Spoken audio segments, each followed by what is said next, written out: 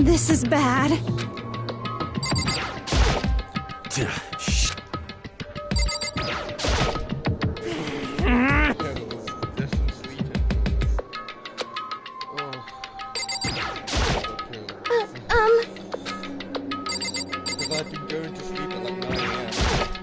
Listen.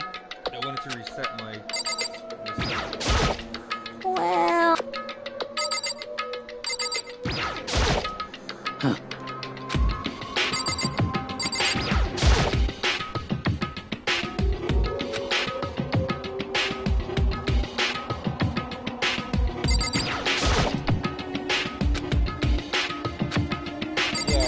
Yeah. Kyoko, that's the right... Yeah.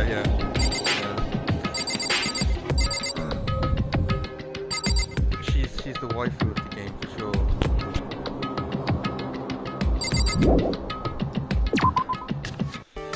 This is literally the start of the game. I've just restarted it.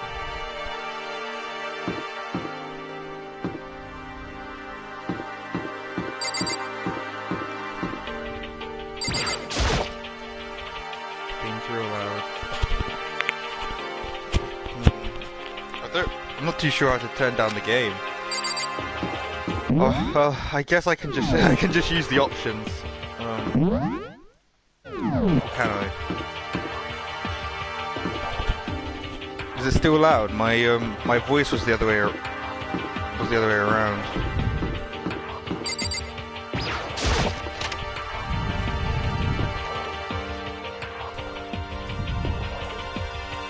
Hey, come on.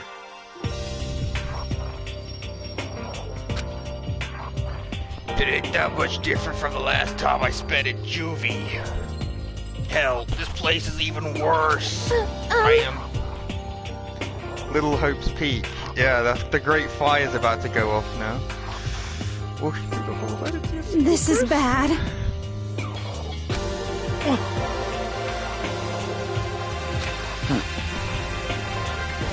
Nothing ventured, nothing gained. Shit.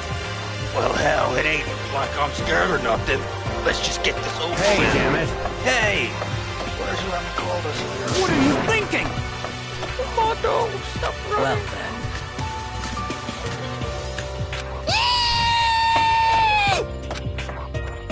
That guy's the incel of the group. The fat guy.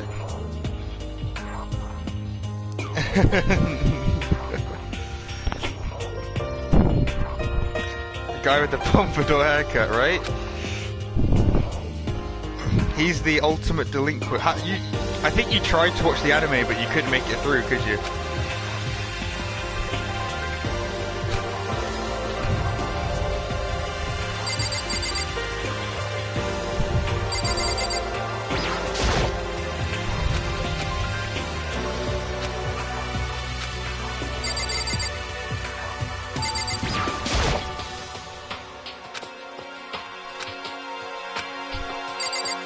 It's okay. The games are a bit better when it comes to dialogue, I think, and you also get to do like the Phoenix Wright style trials and stuff. Unfortunately, I've done this game many times. So I already know what's going on.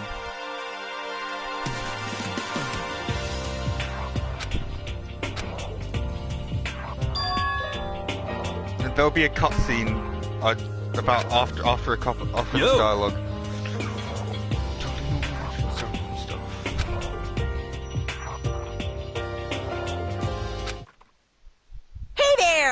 Hello! Is everyone here? Good! Then let's get things rolling! Oh, it's freaking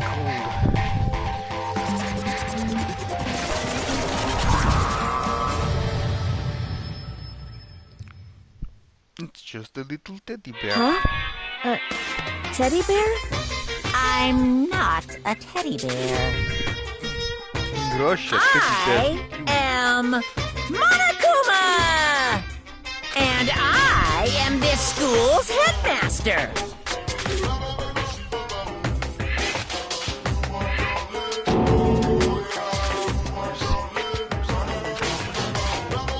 Nice to meet you all. Such a bright voice and carefree attitude was completely out of place. And all the anxiety I've been carrying with me suddenly transformed into outright fear. Say what?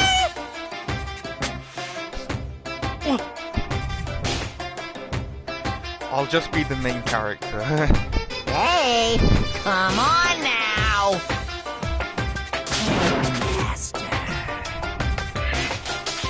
Say what? Shit.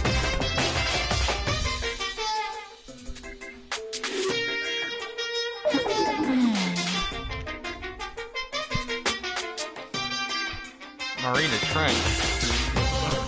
What a singer. Maria and the Diamonds.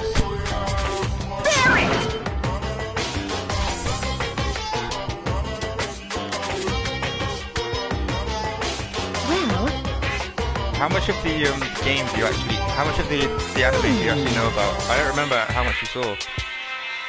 Oh. come on. I think you'd enjoy V3 a lot. The quality of V3 goes way up. Good morning. Goes way up. Okay, so You hear me? good morning. What's your problem? Now then. Oh yeah, that is true. Yeah, that's true.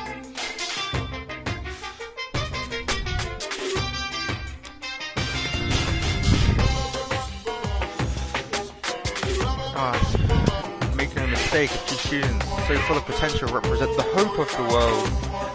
Hooray! And to protect such splendid hope, you will live a communal life together solely with the confines of the school.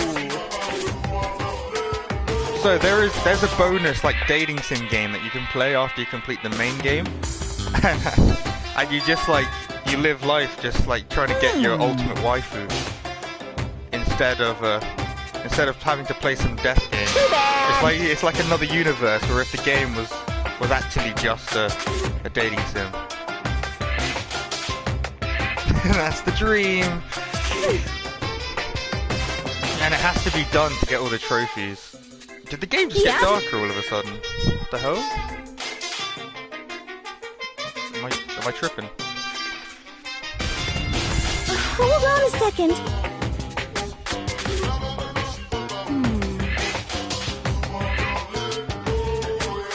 Choco Elishima! It's true. There's 16 students in Class B. Uh-huh.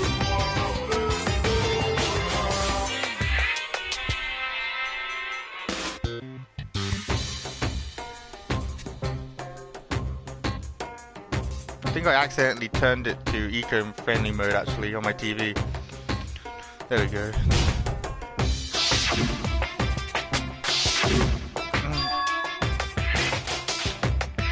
They're there to keep us trapped in here. Oh.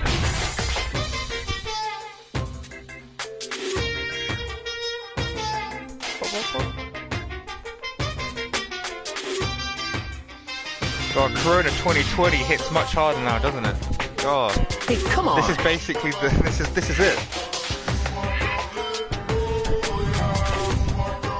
We're all trapped inside because outside everyone's getting crazy about Corona. Damn you! Cut the shit out. It isn't funny anymore. Unbelievable. You keep saying it's What a are you lie, gonna do? But I guess you can't help it, huh? You all grew up in an age where you taught to doubt your neighbor. Well, you'll have plenty of time to find out whether or not what I say is true. And when that time comes, you'll be able to see with your own eyeball that I speak the undeniable truth. Most unfortunate.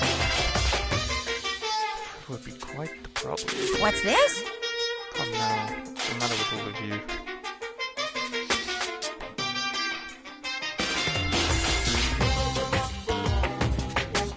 So, for the characters, this is their first day at school. It was in the intro, but yeah, I kind of skipped it. I'd already done the prologue earlier.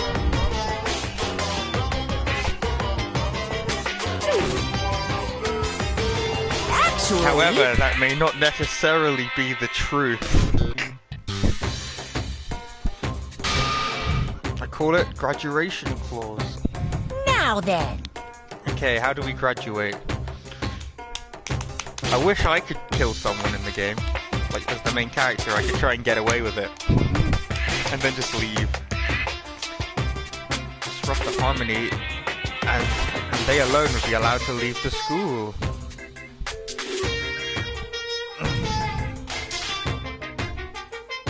What? Disrupt the harmony. If one person were to murder another. Murder! Yes, indeed! No! Thanks, music, for changing.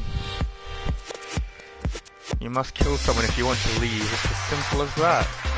Oh, there's got to be other ways to disrupt the harmony. It's such a vague term, right? It's so vague that it could mean anything. Like, what if we just don't have breakfast in the morning? Must kill someone if you want to leave. As soon as I heard those words, my blood went cold. I bet that got your brain juices flowing. I gotta catch the salmon. Salmon? Salmon.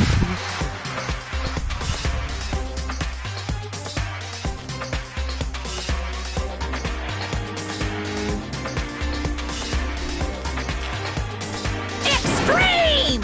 So darn exciting. What the hell?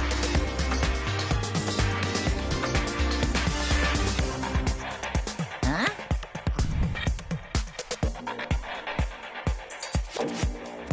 I'm sure there's a dictionary here somewhere if you need it. What are you saying?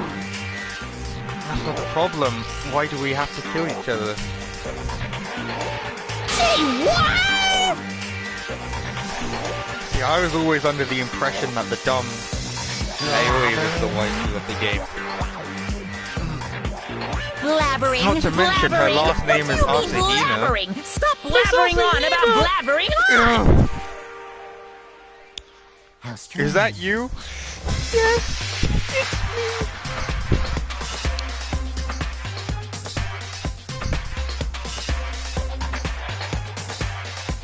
You reckon? It's me. It's me. Yahoo!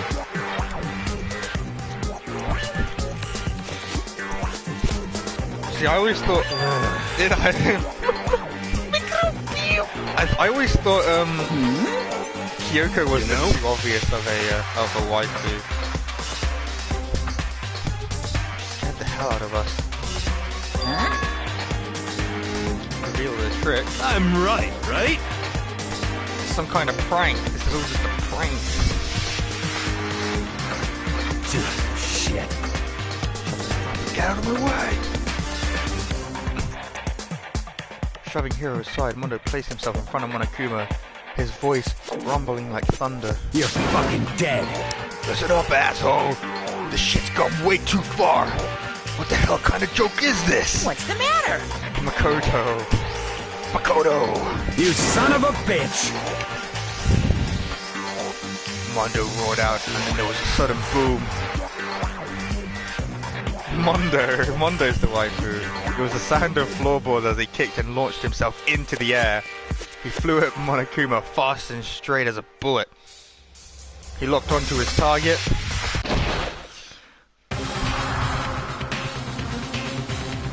Gotcha, you little piece of shit. I don't know if you're a toy or a stuffed animal or Whatever the hell. Either way, I'm gonna rip you to fucking shreds! Now that is the game, that's not me. Violence against the headmaster is in violation of school regulations! Shut the fuck up! Let me What, out who of is? here. I Wait, swear to what is? Christ. Who is? He is. Who? Hey, damn it. What no smartass? Piece of shit! Big Bear Boy. Yeah, you do. Yeah. Watch out! Huh? It's gonna blow!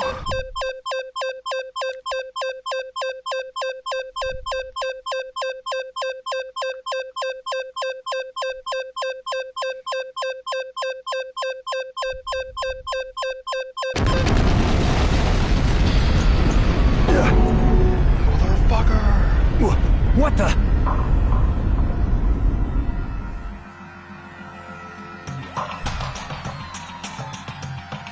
Kyoko. Makoto! I've never seen anything like it. But you know, this means that the teddy bear's been destroyed, right? Well, that's good, isn't it? Hey! I told you I'm not a teddy bear. I'm Monokuma. I'm still alive. It's a mass factory production Damn of you. Monokuma bears. Dark factory of mass production. Of course! It was serious. Trying to kill you. Did violate one of the school regulations after all.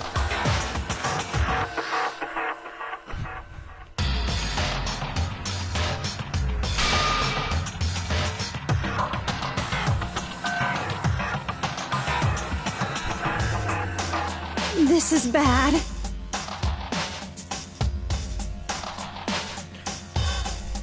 Yep. I feel bad for Junko. She was dead before she even entered the room.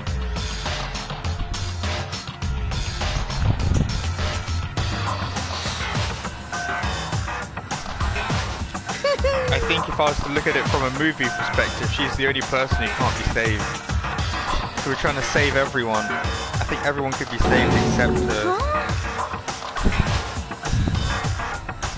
Well? And then lastly, to commemorate your joyous entry into our school, I have a little something for you. A present! Ta-da! The official student handbook. Pretty cool, huh? We call it the PDA. I don't know. We call it the E-handbook. Oh, good one. God damn it.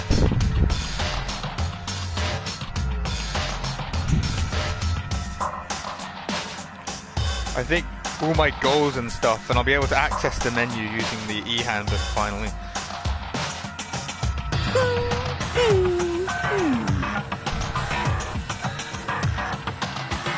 Oh, it also displays all the rules, and it will display any new ones that are added during the game.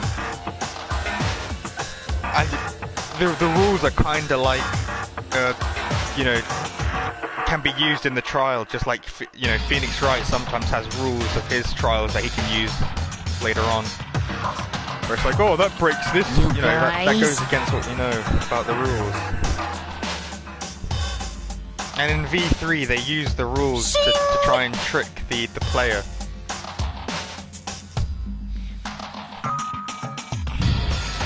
Yes, indeed! V3 is simultaneously the worst and the best game, because it's just got the shittest ending.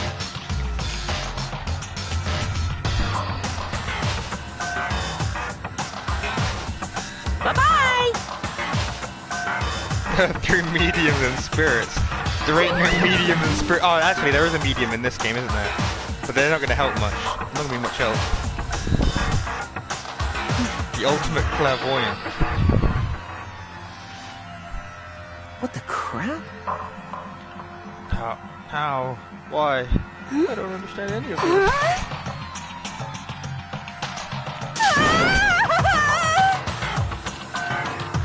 Calm down. Ryan is a terrible lawyer. He just needs help from spirit mediums.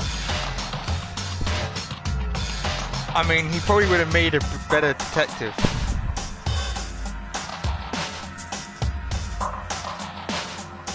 Big booby sister.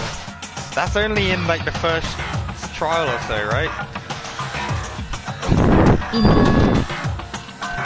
We gotta get out of here alive. We have to kill someone, right?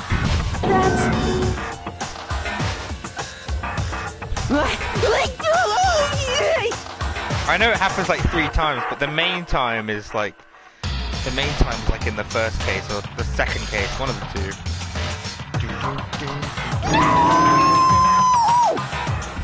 Yeah, me too.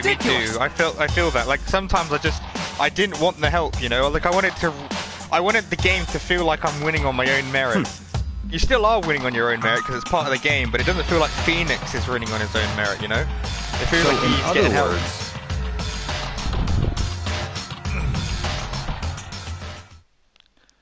To that, nobody had a response. Keeping quiet myself, I looked around at the others. They all stared at one another, trying to gauge each other's thoughts. I could almost taste the hostility. And that's when it hit me. I realized the true terror hidden within the rules Monokuma had laid out. You must kill someone if you want to leave. I'm not sure if that was hidden. Those words had planted vicious thoughts deep within each of us. Oh, come on, it's day one. There's no need to kill just yet. Like I'm sure it'd take at least a couple of months. I guess they are children though. They are kids. This class looks like a Street Fighter roster. That it does. Like you got the big chunky boys, and then you got the Chun-Lis of the group.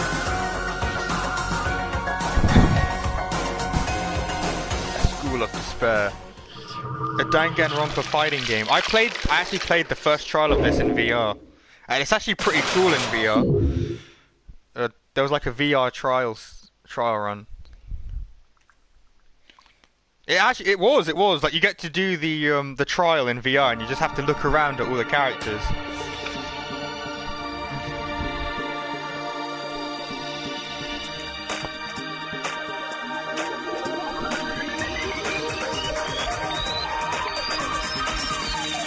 Immediately. Yeah, to be continued now. You just have to watch this intro. This easily skippable intro. Leon!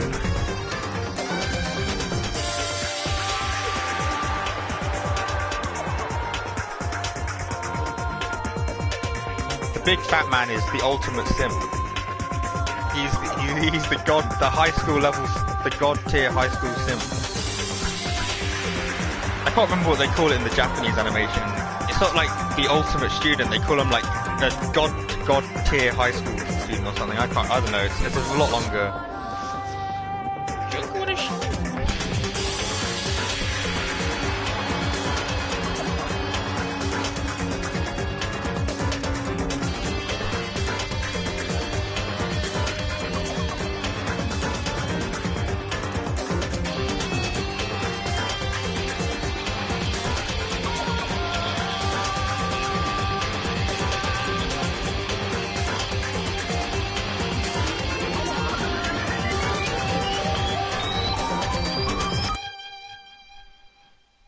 Trigger Happy Havoc.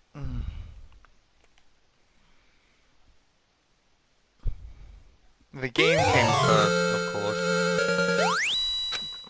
Nice. We finished the prologue.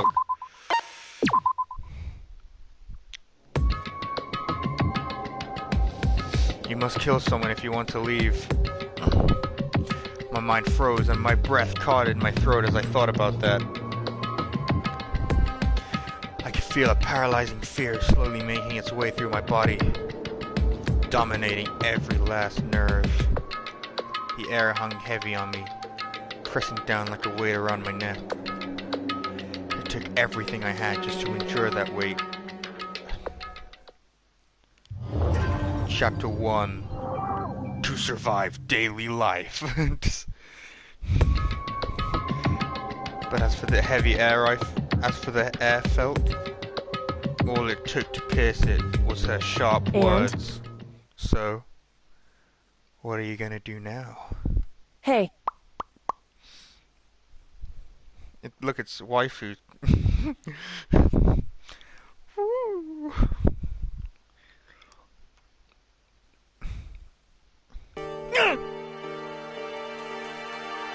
Listen to me! So this guy is the ultimate moral compass, which means you can immediately write him out of doing anything bad. Otherwise, it goes completely against how he's lived his entire life. I wouldn't. You hear me?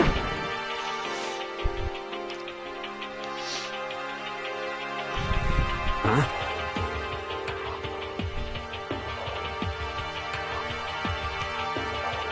However, Perhaps. What is the mission exactly? Stupid! what the?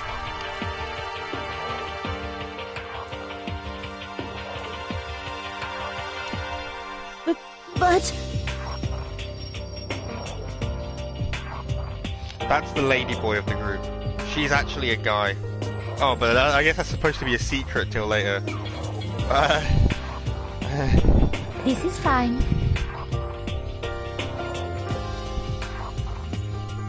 That's why she can't be the ship.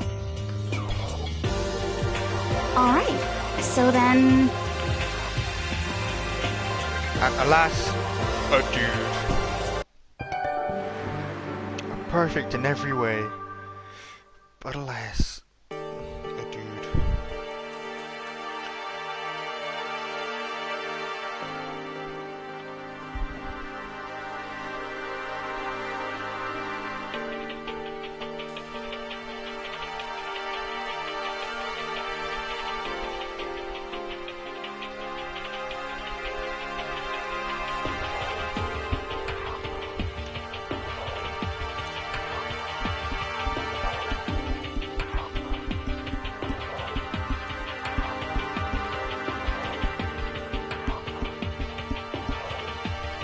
Nighttime is from 10 PM to 7 AM. Some areas are off limits at night, so please exercise caution. Sleeping anywhere other than the dormitory will be seen as sleeping in class and punished accordingly. Well, what if you accidentally fall asleep? With minimal restrictions, you are free to explore Hope's Peak Academy at your discretion. Violence against Headmaster Monokuma is strictly prohibited, as is destruction of surveillance cameras. Anyone who kills a fellow student and becomes blackened will graduate, unless they are discovered. Additional school rules may be added as necessary. Feeling a slight dizziness, I raised my face up from the screen. As I looked around, I saw the same stormy expression on everyone's faces. Stop fucking around!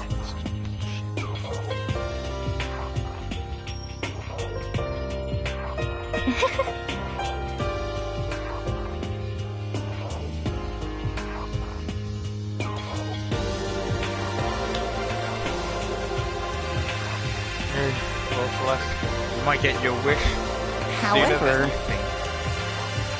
But if he got punished like what we saw before, I don't think there'd be a respawn waiting for him. Yo, Ever since I was a kid, I grew up with my older brother pounding this into my head. When a man makes a promise, he has to keep it, even if it kills him. And what?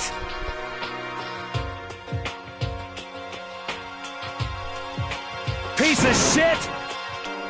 Can't afford to die there. If that's rules, they're saying you follow the regulations. Is that it? That's true.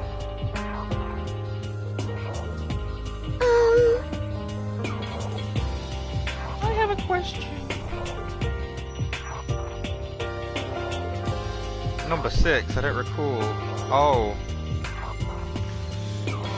Well, it's clearly the kill to be released clause that he was talking about. The graduation clause.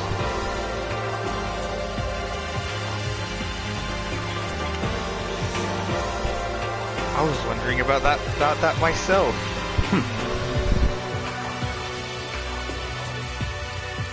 Thank you, Yakuya. I couldn't figure that out unless you told me that.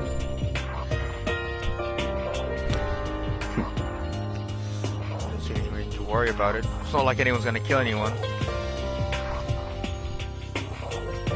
unless they add some Such kind. ignorance. Actually, there's a shooter. There's like a kind of a semi-shooter game. It's set in the Danganronpa universe called Danganronpa Ultimate break. Despair Girl. And like you have to shoot a bunch of Monokumas. Okay. Oh, you have? Oh, I see. Yeah, there are like boss fights and stuff as well. You understand? Oh, that's what I said. That's what I said. I always Asahina is like the waifu. I always thought she was like the waifu, and you were like, oh, it's too obvious.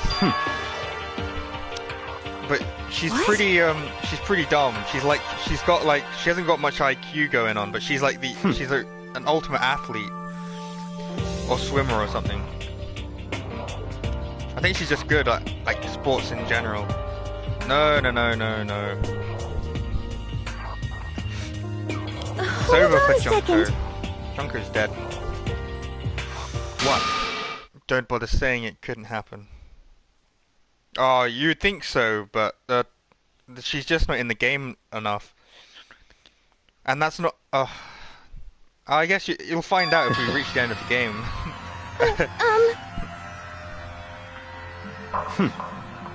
So I'm simply acting in accordance with what I think is best for me, right? Just hold on. It's not a spoiler because it's literally about to happen in a good 10 seconds. I don't know, maybe a bit more than that, but maybe less than a minute. What? My weight plankton. Such ignorance. What tiny bit of plankton drifting across the sea? So minuscule, so insignificant they can possibly have any kind of influence on the boundless ocean. You're fucking dead. I'm gonna kick your ass, punk. Stop it. What? We shouldn't fight. You want to throw down?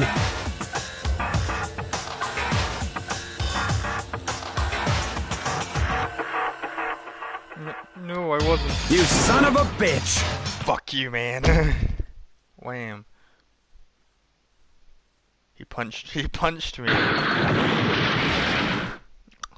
I'm gonna die and I've only just started.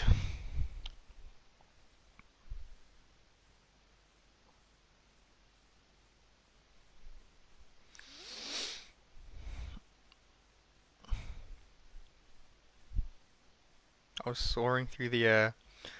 Now that I think about it, maybe I'd kind of forgotten. Aioi Asahina. It's the real waifu.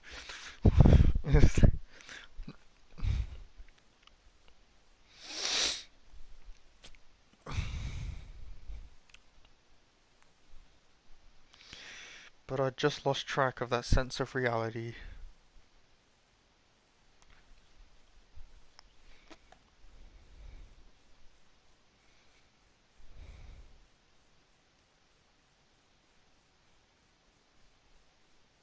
When I finally opened my eyes again, what I saw was some kind of room with a bed, maybe a bedroom. If I had to guess, I'd assume it's the dormitory. It would be strange for there to be a bed in any other room except the dormitory, especially considering the school rules of not sleeping in the dormitory counts as punishment. Did you actually? How was it?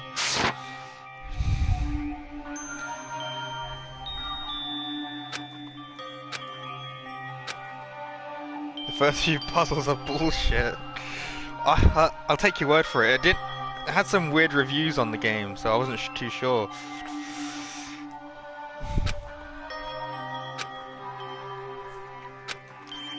Click the touchpad to review the transcript. This records all pertinent info. Regulations, report selections. At certain points, maps and truth bullets may not be available. If you press triangle, you can see everything worth observing. I'm looking for Kuma coins.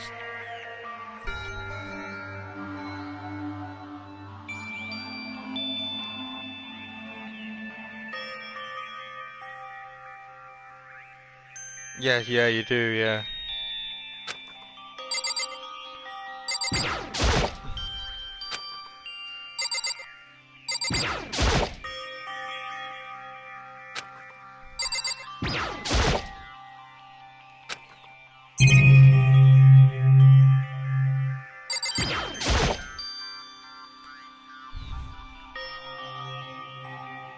Ah, your picker. They're still using that. I see. You should. You played the other games, haven't you? I don't remember if you played the other games or not.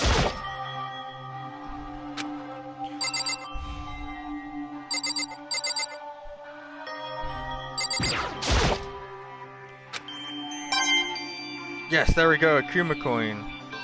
Because the time will change on its own. I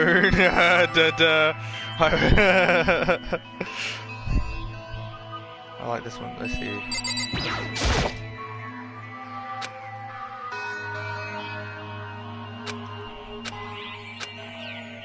Rather than an overarching story, it's just a bunch of mini cases.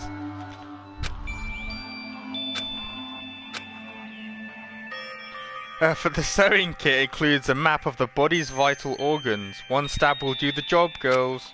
For the boys, we believe a strong blow to the head with any of the tools should be ample. Don't think, just feel, and let's all enjoy ourselves. Bastard.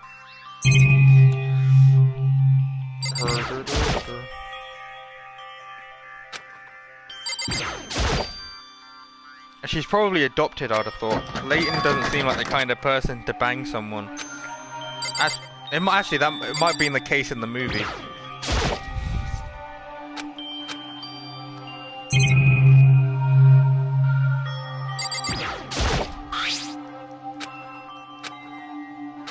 It's got my name on the chain. Right?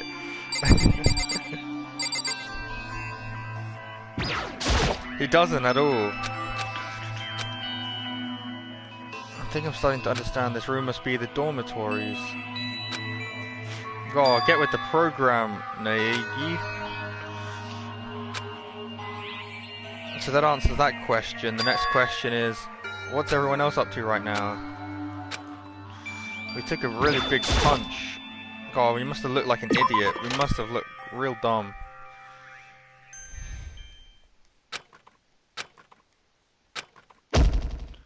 Who do you think? Wait, who do you think it is? Who do you think I bumped into? Who do you think was waiting?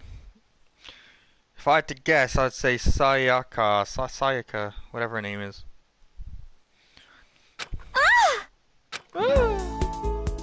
Well, well, well.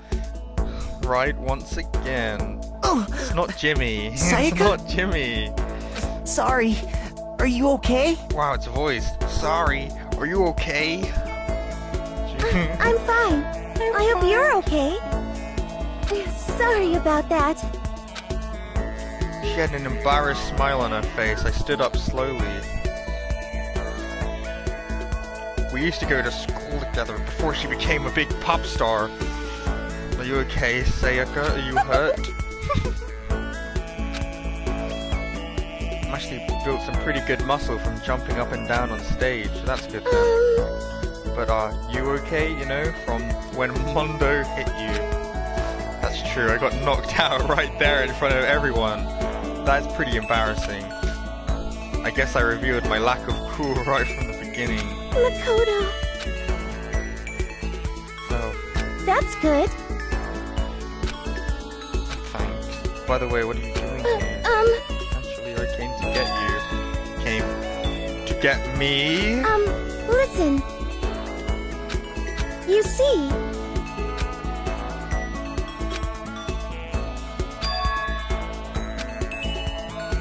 that's good.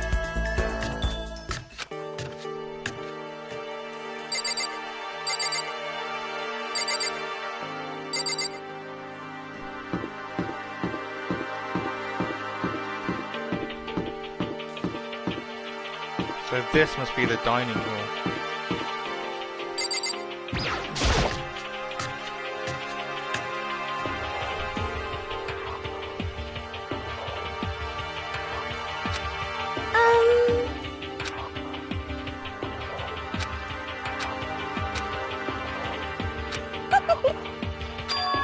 Like I said, I'm psychic. She just has good intuition. This simply just has amazing intuition. I don't know if she's psychic or not. Who knows? It's kind of sudden, I know, but here comes the tutorial. Right now, I'd like to talk about reactions. If you're going to be talking to Sayaka, right? Or while you're talking to her, some purple words are going to appear. Here's how they work. Reaction. Oh, are you familiar with reactions? Well, just in case, let me explain. When purple words show up, you press the triangle button to go into reaction mode. Oh my god, okay! At this point, you can use the directional buttons to make a selection and the X to confirm it. When it comes to dialogue, you can review whatever you talked about to look for more info. Talking to someone about things like this is called a reaction. Okay, do your best to enjoy your ever-important school life. Ah, you've gone ahead and used it already. Well, that's just wonderful. Make sure you keep it in mind as the story keeps moving forward. Right, Sayaka. Tell me your secrets. Hey, By the way, Makoto. I know this is kind of continuing the self-introduction thing, but I wanted to ask you something. What did you want to ask me? What happened? Did you go to Blackroot Junior High? I did. I knew it. Of course. Do I remember? How could I forget? Even back in middle school, she was a celebrity with all kind of ultimates surrounding her. How could I forget? Almost as surprising as her question was that she remembered me. We never talked to each other, but somehow she still knew who I was. Hey!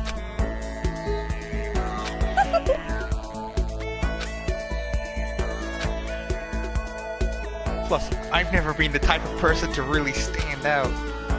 I'm average at everything.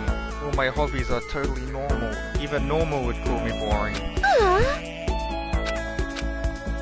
So strange, that's...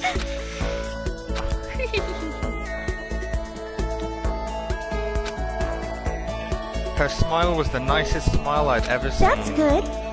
Anyways, I'm really glad that I know somebody. Talking to you has made me feel a lot better about all this. You're amazing, Makoto. No, I'm really not. It's nothing compared to all of you ultimates. But you are the one that helped me find my courage again, not any of those ultimate students. Thank you for saying that. Okay. Thanks to you for helping me out, I'm going to become your ultimate assistant. My assistant, super high school level assistant.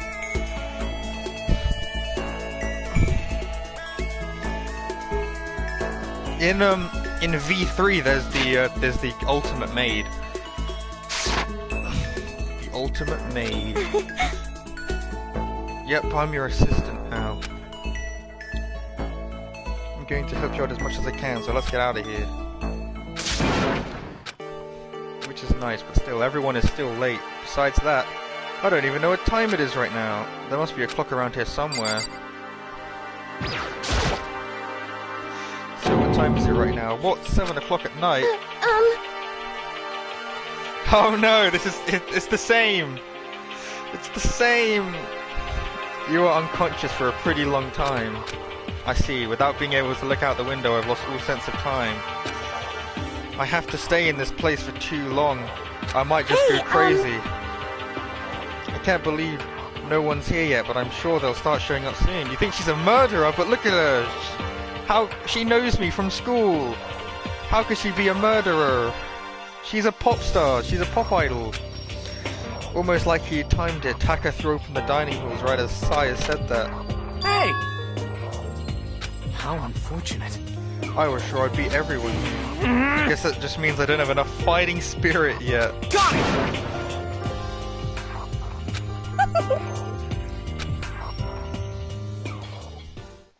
And soon after that, everyone else came strolling in one after another. After a few minutes, everyone had gathered in the dining hall. Okay, it looks like everyone's here. Time to start the meeting! Let's all go around and share what we found out during our respective investigations. The sooner we find out what's going on, the sooner we get out of here. Hold on a sec. What are you talking about? What's wrong? What about, what's her name? You know, the silver-haired girl. Oh yeah, Kyoko. What about her? She's not here. What? I took another look around the dining hall. Sure enough, she was nowhere to be seen. It's Aioi. Wonder where she went. Has anyone seen her? Wow, the ultimate waifu, am I right? But everyone just shook her head. Huh? Their heads. Wait, so nobody's seen her? Maybe she's dead already. Why hasn't Kyoko shown up? Could it be because... Yes, indeed. Stabbing, strangling, bludgeoning, crushing, hacking, drowning, igniting? How you do it doesn't matter. You must kill someone if you want to leave. It's as simple as that. Rest is up to you. Give it your all to achieve the best outcome in the worst possible way. Is it possible? Was she really? No, I'm just overthinking things. Damn it, Kyoko. You're really going to be late on the first day of school? Not only is she late, she didn't tell anyone she would be late. Her most unbecoming personality trait. Come on. You're being a real jackass right now, you know that? Well, what do you want me to do? Punctuality is everything. You hear me? Now then, I declare the first session of Hope Peaks Academy briefing meetings has begun. Makoto, actually, first of all, I've talked enough. Maybe we should listen to what everyone else has to say. Okay, let's do that.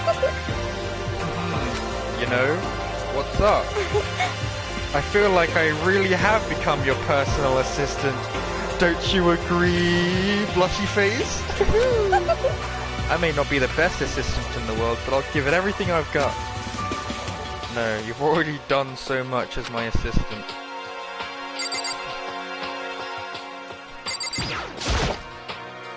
I don't think I should leave. Oh, I'm not trying to leave. I'm not trying to leave. Oh.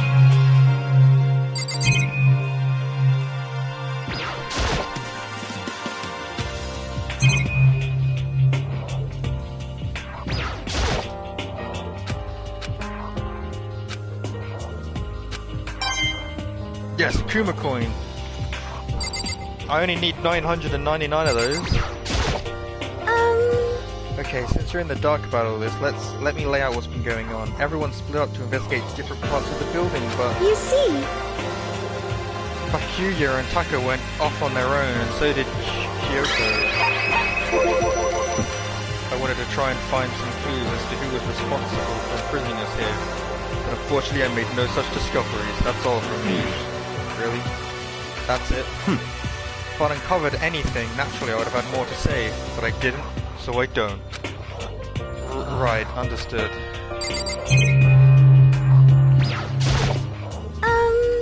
Okay, so everyone split up, you but... see, Okay. Oh my god. How's that controller drift again? I spent some time looking around the dormitory and... Listen to me! There I made the discovery of a century. I found out that there was exactly one room for each person. Wow. Well, I figured out that before anything was figured out. I figured that out before anything else. And she's the dumb one. Miss Asahina. yeah. Each door had already a nameplate on it. So I guess all the rooms had been assigned already. And each room key was attached to a keychain with the owner's name precision etched onto it. With the owner's name precision etched onto it, I see. Which confirms that the room I was in earlier is in fact my room. And plus, And Chihiro and I found all the rooms are totally soundproof. Her next door neighbor could scream their lungs out, and you wouldn't hear a thing! Well, each room also has a private bathroom, which could also lock.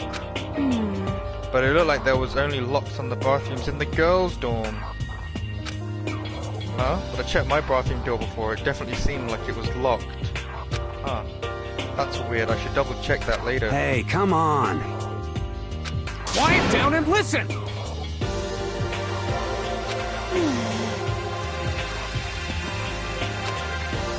Got it! That's all for my report, let's move on to whoever's next.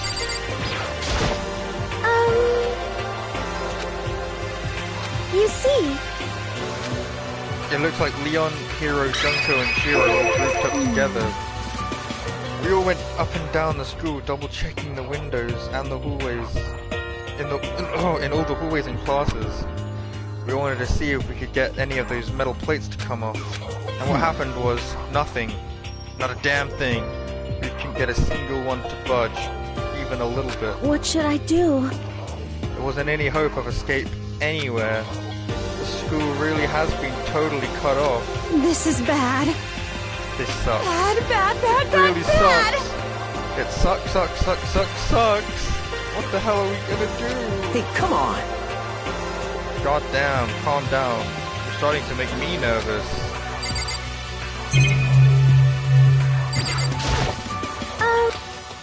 You see, Venus, Sakura, and Mondo. We thought maybe we could find some way to communicate with the outside, so we went looking all over. sorry. But we didn't find a thing, sorry. Yo, I went back to the main hall thinking maybe we could do something about that giant hunk of metal. what? But even with What? Sakura and me both, it wouldn't budge. We hit it with desks and chairs and nothing. Shit. It was hard as, like, metal. Yes, indeed. Well, yes, it is metal. This Anyway, sucks. if we're going to get out of here, it's not going to be through there. I feel like I could just cry, but no.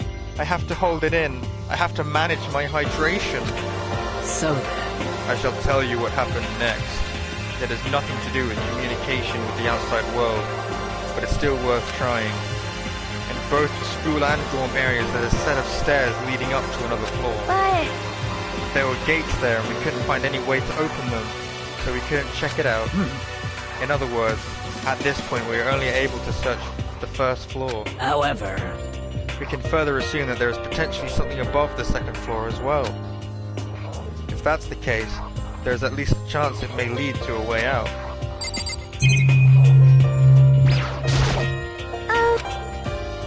you see, let's see. If I'm being honest, I can't quite say we acted as one. Rather, we did nothing as one. We spent the entire time in the gym. Most unfortunate. Honestly, we're not exactly the types to go running around the school like a gargle of junior What the detectives. hell's wrong with you? What the hell were you thinking just sitting around the gym the whole time? Well, it's not like any of you invited me along. Nobody said, hey, could come with us. I blame you for leaving me out. It's all your fault. It's your fault. What the? If you wanted to go with someone, you should have just said something. Forget it. It's not like I would want to go anywhere with a dirty slut like you anyway. Slut? Your mind is as thin as your body. You make me sick to my stomach. Are you for real? I don't know how to react. How could you say something so awful to someone you just met? You don't slut shame in this lobby. Slut. hey, come on. What is this, Rose? Alright guys, everybody just calm down. All of this stress is bad for the skin, you know?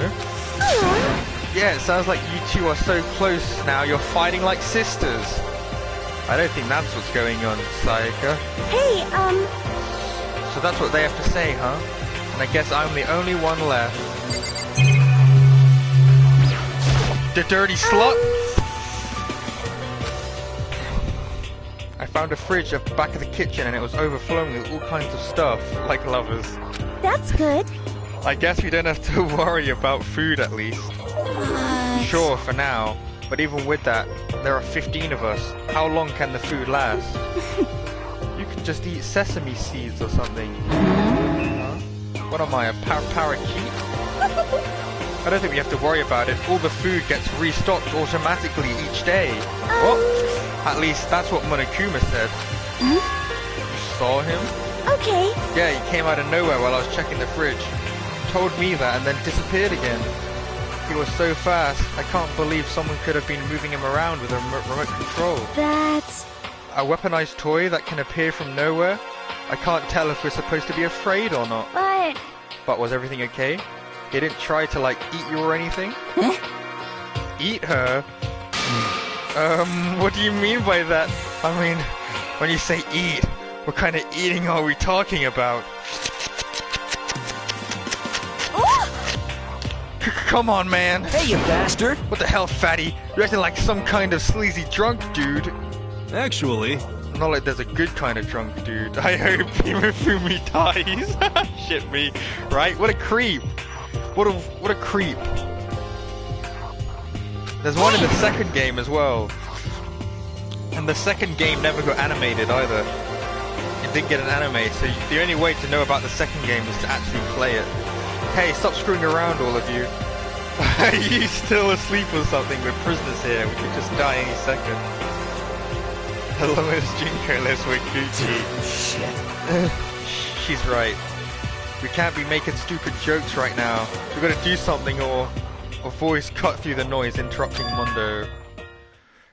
We're all spending an awful time yelling and carrying on. Do you really think you can afford to do so? Have none of you accepted the reality of the situation? Yo! Kyoko! What the heck? Where the heck have you been? We already started the meeting without you. She didn't say a word. Instead, she just dropped a piece of paper on the table. Huh? What's this? It appears to be a map of Hope's Peaks Academy. A map? What the? Where did you find this? Well, It doesn't matter where I found it. What the heck? It does matter. You're really freaking us out right now. but more important, Never mind that. What does it mean? it would seem... Just look at it. The building we're in right now is laid out precisely the same as Hope Peaks Academy. So what you're saying is, this really is Hope Peaks Academy. It's true. Well, in terms of construction, yes. But it looks like it's had a number of strange renovations done to it. Renovations? However, I don't know all the details yet. All I found was details about the first floor. But then, this really is Hope's Peak. Hope's Peak. We didn't get kidnapped and taken to some other place. So stupid, it's not even possible. This is where the country's future elite are supposed to come and learn. But if this really is Hope's Peak, where are all the other students? Hey, come on, guys. Let's just stop talking about all this, you know, negative stuff. Aren't you worried? Things don't look good. Worried? What's there to be worried about? I mean, this was all planned out, right? The people in charge of Hope's Peak put all this together, right? Man, if I got stressed every time something like this happened, I'd have ectoplasm shooting out of my mouth. You know? Good things come to those who wait, right? So we just gotta chill and everything will work itself out. what's your problem? Why are you laughing? What's so funny? I'm just happy, that is all. It seems splitting up into investigate was a good idea after all. Haven't you been listening? Looking around was a total waste of the time. We didn't find a way out. We didn't find who's behind this. We still have no idea what's going on. Oh, Huh? Is it not crystal clear to you what's going are on? you okay with this? It is perfectly obvious that we have been imprisoned in some secret location with no way out. None of us had any response to that. We didn't want to accept that reality, but it was staring us right in the face. You didn't have to go and say that. I was trying not to think about it. No way out. We're trapped here. What are we supposed to do? It's very simple. If you want to leave, you just have to kill. Stop it! Don't even joke about that. Everyone just calm down, please.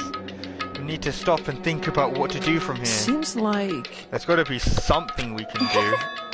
All we can do is adapt. Adapt to living our lives here from now on. That's... Live here? Are you saying we should just accept Do it? you A understand? lack of adaptability is a lack of survivability. Survival is not based on who is the strongest or the smartest. It comes down to who can adapt. Actually, As someone who has come out on top more than once, I have a suggestion. What? Huh? What do you mean? We all understand that we are trapped here, which means we shall be spending the night. However, you all remember the rule regarding nighttime, right? Nighttime is from 10 PM to 7 AM. Some areas are off limits at night, so please exercise caution. Sleeping anywhere besides the dormitory will be seen as sleeping in class and punished accordingly. let's see. So regarding this nighttime, I think we need to add a rule of its own. Going out at nighttime should be prohibited altogether. The school regulations do not actually tell us to not go out at night. I would like to make it official. Are But you why? okay with this? The way things are now, every time night comes, we will all start to get worried and anxious. We'll be afraid someone might try to come and kill us. What? If we have to worry about that night after night for who knows how long, it'll wear us down in no time. I see. So you're suggesting we limit our activity at night as some kind of preventative measure. Indeed. However, unlike the other rules, nobody can be forced to comply.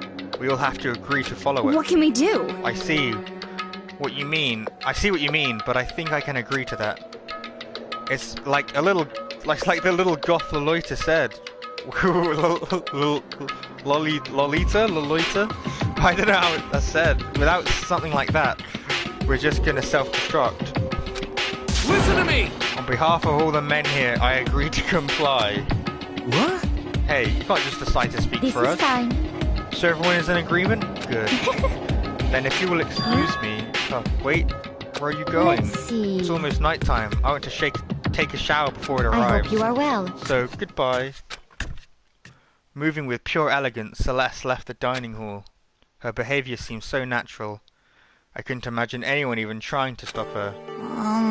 It's your favorite Hifumi, Yamada. So, I guess it's pretty obvious where we go from here.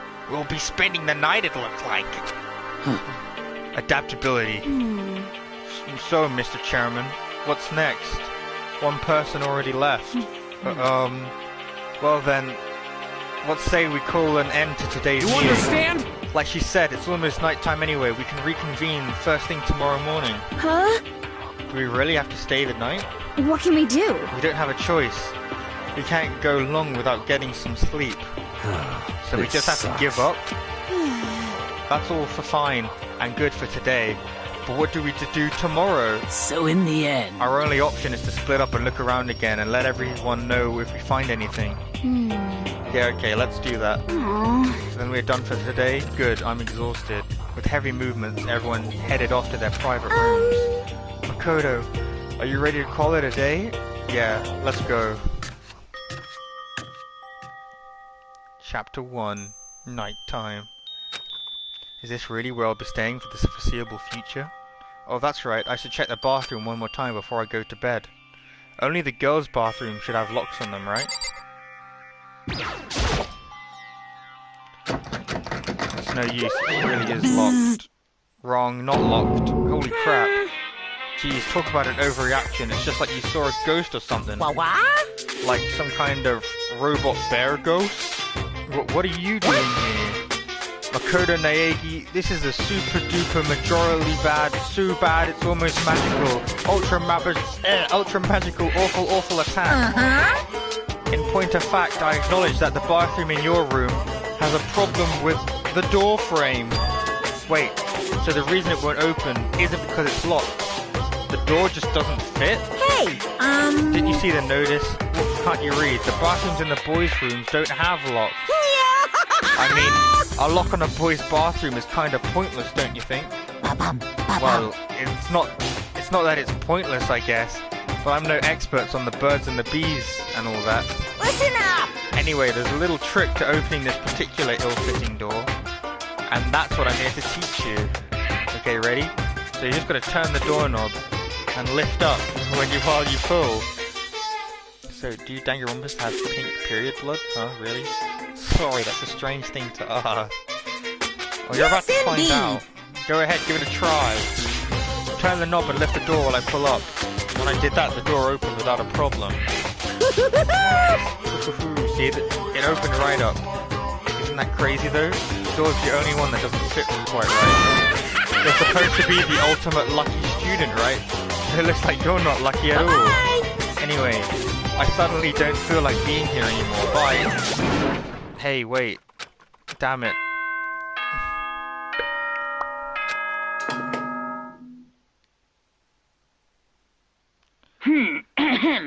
This is a school announcement. It is now 10 p.m. As such, it is officially nighttime. Soon the doors to the dining hall will be locked, and entry at that point is strictly prohibited. Okay then. Sweet dreams, everyone. Good night. Sleep tight. Don't let the bed bugs bite. Whew.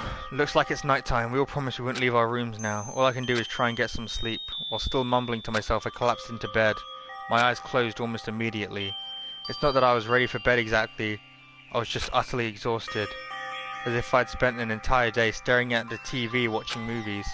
Or like some kind of illusion where I'd been tossed into a made-up, fantastical world. Yeah, that feels about right. There's no easy way to just accept the situation we've suddenly been dropped into. So this is how the curtain closed on my first day of Hope's Peak Academy. Soon enough I was asleep. Would it be too much to hope that when I woke up I'd realize it was all a dream? It's kinda lame as far as the endings go, but I'd be fine with that actually. That would be the best. Maybe, it's possible, maybe he isn't a soul translator. His Flucklight. Oh.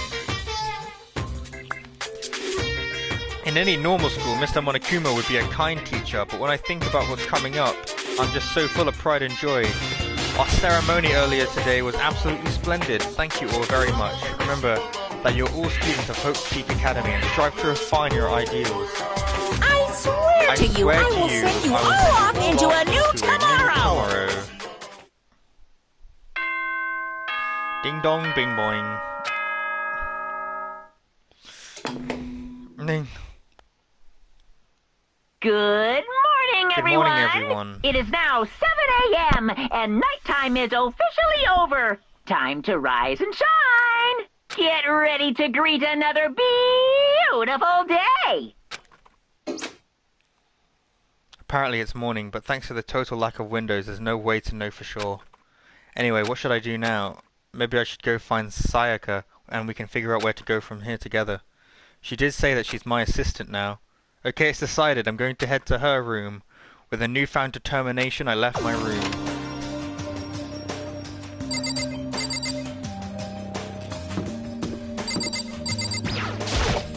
Hey! Good morning, Makoto. Good morning. Yes, the morning greetings are quite a delight. Such an energizing way to start the day. Now then, let's make sure we both do our very best throughout the day. Sure. I wonder if he's always like this.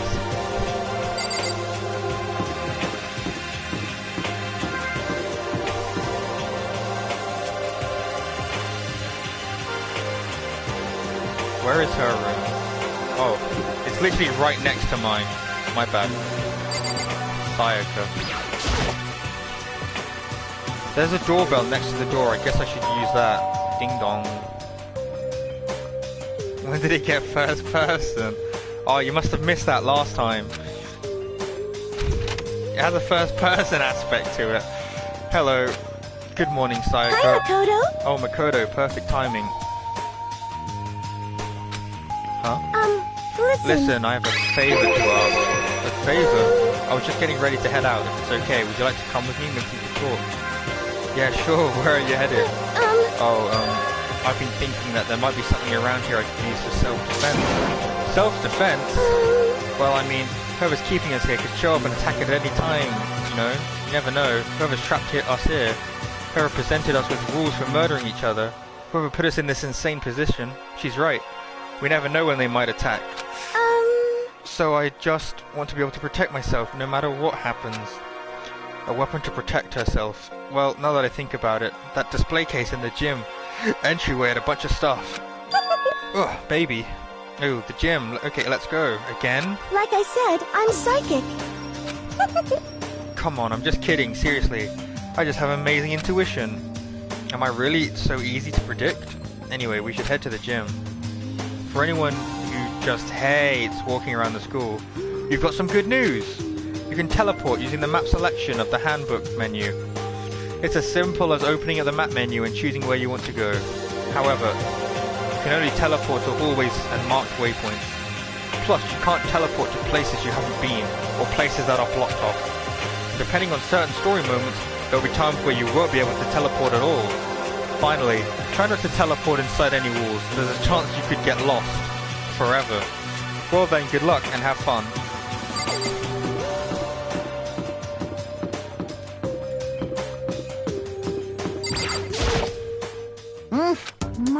Mr. Naegi, Mizono. Where are you two off to? A man and a woman growing closer? Hey, what are you trying to say? Like when two people are stuck in a hostage situation and over the course of the story they fall in love. There's no other way to express it but to say, I feel as if... how very poetic. Hey, Makoto, do you have any idea what he's talking about? Nope, I have not a clue.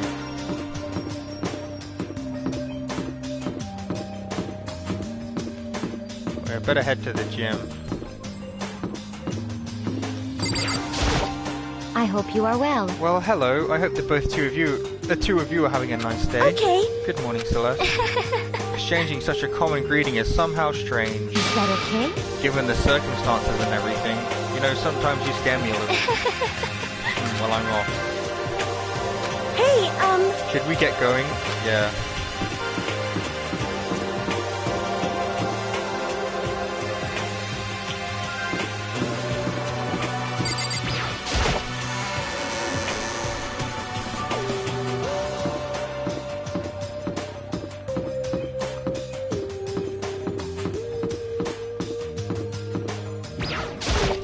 hey, Makoto.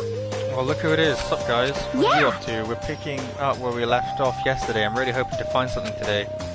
If we do, I'm sure I'll be able to let everyone know ASAP. Toko together with those two, quite an odd combination. What's your problem? What do you want? You look like you have something to say. Oh no, I was just thinking that you three make for a pretty unique team. Let me make this perfectly clear. Me hanging out with two people who have muscles where their brain should be is not by choice. Just a second. Whoa, that was super mean. Yesterday you were complaining how nobody invited you. That's the only reason I asked you to come with us. I never asked you to do that. Stop trying to drag me farther into your meat dimension. Jeez, I can't believe she just ran off. You think we should go after her? Wait. We shouldn't pressure her any further. No. Oh yeah, good point. They're like water and oil anyway. It'd be weird if they did get along. Is this the store?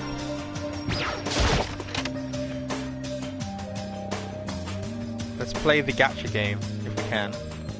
Joko. What are you doing here? Let's have a look at these curios. There we go. A Kuma coin. I wonder if there's one in the vending machine too. Hi. Hey there, Makoto. Oh, it's just the two of you right now? Are you on a date? What? Damn, Makoto. I never would have guessed, but you a total player, huh? You a player hater? No, it's nothing like that. I'm his assistant. To be dismissed like that is somehow... What? Huh? His assistant? What is that? Like some kind of new roleplay thing? Sorry. Well, whatever. Whatever you're into is your business. I don't judge. Anyway, if you don't mind, let's just head to the gym already. Yeah, let's go.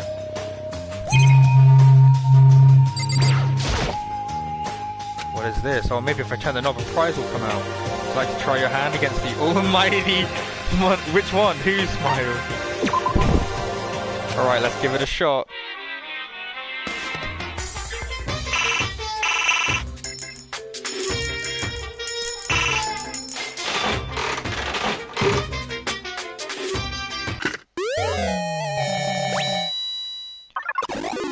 Lucky! We got two! I accidentally put 2 coins in there, for frick's sake. I'd only meant to put 1 coin in.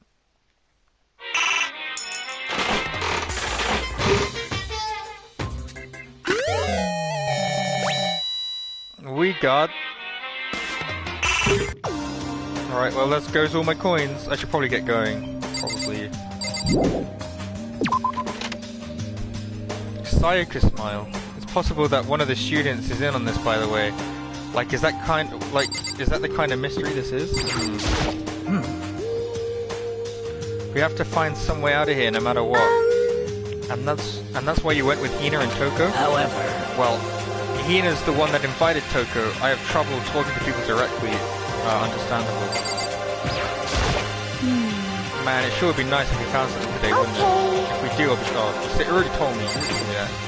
Where are we heading?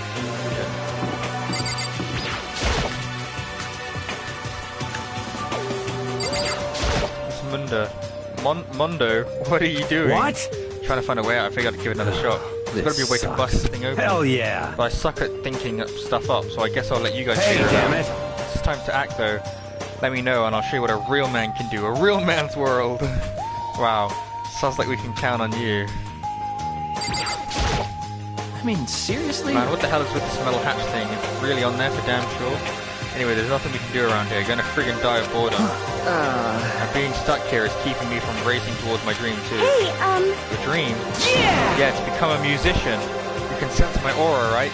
The strongest vocals of the century right How cool here. is that? God, I feel so cool getting to say that in front of a national celebrity. Dreams. Did you say something? Oh, sorry, it's nothing. Come on, let's go.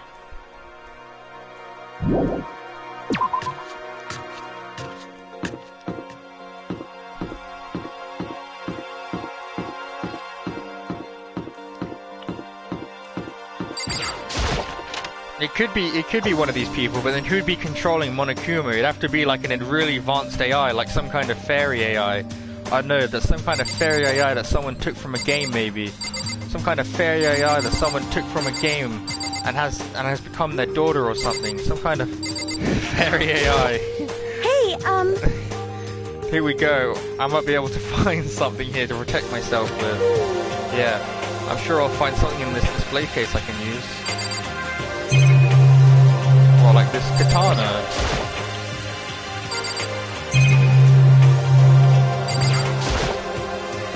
There are all kinds of stuff on the shelves above.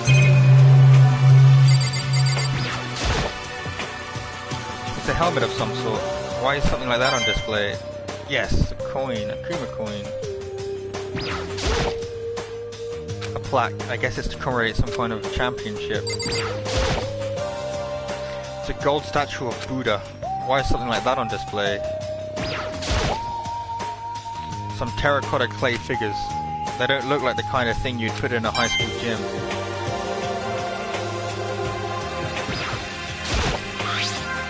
Is this a sword? Oh no, I think it's just a replica. It's still pretty impressive. It's completely covered in a gold coating. But, geez, I barely touched it and I got that gold stuff all over my hand. Wow, you're right. Your hands are totally gold. Even just for self-defense, I think it's a little... Well, it's still better than nothing, I guess. You should take it with you. It might help to liven up your room a little. Think so? But I guess you better be careful taking it back. You should wrap it in a newspaper or something. And just like that, it's been decided. I don't see anything I could really use for self-defense. Hey, don't worry about it. It's not like you need it right away, right? Plus, if anything were to happen, when the time comes, I'll protect you. You'll protect me? Thank you for saying that. If I've got you on my side, I guess I don't need a weapon after all. Sayaka giggled as she said that. That mysterious smile. I can tell it comes from the heart. It makes me feel at ease. When I look at her, I honestly feel like I can do anything. Okay, we can stop looking for a weapon then. But as long as we're here, let's hang out a bit more.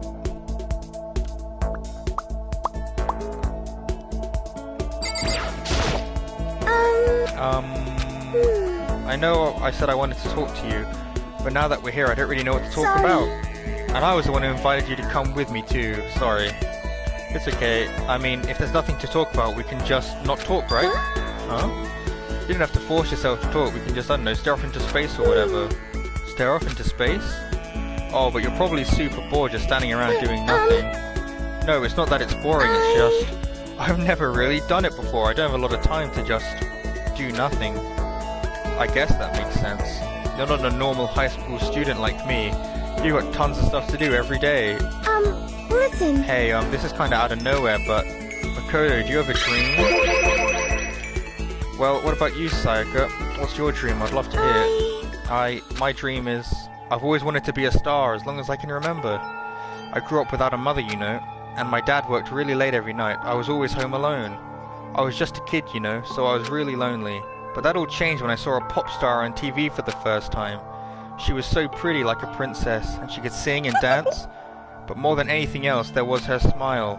Looking at her smile, I could feel my loneliness melting away.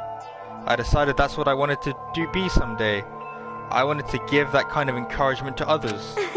Eventually, that became my dream. That's so amazing, though. You were able to actually fulfill your lifelong dream. Honestly, it's really incredible. I did whatever it took to reach that dream. I mean it. Even some things that weren't so pleasant. Huh? You see... I honestly believe that as long as you kept chasing your dreams, someday they had to come true. But to do that, you can't take your eyes off your dream, not even for a second. Even if sometimes it's a bad dream. Whether you're awake, whether you're asleep, to make your dream a reality, you have to keep your gaze fixed on it no matter what. In that world, if you lose focus for a split second, you get left behind. You have to keep swimming against the current without even taking time to breathe. That's the kind of world my dreams live in.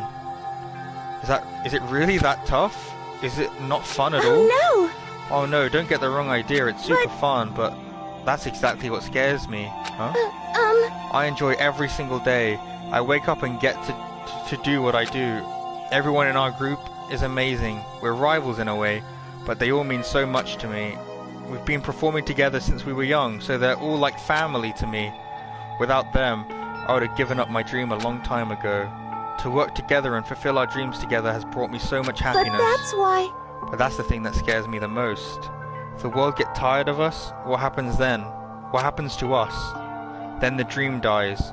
Those wonderful days come to an end, and everyone goes their separate ways. Sayaka. She's trembling. She must be terrified. She worked so hard, sacrificed so much to get where she is, and she must be terrified of losing it. So that's the reason I decided to come to Hope's Peak. Huh? What do you mean? Well, they say if you graduate from here, success is basically guaranteed, which means I can keep on performing with my best friends forever and ever. At least, that's what I thought. I really did believe that, but now we're trapped here, with no way out. They're probably waiting for me. While I'm in here, the world out there is forgetting about me. Minute by minute, we're all disappearing, but still, Sayaka? I can't afford to be stuck in here. That was the first time I heard her cry out from deep within herself. She sounds desperate, but I can understand why she'd feel that way. Trapped here this way, the dream she'd put so much effort into is on the verge of disappearing forever. And that isn't something that can be fixed with a few kind words. The weight she's carrying, I can't even imagine it. Sorry. I'm sorry. I didn't mean to complain. I kinda killed the mood, huh? No, not at all. Sorry. I'm really sorry. Sayaka? Actually, are you hungry? Before we head back, why don't we head to the dining hall and get some food? So... Okay! You wanna make us something to eat? I might not look like it, but I'm actually a pretty good cook. Oh, you want me to make us something to eat? Wow, really? What's your specialty? Chili oil. You mean the condiment? Haha, just kidding. She burst out laughing. Her earlier mood disappeared, replaced by the bright smile I'd quickly grown used to. But how'd it happen so fast? It was almost like a mask, like some kind of neutral expression.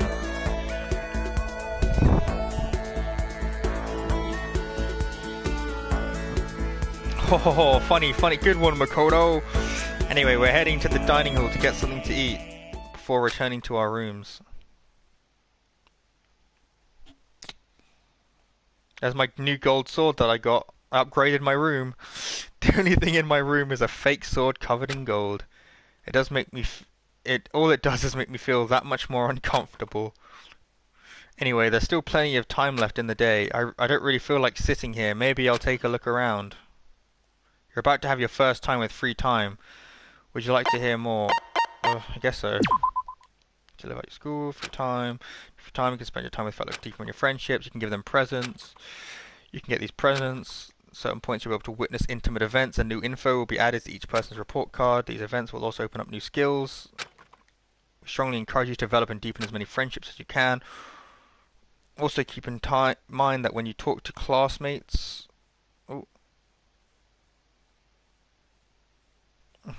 time will pass. When you're finished, you will automatically return to your room. After a certain amount of time passes, your free time will come to an end. Not to engage in free time, you can just go to sleep and skip it. Wouldn't recommend it. I need the new abilities. She's the ideal partner to begin with, don't you think? I disagree. I strongly disagree. No.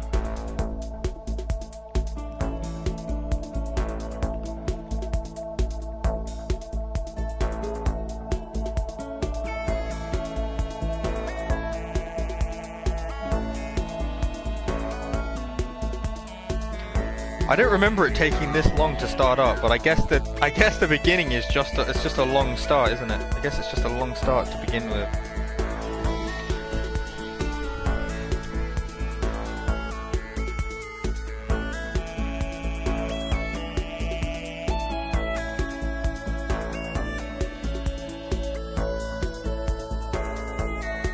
I don't mind. I honestly don't mind it.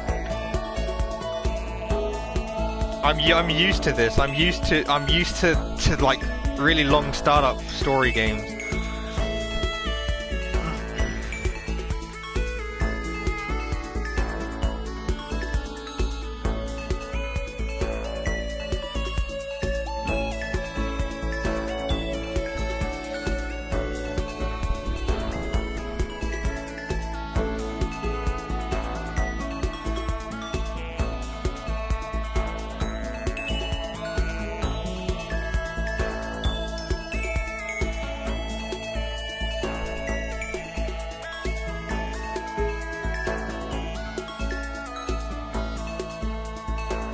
I need to figure who to spend time with anyway.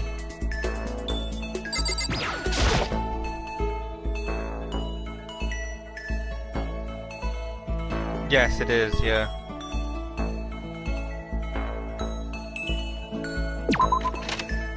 They also die.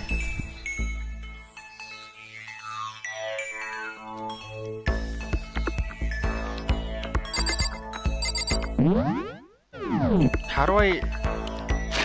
Oh, there we go.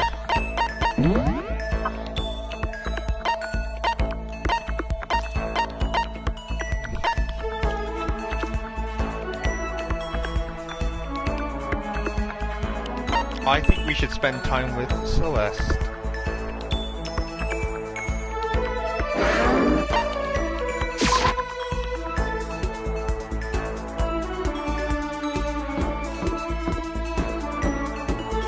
Your Honor, my truth gun.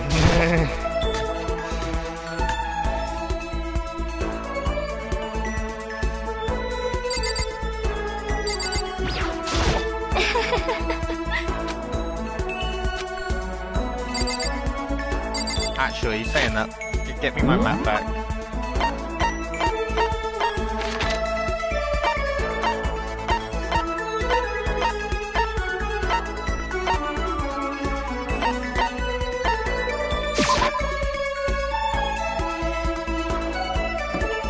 I want to go to the store and get more gifts. I've got to buy some more gifts.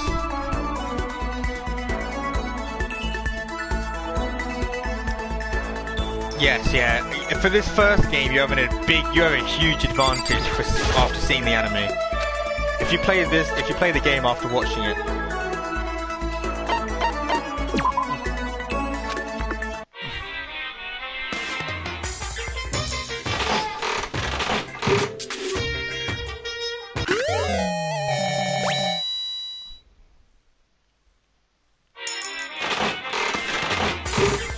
Playing our gacha games. Lucky!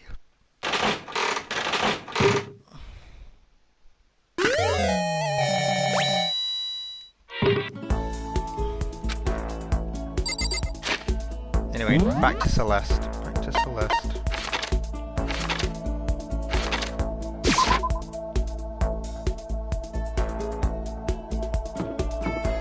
We're talking to Celeste because she has an ability that I want.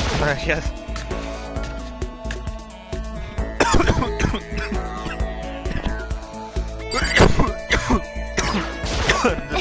The sooner I get it, the better.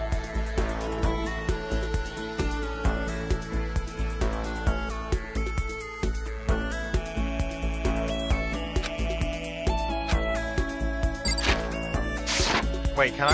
How do I can I only spend time with Sayaka? That's the oh, you can't do this to me. No. Have I been debated? It's a debate. It's not letting me do. It's not letting me do it. Oh. Wait, let me test out to see if I can talk to anyone else, like Junko. Can we spend time? No. No. Not like this. Not like this. The game is forcing me to use my free time on Saya. Oh no. Where is she? Where even is she? She's probably in her room.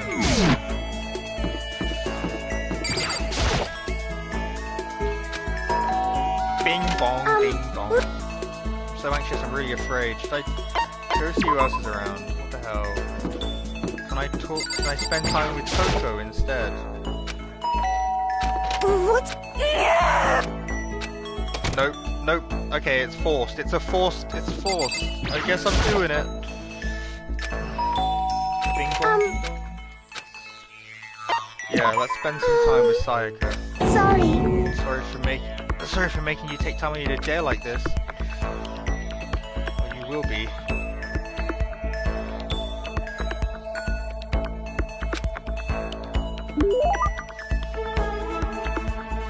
Grew a little closer today. Let's give her a present.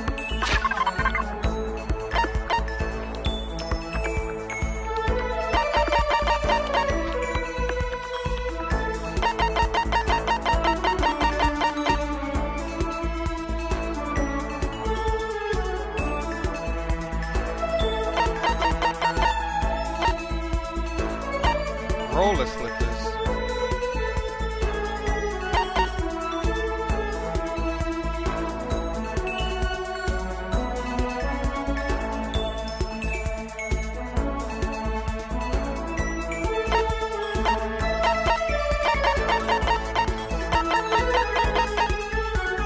Virtue.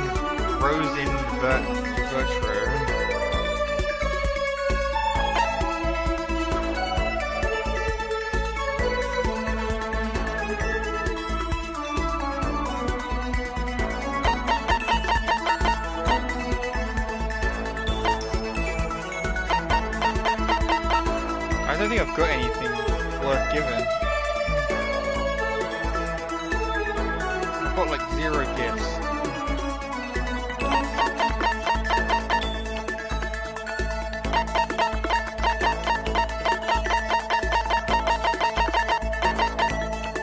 What? Am I just give it a cock? What the fuck? God! What's wrong with you?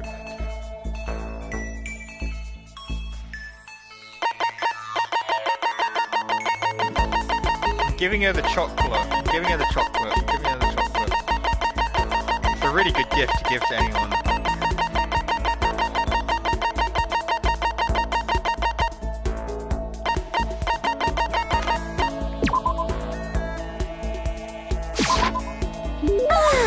To receive something so wonderful makes me happy. No, the gift giving is solely for the game.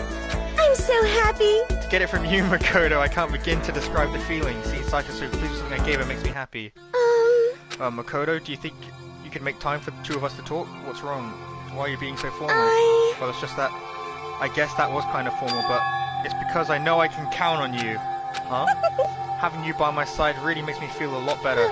If you weren't here with me, I don't know what I'd do. I'd be lost. But that's why. I hate that we had to meet again under such awful conditions, but I'm relieved you're with me.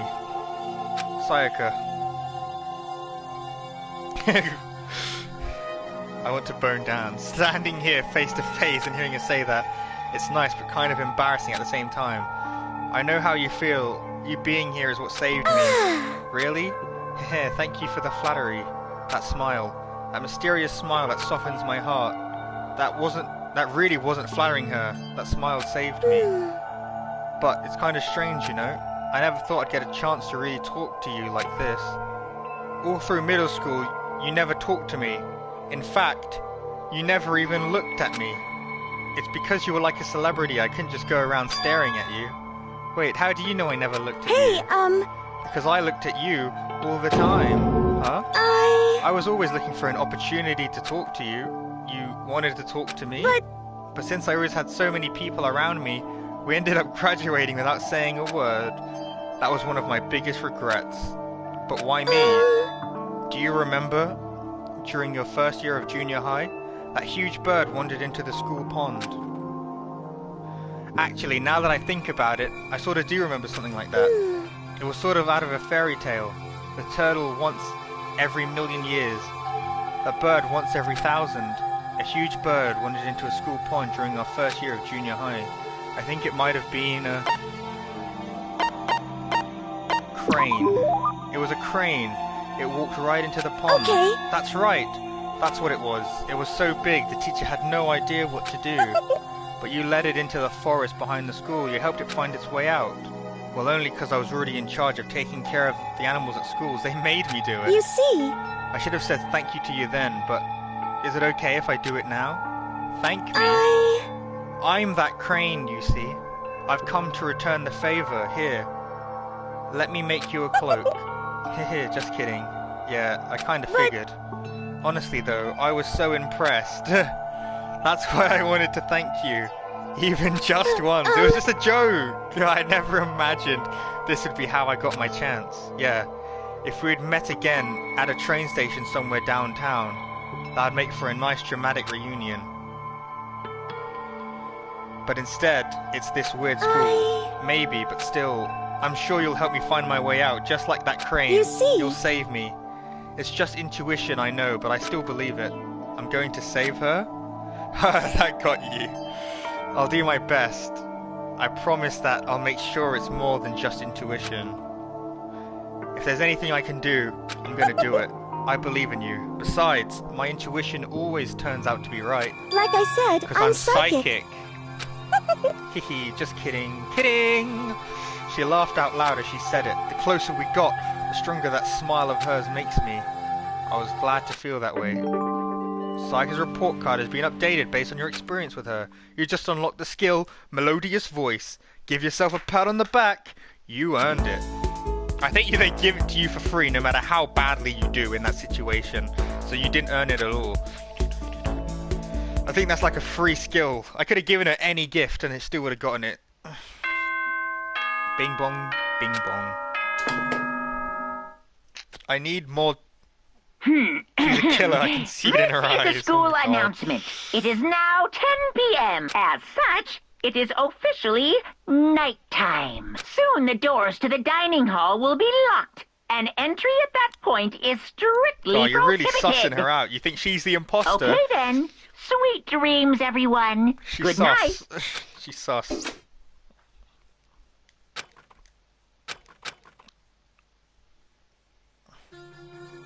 As my eyelids began to close, the conversation... She's faking tasks.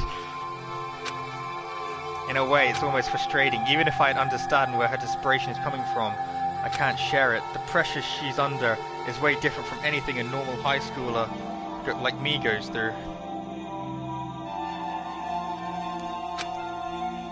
She didn't just stumble into this school the way I did, so I can say I feel the way she does.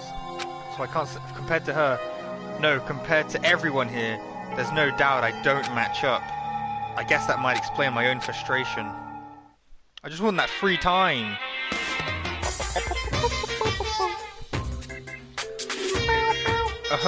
So I'm sure you've noticed the killing game has begun, but there is still room for a little laughter. It seems our newest students, already so filled with despair, still have some hope of escape. So when will it begin? Pew, pew, pew. When will their hope begin to die? Is it time yet? Is it time? Heart-pounding excitement! Heart-pounding excitement. They're just building up the tension. That's why it's so slow. They're building up the tension. They've got to build it up. Good morning, everyone. Get ready. Skip. We don't care. Morning has come. What should I do today? Free time! Hell yeah! And I know exactly who I want to talk to. Right, back to Celeste. Where is she?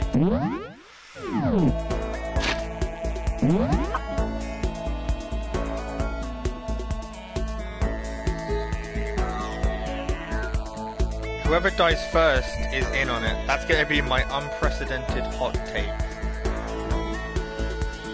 If you say so.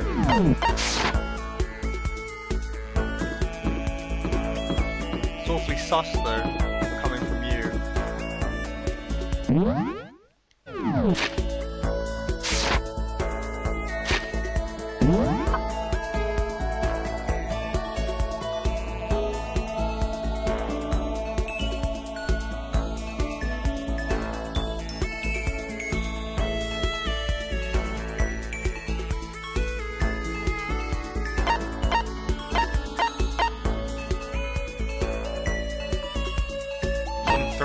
What do you mean?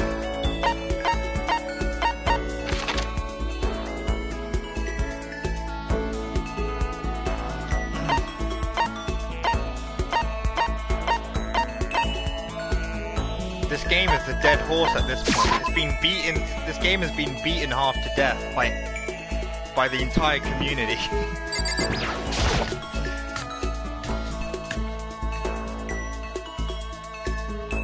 I think Kuma coins.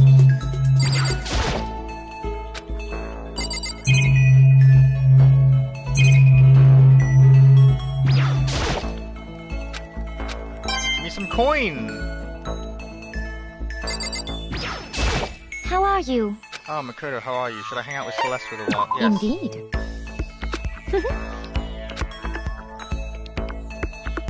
Celeste gave me the business. Celeste and I grew a little closer today. Would you like to give a present? Yes.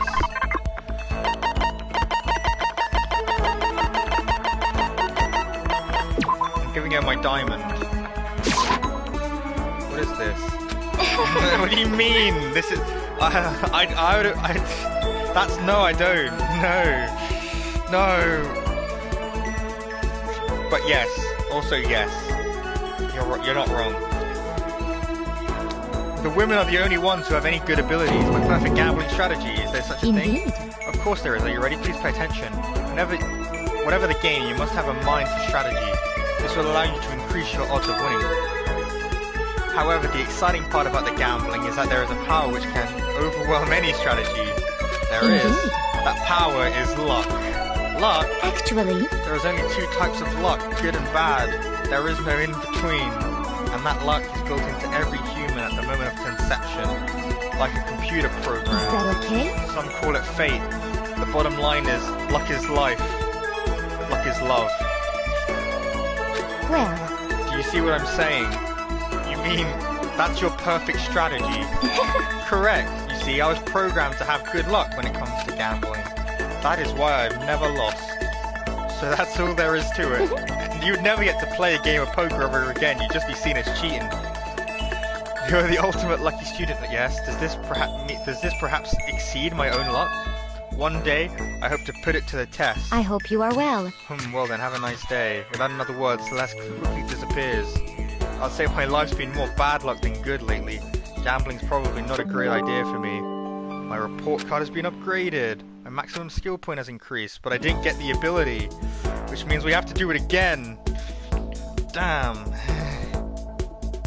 I need to be looking out for those Kuma coins. I don't know if it's still free time or not.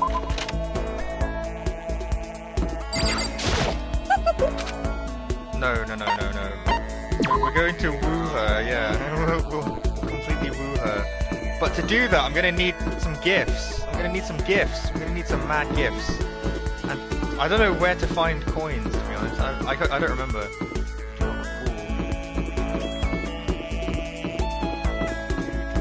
There's probably some like coins in here. Is it? Is it really loud? I'll turn it down. Jesus. Yeah.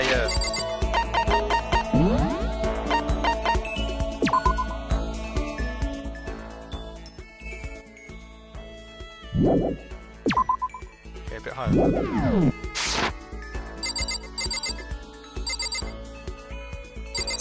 Eren, her and Dio. You want me to woo her like Eren, her and Dio, the power couple, the perfect couple. Kuma coin. Hell yeah. I'm gonna want like about 5 of these though, to be honest.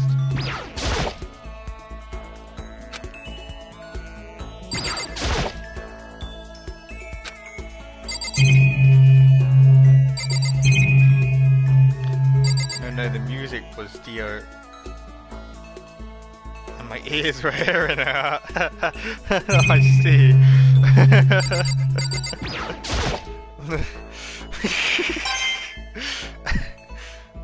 at that. The Kuma coins.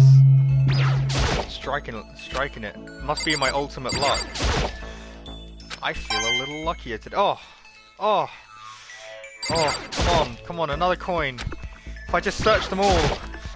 Come on, give me another coin. Maybe there's one in this one, right in the corner. Oh. I think I looked at all of them now. Well, seems to be all the coins. Oh, can't even get in there. My compliments to the chef. Let's try the men's bathroom. There's probably some coins in here.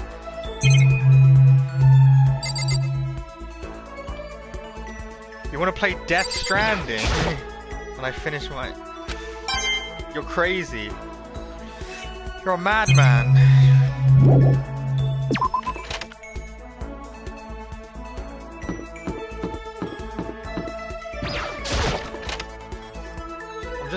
I'm just out here grinding for coins.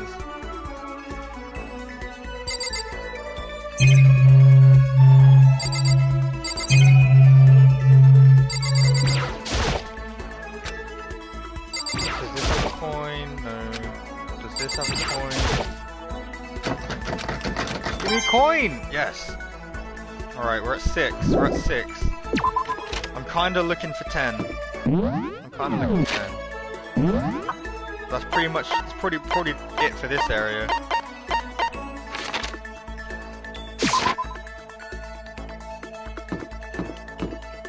Let's check this men's room. I'm pretty sure you can't go into the female toilet, so... Oh, there's nothing, there's literally nothing in here. What a waste of time.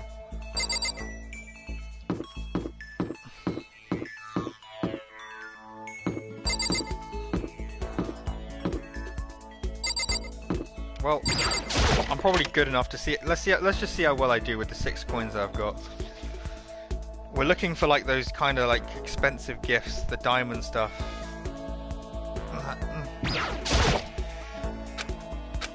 The problem is you're not guaranteed a new item, so and to get the trophy you need to get at least all the items at least once. Let's just stick them in the machine. We got a doll. This looks very gothic. She'll probably like that. Let's go again. Oh, for fuck's sake! It's just the roller skates again.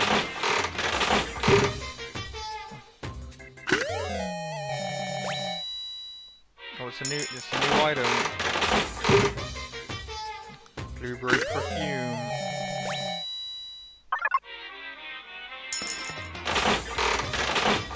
I get a feeling I'm going to get lucky this time and get 2.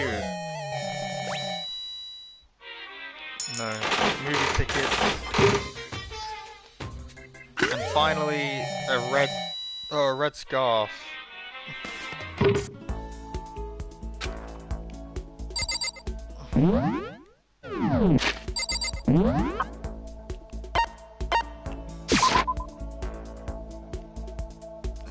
Alright, we need to go find her.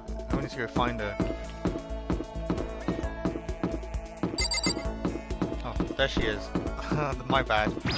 We're wooing her. Most unfortunate. We'll show her our butt. We'll do a little dance. Make like birds do. She's gonna be Erina and I'm gonna be Dio. The perfect couple. There is nothing to be done. Normally my pride would not permit me to allow you to be alone with me. But fine, I'll allow you to entertain me for a while. I killed some time with Celeste. I actually don't know if I've got a good gift. I didn't even bother looking. But I imagine the doll is going to be quite decent. It kind of looks like something she would use.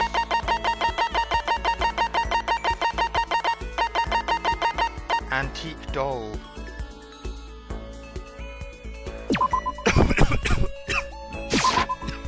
Well. So I can have this? I may have to revise my initial impression of you. The more wonderful things I receive from you, the better impression I get. Let's see. So, Makoto, do you like Mahjong? I've never actually played. Actually, I have played. So, if you'd kindly shut the fuck up and let me talk for myself, game.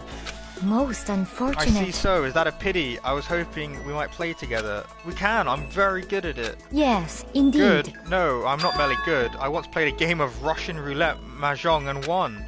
Russian roulette? It was a truly fierce contest, put on by a half-insane billionaire in the basement of his mansion. My opponents were a fierce old man and a silver-haired boy who was said to have the devil's own luck. We played with a modified rule set. I remember well the glass tiles we used. And you won? I defeated them both at once. I'll never forget the angry, twisted look on their faces. The crowd that had been invited to watch became positively riotous. Nobody could believe I had won. That's one of my fonder memories. I'm really glad I didn't agree to play Mahjong with her. Your maximum skill points has increased. But where's my ability? Where's my ability? I don't want skill points, I want abilities. Give me my ability. I don't have time for this. Bullshit.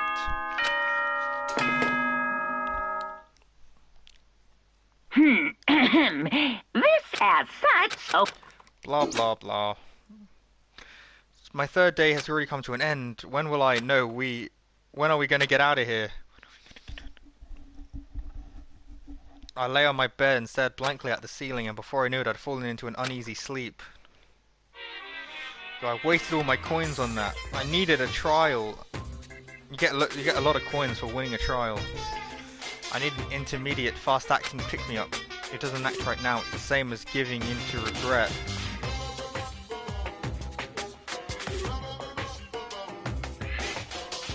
What do you think guides the world? Speed? Speed, of course. That's why Formula 1 drivers are so popular. Any idiot can accomplish something if they take it slow. Even a human piece of excrement could create a masterpiece if they spent their entire life on it. So someone who does things in timely fashion is both wise and admirable. Straight is better than curve or at an angle. Freestyle is better than backstroke or breaststroke. Drive-through is better than a sit-down. A Sunday comic artist is smarter than a graphic novelist. What I'm saying is speed is the gold standard of the standard Which world. is why I said I need that pick-me-up. Meanwhile, 0.000002 seconds later...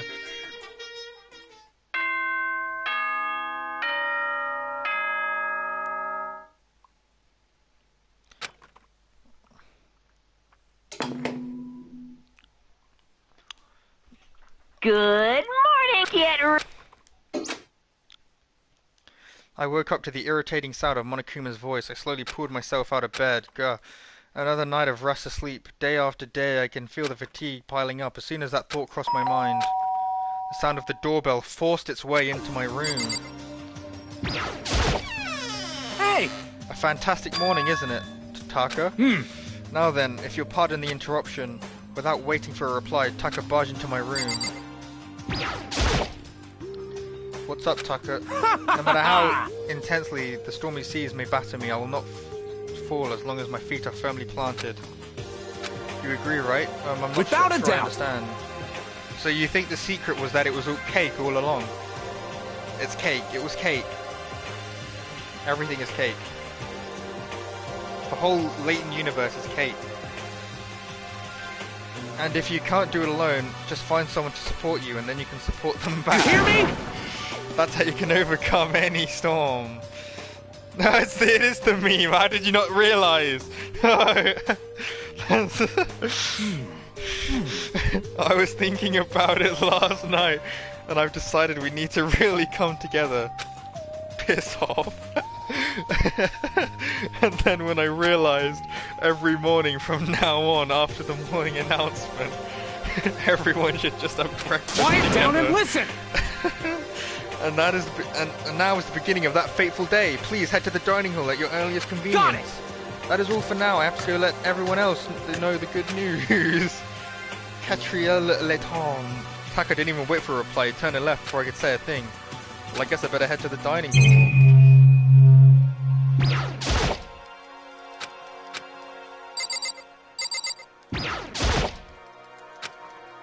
me those Kuma coins, bitch. Oh. There's nothing in here, is there? There's no coins. I should check out the classrooms. I feel like there would be some good coins in a classroom.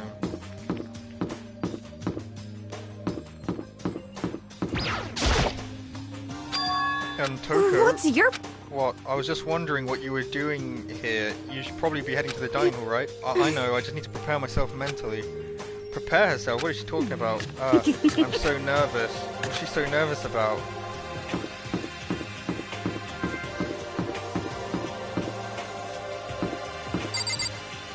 Who's this tsundere? She's Toko, obviously. So freaking tired. I mean, seriously? What's wrong with that guy? Did he wake you up? Yeah, he sure did. I guess he's going around waking up You know what I everyone. mean. Like, it's seriously annoying. I'm going back to bed. If anyone needs me, I'll be in my room. I don't think it'll do any good. I'm sure it'll just come bug you Give me again. a break. Yeah, probably. Damn it. I guess we better go then. And that's that. You'll find out who she is soon enough. She's a famous author who writes who writes romance novels. She's famous for her romance novels. Oh my god, everyone's got her. Talk to the person we're wooing at the moment. I guess it's pointless. They've all just got Listen to me! to say. Oh, looks like everyone's here, so then let's begin our first breakfast meeting. What about Quiet down and Joker? listen! Everyone, thank you for making time in your busy schedules to come here. Give me a break. I didn't make time for shit. You dragged me here. I know, I already mentioned this earlier, but in order to get out of here, it's essential that we cooperate with each other.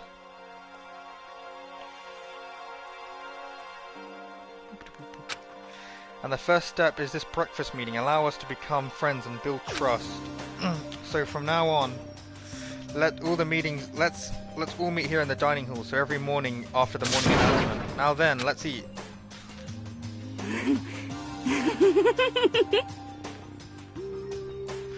You want me to eat breakfast with other people? I've never done that before. I'm not sure. I mean, seriously? Yeah, it's been a while for me too. But more important... Well, anyway, did anyone happen to come up with any clues?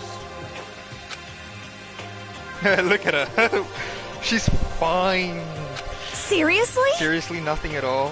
What's up with her face? Hey! Anything.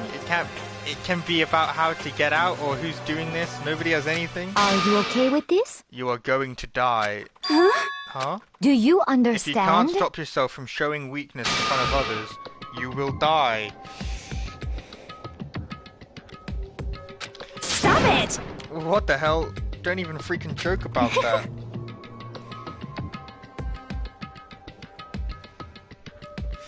I'm not joking. Adaptability is survivability. Did I not say so? So you better hurry up and adapt to your new life here. What the hell is this? Have you gone completely insane? Adapting to my new life here. Do you have any idea what you're What? saying? Yeah, sounds like the girl What? wants to live here. And hell, more power to her, but shit. Piece of shit! No way in hell am I living here. I'm getting out of here. I don't give a shit. Sure, feel free. Okay, so nobody has any clues. One thing I can tell you is who's behind all this. Someone who's totally weird and messed up. Why else would we be trapped in here in the first place? Hey, listen. Well, sure, it would be kind of something like that, but right now, actual clues are... Oh my god! Hey, what's up? If you think in terms of people who are really abnormal or bizarre, do you think that maybe they were personal responsible for all this? Could be a certain murderous fiend? A murderous fiend? Chihiro, do you have some kind of idea who might be behind all of this? Well, maybe. I mean, I can't be certain, but certainly not a... It's not a concern right now. I'll allow whatever remarks you have to make. You know? Oh, okay, well, have you guys heard of Genocide Jack? You mean the serial killer who's been on the news and all over the internet?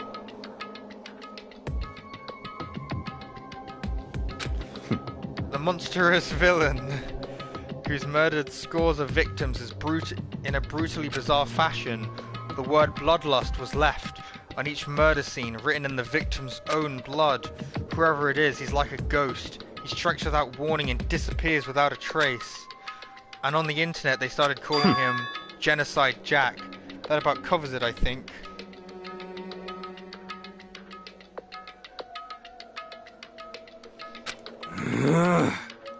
They say he's claimed over 1,000 victims. That's just an urban legend though, isn't it? I mean, even like 10 people would be totally insane. Anyway, whoever Genocide Jack really is obviously some kind of super crazy killer. And if he really is this ultimate psycho, I wouldn't be surprised if he put something together like this. But like I said, I can't be certain. I don't have any evidence, it's just a thought. Hey, hold on. But if they're a killer, isn't that like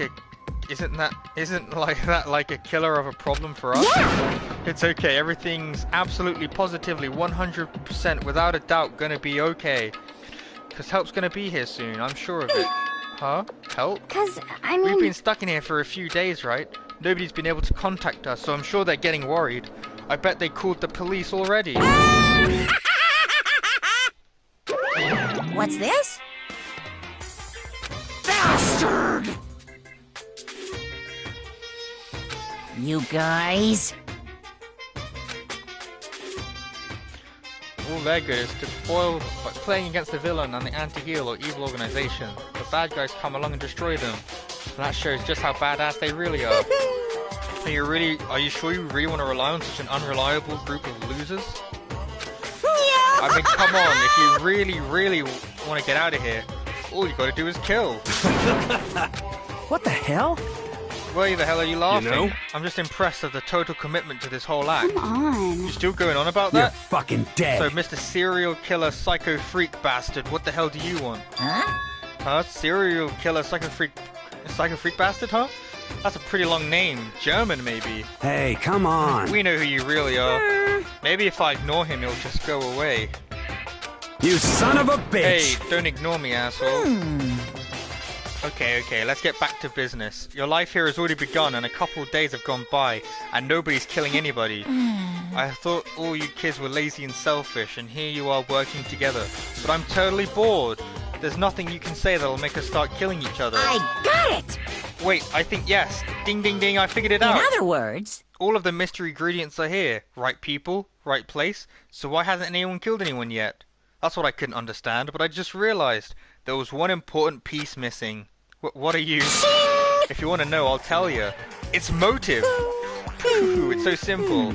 I just have to give everyone a motive. Stop fucking around. Motive? What the fuck are you talking about? Hey, Oh, by the way, there's something I want to show you You guys. son of a Stop bitch. changing the goddamn subject. I have a little video I'd like you all to see. But don't how worry. It's not some exciting. pervy adult video or anything. Seriously, it's nothing like that. It's a special video for each of you showing what's going on outside the school. Outside the school? What are you talking about? Heh. Oh, Master's so impatient today. Why don't you just watch it and find out? Here in school there's a specific place you can go that has everything you need to watch the video. Correct. Good. Then we can go watch the video right now. But before we do that, I'd like to know, what are you?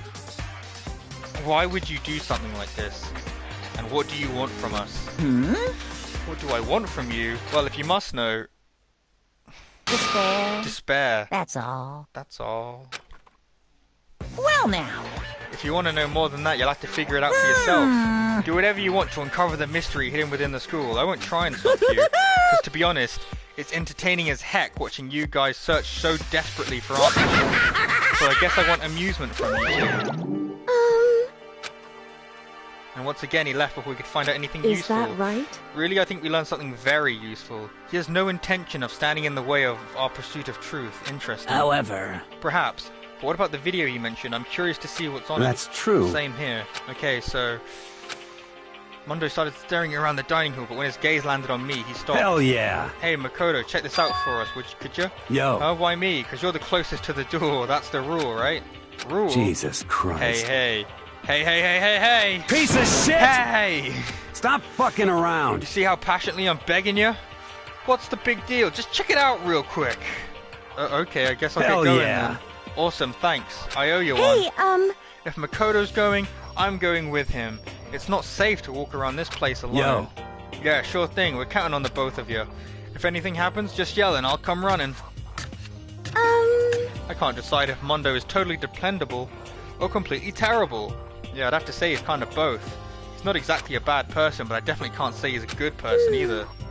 So then, where's this specific place Monokuma mentioned? It must be somewhere you can watch DVDs, but it's a place set up to watch DVDs, then it's obviously the AV room.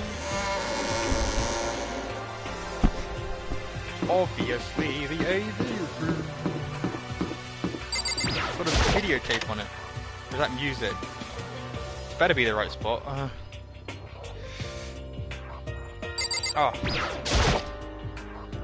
There's something inside this cardboard box. It's a bunch of DVDs. Each one of them is labeled with someone's name. It must be the video for each of us, he mentioned. Hold on a second. I better go tell everyone. She ran off. I didn't follow after her. I just stood right where I was. The DVDs in front of me had robbed me of all awareness. I was rooted in place. I think I see something?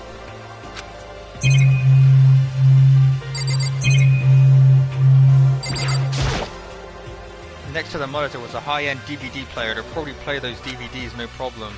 Maybe I'll just watch mine real quick before everyone else gets here. I sorted through the DVDs I'd found in the box and found one with my name on it. And then I slid it into the expensive-looking player. I sat down and stared intently at the dark screen and then...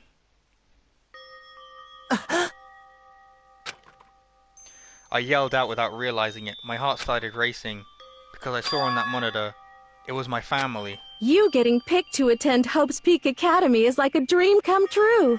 Make sure you do your best. I'm so proud of you, son. Komaru! But remember, don't push yourself too hard. Komaru! The real waifu of the game. Are you really watching us, Makoto? Good luck, okay? If it had ended there, that would have been fine. A message of love and support. After leaving my family behind to attend Hope's Peak, it would have given me hope, given me strength. If this was a normal school, I would have been happy, if a little embarrassed.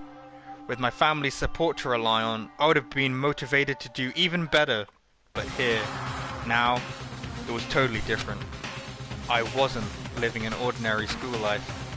So I had a pretty strong feeling that the video wasn't going to end there. I hated that feeling, but it turned out I was absolutely right.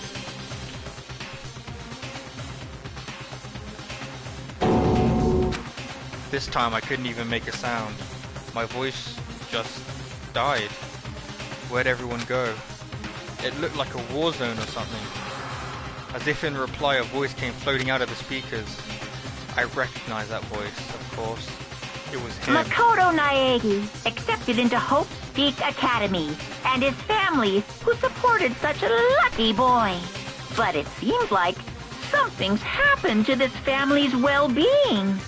Oh boy, this is bad. What could have possibly happened to this family's well-being?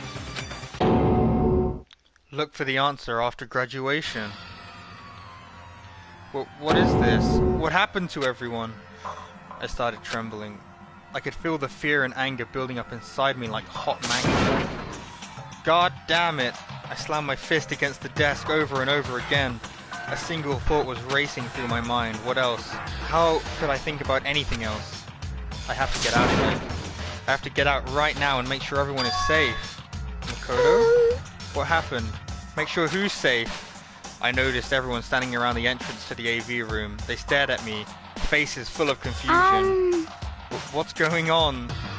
Without a word, I pointed to the cardboard box. Is that what Monokuma was talking about? What does this mean? What's on them? They all gathered around the box, and each of them grabbed a DVD with their name on it. One by one, they rushed to a monitor. It didn't take long for them to react. What the? What the fuck? This can't be real, right? It has to be fake, right? Hey, hold on. Yeah, no way it's real. Haha, no way. I can't take it anymore. I can't take this anymore. Let me out of here. As soon as I saw their reactions, I knew. They'd all seen something like what I'd seen. Nobody even bothered trying to hide their fear and confusion. Except for her. Even now, she was totally calm. I see. So this is what they meant by motive. He wants to fuel our desire to leave so that we're more likely to start killing each other. Yes, indeed. It's the classic prisoner's dilemma. Let me use an example. Imagine two countries are on the brink of war, but both countries want peace, and each commits each commits to scaling back their forces as a sign of good faith. But there's a chance that one country might betray each other. So each country fears lowering their guard. The result is that neither scales back their forces and they both end up betraying each other. Do you understand? In other words, the fear of an invisible treachery becomes the greatest enemy of stability. That kind of sounds like us right now. Everyone says we'll work together, but in our hearts we're all afraid someone might betray us. Don't put those awful thoughts in our head. That's exactly what they want us to do. You can say that, but maybe you're thinking that once everyone drops their guard, you can just... What is this? What? Hey. That's exactly what Monokuma, whoever behind this wants. They want us to fight. Don't you see that? Yeah, you're right. We need to calm down. So then. Okay, then maybe we should start by just talking. Maybe if we just talk about what we saw, that'll help everything get out of our system. Besides, I think we're all super curious, right? I wonder what was in everyone's videos. I'd be lying if I said I wasn't curious. Hey, Sayaka. What was in your videos, Sayaka? What's your problem? What's wrong? Just hurry up and tell us. Sayaka? I gently placed my hand on her shoulder. Stop it! She pushed my hand away and suddenly ran off. Sayaka? That's enough. Let her go. I can't do that. I have to make sure she's okay. I hate romantic comedies like this. I don't care what happens to her personally. What? That's because you're totally thoughtless. I'm really worried. Then why don't you go do whatever you think you have to? We don't all have to stick around together, right? I hope you are well. Speaking of which, I have my own things to take care of. Goodbye. Everyone went their separate ways, but I don't have time to worry about that right now. I have to go find Sayaka. Where could she have gone? She can't have gone far. I should check around the school.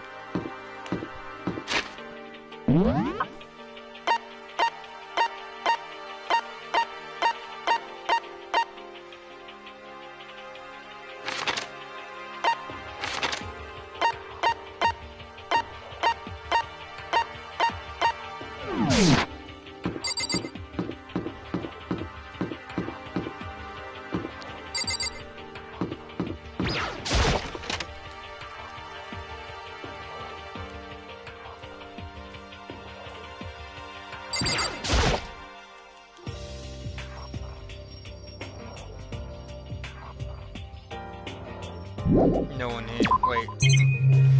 Before I go though, there might be some coins.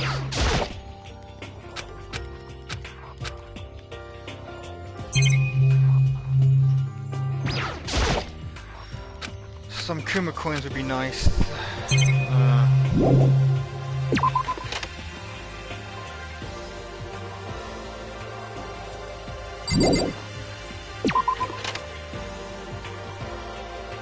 I actually kind of wanted to talk to Junko. Never mind, it's too late now.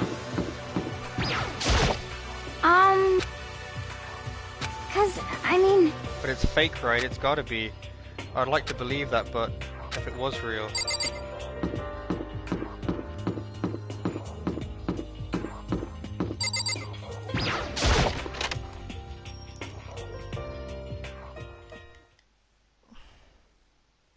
Oh, there she is.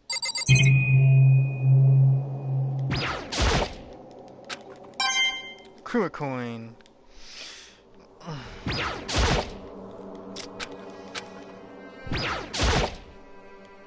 I found her in one of the empty classrooms. She was sitting in a chair, hands on her knees, staring absently at the floor. She looked like maybe she was upset or angry or no. She didn't have any expression at all. There was nothing on her face you could call emotion. It was if as her original mask had been stripped away. Sayaka, are you okay? Yeah, I'm fine. Actually, no. How could I possibly be fine? What did we do to end up like this? Why are they doing such terrible things to us? I want out. Let me out of here right now. Sayaka, calm down. As she thrashed around, I grabbed her by the shoulders. I understand. I know how you feel right now. When I think about what might have happened to my family. But now, more than ever, we have to stay calm. This is exactly what they want. They want us to lose our composure and stop thinking rationally. Think about it. Those videos have to be fake, because if those things really had happened, people out there would be in an uproar. Our families, the police, everyone, right? So let's calm down, okay? Otherwise we've already lost. I knew I was trying to convince myself just as much as her. I kept repeating those words to myself to be clear. Oh, to clear away the images that have been burned into my brain.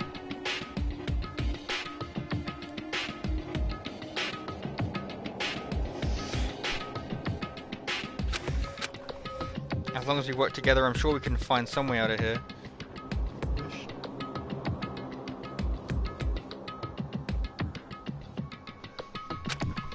And help might even come before that. But what if there isn't a way out? What if help never comes? If that happens, then I'll get you out of here myself, no matter what it takes. When I said that, I paused. I had no idea what had come over me. Sayaka? Please, help me. Her voice was small and Why? shaky. Why is this happening to me? To kill or be killed? I just can't take this anymore. Sayaka. Finally, she raised her face up from my chest. She looked at me with those big, wet eyes of hers. Can I believe what you said? Huh? That you'll help me get out? No matter what it takes? Absolutely. Makoto, you're the only one I can trust, No so matter what please. happens, please always be there for me. I need you on my side. Huh? Of course I'll be there for you. No matter what, I'm always on your side. I mean, you are my assistant after all. Makoto. Thank you, Makoto. Hearing you say that, I feel like I can keep going. I can get through this as long as you're here. Because I'm your assistant. Like you said, I'm your assistant. The smile I'd known so well returned to her face. It felt a little forced, but still, it was a huge improvement to how she was before. Hey! Hey! It's standing up. Makoto, it's standing up. What's standing up? Come on! Do you even have to ask? Yes. Your flagpole. Get the hell out of here. Just a minute. No, I want to join in. Damn it. Well, if you won't leave, then tell us what the hell is up with those videos. Ah, it's about to come out. It's gonna come out. My pristine, pure white stuffing. My honest, innocent stuffing is about to come gushing out. I balled up my fist, took aim, and swung as hard as I could. I had never put so much energy into a single motion before in my whole life. I leaned back, channeling all my power, and let go of everything I had. If I hadn't avoided your punch, you would have just violated school regulations. But boy, are you slow. I could have downed $1,000 course dinner in the time it took you to finish that swing. Your speed, agility, alertness, passion, boldness, sense of despair, antagonization, it's all lacking. What the heck was that just now? He just wanted to mess with us. Well, for now, you want to just head back? Yeah.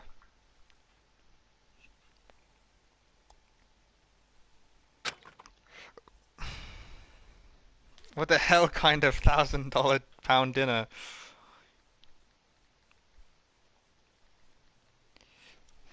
I don't know, really expensive wine from like a century ago. You should get some rest, Sayaka. You still look pretty shaken. Sorry. I'm sorry for making you worry about me. You're right, I'm gonna lay down for a bit. With a nod and a small bow, she disappeared into her room. Now, on my own, I headed off to tell everyone that Sayaka was okay. Gold flakes on everything, yeah.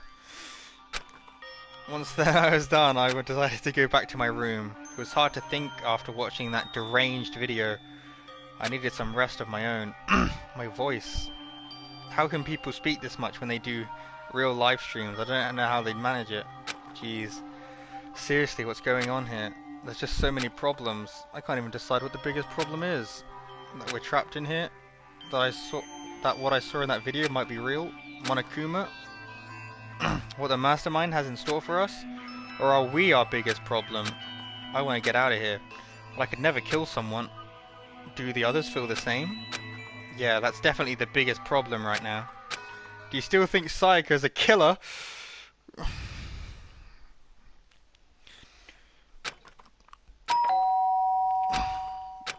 Huh? When I opened my eyes, they darted immediately to the clock. It's almost 10 o'clock. I fell asleep without even realizing it. Nighttime's about to start. So how come someone's here? Sorry. I'm really sorry to come by so late. Sayaka? Sayaka, what are you doing out so late? That's when I noticed her body was trembling.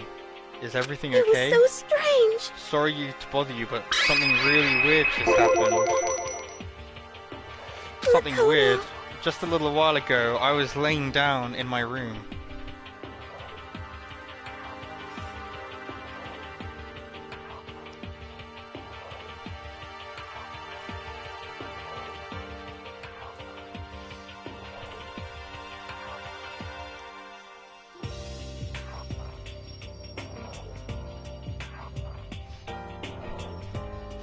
Just a little while ago I was laying down in my room, and all of a sudden my door started rattling and shaking.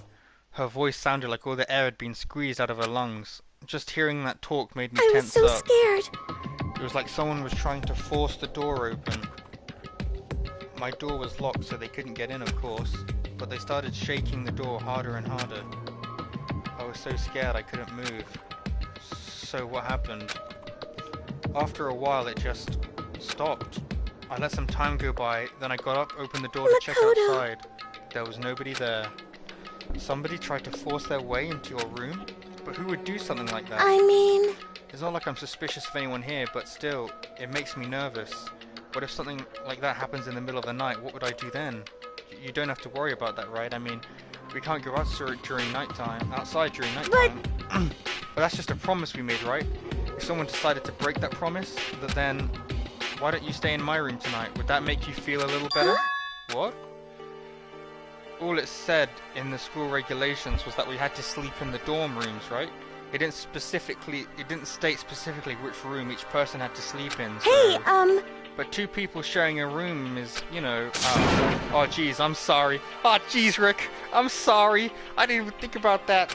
Honestly, that didn't even cross my mind. No, I know, me either.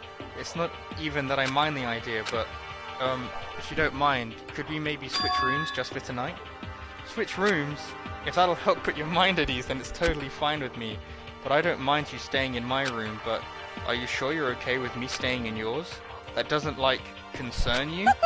It's fine, I trust you. In that case, then...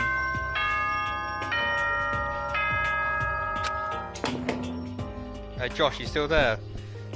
I think the game is about to begin. This is a school announcement. It is now 10 as soon, okay? I'll show you why they call me the ultimate lucky student. So it's settled. I'll head to your room. I'll head to your room right now. Oh, if we're going to trade rooms, we better trade keys too. Oh, that's right. We'll have to trade keys again. Like I said, I'm psychic. Huh? Aren't you going to say you were just kidding? What if I wasn't just kidding? Something resembling a smile has made its way to her face. Thank goodness. It looks like she's already started to get back to normal. Okay, we better trade keys then. Yep, let's do it. We exchanged keys, and when I looked back up at her again, there was another worried expression there. Makoto, please be careful. If someone comes to the door, don't open it, no matter what. I won't. Same goes for you, Sayaka. No matter who it is, don't open the door for anyone. Even if I'm sure it's you, I absolutely won't open it. Otherwise, what's the point of even switching? Oh, by the way, just so you know, my bathroom door tends to get stuck. There's a little trick to opening it. You have to turn the knob and lift the door up while you pull it out. Just do that and the door should open, no problem. No problemo! Okay, but the showers don't work during the nighttime anyway, right? Oh, that's right, I totally forgot. But I guess it might use it when I get up in the morning, so thank you. Okay, well, better get going. See you tomorrow, Sayaka. Hey, Oh, and about what I said before. When I said I was psychic, it really was a joke, honestly. I'm just very perceptive. Yeah, I know. Good night, then. See you in the morning. Sayaka gave me one last parting smile, and I headed off to my room. I looked around as soon as I got out into the hall. Everyone else's doors were closed. There was no sign of life. Good, there's nobody here. Making sure nobody was around to spot me, I rushed into Sayaka's room. So this is Sayaka's room. It doesn't really look any different from mine. It smells nice though. If I remember right, the girls' private bathroom all have locks on them. I'm a little reluctant to go in. It's kind of weird to dig through other people's trash, but I couldn't help taking a quick peek. There was no doubt about it. It was the DVD with her name on that we'd found in the AV room. That reminds me, I never did get a chance to find out what was in her video, but it's probably best if I wait till she brings it up again. My room came with a toolkit, but Sayaka's had a sewing kit, just like the note said, and next to it is a map of the body's vital organs. I don't think Sayaka would like me snooping around too much. I should probably go to bed soon. I lowered myself onto Sayaka's bed. A pleasant fragrance enveloped me. Sayaka's scent.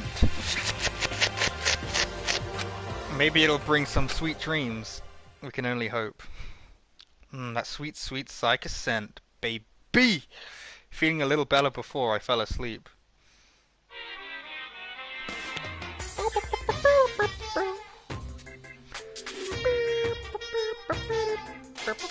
Imagine you're all in a big spaceship in the middle of an intergalactic adventure. You've all heard of Noah's Ark, right? We're all sort of like that. We've set sail and left Earth behind. Hey, you don't have to worry about crazy neighbors, corrupt cops, drunk drivers, or pyromaniacs. You don't have to worry about the ozone layer or asthma-inducing air pollution.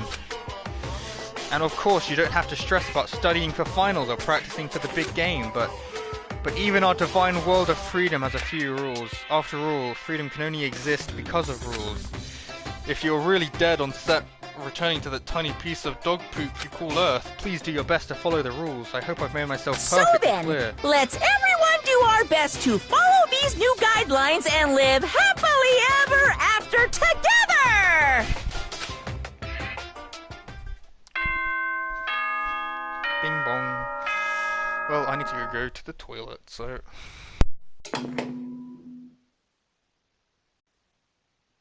Good morning, everyone! It is now 7 a.m. and nighttime is officially over. Time to rise and shine. Get ready to greet another beautiful day.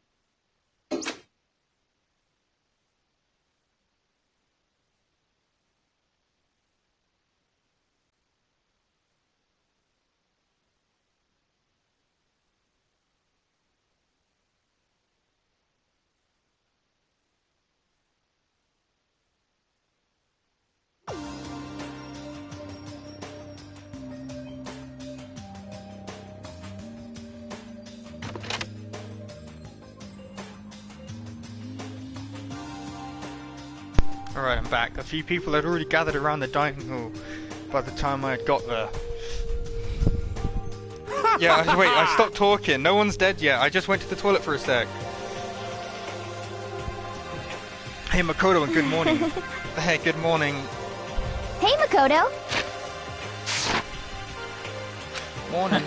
I suppose I'm early. I figured everyone who had arrived on time could be considered model high schoolers. And the ones that showed up a little late... Yo! Sorry! Sorry I'm late. My makeup would just not cooperate with me this morning. Ah, well, My apologies, hello. ladies and gentlemen. My morning duty took a lot longer than usual. It took a little longer than usual. Were they the types who were a more relaxed sense of time? Most high schoolers fall into this category. And finally, the ones who kept everyone waiting forever. Indeed. I suppose I'm late. Good morning, everyone. My bad, My bad, guys. Slept right through my alarm. What's your problem? What, is it so awful to be late? I didn't oversleep, just so you know. Nope, got lost. I blame the Bermuda Triangle. Yuck.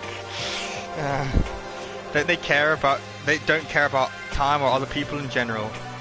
They kind of move at their own pace. But regardless, everyone had arrived.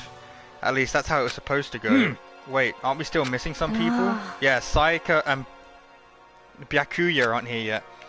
I don't know about Byakuya, but I would definitely put Sayaka in the model high schooler category. So for her to be so late... What? What's going on? Did something happen? Yo. Hey man, have you seen Sayaka? What do you mean? You thought she was the killer? You thought she would be killing people? Josh? What have I been here? I just came straight from my room to here. Did she forget about our breakfast promise? However, I got the sense that she always has her stuff together. Listening to everyone talk, that small dark speck of unease rose up inside of me. I heard what you said. You said that speck started to... Yeah, but you also said that she's the killer. I need to go. I have to check on her. Now she's dead. The word barely left my lips and I flew to the hall. she's the mastermind. My room where Sayaka, where it was supposed to be safe, but over the course of that one night, the room had been completely transformed. What the hell? I better check the bathroom.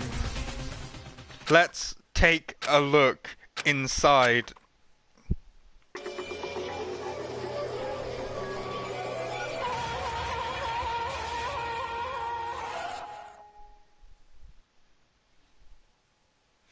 It took me to a second to realize that I was screaming. Well, I saw dug through my eyes and buried itself into my brain. And then, everything went black. The main character's the ultimate lucky student, don't you know? To survive deadly life. When I opened my eyes, I found myself staring at a huge ceiling. It was a ceiling I remembered seeing before. And when I sat up, I saw someone looking at me. Again, it was someone I'd seen before. Ah, you're finally awake. Finally, are you okay? Now is no time for sleeping. Get your ass up. You were unconscious, dude. I had to carry you back here. It's no surprise considering what happened. What happened?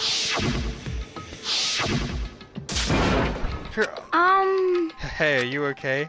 So it wasn't a dream? What I saw? It was real? That's right. It really did happen. Sayaka is dead. A deep, dark despair worked its way through my body and then exploded out of me. I shot up and took off running. Hey, where do you think you're going? I have to go see for. I have to see for myself. I have to see if Sayaka is. If Sayaka Just give up. You can check once, twice, 1,000 times. Sayaka is completely and irreversibly dead. Irreversibly dead. No, I have to see for myself. What? Listen to us, man. What? What do you think's gonna happen if you go out there? Well, what good is it gonna do just sitting around here? I mean, why are we all hanging out in the gym at a time like this? Our friend Sayaka, she's dead. Dead. When I said that, it finally hit me. I realized she was really gone. Calm down. None of us want to be here right now either. Then why? Shouldn't it be obvious? When Akuma told us all to come here. Wait, hold on. Don't talk like that. We all protested it. It means remember that terrible price Sayaka had to pay. But So... I'm the one who convinced them to come. Right now, we need to do whatever he says. We're his prisoners, right? It's not a good idea to defy him without reason. Correct.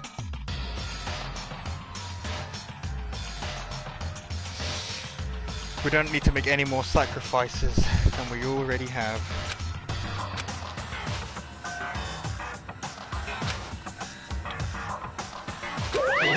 Wrong! I would never do that. If you can't believe anything, you can believe that.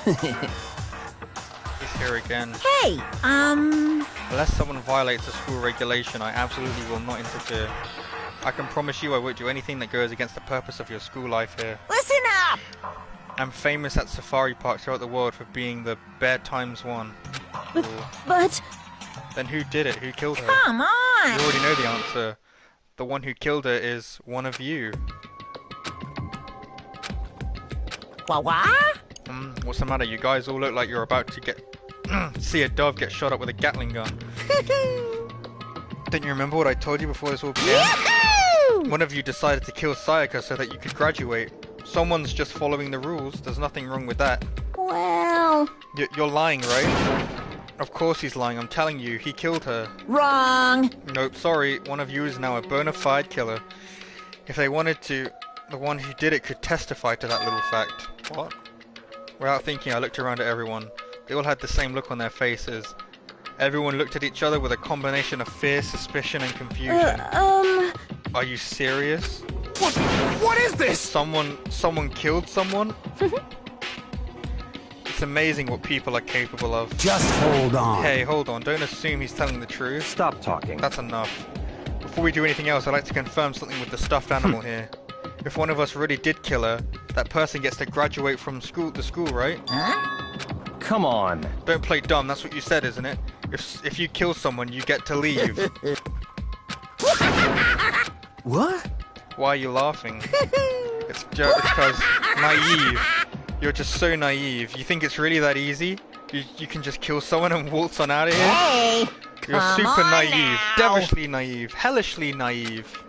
No, no, no. The real thing has just begun.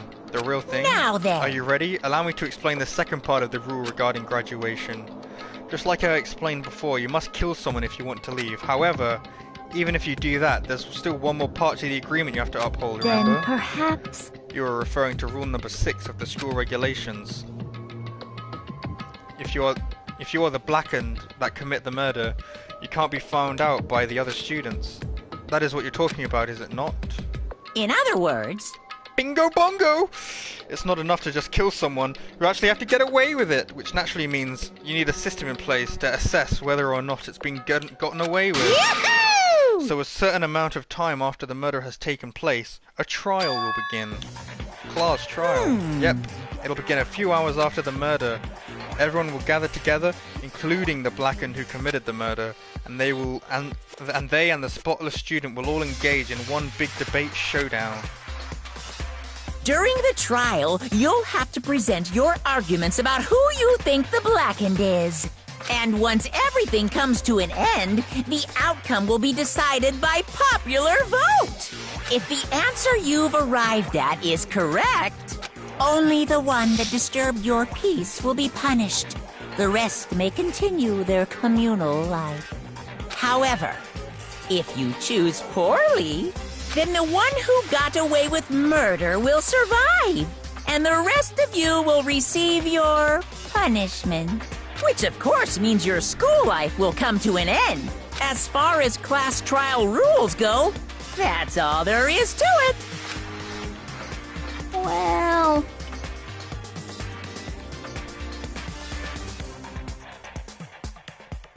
That's right, Josh. That is the true. That's the ultimate goal. They all stay together and bang each other. Making new babies. Well, to put it simply, it's execution. Execution. What? By execution, you mean Execution is execution. Execution! Electric chair! Bzz, bzz, poison gas! Torn apart like a paper plane in a hurricane! so to make sure I understand, if we get the culprit right, then only they die. But if we get it wrong, all the rest of us get executed? Well What a done. smart little chimpanzee you are. Look at you, implying you didn't do it without actually saying it. So it's basically the question. It's basically what the outside world calls a lay judge system, or an inquisition type thing. Which means you'll be deciding on who you think the killer is. But judge carefully, because all your lives are on the line. Okay, let me just add the rule I just described to your handbook to make sure you keep it in mind. Hey! But wait, hold on a second. What the hell are you talking You're freaking about? insane, you know that? What the... A class trial, what the hell is that? I don't want anything to do with What's it. this? Why not? Stop it! What do you mean, why not? Why do I have to waste my time trying to figure out who murdered someone? What, are you saying you're not going to participate in the trial? Only punishment awaits such hell are you blasphemy. talking What? about? Punishment? I might, I don't know, throw you in a deep, dark, scary prison or something. Shut the hell up! Shut the hell up. Say whatever you want. I'm not going to be a part of this. Don't be so Stop selfish. it! You're the one being selfish. Kill whoever you want. It's got nothing to do with me. The evil standing here before me. I'm trembling with fear. But I won't give in to such evil.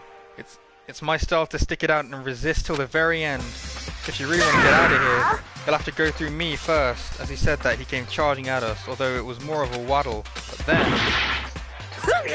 Are you enjoying yourself now? Are you? Violence against Headmaster Monokuma is not allowed. You violated a school regulation. I invoke the mighty summon spell. Help! To me, godly spear, Gunyear!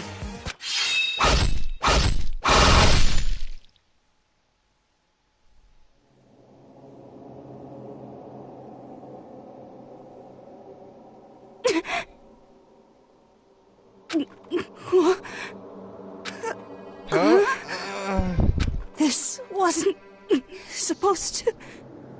Why me? Suddenly, right at the end, her eyes shot wide open. And just like that, she never moved again. No way! I don't... This can't be real. No way! Well now. Now I'm painfully aware with the great power and meaning of a promise. I really wanted to keep a corpse from popping up for no good reason, you know? But I guess all of you needed to be taught a lesson after all. Aha! What an amazing promise. But now you guys understand, right? Now you see just how serious They always kill the hot I am. one. I think I didn't like her that much anyway. I prefer Aoi. Aoi. I know you can hear me. You can hear me, right? Not can't. You meant can. Defy me and you Defy get me and you shot get a full of shot full of holes, holes, exploded, buried alive, disintegrated, etc. So, if you don't want that to happen to you, you'd best obey those school regulations. No, I don't know why it does that. I've got no clue. Junko's body had been impaled with a bunch of spears. An unbelievable amount of blood started pouring out of her body. Pink vaginal fluid. Period blood. Oh my god. It was the first time I'd ever seen that amount, the moment someone's life came to an end. Nobody there could deny what they had just seen. Junko, who until just a second ago had been our friend, was dead. She'd died. She'd been murdered. In simple terms, it was the death of a human being. Right, It's really not all that shocking. She just died, that's all. Just went and died. It's no more remarkable than inevitable death. How did they fit the school to fire spears like that at you? I don't know. I'm not sure yet. I can't remember. Just as it's been a very long time since I played Danganronpa the game. At least 6 years.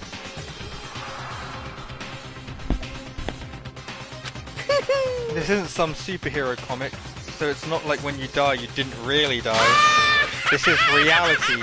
Why? Why'd you have to kill her? Didn't you say you'd put her in prison or something? I changed my mind. I knew it. No, you've been wanting to kill this entire time. say what? Kill this entire time? Don't be silly, you can't kill time. Why are you being metaphorical? Are you saying I wanted to waste time this whole time? Damn it! Come on, what do you take me for? I'm on a Well tumor. now. Anyway, none of that matters right now.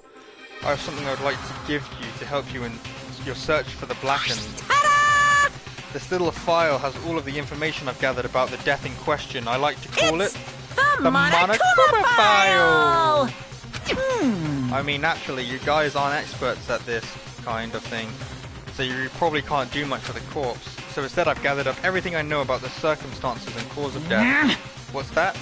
How do I know so much about the cause of death, you ask? Because of the surveillance cameras picked up the whole thing. I got to see it all go down. So then... Wait, so then you know who killed Sayaka? Of course I do. If I didn't, I couldn't possibly pass a fair and accurate judgment during the trial. How could I? Correct. That's a good point. The judge had to be someone capable of to make the proper decision. That's somehow comforting. Well? Now then, please put your full effort behind this your investigation. After all, you don't have any choice but to give it your best shot. Seriously, you don't have a choice. Okay, we'll meet up for the class trail in a little while. And with that, Monokuma disappeared once again. He left us all stunned and confused. He left us at a total loss.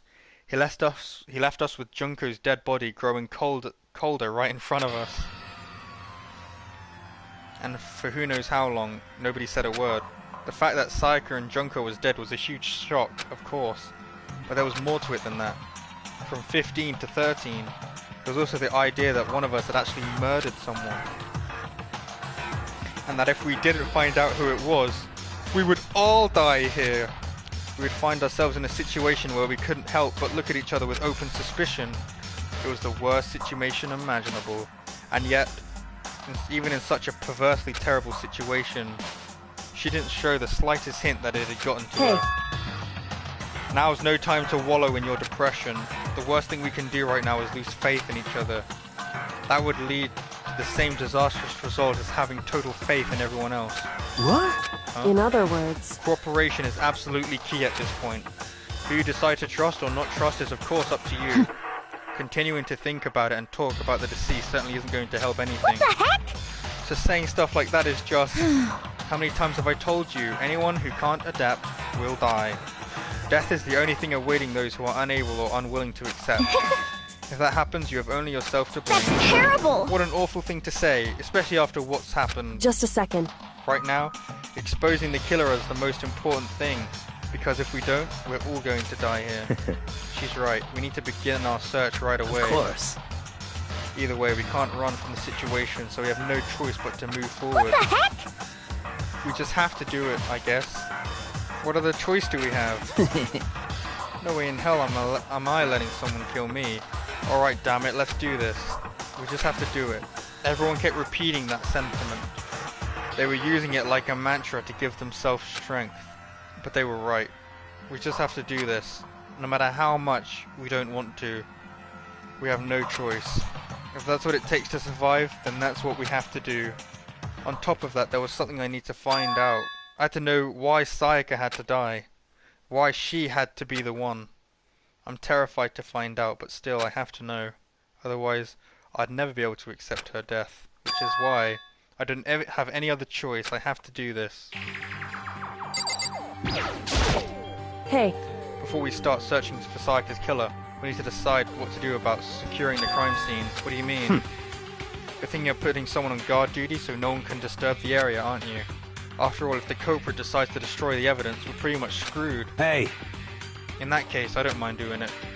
I don't like having to think anyway. I'll let you guys figure out who killed that chick. Okay, then we'll let Mondo look after the scene. No, we can't leave him there alone. what? Well, why the hell not? Because if he's the killer, Stop talking. if it's obvious, if you were the culprit, what's the first thing you would do? By volunteering for guard duty, you're in a position to destroy all the evidence you want. What? Fuck you. So then. Fine, I'll stay on guard duty as well. That way there's no problem. Two-player co-op base defense with the two of them, with their stats, they're totally OP! Since we won't be able to investigate, we're putting our faith in the rest of you. But... I'm still pretty freaked out, but I'll try. I gently placed my hands on Junko's lifeless body. I touched her wrist to check for a pulse like they do in movies and stuff, but she really is dead. There wasn't anything else to say, she was gone. I don't know why you even bothered to check after those injuries and losing that much blood. Frankly, I'd be shocked if she did survive something like that. Huh? Hold on. Hold on, just wait a second. She's dead, then that means... What? That means everything that happened so far is real. It's not a joke or whatever, it's really real. Hell no, someone save me. Let me out of here. Somebody help me. What's your problem? You're just now accepting that? anyway. We're going to find out who the killer is, because if we don't, we're going to die here. Right. Just a sec. Hold on, huh? Before we begin the investigation, isn't there something else we need to discuss? With who? It won't let... Oh! So you finally noticed. What the crap? Noticed what? I was looking through the Monokuma file we received, and I noticed something very obvious and unusual. Huh? Go ahead and take a look. Notice anything interesting about where Sayaka died? She died in Makoto's dorm! Ah! What? She's right. Then could it be? All at once, everyone's gaze turned to me. But hold on a second, you got it all wrong. For just one night, I traded rooms with her. I did it because she was afraid. You expected to believe that? Just tell us the truth. The look in everyone's eyes had done a complete 180 from just a few minutes earlier. The feeling of suspicion and fear had returned. In other words, you think I did it? So then... Are we all done talking? We need to begin our investigation soon. At that point, we should split up. We need to get to the bottom of this and find out who killed Sayaka. We have to collect clues and form a foundation, then construct an argument to come to a final decision. I mean, if we get this wrong... So... Well, do I really have to say any more? Actually... I'd rather you didn't know. Goodbye. Everyone pray for good luck. With that, Kyoko hurried out of the gym. Goodbye. I'll be going too. And just like that, Kyoko... And just like Kyoko, he was gone before we realized it. Oh yeah, I'm on guard duty, huh? I better head to the scene of the crime. Ah, that's Hey, right. damn it! Let me just say this right now. If whatever son of a bitch did this is here right now, and they're thinking of destroying that evidence... Fucking dead! You better not let me find them. I'll skip the trial and cave their goddamn skull in here myself. I'm serious, I will fuck them up. Letting his deadly words hang in the air, he and Sakura ran off. So, But I mean, we're not detectives or anything, you know? Are we gonna investigate a murder? How do we even do something like that? Anyway... We don't really have to do anything in particular. We already know who killed Sayaka. What are you implying? This is It was very you! suspicious. I'm telling you, it wasn't me. Don't come any closer. Are you gonna kill me next? So, Well, I guess it wouldn't hurt to give it a shot. I'm not for sure that... It's not for sure that Makoto is guilty yet. That's true. We may at least check just to check. Even if I wanted to, I couldn't help investigate. Wait, why not? I'm not good with blood. All it takes is one glimpse and I black out. yeah? Well, whatever. I don't think anyone was expecting much from you anyway. Alright, I guess I better get going. Wait, don't go yet. You have to hear me out. But it was pointless. Everyone had already left. And their parting looks at me had been filled with suspicion. Does everyone really think I'm the killer? How did it turn out like this? Seriously, they got it all wrong. Why do they have to suspect me? I have to do something. Otherwise everyone will die. Execution is execution. Execution! Hooray. I didn't kill her. Electric I was in a chair. I went to sleep in a different room. Poison gas. Who do you think did it then, Torn Josh? apart like If you're so smart, tell me who did it. If you're so smart, who did it?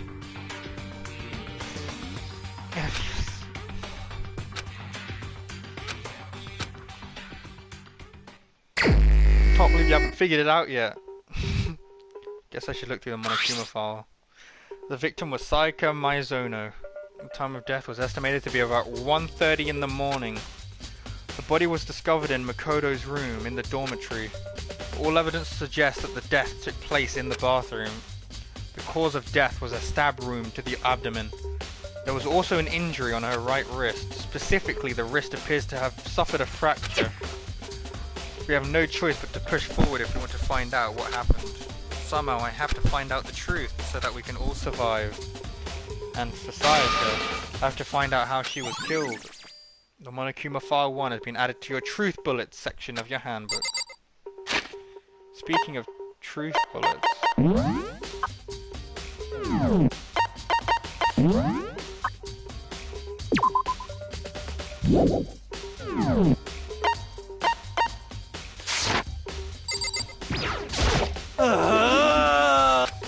Help me!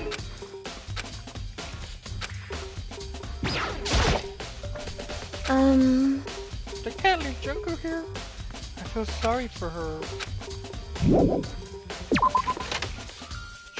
fucking Enoshima. Alright, well, first things first, the killer always returns to the scene of the crime. Oh, my room.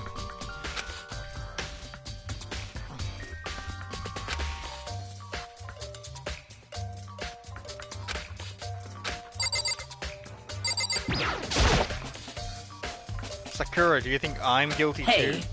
I try not to make assumptions like that. I simply don't know whether or not you did this. Whatever decision the rest of you come up with, I will follow your lead. I see. By the way... You know, I realized something while I was on guard duty. The killer could have already destroyed some evidence, right? Before anyone found the body, I mean. There's a trash room here in the dorms, right? They could have tossed some stuff in there. Yeah, that's definitely possible. You son of a That bitch! dirty bastard. Shit. Anyone who raises their hand to a woman is scum that deserves death. That's what my brother told You're me. fucking dead. So if I ever find the son of a bitch that did this, I'm gonna pound his goddamn face in. But what if it was a girl that did it? Yo. That'll all get sorted out when the time comes. Hey Kyoko. I quietly called her name when she was investigating the area, but... What are you doing? Isn't it obvious? No, not really. I'm searching. Searching? She was down on her knees, carefully inspecting every inch of Did the you room. lose a contact or something? I don't know what she's doing exactly, but she seems to be concentrating pretty hard on it. It's okay, I'm the real ultimate detective. This is a replica sword brought back for self-defense. Does this mean it was used in the attack somehow? And plus, it's been taken out of its sheath. Hadn't actually looked at the blade itself until now. I shouldn't be surprised it's coated in gold too. On top of that, some of the gold coating had come off parts of the blade and the handle. Yeah, the handle especially is missing a lot of coating. I remember the coating sticks to you even if you just touched a little. Replica's sword has been added. This is the replica sword I brought. Oh, we reread this one. It's just the same thing. Replica sword sheath has been added. Oh, never mind. It was different. It is different. Let's see. There's a key on the ground. It has my name on it, so it must be my room key, if I remember correctly. Oh, that's right. We just have to trade keys.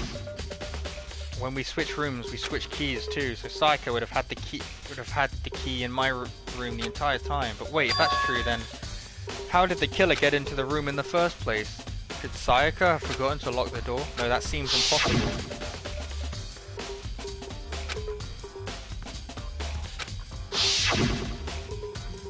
After saying that, there's no way she would have forgotten to lock it. Or opened it for any reason. Well, maybe she dropped the keys somewhere and someone else grabbed it or something. No, that's not possible either. Sayaka was in here when we switched rooms. And with how scared she was, she wouldn't have gone walking around. So she couldn't have dropped it. So how did the killer get hold of the key? I'm looking at the lint roller. It looks like there's way less than there was before. Did Sayaka see how dirty my room was and decide to clean it up a little? There are gouges in the bed like someone attacked it. What the hell happened here? The notepad is still here, but I don't think it's relevant. I'll be the judge of what's relevant or not.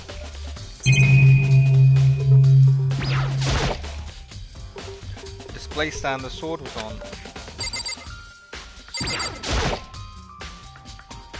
There are scratches and gouges on the walls and bed. Is that evidence of a struggle? It looks like there must have been some kind of fight in my room. Damn it. I was right there in the other room. If only I had heard something. That would not have been possible. Don't you remember? All of our rooms are completely soundproof, so something could happen in the room right next to you and there's no way you could know. Perhaps this was another of Monokuma's strategies, creating an ideal setting for murder. Time to check out the bathroom. Wait, what? What's left? I should check the room first of all. What have I not checked? The windows. Camera.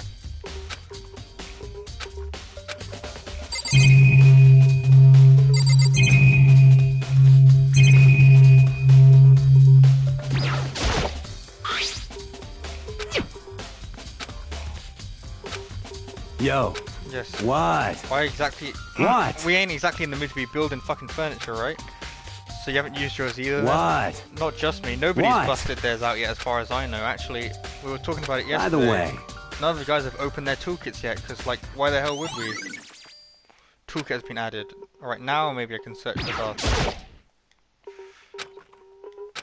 Oh my god. What else? The table.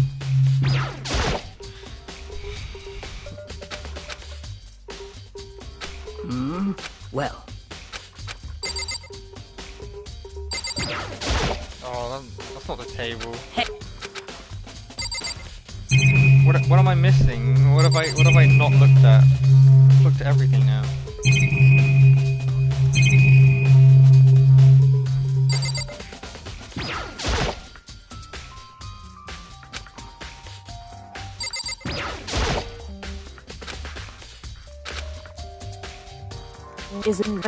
Did I've already seen this scene. listen. Are you a clean freak? No, I don't think so, but what? Nodding, she glanced around my room one more time. I see. Interesting. Hey. What's interesting? Just as I suspected, something is very unusual about your room. Is it the fact that the lint roller is being used? Unusual, what do you mean? I've searched your floor one corner to another. I didn't find one single strand of hair. Indeed. Really? Not one hair from the victim and not one hair from you, even though you've been living here. You know, now that you mention it, I noticed something while I was looking around before. It looked like the lint roller in my room had been used, but I never touched it. Could someone have used it too? I see. Very interesting. Your room didn't have a single hair on it, and someone used your lint roller without your knowledge. In other words, someone other than you came in and scrubbed your room clean.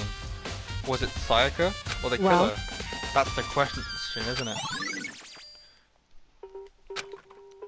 Right now I'm gonna go to the bathroom, and on the other side of the door. No, I can't let it get to me. I can't afford to freeze up now. Forcing myself to push my panic down, I stepped into the bathroom. Psych, no! Looking at her made it painfully clear it wasn't a dream or an illusion. She had lost everything that had made her, Sayaka.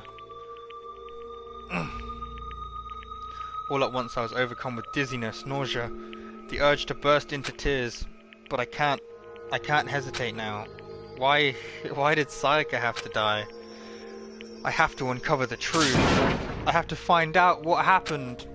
I wanted to give up. I wanted to collapse. But that thought held me and supported me.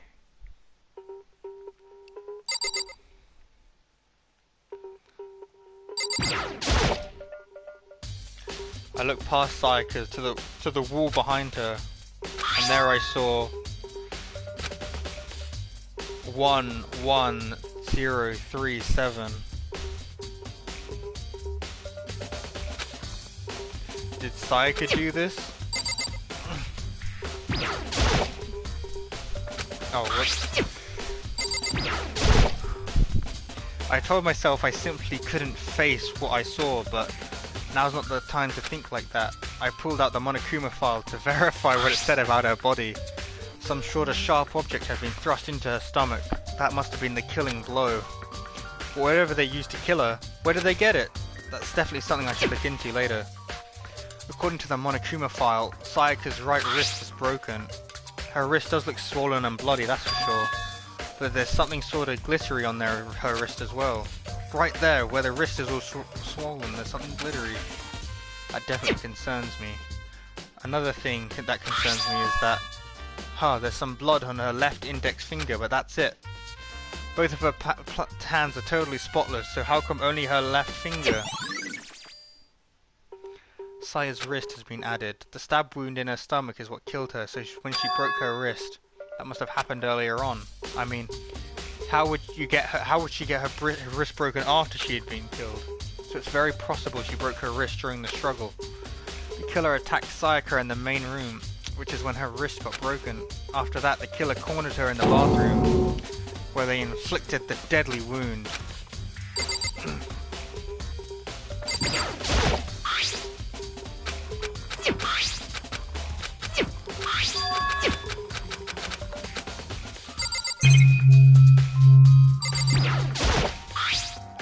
No! I'm trying to examine the wall. Again. They're not adding it to clues, so I guess it's not important.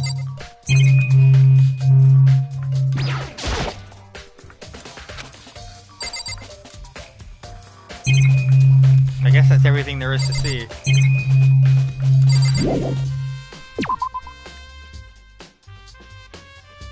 It would seem...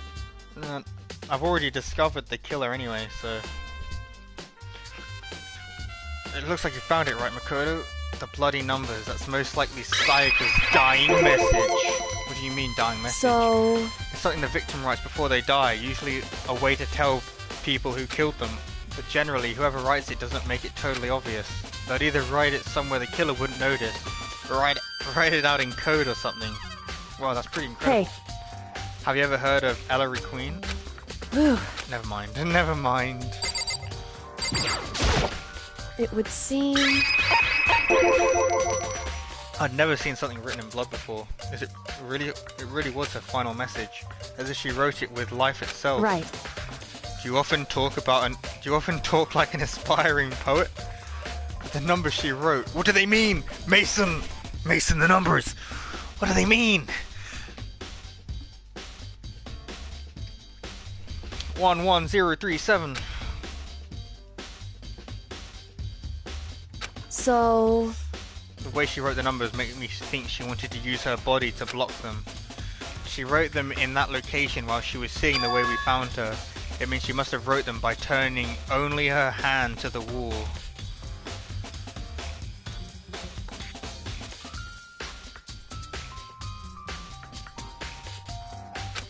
Yes, yes. If you write something in that position, do you know what the result would be? The Well, result? Think about it. You're not going to tell me. Makoto. You need to uncover the mystery of this case yourself. Otherwise the case will end and you'll remain unconvinced.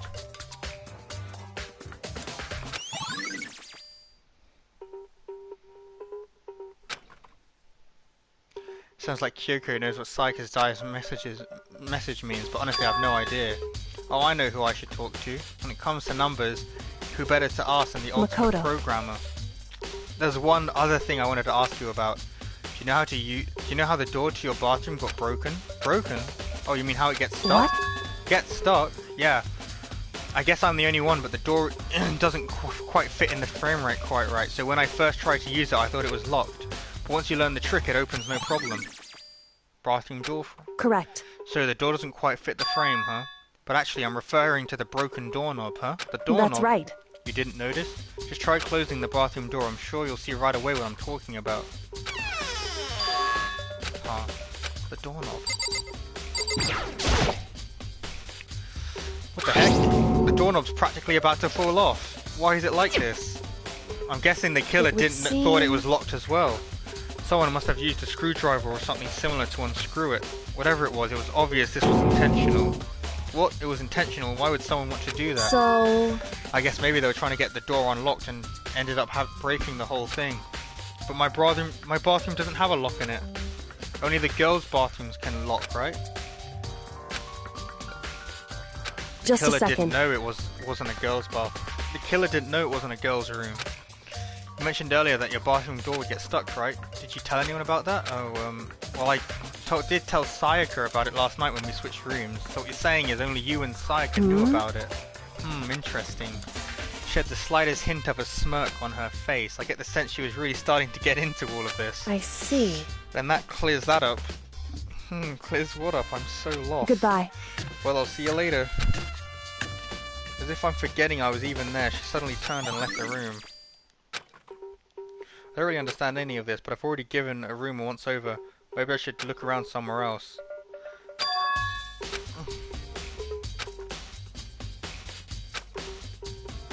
Maybe I could see what everyone else thinks. If they'll even talk to me, that is.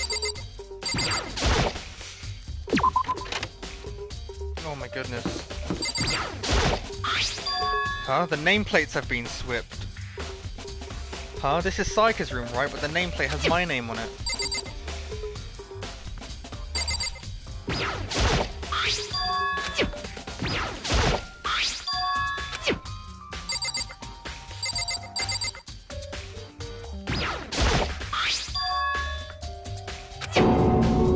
The nameplates on my room and Saika's room were switched. So in all the effort I put into switching rooms without everyone knowing was totally pointless. But why would anyone do that? Dorm nameplates has been added to truth bullets.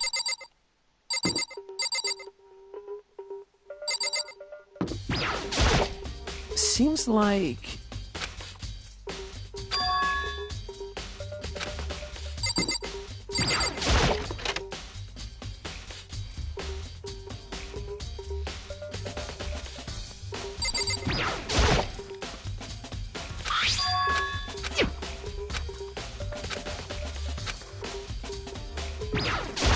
There we go, got the DVD.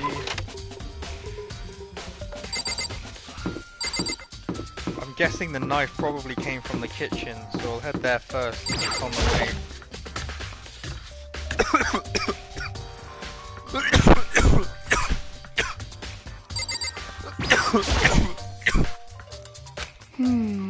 I'm just taking a break actually. I've been taking a break since we started. I don't know, but being in the dining hall helps me keep calm. I know I shouldn't, but I've just been kinda hanging around here. To tell the truth, I was doing the same thing last night when Sayaka was killed.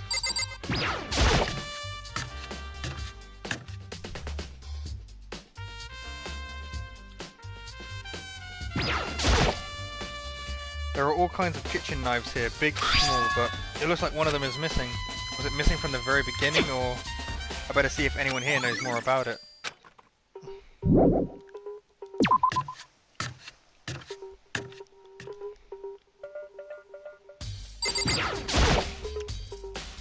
So did you know that one of the kitchen knives is missing from the dining hall? Yeah, totally. Yeah, weird, huh? I thought it was kind of strange, a knife suddenly disappearing like that. So it wasn't missing from the beginning? That's right. Nope, last I remember they were all lined up neat. Nice and neat row. So when did you notice one of them had disappeared? Well, I went to get some tea from the kitchen last night, but all the knives were still there.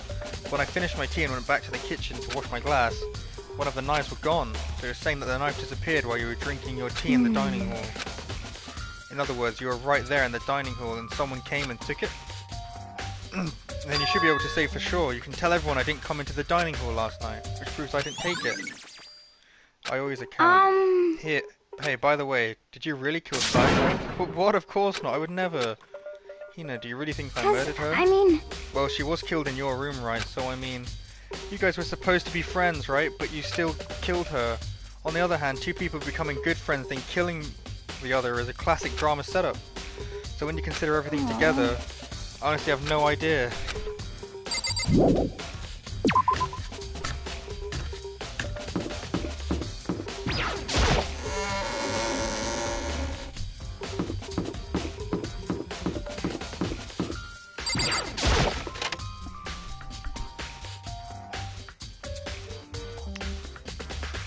Just trying to check the DVD.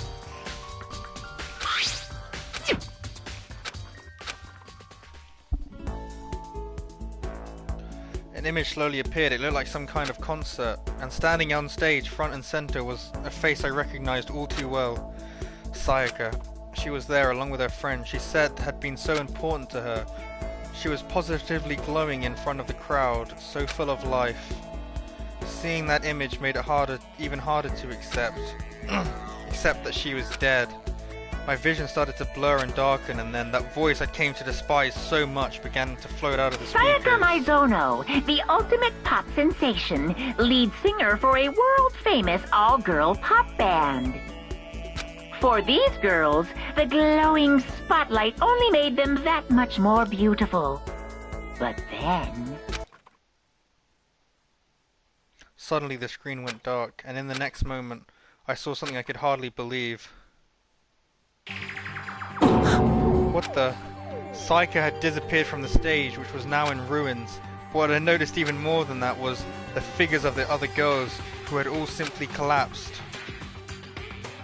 This ultra-successful team suddenly fell apart. None of them will ever perform on stage again. None of them will ever feel the warmth of the spotlight. For Sayaka, there's simply nowhere for her to return to. So here's the billion-dollar question. What, oh what, could have caused the group to go to pieces? Look for the answer after graduation. Without warning, the video cut off. Well, what the hell? That wasn't real, right? They're a super famous pop group. Everyone knows who they are. Is he trying to say even he was even able to get to them? If that really did happen, everyone in the outside world must be going crazy. What kind of person would take things this far?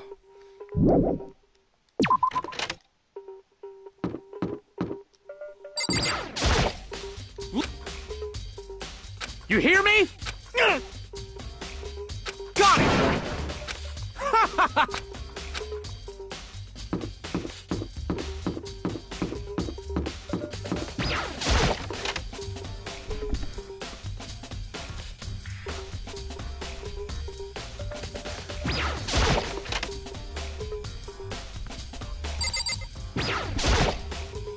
Hey Chihiro, I was hoping I could ask you something.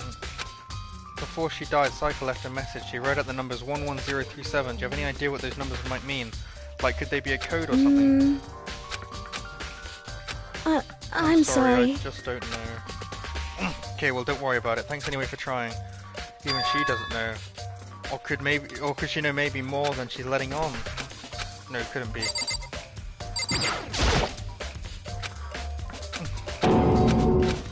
Alright, now I don't know where to go. What's the goal?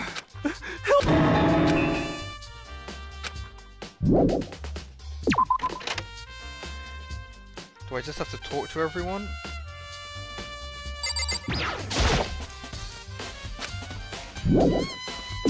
I do not recall.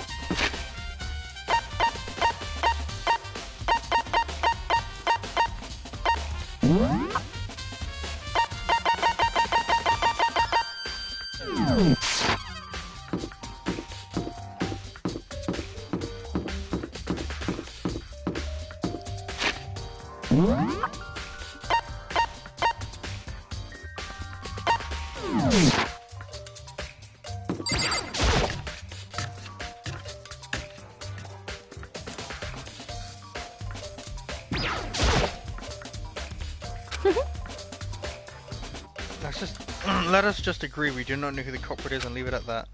Whatever secrets I may have, I don't intend to reveal anything until the class trial. So annoying.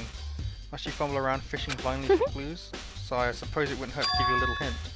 The scene of the crime naturally, but I think the trash room is also worth looking into. The trash room, the perfect place to destroy evidence. However, there is one little problem, which As is for me, the place is filthy. I'd rather die than set foot in there. I'm trusting all of you to conduct a thorough investigation on my behalf, but that's... Well, thanks Celeste for telling me to go to the trash room, actually. That was useful. Despair Hotel.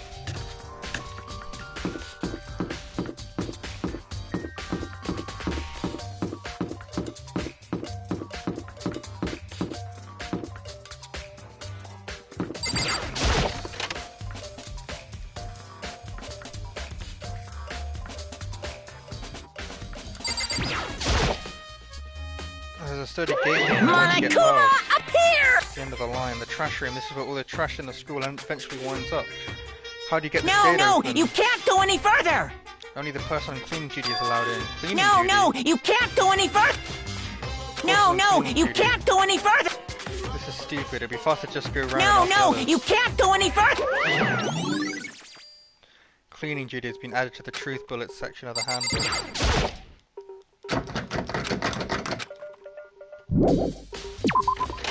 So now I need to go ask everyone who was on cleaning duty. Oh.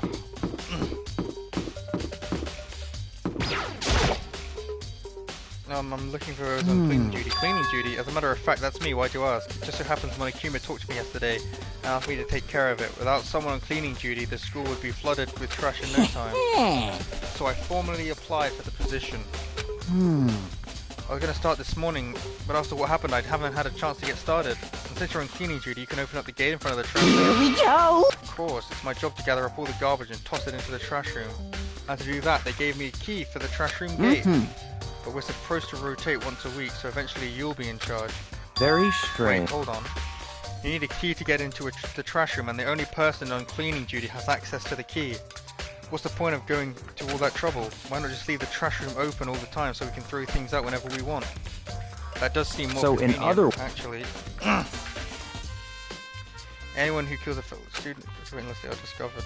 So that's it. That must be why. If anyone could go in and out of the trash room whenever they wanted, then destroying evidence would be easy. The thrill would disappear and things would become boring. Boring? Hey, listen! Anyway, more important than that. Hey, you bastard! Hey, fatty. Why do you want the cleaning duty gig anyway? I've just decided to volunteer for something I knew no one else would want to do. What's the big deal? You... Liar, I know why you did it. Is it, like... You want to dig through the girls' trash looking for, you know, and poking around at it. there's no way to think about this in a common sense kind of way. All my love is for 2D. You know what I mean. But there's all kind of trash diggers like that. Maybe you'll get tired of 2D and then turn to... I would never get tired of 2D. After spending a significant time comparing 2D and 3D, I voluntarily chose 2D. The only thing 3D is good for is to shower love and affection on 2D.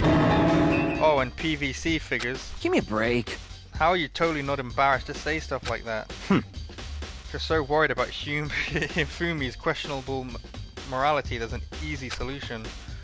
Whenever a guy is cleaning duty, Sakura can accompany them from picking up the trash to disposing of it. What? If you're as innocent as you claim, where's the harm in it? That's not how it's supposed to... Anyway, on another topic, Hifumi, since you're on cleaning duty, I have a favor to ask you. What, so you suddenly want to join my party? Sorry, but you haven't triggered that flag yet. I mean, you haven't helped me recover from a past trauma, or save a village, or beat a boss. No, nothing like that. I was just hoping to get into the trash room and look around. Oh, okay, so easy. So Hifumi and I headed down to the trash room.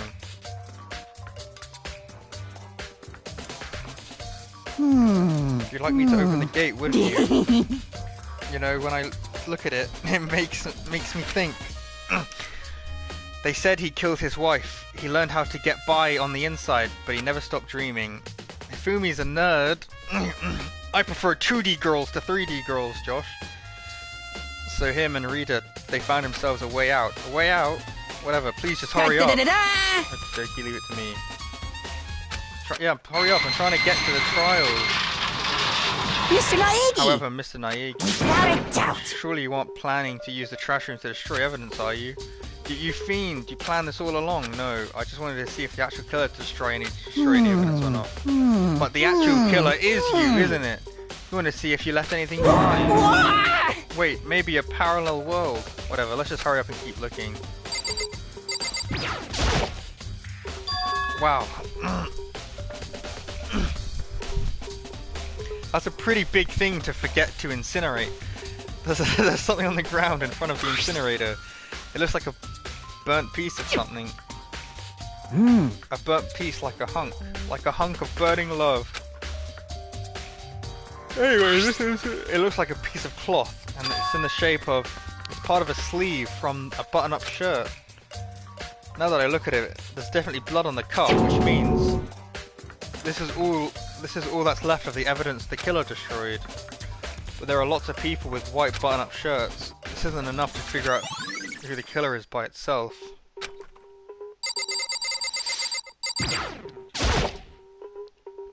There are shards of broken glass scattered around in front of the incinerator. It looks like it used to be some kind of glass ball, just about big enough to fit in the palm of your hand. You know what this is?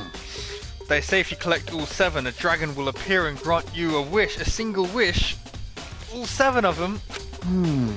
Kidding aside, it's the kind of thing you might see on a big city street corner. Gaze into it and it will show you a glimpse of the future. Just like that Mina girl who was who was on that quest to find that one guy. Yeah, I get what you're trying to say, but who did this particular ball belong to? There's only one person it could be.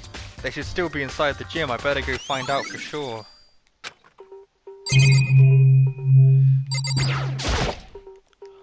A green button and a yellow button. That's red. That's... There's no doubt they're related to the big mechanism. This is the incinerator. It's way in the back part of the trash room. It's a good 30 feet from here to the gate. And it's on right now.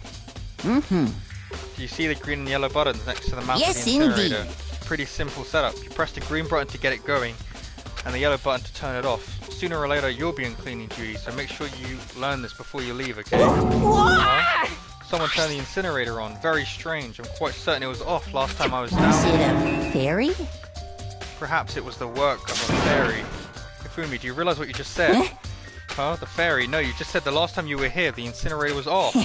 Oh yes, about that can be no mistake. I've got one thing going on for me, it's my memory. I feel as if... Yesterday, as soon as I was appointed, I came down here to check the place out. Definitely wasn't on then. Haven't been back to the trash room since then. And since I'm the only one who has the key to open the gate, it should be impossible for the incinerator to be on, and yet... So that means someone was able to switch on the incinerator without opening the gate. But how is that possible? Incinerator has been added to the truth bullet section of your handbook. The whole thing is quite strange indeed. When I was here last, the incinerator was off, and those glass shards and burnt clothes were. What does all this mean, Mr. Naegi? Will you be confessing soon? Why me? Everyone already knows you did it. All the mysteries are being solved one by one. It sounds like he's living out one of his comic book fantasies. Well, I think that's it for here. Come on, come on. Disgusting. Show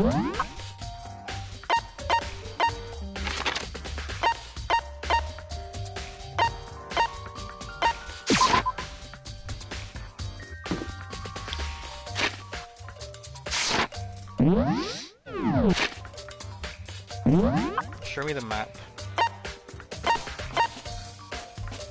I don't know why there's an exclamation mark in there. I thought I've already done that scene.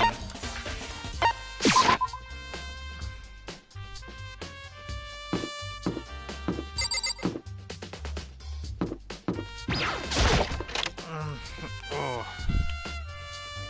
But I guess I could check it out again if if the situation comes up. Hey, here it comes. Slow hard a bit, man. Does this look familiar to you? That's my crystal ball, but it's like Smash. What the hell? What the heck? I only bought it because the guy said it was blessed. He said it was unbreakable. So how did it break? What? Was it actually made of glass and not crystal? Did that guy totally dupe me? He said it belonged to the pillars of history. Genghis Khan, George Washington, Napoleon. He said whoever controlled the crystal ball controlled the world. Was that seriously all BS? Let's put that aside for now. So you can say without a doubt that this belonged to you. Yeah, that's mine, for sure.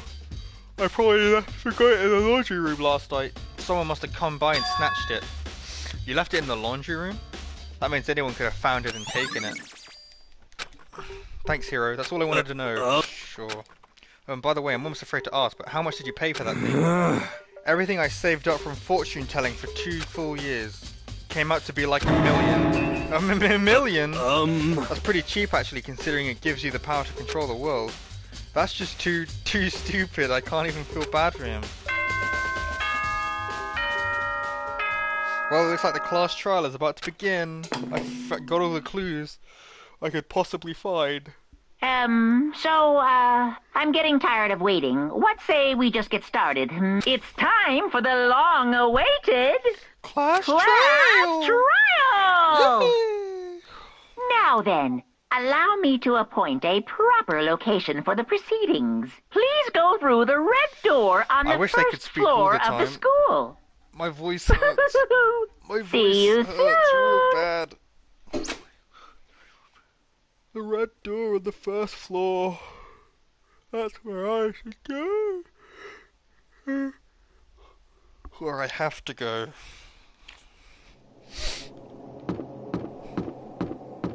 Mr. Naive! Oh. You're late, Makoto. We've all been waiting for you. I bet you'd be discovered as the murderer. I bet you were afraid you'd be discovered as the murderer you are. Listen to me! Let's not jump to conclusions just yet. Save that for the class trial. Then we can all reveal the details of Makoto's crime. So they really are convinced I did it, but I didn't do it. Me and Saika both know that all too well. But then who is the killer? The one who murdered Saika. Is it really one of us?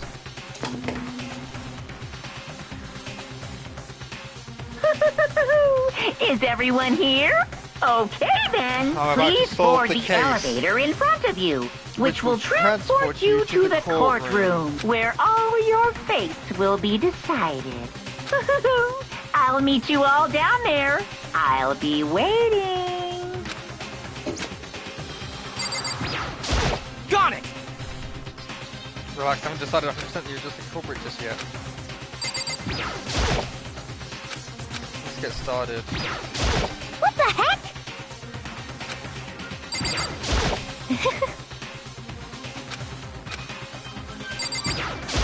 You know what I mean.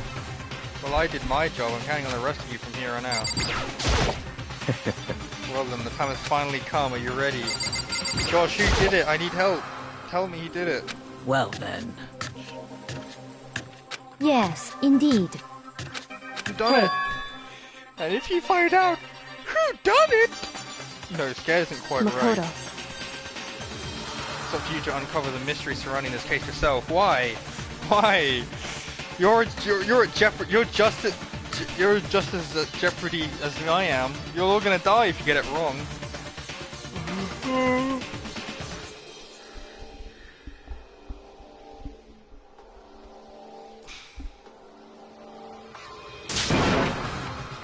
Sayaka's honor.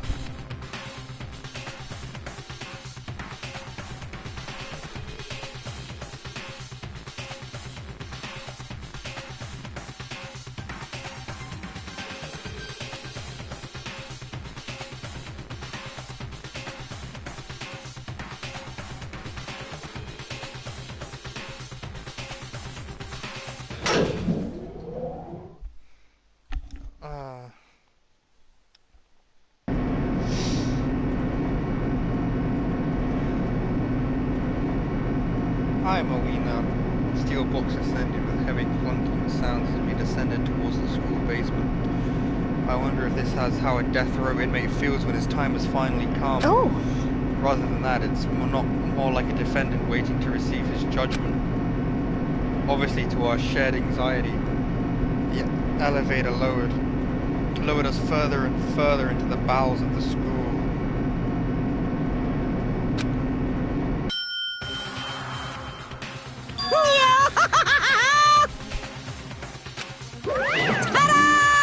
What do you think? Doesn't it feel just like a real courtroom? It's like how a Hollywood movie set is, right? Shit.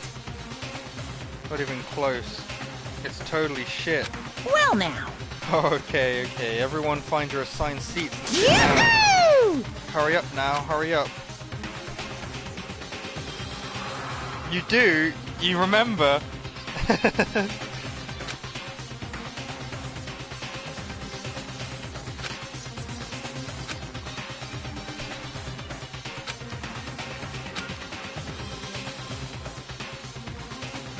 And so, the curtain on our first case was opened.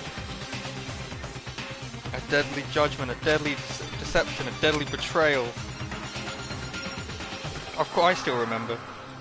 A deadly riddle, a deadly defense, a deadly faith, a deadly class trial.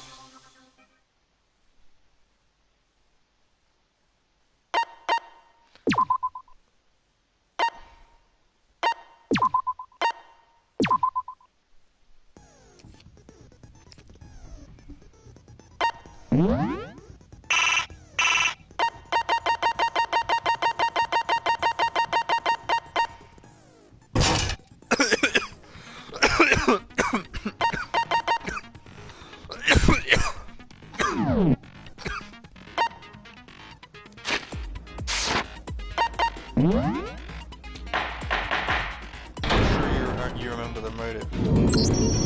Let's begin with a basic explanation of the class trial. So, your votes will determine the results. If you can figure out who done it, then only they will receive punishment. But if you pick the wrong one, then I'll punish everyone besides the blackened, and the one that deceived everyone else will graduate. And the killer really is one of us, right? I'm the killer. Of course! Okay then. Everyone, close your eyes. And whoever did it, raise your hand. Don't be a goddamn idiot. Why the hell would they raise their hand? Before we move on and start the trial, can I ask a question real quick? What's going on with those pictures? I'd feel awful if they got left out just because they died. Friendship penetrates even death's barrier. Friendship penetrates? Okay, but what about that penetrates. other empty seat? There were only 15 of us to begin with, so why are there 16 seats? Oh, no reason. It's just that our little courtroom here can technically fit up to 16 people. Okay, that about does it for the preamble. Get ready to get started. First up is the case summary. Now, let the class trial begin. It's about to begin the debate to decide who we think. Anything I found, anything I noticed, I have to be ready to speak up about everything. Because this isn't just about me. Everyone's lives are on the line. The first non-stop debate is about to begin.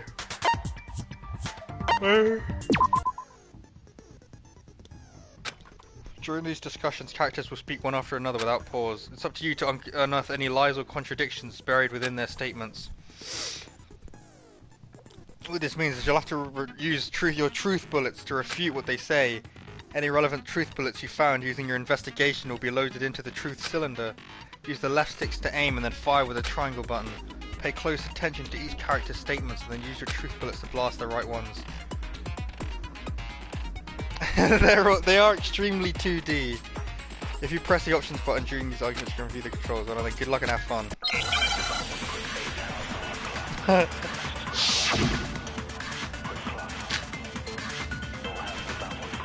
I've only got one bullet. I assert that the one who was murdered was Miss Sayaka Maizono! Yeah, we know that part already. And the murder took place in Makoto's room. In the bathroom. In the bathroom. So it seems most likely that the killer must have taken her by surprise while she was in the bathroom. She didn't even have a chance to resist. I missed! I missed! I missed!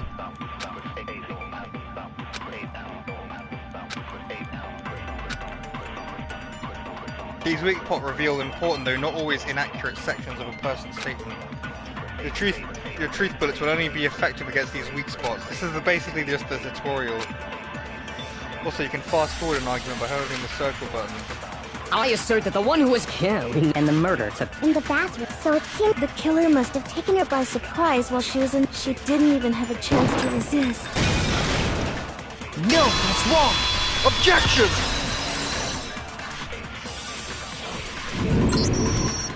Just a second, Chihiro. Try to remember how my room looked. With the way things had been damaged, I think we can definitely assume there was a struggle. A struggle? Between who and who? Between Obviously, Sayaka and the Sayaka. killer, of course. Oh, you're so dumb, Chihiro! Get the fuck out of my So courtroom! you're saying Sayaka wasn't caught by surprise in the bathroom? Are you an idiot? She must have been attacked in the main room first. Then, she ran to the bathroom to try and hide. The killer followed her in, and that's where they finished the job. That seems like the most... That much should have been obvious after taking one look at the scene. Shouldn't even need explaining. I'm with Byakuya on this one. Sorry. Okay, so what's next? Next is the subject of the murder weapon. Wow, this is starting to sound like a real trial. We need to determine what was used to kill Sayaka.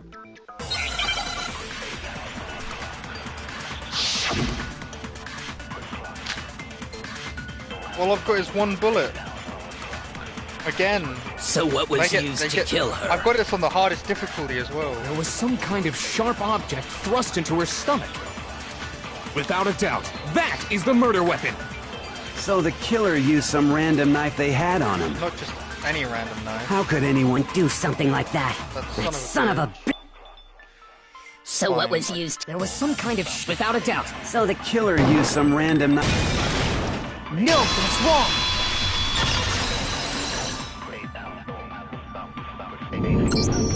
No. I do think it was a knife, but not just any knife. I'm almost positive it was a kitchen knife. Huh? A kitchen knife? After the murder, we discovered that one of the knives from the kitchen was missing. Which means that knife must be the murder weapon. Murder. Oh, yeah. I guess that makes sense. You could sort of see the weapon sticking out of her stomach. And if you look real close, I could totally see that being a kitchen knife. Okay, so the murder weapon was a kitchen knife, but where does that get us? I mean, we all know Makoto killed her, right? That's right. Makoto's room was the scene of the crime. What more proof do you need? Hold on a second. I'm being framed. Let's draw our conclusions after we've presented our arguments. Otherwise, what's the point of the trial? Well, we can talk all we want. It's not going to change that conclusion. I don't think that's true at all. No, it was in my room. I'm sure they just if we switched keep the at it, nameplates. something They new switched will the reveal nameplates itself. after the fact. Probably You really before the believe murder. that? And if it was the different room, it would say it in the Kuma file. She's right. There's got to be some breakthrough because I know damn well I'm not the killer. There's a bit more to learn about non-stop debates. If you'd like to hear more, just tell me real quick. Holding on the R1 button. Tom will slow down.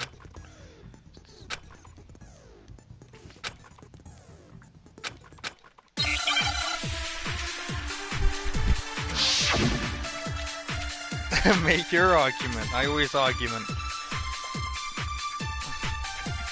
It's better. So I guess there's no question that the kitchen knife was the murder weapon. They like fly all over the But place where and does there's that white get noise us? going around everywhere.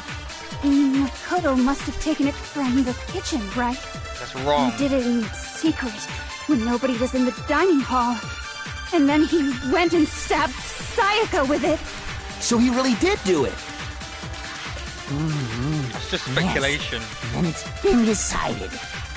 I've only got 5 minutes on the clock. end.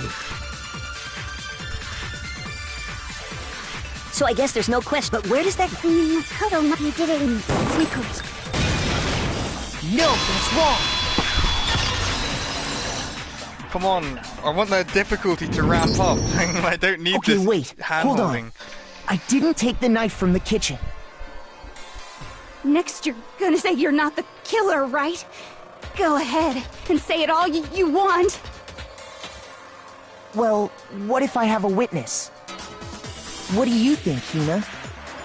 Me? Huh? Remember what you were telling me earlier?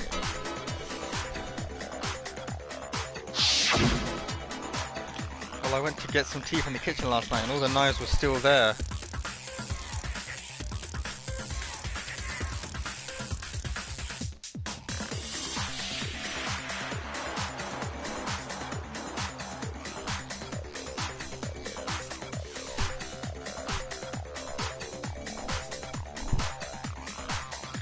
I already read this before earlier. I'm not reading it again. Just to be perfectly clear, the knife disappeared while you were in the dining hall, correct?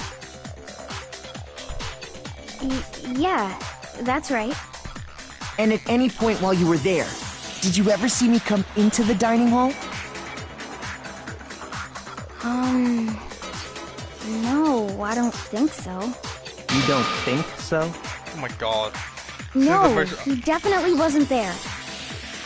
The knife disappeared while Hina was in the dining hall. But I wasn't there the entire time. Because I was in the bitch. I was in... In other words, there's no way I could have taken the knife. I'm just trying to state my innocence. Then what about this?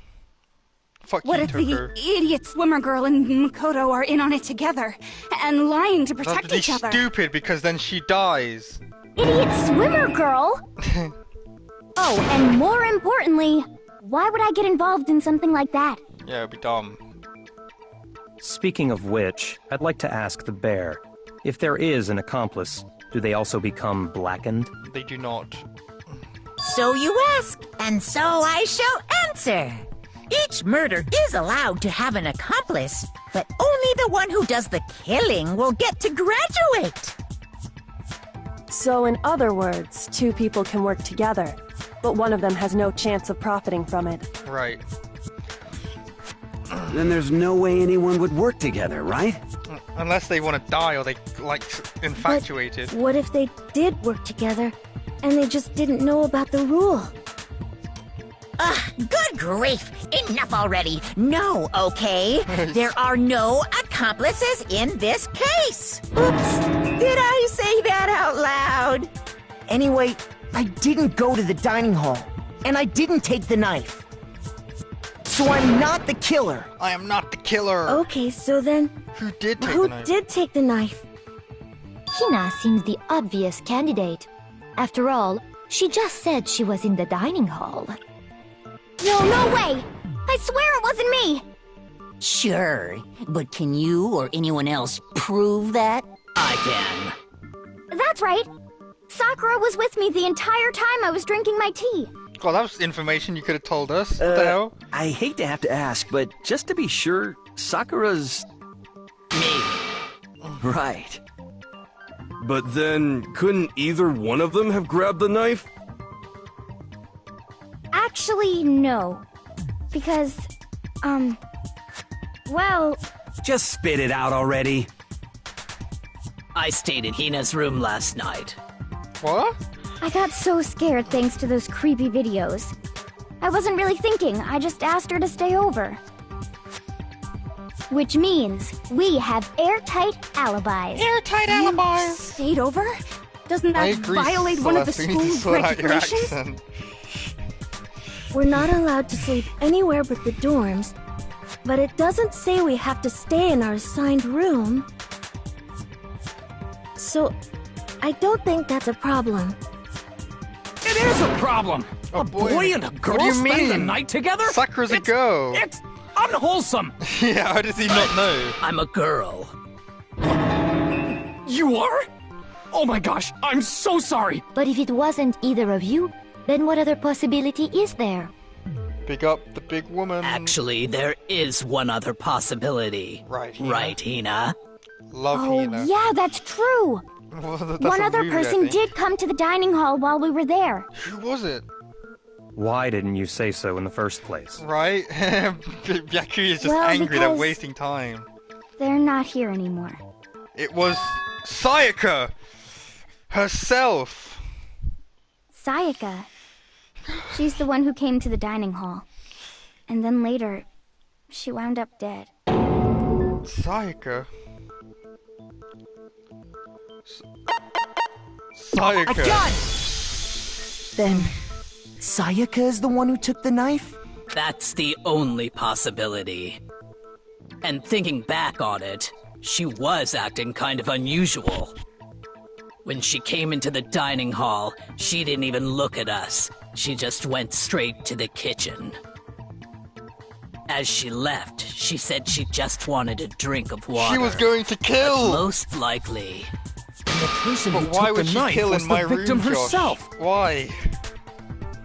I'm sure She just took it for self-defense. Josh. She just took it for self-defense. So you're saying the knife she took was then taken from her, and she was killed with it? Sounds about In that right. case, you may not have taken the knife, but you still could have killed her.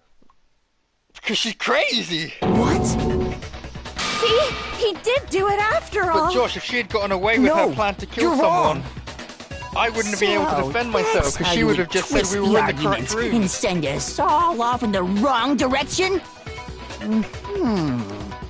You possess a most terrifying talent. Darn, if I don't do something, they're gonna blame me for the murder. Don't they understand? Toko's just a dick. If they convict me, everyone's gonna die. Hold on. It's still too early to decide conclusively that Makoto is the killer, wouldn't you say? I agree. Because you see, if the room did belong to the killer, then they did something most bewildering. We're talking about the cleaning. And until we unravel that little mystery, you simply can't declare that he's the killer. Bewildering? What the hell are you talking about? Something was missing from the scene of the crime that by all rights should have been there. You know what I'm talking about, don't you? The Hangman's Gambit is about to begin.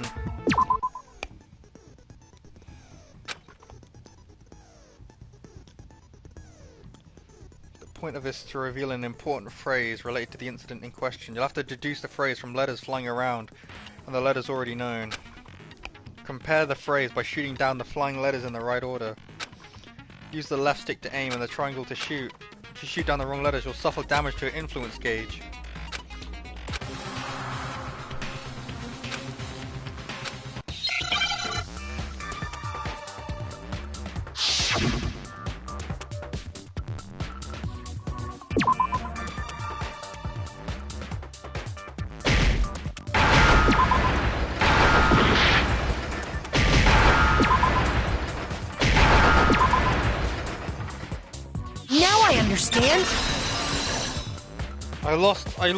I'm influenced by accident because I destroyed the That's wrong right. one. That's so sad. There wasn't a single hair on the floor. So, the culprit removed some evidence? Yes. And if I were the culprit, there'd be no point. Why would I need to get rid of all the hair in my own room? It wouldn't be unusual at all to find my hair at the crime scene if the crime scene is in my room. It would be a good play, though. The reason all the hair was gone was to remove any trace that Why would I need to Sayaka hide had that ever been there. Sayaka had been there That makes if she sense, died does in it my not? room? It's a 1000 No. IQ play. If that were the case, they would have had to do something about the body itself, not just her hair. Yes, very Celeste doesn't true, know. very true. Okay, then why wasn't there any hair on the ground? You bitch. The killer got rid of it all, of course, to remove any trace that they had ever been there. Wait, then that means... Precisely. It's simply beyond reason to believe that the room's owner and the killer are one and the same. Then, Makoto isn't the culprit? Are you sure we can decide something so important based solely on the absence of some hair? Well, none of them are bald, Josh. No.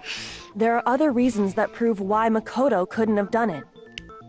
I didn't have the key. I would like to hear these reasons. I didn't even have the key.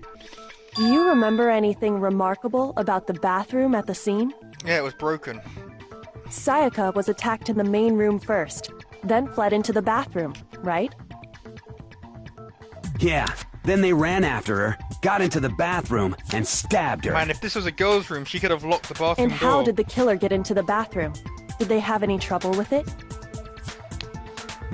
The fire What do you has mean? spread to the basement now. It's fairly certain that the killer had some trouble getting into the bathroom.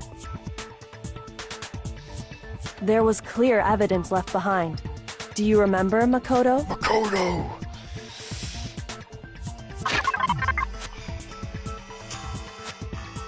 Hold on, I'll be right back. Getting a call from my boss.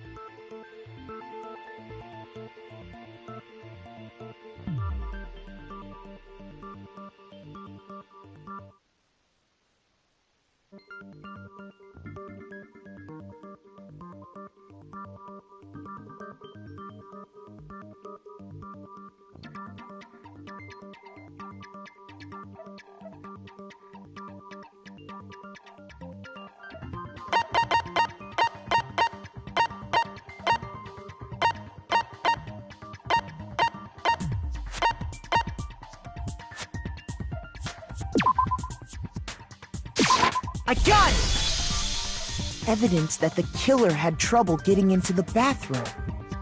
You're talking about the doorknob, right? Huh? The doorknob? What doorknob? The doorknob for my bathroom. It was completely broken. See how the top part was unscrewed?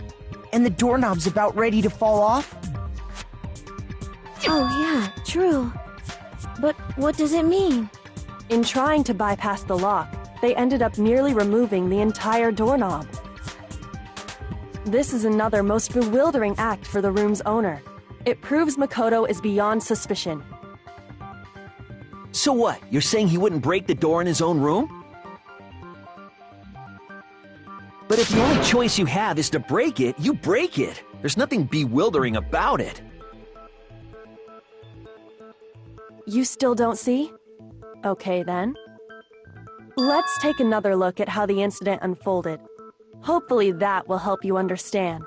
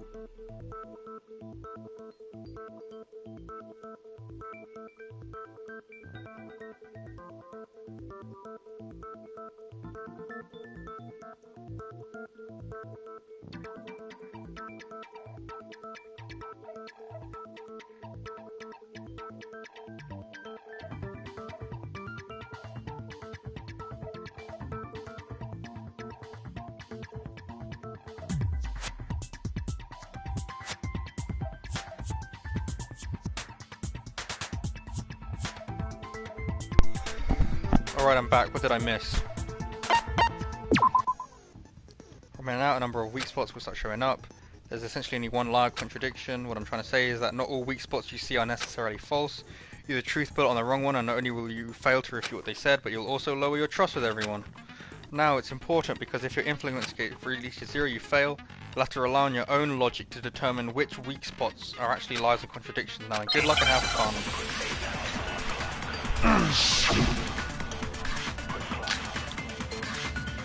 I've only got the bathroom door. The incident took place in Makoto's room.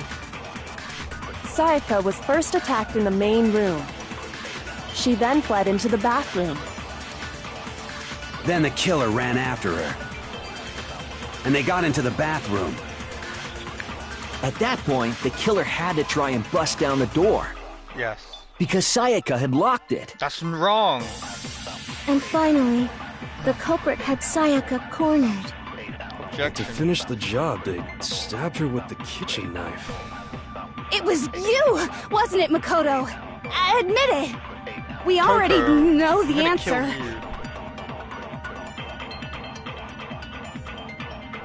The incident took place in... Sayaka was first attacked in the main room. She then fled into the... Then the killer ran, and they got into the back. At that point, the killer had to try and bust down the... Because Sayaka had locked it. No, that's wrong! Objection, Your Honor. The reason my bathroom didn't open wasn't because it was locked. After all, the girls' rooms are the only ones with locking bathrooms, right? That's right. Yes, now that you mention it, that is true. Then why didn't your bathroom door open? Because it was stuck. Huh? What are you talking about? My bathroom door doesn't fit in the frame quite right. Monokuma over there can testify to that. Yup, true as true can be. But you know, you're supposed to be the ultimate lucky student, right? But to have such a cruddy door... That's not lucky at all! So the reason the door didn't open was just because it was stuck. But the killer didn't know that and assumed it was locked. So they tore apart the doorknob to get in. Okay, but then why would the killer even think the door was locked in the first place? Because they thought it was a girl's Everyone room. should have known you can't lock any of the boys' bathrooms.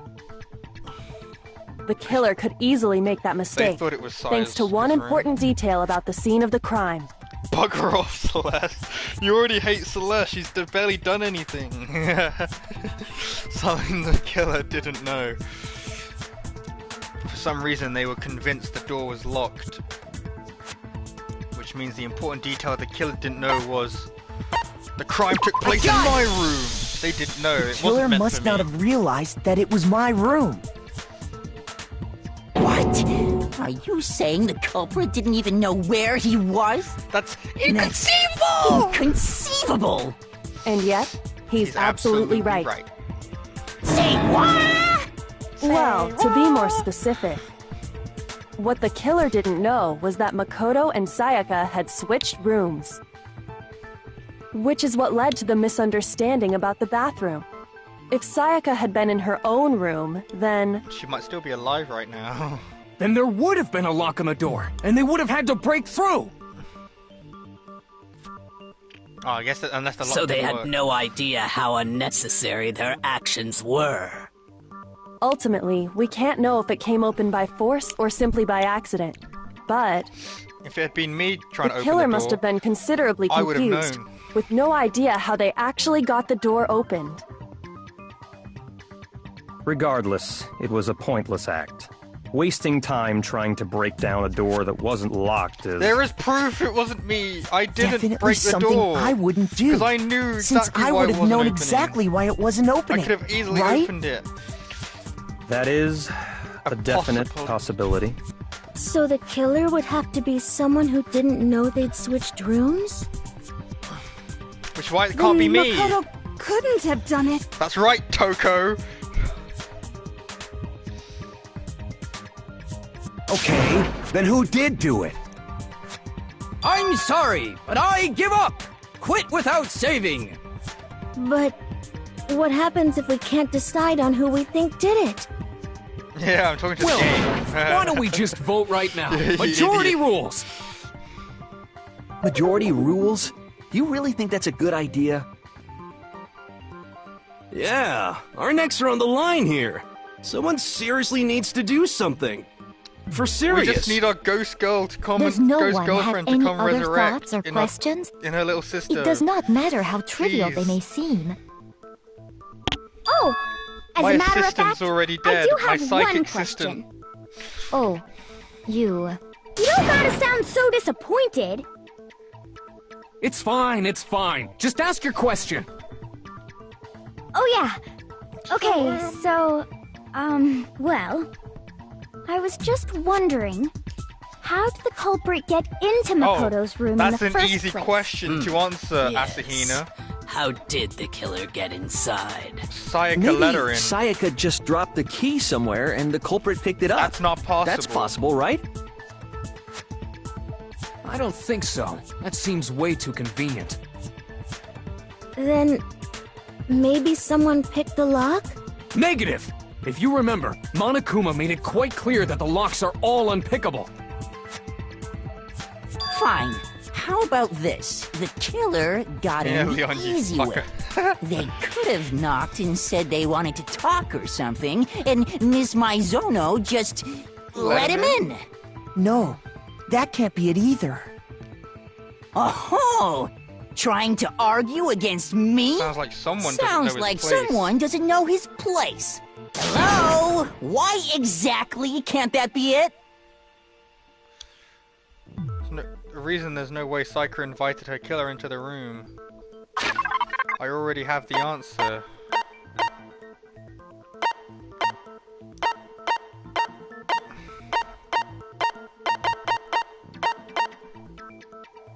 Now he thinks he's a master debater. I actually don't know. Is it because we bothered switching rooms? On the map?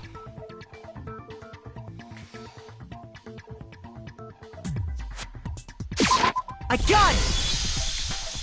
Because Sayaka was already scared, remember? That's why she asked me to switch rooms in the first place. Unless that was a lie. She said she wouldn't let anyone in, not even me. That is true, but...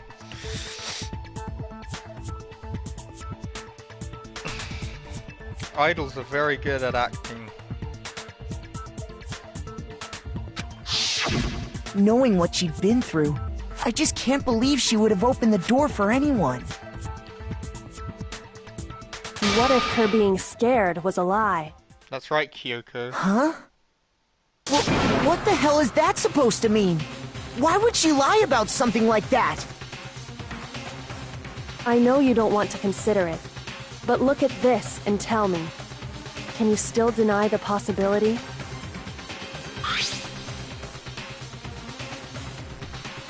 It's some kind of message. There's something I want to talk to you about, just us two. In 5 minutes, come see me in my room. Check the nameplates to make sure you don't get the wrong room, okay? Sayaka. I found a notepad during my search, and I shaded in the top sheet with a pencil. And these are the words that appeared. Oh man! I've totally seen people do that on detective shows. When you write, it can leave an imprint. Sketch over the next sheet of paper, and you can see the words. When I saw that, I was like, holy crap! I better make sure I rip the paper out before I use it from now on. It's a pretty old-fashioned technique, but even the classics can be surprisingly useful sometimes. Oh, and I should also mention, I found the notepad on the desk in Makoto's room. Huh? Which means only someone who had been in Makoto's room before the incident could have written it. There's only 2 people that fits the description of Then Makoto either himself, it was Makoto who or lived there, Sayaka. or Sayaka who switched Yakuya. rooms for a single night. Exactly. So, Makoto, did you write this? No. No, I didn't. But that only leaves But one other person. Of course you didn't. Because the note also bears a perfectly legible signature. Sayaka's signature.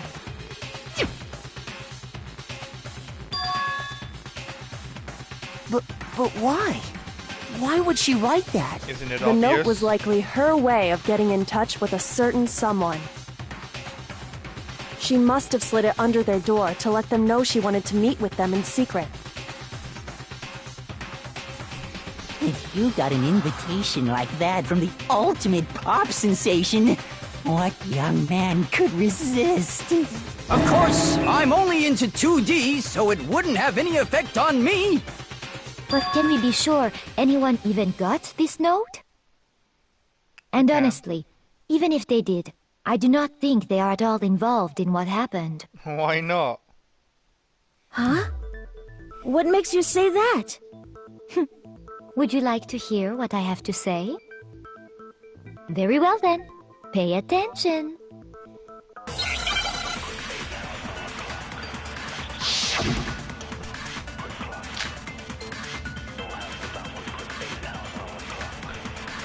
Sayaka and Makoto switched rooms, correct? That's But in the right. note, the place they were asked to come to, it specifically says, my room. It does. I see. What's your point? So if someone read that note, What's your point? then they would have gone to Sayaka's room. Exactly. The room that Makoto was staying in. So in other words, even if someone did read the note and did what it said, they would not have any connection to what happened. It certainly would seem that way. Sayaka and Makoto's what's in the note. Correct. It We did specifically switch says, rooms. It does say my room. Then they would have gone exactly. The room. What's wrong? No, that's wrong.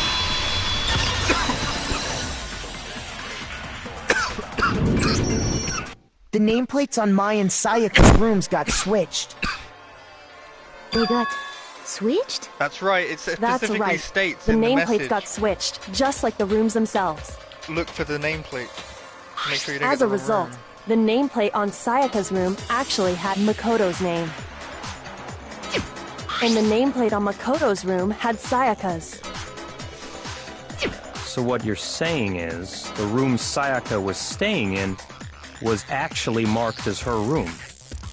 Then, if someone did do what the note said, they would end up at Makoto's room where Sayaka was. That's even Plus, more their evidence rooms to are right suggest next it's not to each me. other. So switching the nameplates would be no problem. But it also means that there was no point. And the one who Switching switched the rooms. names was... It was Sayaka. Well, of course it wasn't you, right, Makoto? Obviously. Right? Oh, he doesn't like where this is going. Then who did it? Sayaka. I got it! Me and Sayaka were the only ones who ever knew about us switching rooms. So the only other person besides me who would even know to switch the nameplates was Sayaka. You can also infer as much from her note.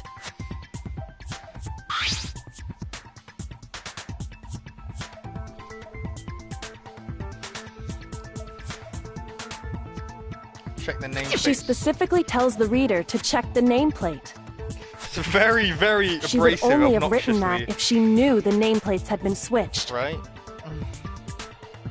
But why would she switch them in the first place? Isn't it obvious? So that the person they invited would She would go wanted the someone right to come to the room she was in, and also hide the fact that it was Makoto's room.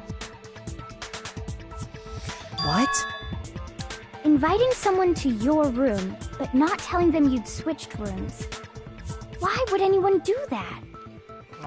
To understand that, You're sweet, but you're not smart enough for this. we first need to understand what happened after she invited the person into the room.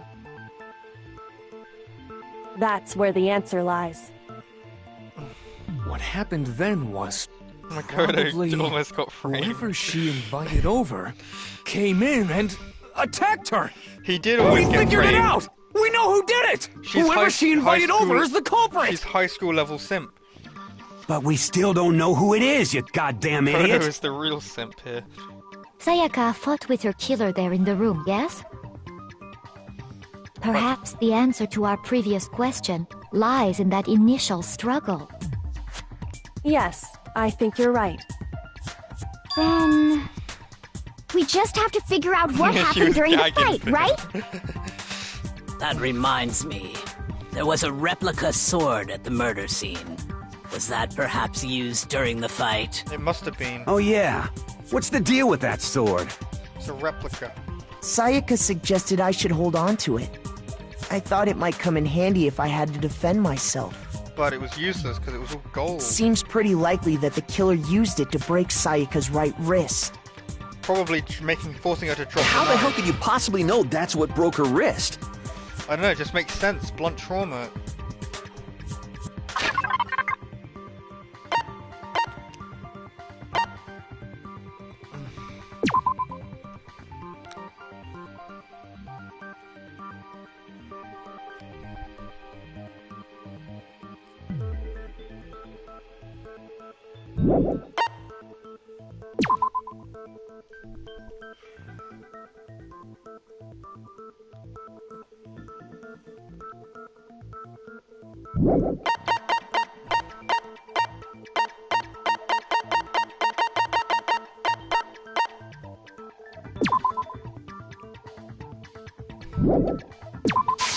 I got it! All you have to do is take a good look at her broken wrist, and it should become pretty clear.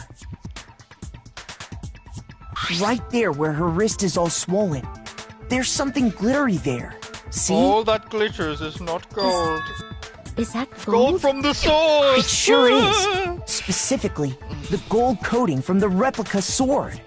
You barely have to touch that stuff, and it'll stick right to you. And there's some on her wrist because... she was attacked. I got it! Because she got hit with the sword! Right there on her wrist! Exactly. I see. And so the truth draws ever closer. All right, then it's about time to solve this mystery. What happened in my room, and what led to Sayaka's death. That's what we need to make clear. It's time for a recreation. Are you going to use these? Are you getting used to these? Starting from the next innate, I'll start loading multiple truth bullets into your truth cylinder. But just like with the weak spots, only one of these bullets can actually refute the proper statement. In other words, from here on out, you'll have to combine the right truth bullets with the right weak spots to refute the statement. If you come up with the wrong combination, you'll take damage. Press the L1 to rotate the cylinder. Press and release the L button to cycle through each bullet. Or you can hold down the L1 button and use the left stick. By the way, if the logic difficulty is set to kind, fewer bullets will be loaded. I'm on mean difficulty. For the purposes this time, the logic difficulty will be set to mean. Well then, good luck. I'm always on mean difficulty. Replica sword sheath, kitchen knife set, replica sword. When the fighting broke out, the culprit grabbed the sword. And that's when the first blow was dealt. A sword-based sneak attack. And that's what broke Miss Mizono's wrist. So, she tried to fight back. She grabbed the kitchen knife she had hidden away. But then the culprit took that from her too. And they killed her with it. And that's exactly what happened.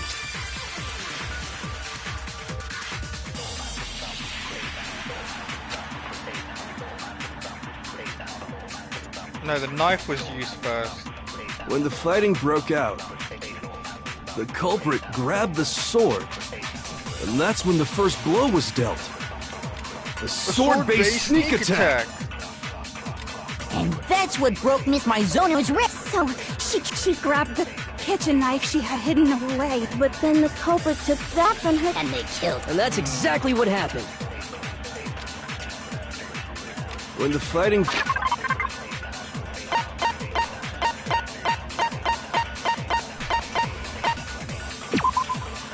That's not gonna help us.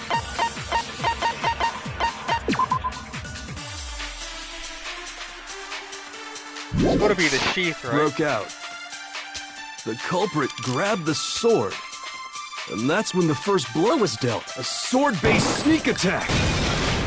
No, that's wrong.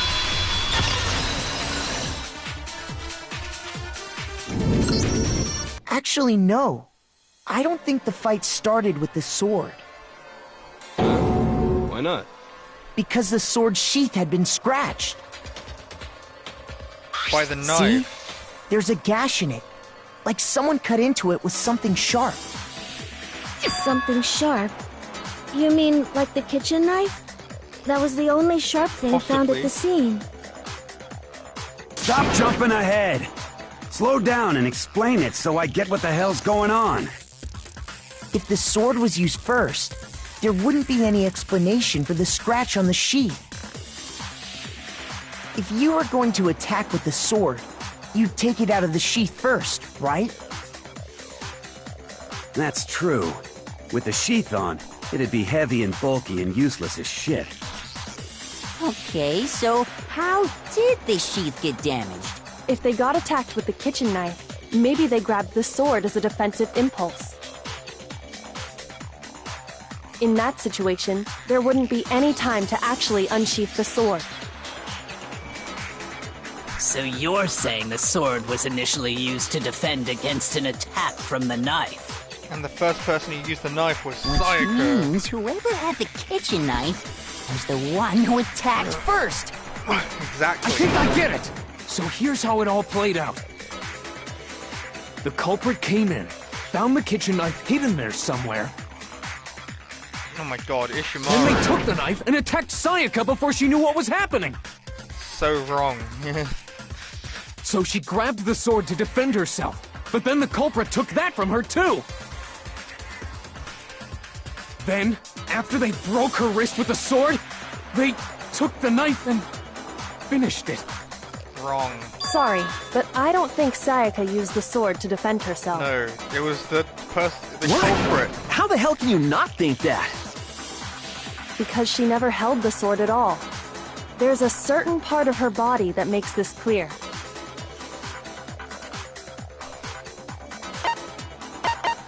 Her palms are sweaty, knees weak, You're arms are talking heavy. about her palms, Vomit on her right? sweater already. Gold The spaghetti. palms of her hands were perfectly clean. That $10,000 So I don't think she ever meal. picked up the sword. How can you know that just by looking at her palms? Like I said before, the gold coating on that sword comes right off. All you have to do is touch it.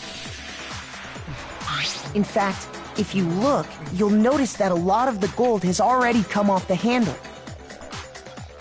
It's safe to assume that's because whoever used the sword got some of it on their hands.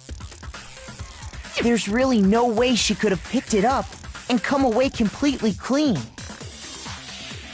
Maybe she washed her hands after she escaped you into the bathroom. Idiot! Sorry, but I don't think so. Because there's still blood on her. Why do you say that? Is it because you think I'm ugly? No, that's not it at all.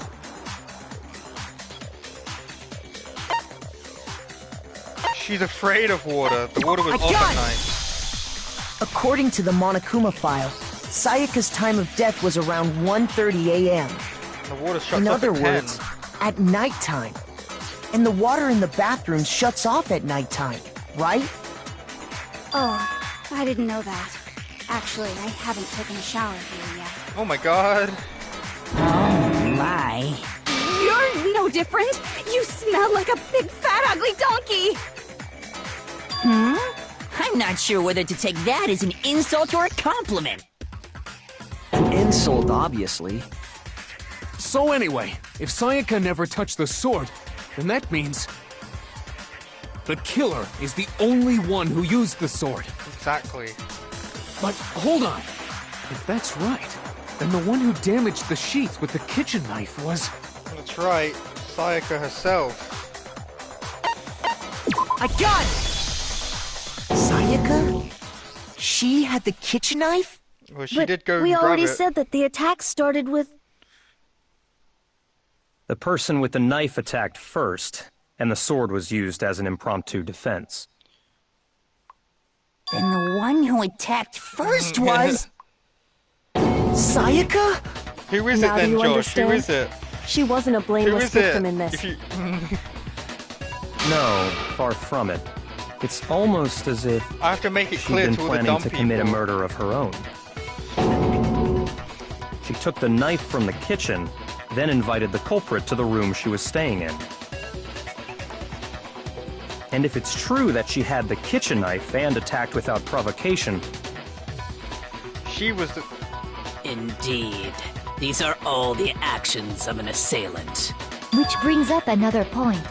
Makoto, Sayaka was the one who suggested you two switch rooms, correct? Maybe the reason she wanted to switch rooms to frame was you. so that she could pin the crime on you. That is a possibility, is it not? Sayaka wanted to... On me? That would also explain why she would switch the nameplates. She wanted to get whoever she had targeted Wow, to you're come like- to Makoto's room, where she I was can't believe staying. you're praising Celeste. And I by said that committing like the 15 murder there, minutes ago. instead of her room, that would implicate Makoto. That would implicate Makoto. But for that to work, Hey, well, we the know it's not target us, had but to they be did lured know out that. while still keeping the room swap a secret. I noticed, I see. If I the realize target now. knew she had switched rooms, they would have become suspicious right away. The target knew she had switched. So all that's why she switched the names? But doesn't that plan seem a little risky? For one thing, even if her plan worked, Mr. Naegi would just tell everyone they'd switched rooms. Would you believe me? I don't know. I'm not sure our soft-hearted Makoto is capable of that kind of cutthroat behavior. I'm sure Sayaka realized the same thing, which is why out of all of us, she asked him to switch rooms. So sad. Plus, she was the ultimate pop sensation. A totally forgettable kid. Or a national superstar. Who are you more likely to believe? Wait, then you're saying she had this all planned out? Holy shit! But in the end, her plan backfired. She launched her attack with the knife, then found herself under attack in turn. That must be when her wrist got broken, and she was forced to drop the knife. Mondo. The tables were suddenly turned on everyone's her, with Mondo. and she died at the hands of the one she'd planned to murder. Just hold on! That can't be true! She died at the hand of the one she... Because... Because what? Because what, Hey, Makoto? hey! You guys have totally derailed the argument. You're being super boring right now. Come on, hurry up and decide who did it. Wouldn't it be awful if I had to punish you all just because you ran out of time? Oh yeah, we gotta decide who we think did it. There's still more information to go Makoto, over. right now you just need to concentrate on figuring out the answer to this mystery. It's this last bit of If information we that can't tells uncover us who who the murdered killer Sayaka, it's over for all of us. is. I know who it is.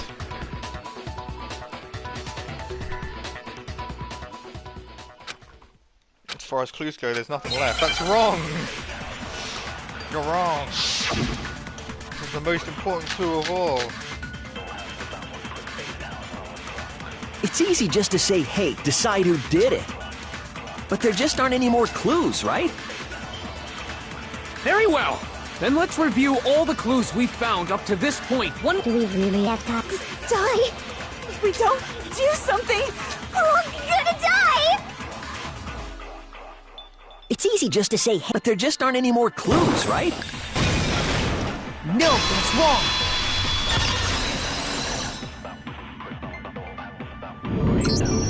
There still might be one clue left. Sayaka's dying message. Dining? Wait, what did you say? Dying message. The dying message. She wrote something on the wall behind her, remember? The killer missed it. 11037. Written in her own blood. There must be a clue about the killer hidden in there. Well, before we get too far into that, I need to ask, can we really be sure that Sayaka is the one who wrote it? Yes.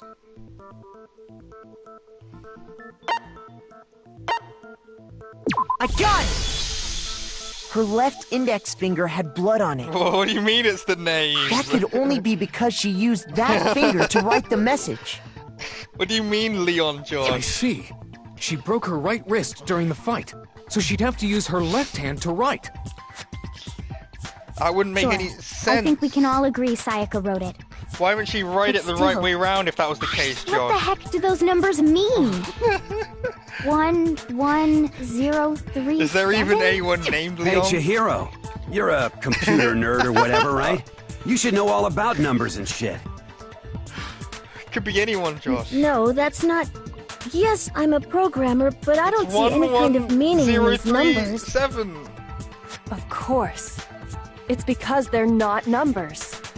Oh! I know. it You're looks an like- idiot. Stop. I know what it is. No, it's just look at the numbers, assuming they're not numbers. Don't these first two, 1, 1, look less like two numbers and more like one letter? Ah, you're right. The connecting line is barely there, so I assumed it was 1, 1, but looking at it now, you could also read it as an N. So who is... Whoa. Noel. You might have finally just said something worth a shit. Noel. Our little gray cells are really getting excited now. But even if that really is an N037, doesn't make any more sense than before. Lamau! Damn, it's no use, I just don't know. No. Rotate the image 180 degrees. It says Leon! Rotate it? I think maybe I see something. Are you an idiot, Nate? Oh my god. Now I see. She wrote down the killer's name. It was Noel. It was. You just it shot was past Santa. the clue card and right onto who did it. So, whose name did she write? Are you an idiot, Toko? You figure it out yourself. You fucking dumbass.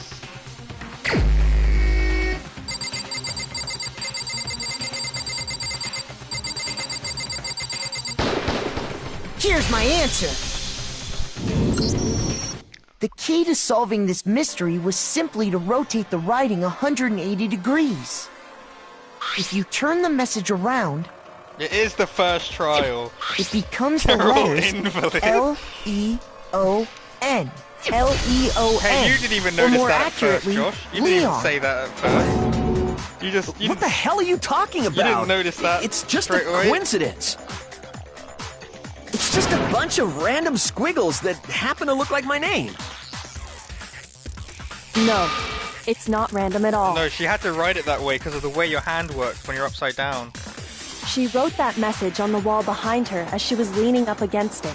Yeah. In that position, she couldn't move to write normally. She had to write and it had to upside write down. upside down, as it were. That's your And as a excuse. result, when you look at it standing in front of her, it ends up getting flipped. The audacity of this. Try it for yourself if you want. Write something sitting like her, and the letters will be inverted. Go on, Josh. Try it. That sounds like one hell of a stretch to me. I'm the killer? You can't just go and say shit like that. If you're not the killer, then why did you try to destroy the evidence? Huh? You know what I'm talking about, right, Makoto? The evidence Leon tried to get rid of? In the incinerator.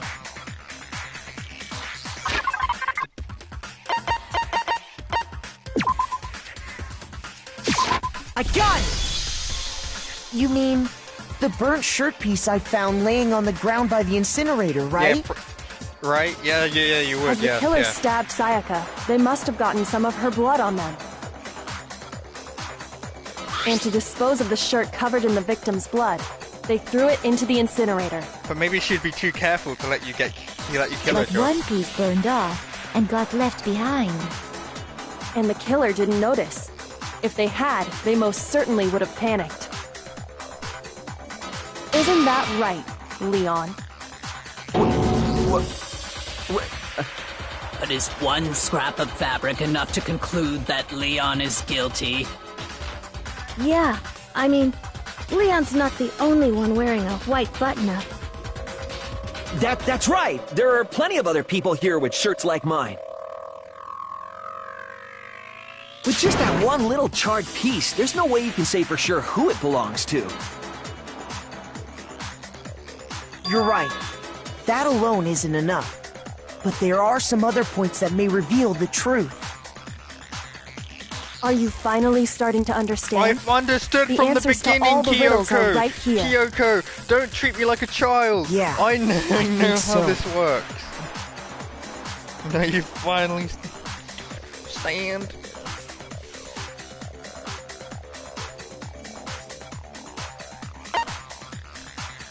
I got it! If we look closely at how the shirt was disposed of, we should be able to figure out who the killer is. That's right. Oh yeah, that's a good point. I think I know what you're gonna say. You can't reach the incinerator without opening the gate in front of the trash room, right? Right. And obviously, you wouldn't be able to hit the switch to turn it on either. Sure. You need the key to get in. That's right. And the one with the key was the person on cleaning duty. So the killer had to be whoever was in charge of taking care of the trash, right? Wrong. Wrong. So wrong. Interesting. What?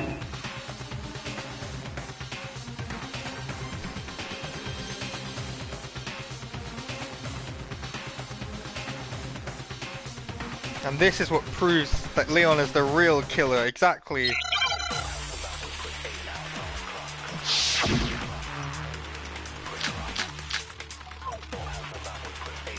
My guess is... The key to the trash room is the bullet. Whoever was on cleaning duty must have had it, right? That's right. So the only one who could get to the incinerator was the person in charge of the trash? And you'd have to get close to the incinerator in order to destroy the evidence. Which means the only possible suspect is whoever had the trash room key.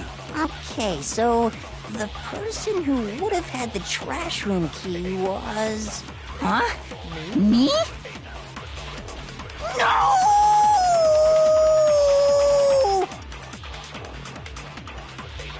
The key to the whoever was on clean... So the only one... And you'd have to get close to the incinerator. No, that's wrong. He threw the ball like he threw the crystal ball like it was a baseball. Hold on. I think I know how someone could dispose of the evidence without using the trash room key.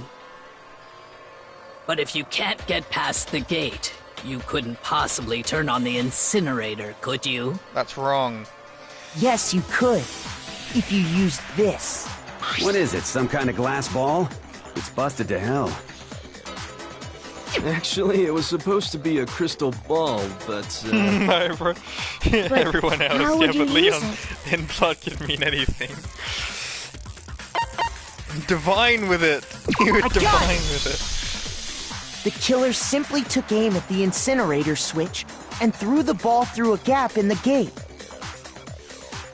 All they had to do was hit that switch, and the incinerator would come to life. To life. Someone through a gap in the gate? That's impossible. Remember unless what you said before, Hifumi? there was some kind of ultimate baseball star.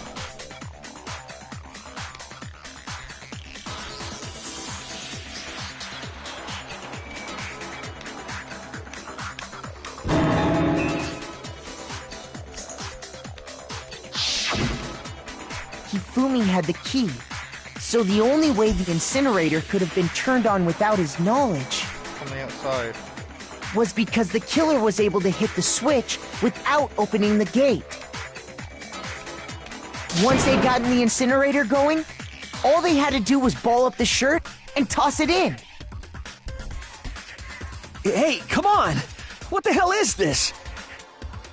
All you have to do is look at the scene to know that the killer never actually went inside the trash room. The shards of broken glass, the incinerator left running, the piece of shirt that escaped the fire. If the killer had been on cleaning duty, the evidence would have been taken care of much more thoroughly. Wait, no, just hold on. But the distance from the gate to the incinerator has to be at least To be 30 fair, feet, Josh, right? like that's The pretty much how it pinpoint goes in accuracy Among you'd Us. need to You're throw like, a glass oh, I ball literally that saw them far kill, and hit and then they like, something nah. that small. And everyone's like, okay, we'll just skip then. Could someone really Just do skip. that? Just skip. That's right! There's no way! It'd be impossible! Difficult, absolutely. Impossible? I don't think so. Because the killer is... Ultimate baseball star! Because the killer is the ultimate baseball star. Isn't that right, Leon? Leon! Do you have any idea how stupid you sound right now? Yeah? A target 30 feet away would surely be little challenge for the ultimate baseball star. You can't be serious. I'm not the killer! These goddamn shipper brains have got it all wrong, I'm telling you! You still won't admit it? Okay then. Makoto, go ahead and review the incident one more time to make his crime perfectly clear. And with that, we can end this. Listen to me! What the hell do you mean, end this? Say what you want, Leon. But all the questions have been answered, and the truth has been revealed. Now here's what happened. Not at all.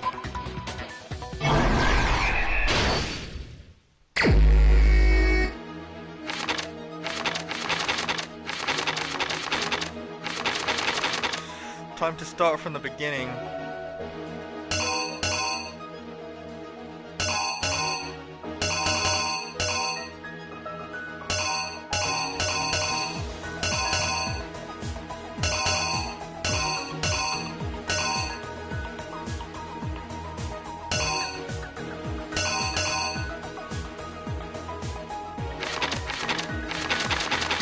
Oh, it goes from right to left, I see. Oops, my bad.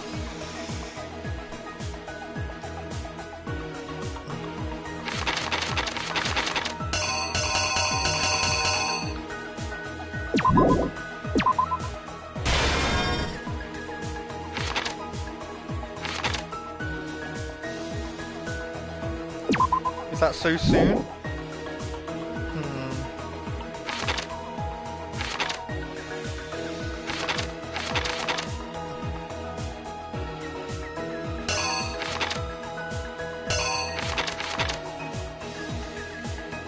I keep forgetting it's right to left. That definitely happens there. She's hiding in the bathroom. The killer unlocks it.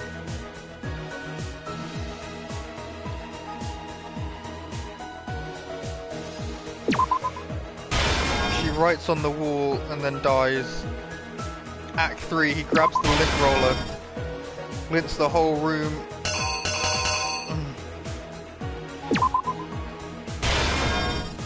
Green is the goal.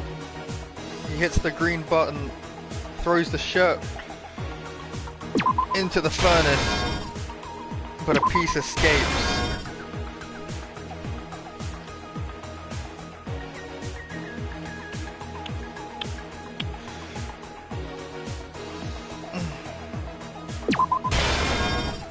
That's him. Oh, I see. That's him standing outside the door.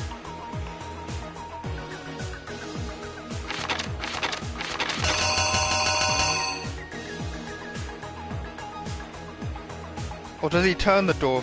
Does it... Wait a sec.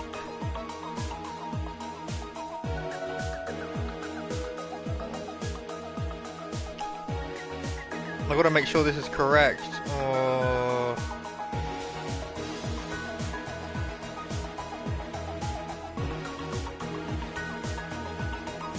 Some of these could feel like they could be used in multiple pages. Ugh. Like maybe this is already, like maybe that scene's there.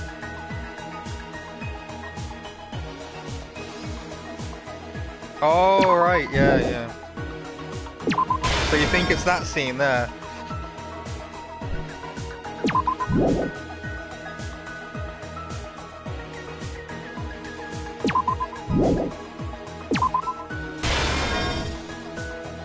Yeah, that makes sense. That makes more sense. That makes more sense. So that's good. That's good. That's good.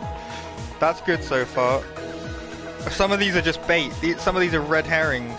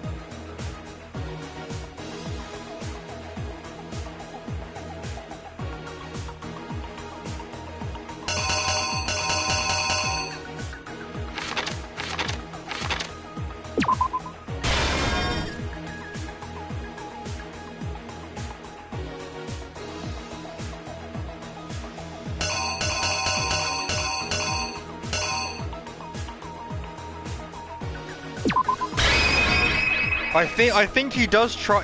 I think he tries the lock first, doesn't he? He tries the lock and then he has to. Because he does unscrew it.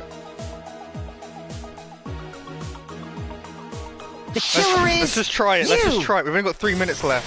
I think I'd better take one more look back at the case from the beginning. If it's right, we'll get it. We'll know. I think this is right. Last night, the killer went to the room Sayaka was in. In other words, my room. From what we can tell, Sayaka invited that person there intending to kill them. She's still cute, though. She attacked them with the knife she'd taken from the kitchen earlier.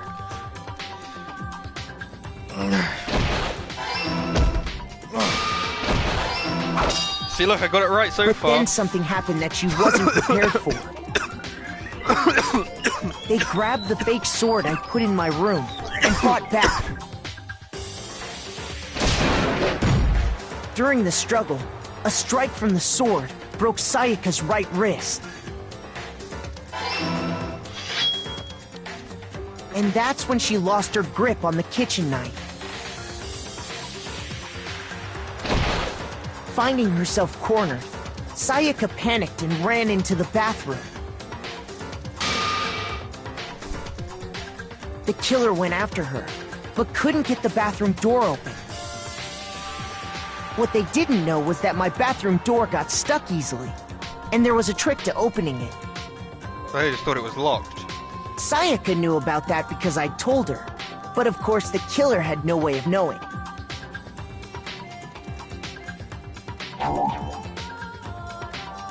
No! Ow! Damn it, it's this one's wrong. Right, he must have opened the door first.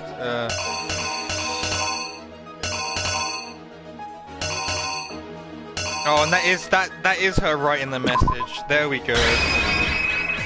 The killer is well, that's you! what I had the first time for those bits there. Finding herself, the killer went after her, but couldn't get the bathroom door open. What they didn't know was that my bathroom door got Sayaka knew about. So instead, the killer forced the door open, took the kitchen knife,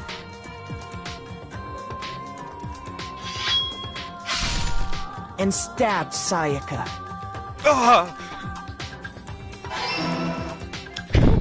Leon! But with what strength she had remaining, Sayaka left a dying message. To keep the killer from noticing, she wrote it on the wall behind her.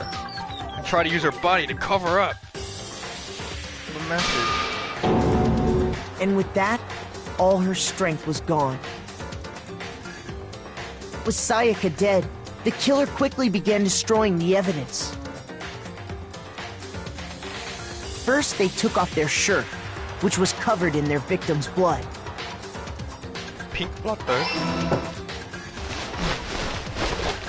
Then they took the lint roller in my room and cleaned up the entire area. They wanted to make sure they got rid of any trace they'd ever been there.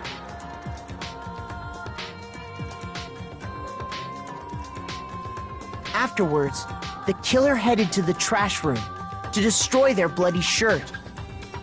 They tried to burn the shirt using the incinerator there. But the trash room was blocked off by an especially sturdy gate, preventing access to the incinerator. So they came up with a plan to use Hiro's crystal ball, which he'd left in the laundry room.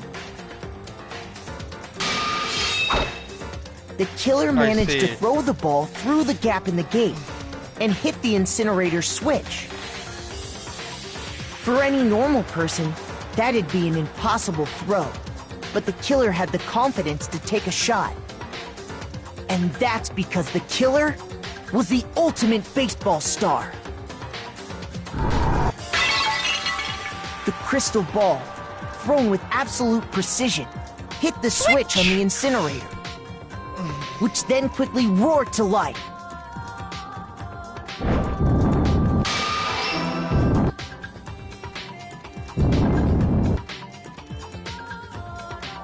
Having destroyed the final piece of evidence, they left the area with, I imagine, a sigh of relief. But there was one thing they missed. Part of the shirt they'd thrown into the fire burnt away and fell out of the incinerator.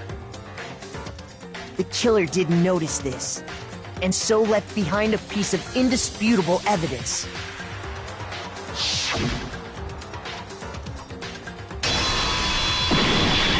Leon! Isn't that right, Leon?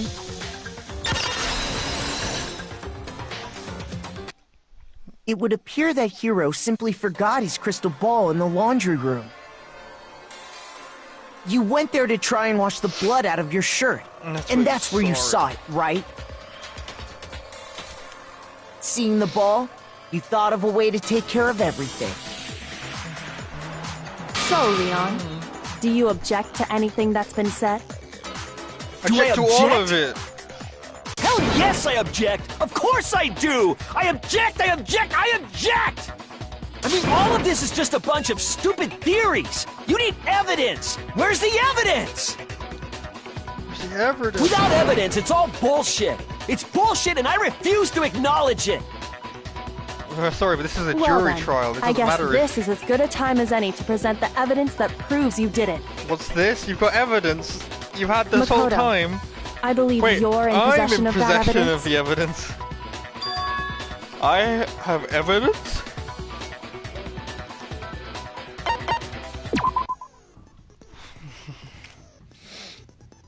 Sometimes during class trial, your opponent will simply won't hear what you have to say. When this happens, you will engage them in a head-to-head battle. Bullet time battle, BTB, by the way. BTB, BTW, aka BTB. During the BTB, you want to destroy your opponent's statements in time with the rhythm. Match your button presses with each tempo marker as you move across the screen.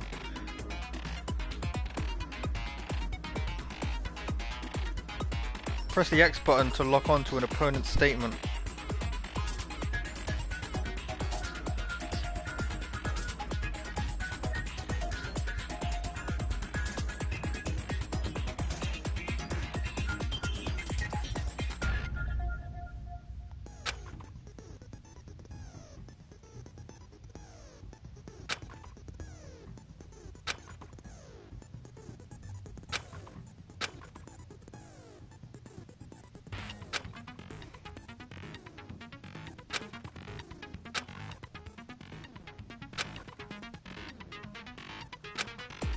I have no idea how this works. When the I killer don't remember broke the bathroom doorknob, they didn't use anything from your room to do it.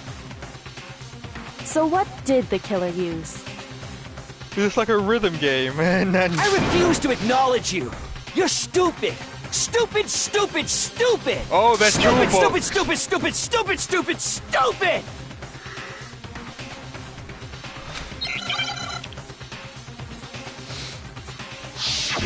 The moment of truth. Where's your proof? You kidding me? Not a chance! It wasn't me! Stupid! You lie! Oh shit! Shut up! Where's your proof? You kidding me? Not a chance! You lie! Where's your proof? You kidding me? Not a chance! It wasn't me! Stupid! You Figured it out! Shut up! Where's your proof? You kidding me? Not a chance! You lie! Shut up! Stupid! Where's your proof? You kidding me? Not a chance! It wasn't me! Stupid! You lie! Shut up! Where's your proof? Where's your proof? This should prove it. That was a close one. I only had half a heart left. The screws on the bathroom doorknob were removed. I wonder what kind of tool the killer used to remove them. I almost lost. That's what happened. It had to be a screwdriver, right? That's exactly right. Oh yeah. I'm pretty sure the toolkits we got each had one inside. And that must be what he used. There aren't any other tools anywhere. I figured it out. I figured out how the game room worked. had clearly never been used. That's because the culprit didn't know it was your room. They thought they were in Sayaka's room. Only the boys got toolkits, so the killer naturally assumed there wouldn't be one in there. Okay, then whose toolkit did the killer use? Stupid, stupid, stupid! It had to be their very own toolkit. Stupid, stupid, stupid, stupid, stupid! Stupid, stupid, stupid, Leon, would you mind showing us your toolkit? If I'm right about this, then the screwdriver will show some evidence of being used. Stupid, stupid, stupid! Huh? And if you say you used it for something else, you'll have to explain exactly when, where, and why. And let me say this right now. I lost it isn't an excuse at this point. Stupid. Stupid. Stupid. So, you have no rebuttal? Then it would seem we are finished here. Shut the fuck up, stupid. Stupid. It was self-defense. I only got an A. Come on, come on, come on, come on, come on, come on. No! I hope A is the highest. I wanted to get an S rank. Piss off, Celeste. Oh, I got 94 medals at least. Looks like you've reached your verdict. Then are we ready to cast our votes? You What's a all have mistrial? a lever in front of you. Not from Use it concentrate. to make your selection. Oh, just to remind you all, make triple sure you vote for someone. You wouldn't want to be punished for something so minor, right? Right. Okay, then let's get excited!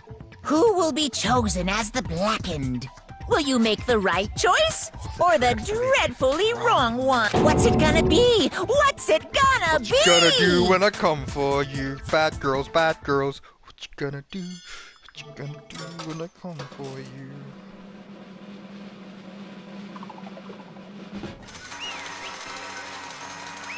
Guilty. Don't shoot. He's not black. There is no black people here. Uh-oh, looks like you got right in the money. The Blackened in this case is the one that killed Sayaka. It's none other than Leon Kuwata. Huh? Hey, hold on. Hold on a second, Leon. Leon, did you really kill Sayaka? You son of a bitch! Son of a bitch, what the hell is wrong with you? I didn't have a choice. It was kill or be killed. So, that's why... None of you are any different! One wrong step and you'd be the one standing here. To be fair, probably if they had asked someone else, it was complete chance I wound up like this. I was just... unlucky. That's all. Hey! Come on! You expect me to just accept my death?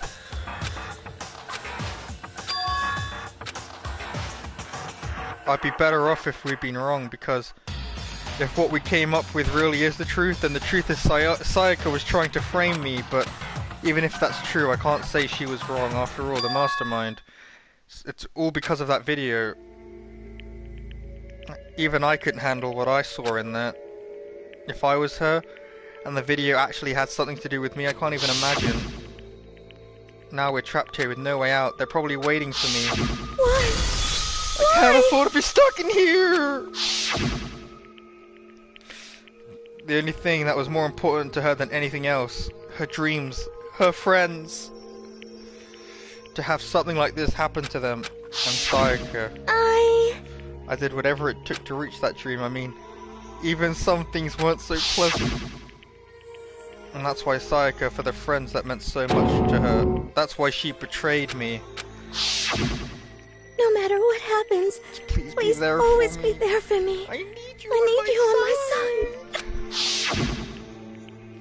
She was lying to me from the very beginning. She was using me. Is that why she talked to me in the first place? I guess I'll never know.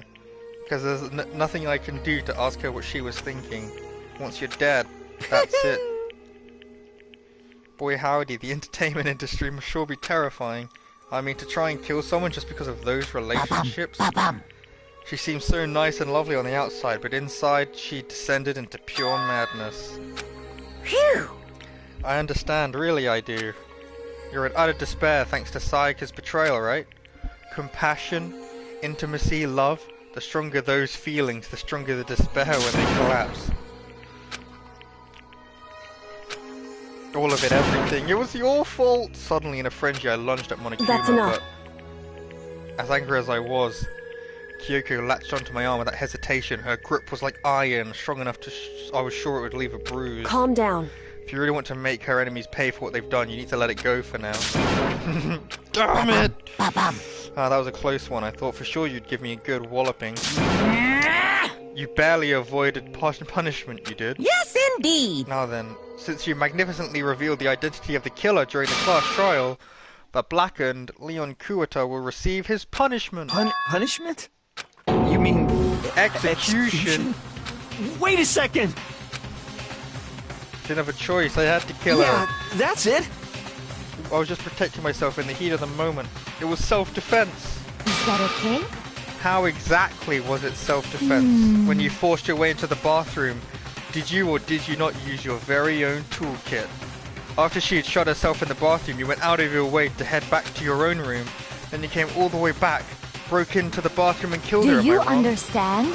You had any number of chances to stop what you were doing, but you chose not to. Is it not because you had an unclouded intent to commit murder? So, that's No, that's not...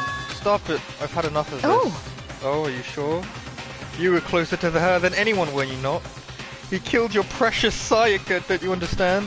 I can't say Leon is solely to blame. Of course, I don't plan on blaming Sayaka either, because the one to blame is him.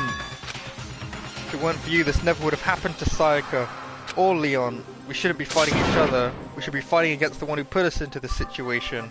The mastermind. Unbelievable. Uh-oh, did you awaken your sense of justice? Hey, Well, it just so happens there's nothing more unethical than an unwavering sense of justice. After all, it's people with that sort of mentality that perpetuate war all over the world. Is that the kind of justice that's awakened within you? Just shut up. Okay, well anyway, more importantly, let's hurry up and get to what everyone's been waiting for, the punishment. I'm begging you! Please, don't do this! Hey, come on now! No more begging, no more excuses, and you must pay the penalty for breaking the rules. Stop, Society please! demands it. Now then, I've prepared a very special punishment! No, no, no, no, no, no! Let's give it everything we've got! It's punishment time. It's punishment time! No! Time to shoot. Shoot first, he's black.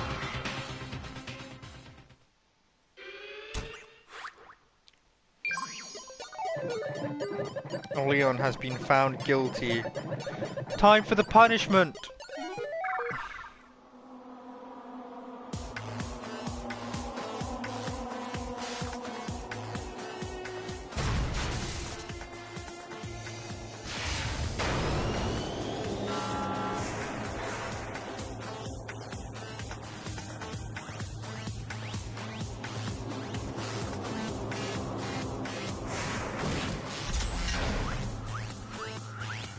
I don't know how they set all this up.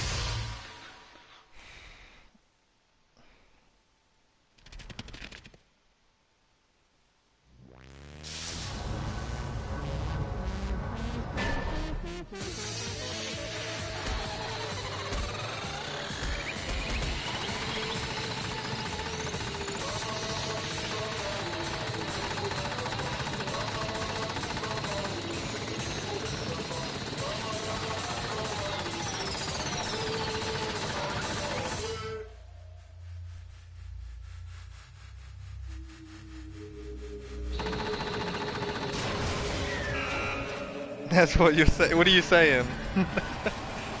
How is any of this actually possible? Well, I'll tell you that it's not. There you go. But also you'll have to play V3 to find that out if you want to know how this is all possible. It's all the secrets lie in V3. It turns out. What we saw was the true face of despair. I mean, if we can't call that, what else could we call it? Extreme! Man, my adrenaline is pumping right out of control. You'll wait till V3. I can't take it. I'm not talking about trial 3, I'm talking about the game number 3, you know? Like, there's a long way to go before trial number... before game number 3.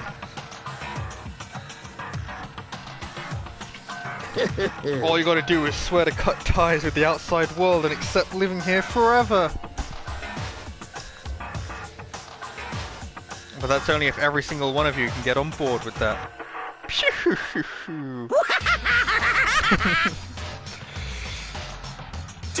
Damn you!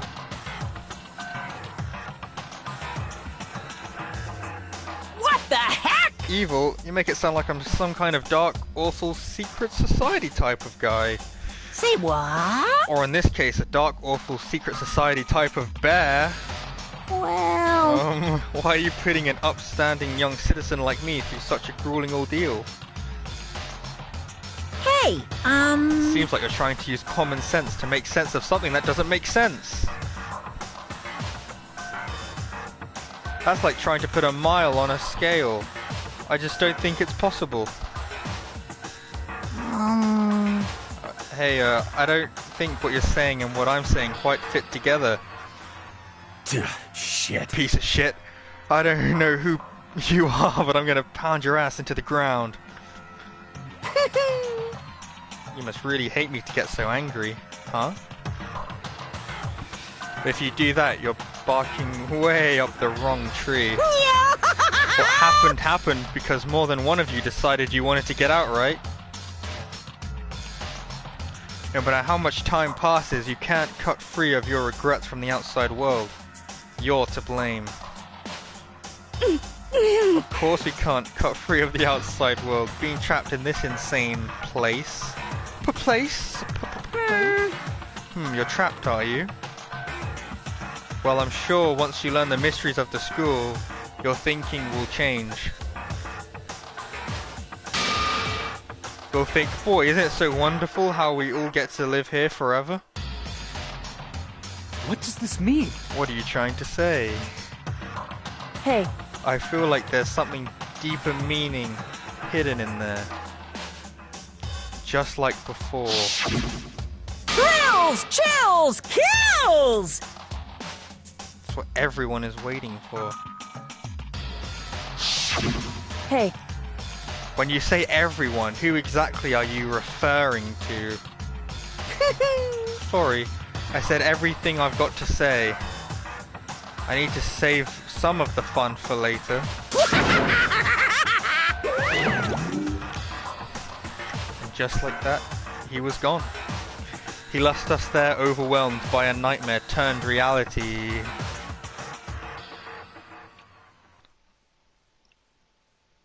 Even after he was gone, we stood there forever, unable to move. Actually, no. It wasn't that long, I think. Everyone just lost their sense of time. We were all too scared. Scared of being alone.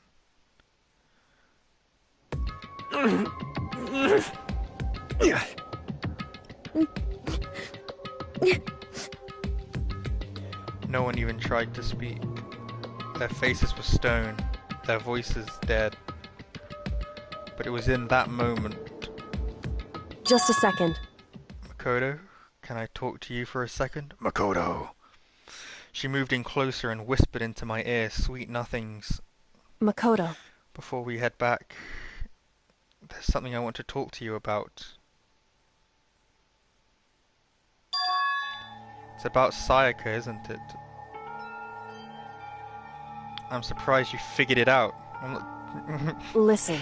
I told you before the class trial started. You had to figure out the mystery of this case yourself.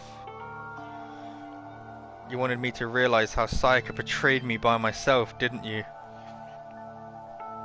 The thought never even crossed my mind. I feel like such a fool, becoming such an easy target like that. It's true. Sayaka meant to double-cross you. That's a fact you can never change. But even till the very end, she wasn't sure of her decision. That's why, as she lay dying, she was thinking of you. She was thinking of me? You can't just say something like that. I mean, there's no way you can know that. Only Sayaka would know for sure, and we can't ask her now. However... Even if you can't ask her, you can infer it, don't you think? Her final thought was how she could protect you. What? So... The fact that she used her last ounce of energy to leave her dying message proves it. If she didn't care what happened to you, she never would have left that message. Well, maybe she just wanted to get back at the person who had killed her. Certainly. That's certainly one possibility. But I don't think that's what it was. Anyway. She was uncertain. She wasn't sure she could kill someone or deceive you. Which is why her plan failed. Her hesitation attracted failure. Right. It's almost ironic when you think about it. Why are you telling me all of this? Because you're the kind of person who can overcome this. Because you can move past the deaths of your friends, Sayaka and Leon, and keep moving forward. Correct. Without someone like that, the others would never be able to break free of such a desperate situation. Move past their deaths? I could never do that. No. I'm going to carry them with me for the rest of my life. How I could possibly move past something like that? Leon, Sayaka, I'll carry them with me forever. I'll carry their memories with me wherever I go. Oh, so instead of forgetting them, you're choosing the hard road? Seems so. Well, I have high expectations for you.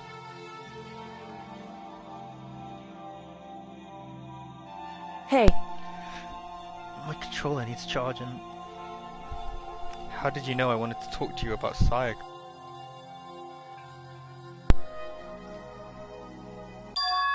Oh well, I'm psychic. What? Huh? Kidding. I just have pretty good intuition. How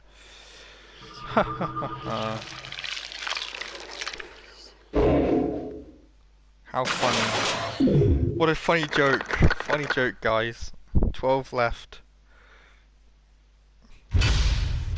To be continued. Immediately.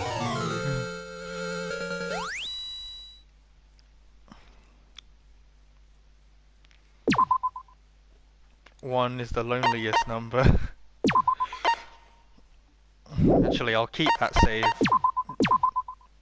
It could be useful later on, especially if I want to grind out some tokens. Although if it could stop telling me that the DualShock's low on battery, that'd be nice.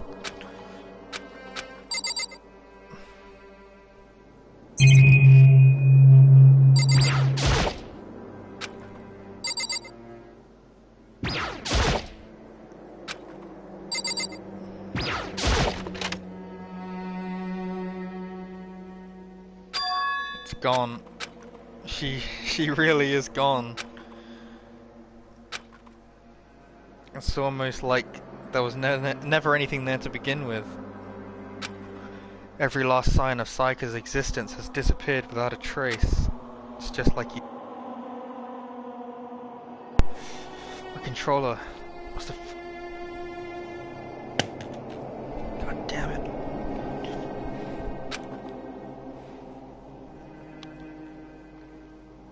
I can't wait till the controllers are on USB-C. They just have so much problems. After the class trial, we took the elevator back up. Monokuma told us. Oh my god. Uh-huh. Oh, I almost forgot. Since the class trial is over, I'll go ahead and dispose of all the corpses. What are you gonna do? It's okay, no need to thank me. Just seeing your delighted, smiling faces is enough for me. After all, nobody wants to look at rotting corpses all day. That can't be good for your health.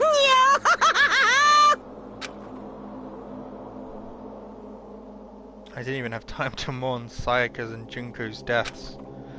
I'm sure that's exactly why he did it. It's a bad joke, a sickening dream, but I have to accept the reality of it all. I headed back to the dining hall to meet up with the others.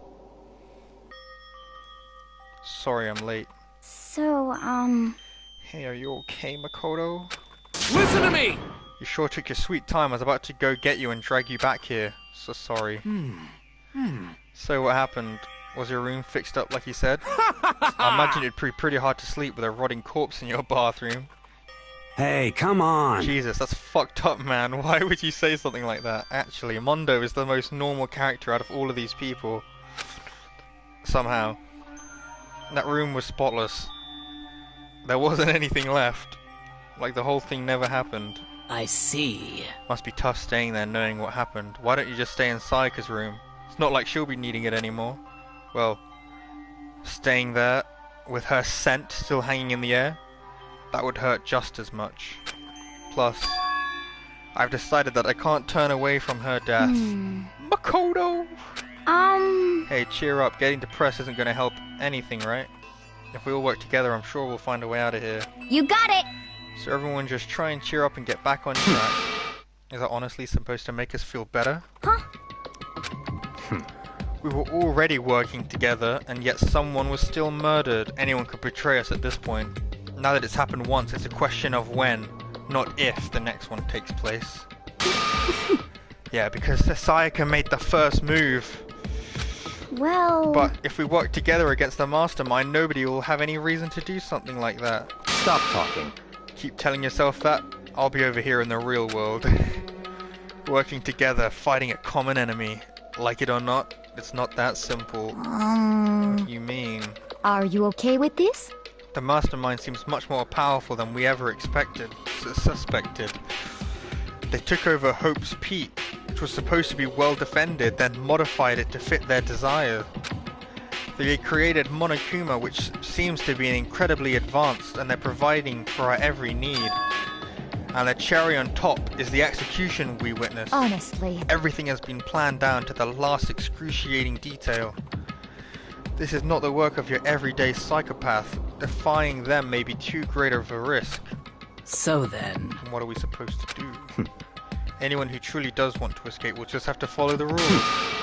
In which case, the only option is to deceive those around you and win the game. No. What? No what? I can't take it. I don't want to live if it means killing someone else to do it. I don't want to kill anyone else. Huh? Anyone else? What do you mean? It's because... Leon died because we all voted for him, right? It's no different from us killing him ourselves. But... So, if we hadn't voted him, then we all would have died instead, right? That isn't what you wanted, is it? So it would seem. She's right. And if you heap that kind of blame on yourself, you'll turn into a full-fledged masochist. Chihiro, listen. You're not to blame. Not you, not Leon, and not Sayaka. The mastermind is responsible for everything that's happened. If we had no choice but to vote, I can't even imagine what would have happened to us if we refused. And in the end, it was Monokuma who ultimately killed Leon. So don't waste your anger on yourself. Instead, direct it at the mastermind.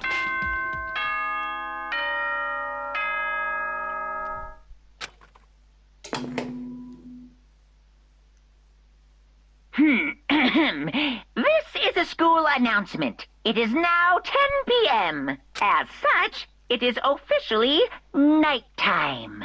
Soon the doors to the dining hall will be locked, and entry at that point is strictly prohibited. Oh, and one other thing. It was totally obvious before that you were trying to make yourselves feel better and justify what you did. See you, don't see you, see you. That's about how much I can see you, even when you try to hide. 3/4. Now pay attention and remember this well. The burden of judging others is a heavy one to bear, so be well aware of your actions. Order and stability rely on the sacrifice and responsibility of everyone. Okay then, sweet dreams, everyone. Good night. Sleep tight. Don't let the bed bugs bite.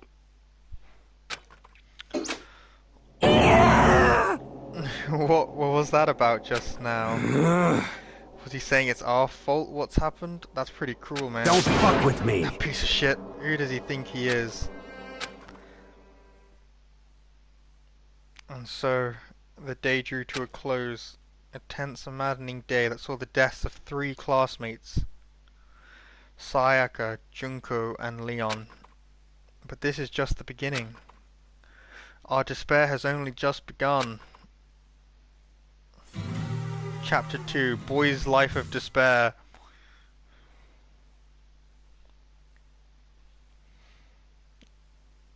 I woke up the next day to Monokuma's normal morning announcement. Then he called us to the gym. What's he gonna do to us this time? We were all practically frozen with fear, but Monokuma was determined to get us involved with his little game. With that goal in mind, he began it. Okay, lift your arms up and down. 1, 2, 3, 4. 1, 2, 3, 4. Now reach way up and bend way down. Tighten those muscles. Let's add a little strength, a little speed to those young bodies of yours.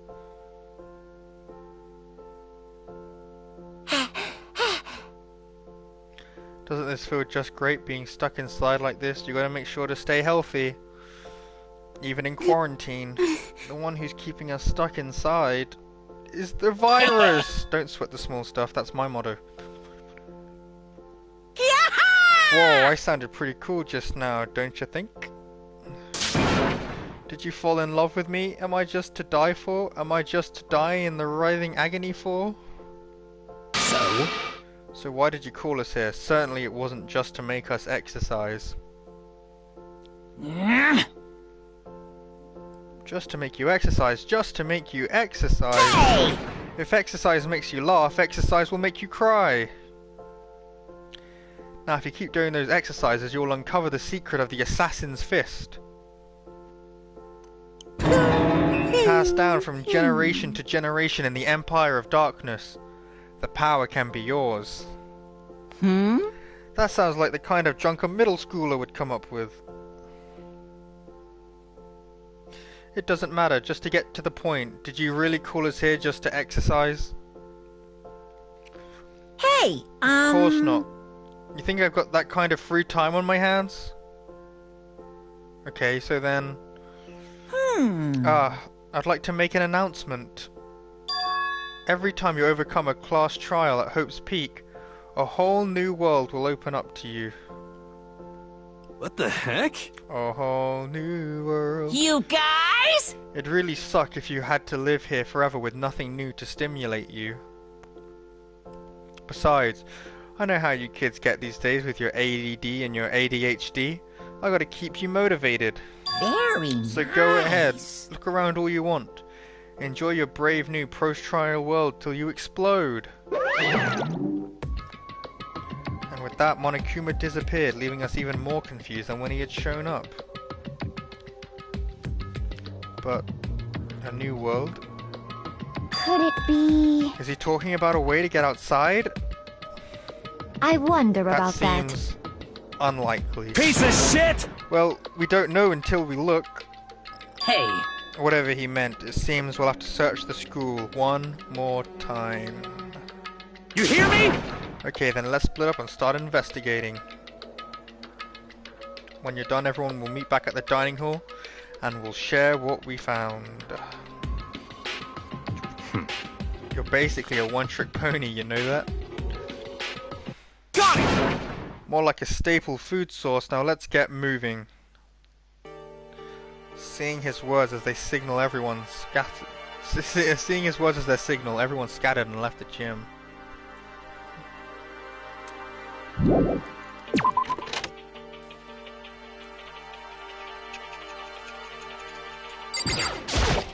What the heck? Hey Makoto, did you see what's inside that display case? Bad, this is super bad, man. What are you talking about? I didn't notice anything weird, all that weird in there. Sure, to the untrained eye, it's nothing, but this is awful, bad, a bad, awful, terrible trap. You're serious? Did I just receive a message? Nothing important. The stuff you see lined up there, oh, missed it. I've been struck with all the knowledge, an ill omen of devastation and ruin. God could come by and use it to send a message. Let me out of here! Let me out. I have no idea what he's talking about, so maybe I'll just leave him alone.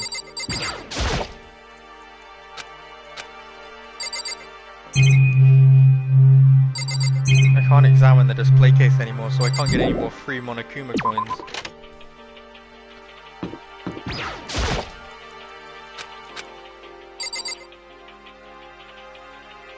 Oh. Got it! Makoto, look! The gate blocking the stairs is gone. It would seem the path to the second floor is You opened hear up. me? But it's also the utmost important to double check the areas we already know about, just in case. Without a doubt. Aren't I clever to think of that? I really impress myself sometimes. Oh. You understand? Well, I'll leave the school to you.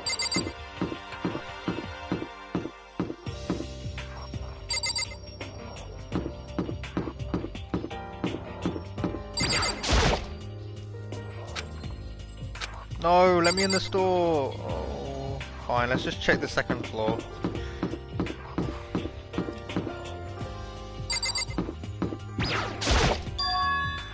I've got 90 odd coins now.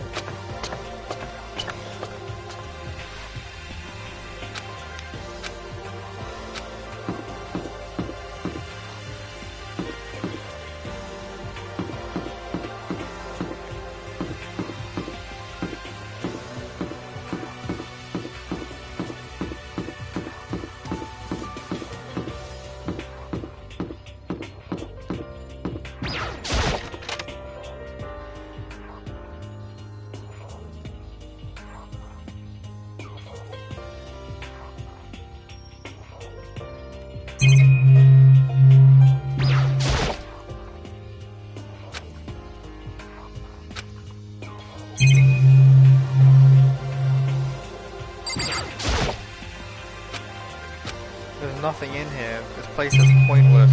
Look, pointless room. Let me leave. Let's have a look at the map.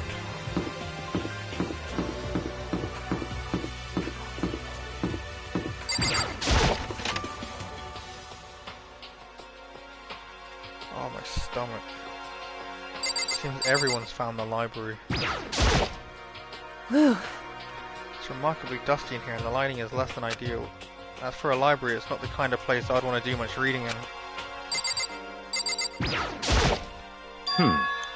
But still, this library is most interesting. Oh, what's interesting Stop about talking. it? Well, nothing, I was just thinking out loud. Damnation! Well, yeah, why would they have comics in a library?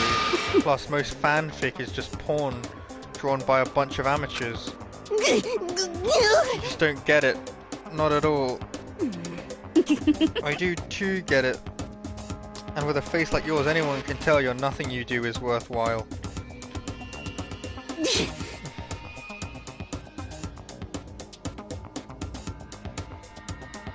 know nothing!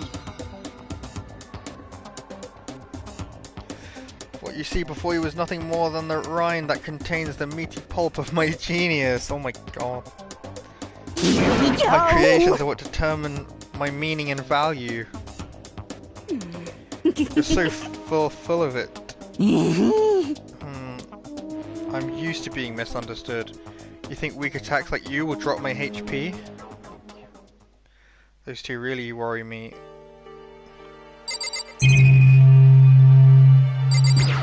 No, not. I don't mean. Oh, there's clearly an object there of interest. Just like a laptop. The laptop is pretty old and it's covered in dust. So... It's broken. I tried pressing the power button earlier, but nothing happened. It's broken now, too bad. Maybe it's just out of charge. I was hoping I could use it to go online and see what's going on in the outside world. If it's broken, there's nothing I can really do about it.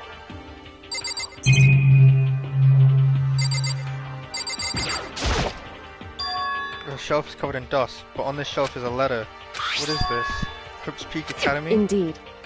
It was buried under a thick layer of dust. It must have been sitting there for quite a while. Well, shall we see what's inside? But we shouldn't read other people's mail without their permission. Is that right? Oh, what we shouldn't do is leave it here without finding what's inside. I broke the seal on the dusty envelope and pulled out a single sheet of paper. I unfolded the paper and read what was written there. From Hope's Peak Academy Executive Office. Throughout the years, we have been committed to shaping the youth who will one day shape the world. We have a long, proud history as an institution of higher learning with full governmental support. Our graduates enter society ready to take active leadership roles in every major job field. However, Hope's Peak Academy must now lower the curtain on its glorious history for the time being. This decision was not an easy one to make, but serious issues beyond our control have made it necessary. But, make no mistake, this is not the end for Hope's Peak Academy. We intend to reopen our doors as soon as the issues forcing our closure have been resolved. That being said, this is the end for now, and I would like to personally and sincerely thank everyone for your help and support over the years. For now, we are awaiting official government authorization to formally cease operations. What does this mean? The contents of this letter are quite interesting indeed. It would seem Hope's Peak had stopped functioning as a school, and judging by the amount of dust this letter had collected, it doesn't seem to have happened recently. If I had to guess, I'd say this letter could be at least a year old. So you're saying Hope's Peak closed down at least a year ago? Most likely the mastermind took over the abandoned school in order to put on this little performance. But that would mean it was closed when I got here just a few days ago. But I didn't get that sense at all. Plus, if the school had shut down, don't you think it would have been in all the newspapers and stuff? I mean, you're saying it could have happened over a year ago, right? But before I got here, I looked stuff online about the school. I never saw anything about this. So in other words... That must have all been part of the mastermind's plan. They lured us all in here. Someone who could create a place to judge and execute people could potentially be capable of anything. Of course, that's all assuming that this letter is real. However... If it is real, though, that does solve one mystery surrounding the school. The reason there are no other students here could be because the school had already been closed down. That'd be a nice, simple solution. It's true. But then, what about this other part? The decision was not an easy one to make, but serious issues beyond our control have made it necessary.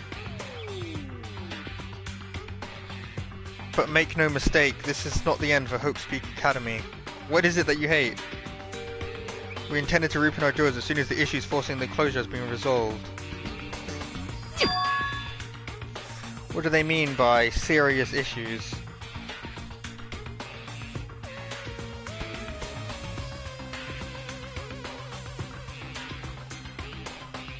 Is there any connection between that and what's happening to us now? If the two events are in fact coincidental, uncovering the connection would be a useful one, on top of figuring out the mastermind's motive. Although I can't really say any more until we find out more details. So in other words, only the mastermind knows the truth right now. The mastermind's motive. If we can figure out why they want to imprison us all here, will that be enough to get us out of here? Or I'm the mastermind. It's me the whole time. You must be pretty happy to have all these books around, huh, Toko? Not particularly. Nothing's really caught my attention so far.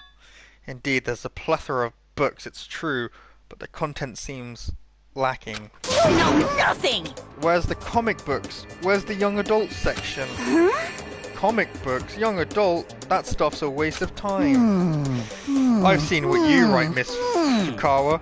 Talented as you are, your stuff isn't any more worthwhile. What the heck? My stories are filled with true love and pure feelings. Don't compare them to that garbage of yours. Your writing doesn't even mean anything, it's just a bunch of jumbled up letters. Someone should just burn it all. Oh, the lady doth protest too much, methinks.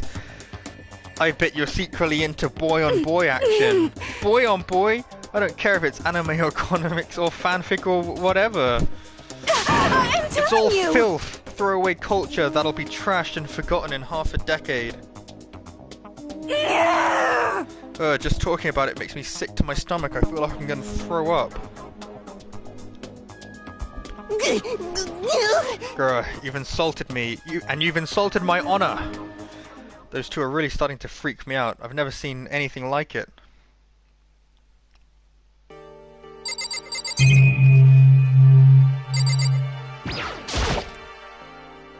There's a thick layer of dust on top of the desk. It looks like this library's been neglected for a pretty long time. As nice as the school itself is, whoever's in charge of the upkeep has been pretty lazy. Strange. 96 coins. This shelf is packed tight with books, but looking at it, the whole thing is incredibly dusty. Looks like this library's been neglected for a pretty long time. As nice as the school itself is, whoever's in charge of upkeep has been pretty lazy. Oh, we already read that. But another coin! More coins. Easy coins. Search this one as well. No, nothing.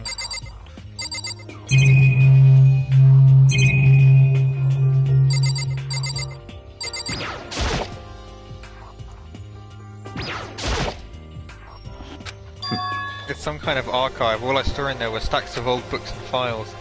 I can't imagine what business you'd have in there. That's true, I don't really have any reason to check it out. But, you know, it still might be useful to see it. Still might be really useful to see what's... Oh, okay, well... I guess they disagree. I guess I'm done with this area.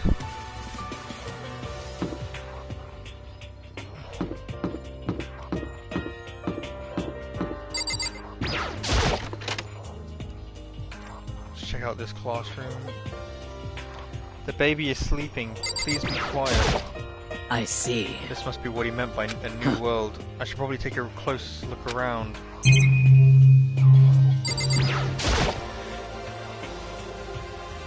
Reddit. Give me a coin though. 99 out of 100.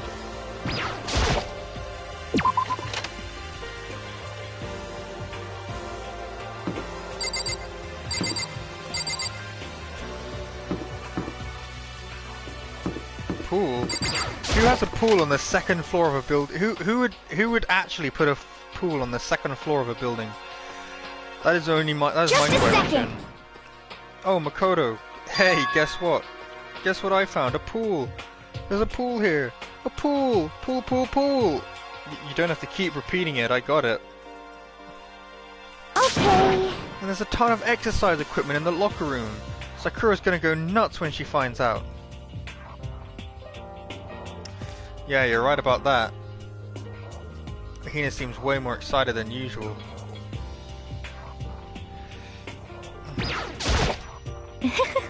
The second floor is opened up, the living area has grown, and a number of facilities are now available. Whatever else is going on, I must admit things have been made much more comfortable for us. Do you understand? If things continue like this, the occasional class trial might not be so bad. Okay. Her locker rooms connect to a pool. It looks super nice and big, and fantastic to swim in. I'm beyond excited right now. I can't wait to dive in. In fact, I'm getting kind of mad thinking about it. But why are you getting mad? Hey Chihiro, have you checked out the pool yet? No. I don't like wearing swimsuits. Yeah, you don't seem like the type who might not be into that kind of thing. But still, it sounds like the locker rooms you have all the it sounds like the locker rooms here have all the exercise equipment you could ask for. Maybe I'll give it a try. I'd kind of like to get a little stronger. You want to get stronger? I have to say that's kind of unexpected. Yeah. But I'm not even brave enough to step foot into the locker room. Huh? You don't want to go in the locker room? It's not that I don't want to, it's just I don't get it. Is she afraid of locker rooms or something? That's a pretty weird phobia though. There are a bunch of different pool related items on the shelf.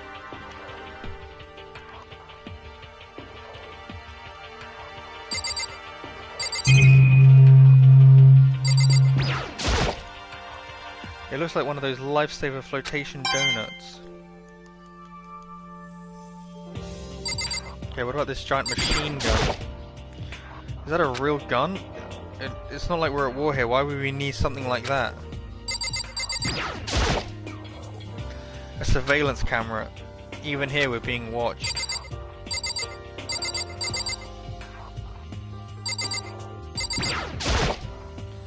Behind this door is the locker room. This is the girls' locker room. This is fine. A true gentleman will respect our space, yes? Well, I'm not a gentleman. Yeah. Oh, and I guess I need your handbook to get into the locker rooms. Of course! Really, really. If you want to unlock the locker room, you'll have to swipe your personal e-handbook across the card reader next to the door. However, to ensure maximum security within each locker room, only a boy's handbook can open the boys' locker room, and the same goes for the girls. And that's the bottom line. But what if someone opens a door, and then someone else sneaks in? Anyone who commits such indecentry will be punished without mercy for their scandalous sexual depravity. See, there's a Gatling gun mounted on the ceiling, right? And it'll all be like... Just a second. I bet it'd really hurt to get shot by that thing. No, I think it'd be a little worse than that. But what happens if someone loans their handbook to someone else? A boy could borrow a girl's handbook, and that would get them into the girls' locker room, would it not? What? That never even occurred to me. To think someone could be so low, so cowardly, so devilish. Okay, then how's this sound? I got it! Time for a new rule. As of this moment, loaning your e-handbook to another student is strictly prohibited. There. Now no one can give their handbook to anybody else, right? You like that? I'm kind of a genius, right? It's because my brain is 100% cotton. Honestly. I do not imagine anyone would have lent their handbook out in the first place. Is that okay? After all, they would likely be held responsible for anything that person might do using the handbook. So, But you know, You seem awfully concerned with all this locker room and security stuff. Of course! It's because all of you teenagers are sex-crazed maniacs. Or at that age where you try humping a plastic bottle. So to keep anything unseemly from happening, I have to maintain a rigorous watch. Then in that case, I would ask you to keep the same close eye on our dorms. If some man and some woman decided to share a dorm room, there'd be nothing to stop them. All I care about is protecting the holy image of the school itself. I don't care what happens in your private dorms. By force or by cunning, do whatever you want. Just the worst. I hate you so much. See ya later! Okay, so the new regulation is now in place. See ya. Ah. Man, that stupid bear totally ruined my mood. Maybe I'll go take a dip to cheer myself You got it! up. Celeste, Chihiro, you want to come with me? As for me... There's nothing I hate more than getting water on my face. I'm sorry. I'll pass this time. How come? When you're in a funk, there's nothing better than a good swim to pull you out of it. I'm pretty sure that only applies to you. Anyhow, now I have a pretty good idea of what's on the second floor. But I didn't see anything that might lead to any kind of exit or anything. All I can do now is hope someone else found something worthwhile. Okay, I better head back to the dining hall as soon as possible.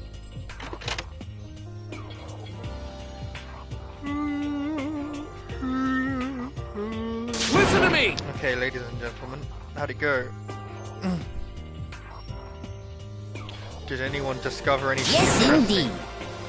There's a library. Okay. And a pool. A freaking pool! And the locker rooms filled with exercise equipment. Well. There was not, however, anything resembling an escape route. Yeah, she's right. I see! Well, hey, there's no reason to get all sulky. Wait till you hear about my amazing discovery. Quiet down and listen! The warehouse and bathhouse on the first floor of the dorms are now open. You hear me? The warehouse is chock full of food, clothes, whatever you want. There's so much it's insane. So go ahead and stuff yourself to the gills whenever you feel like. Are you okay with this? Keep in mind, of course, that going out at night time is still prohibited. Do not forget. Yo. Okay, and what about a fucking way out of here? You find anything like that? Oh, well, What? there wasn't anything in the warehouse we could use to get our asses out of here? Nothing? Unfortunately, no. Not that I saw. Hey, come on. You fucking people. What? Who gives a shit if we have a goddamn pool now, or a warehouse, or whatever the fuck? Stop fucking around. We're still trapped in this piece of shit school. We need to find a goddamn way out. Now, there's no point in taking your anger out on us. Adaptation is the key, yes? For now, we must each find a way to enjoy our current situation. You piece of... Whatever you say, you fucking loon. For now, let's just continue our investigation and let everyone know if you should discover something. So then... So are we done for today? It would seem like it. Well, yeah, I guess so. The air seemed to suddenly grow heavy again. With this, the mastermind's plan to give us hope. Just to turn around and portray that hope.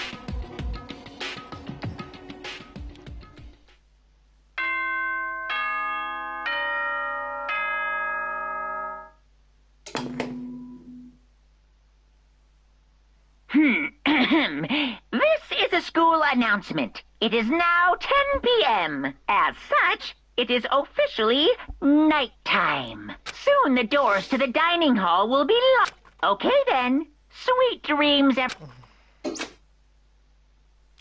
We all promise not to leave the rooms during nighttime. There's not much else to do, I guess I'll just go to bed.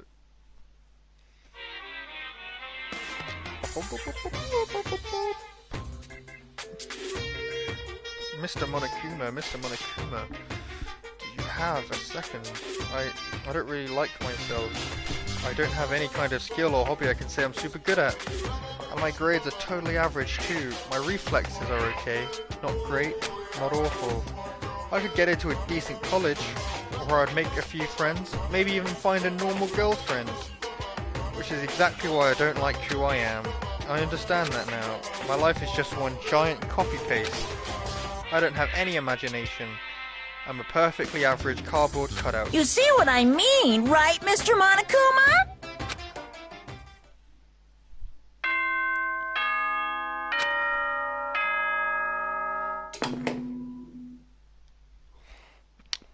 Good morning, everyone. Good morning. It is now get ready to greet another beautiful day. Oh, I wanted to let you know that your e-handbooks have been updated. New regulations have been added, so please take a look and enjoy your school life more than ever before.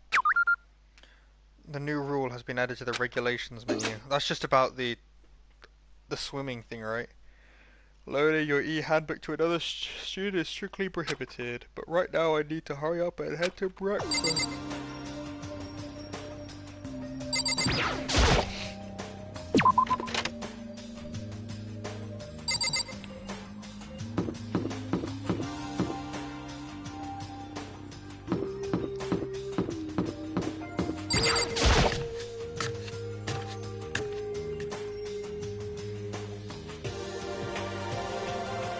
Hey, Makoto. Morning, Makoto. Good morning. Is everyone already here? Yo, yo, yo! Nope, we're still waiting on Makuya, Yakuya, and Taka. Yakuya's no surprise, but it's strange Taka's not here yet. Knowing Taka, I imagine he's trying to get the King of Tardiness up and out of bed. I'm sure they'll be here soon enough. Just be patient. Let's see. I don't mind waiting for them, but there is one problem. Which is... I am thirsty. Hey, come on. How the hell is that a problem? Hifumi, would you make me some tea? Huh? Milk tea, if you please. Well... Why me? Let's see. Your roundest figure reminds me of the owner of a coffee shop I used to frequent. That's your reason? This is fine. I can feel my throat drying out. Quickly, please. Oh, Okay. Apparently unable to refuse Celeste's order, Hifumi sulked his way into the kitchens.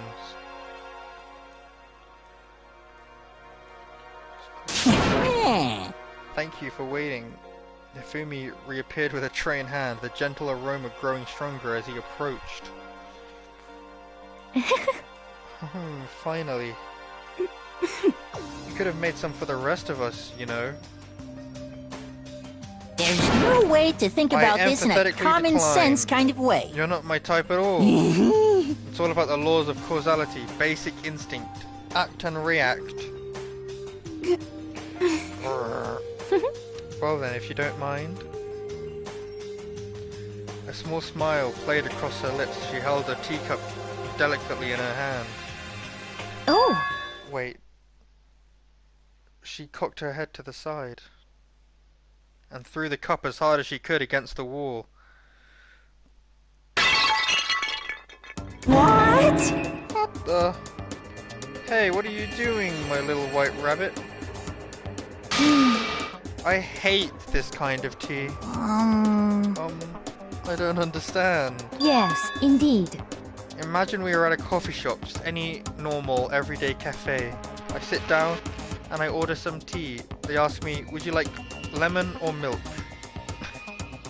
Now further imagination, I replied, yes, I would like milk tea, please.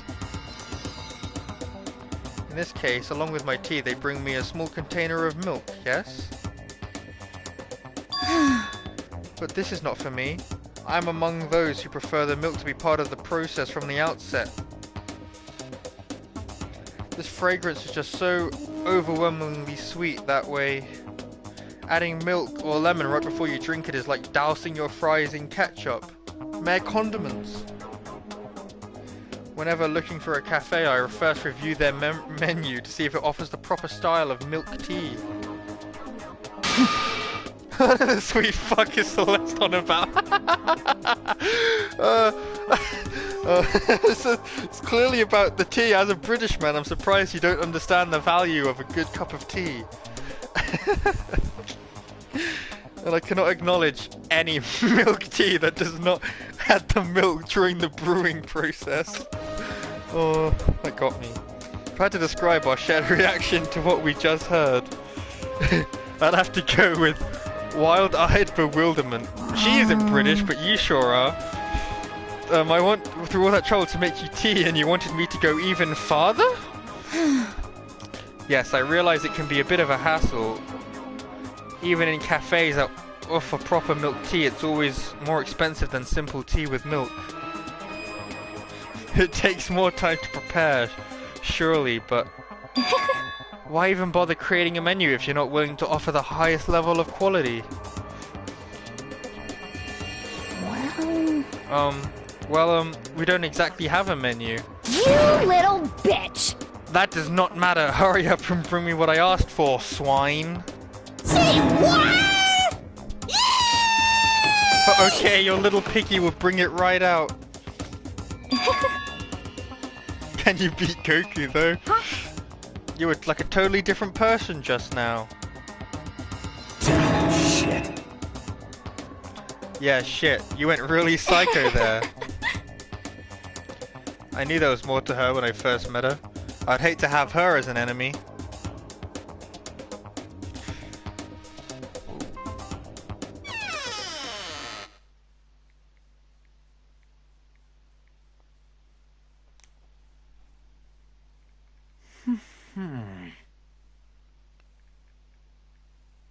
Huh?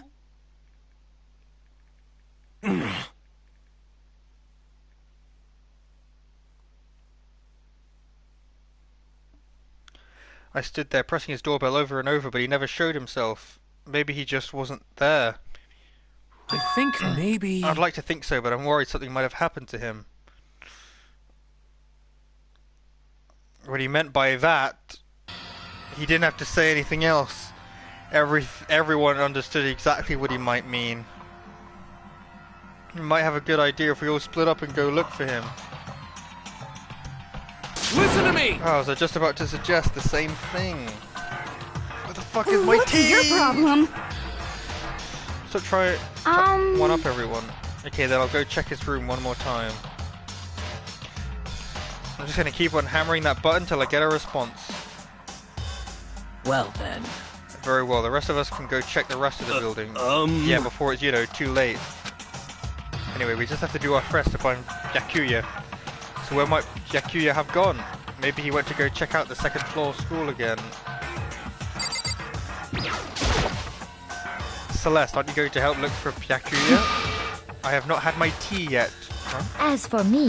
Until my thirst is satisfied, I have no urge to do anything. If you're in a hurry, feel free to motivate Hifumi to move faster. Okay, but aren't you being kind of selfish? Alright, let's motivate him.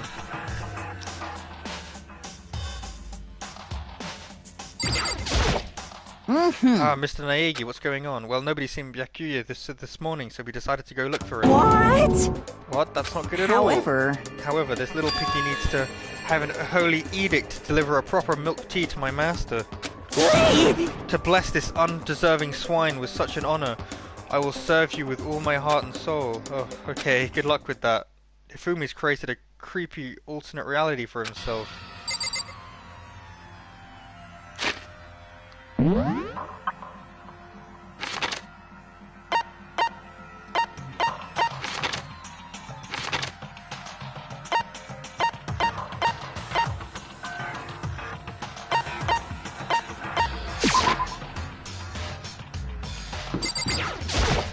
Hey. So you thought to come here too? Huh? So... If you think about why Byakuya was so interested in yesterday, you can probably guess where he is right now, right? Well, yes, that's why I'm here, but Makoto seems to not be on the same page as everyone else. At least you. But I sure am. When I opened the door to the library and looked inside, I cried out in sudden surprise. Byakuya? Of all the things I'd imagined, This most definitely wasn't one of them. Hey, Hey, buddy. what are you doing? What I'm you fishing. doing? What does it look like I'm doing? It looks like you're reading I'm trying a book. to read, so if you could be quiet. Oh, sorry. Wait, no! What are you doing here? Everyone's super worried. We've all been looking for you. Who asked you to do that? Because we're all supposed to meet up in the morning and eat together. We made a promise. I do not remember making such promises. A promise?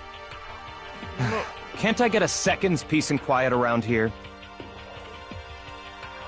There'll be free time. There'll be free time after morning. Calm down. Calm down.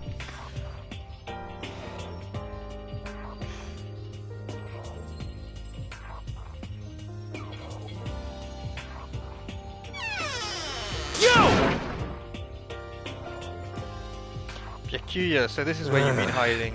The heck you doing in here, man? We were very concerned. Well, you had no reason to be. I was just reading. I had never read such a coarse novel before, but it might prove useful at some point. Well... What were you reading? A mystery novel. Well... Wait, so are you going to use what you're learning in there to betray us? Just might. Don't be stupid. Yeah. It's just something to keep in mind. Yeah, what? Naturally. If I decide to fight, of course I'll come up with something original. Otherwise this game of ours would be totally boring, right?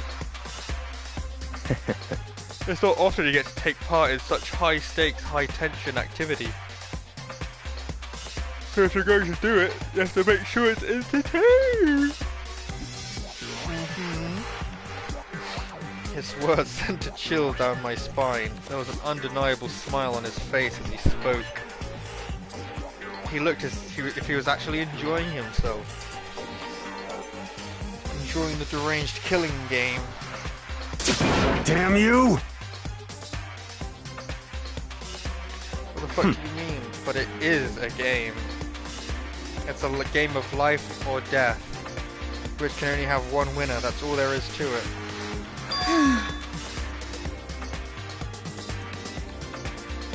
Are you okay with this?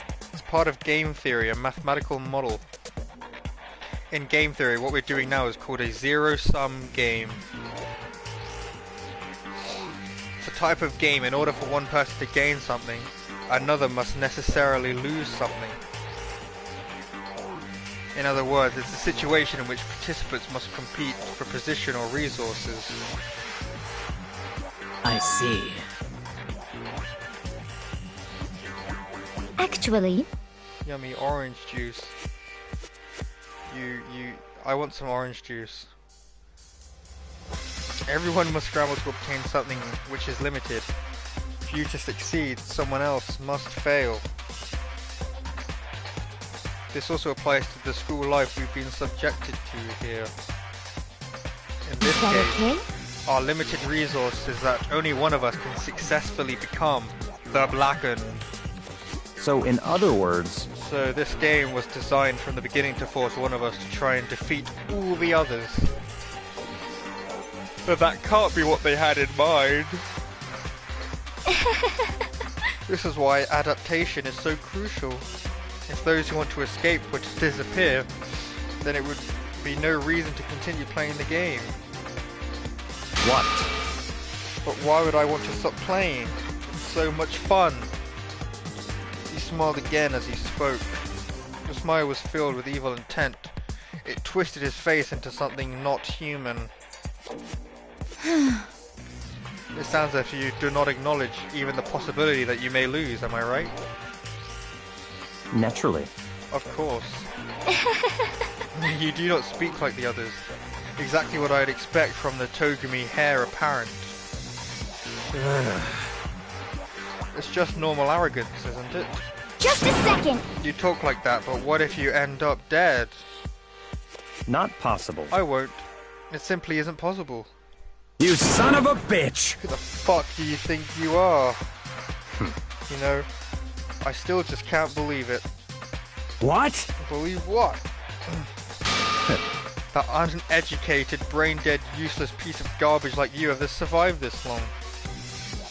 Piece of shit! I'm gonna fucking kill you. Don't make me repeat myself. Like I said, I won't die.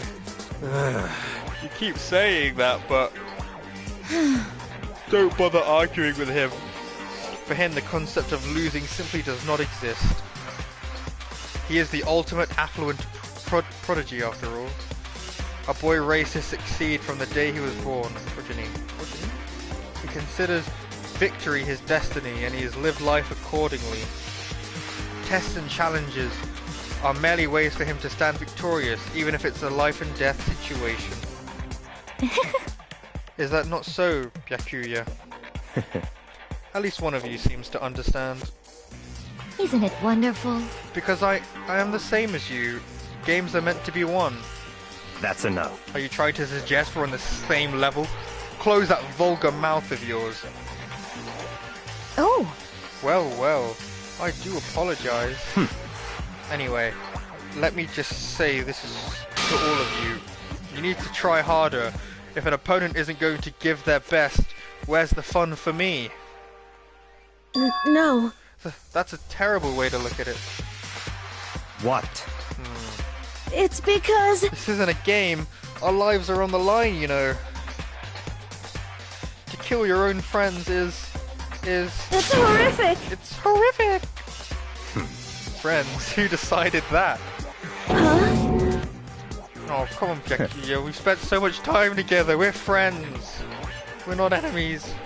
We're in competition. We're enemies. But you know... What?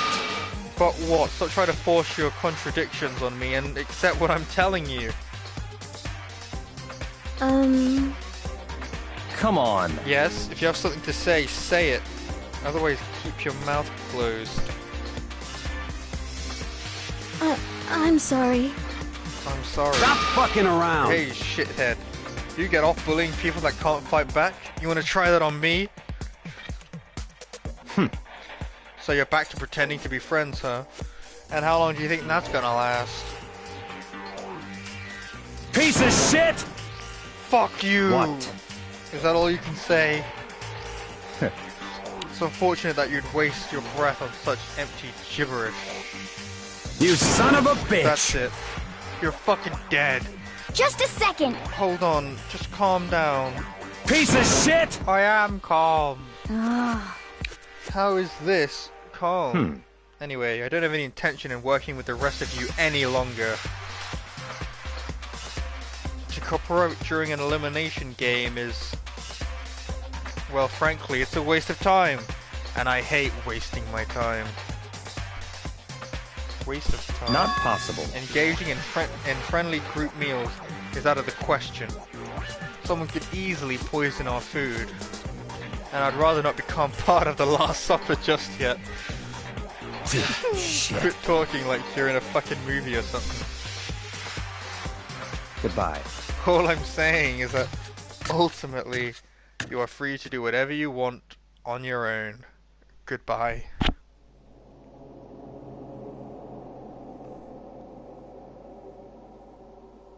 Does it make you the new meeting who looks like I'm in charge now? The way of thinking is beyond anything the rest of us could even comprehend. But... Was he serious about all that? He was, without a doubt. Don't fuck with me. Well, fuck him then. Maybe. But what he said, he might not necessarily be wrong. I mean, can you say for sure someone won't poison our food? Hey, come on. You too, Toko? Anyway. Well, it's not like anyone would even care if I was gone, right? Right, I agree. Actually, I bet you will want me gone. You will think that I'm disgusting.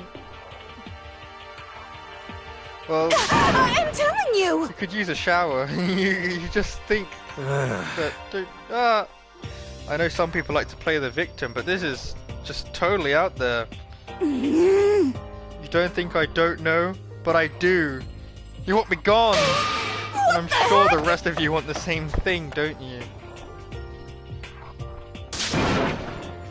Hey, Toko, wait. Just let her go. When she gets going like that, there's nothing you can say to bring her back.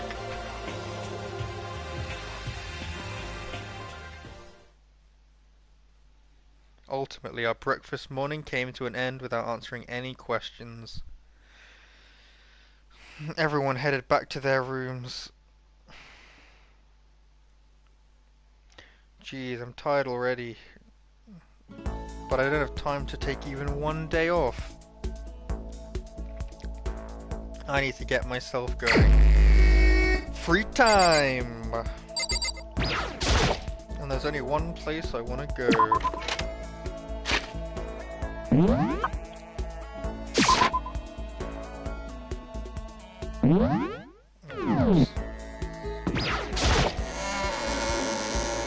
I also want to check out the areas that were closed before. The nurse's office, right?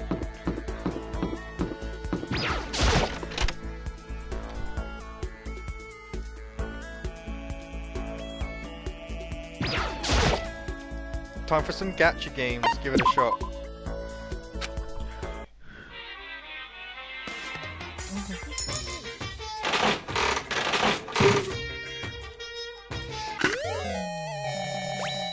A hoodie, some kind of frog onesie maybe.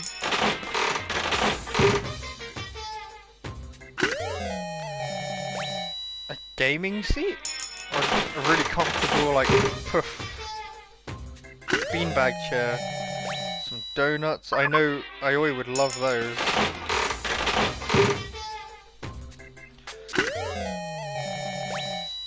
A VCR tape.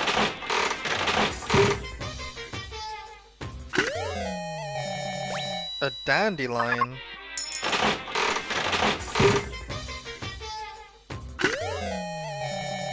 Some weird cookie dough.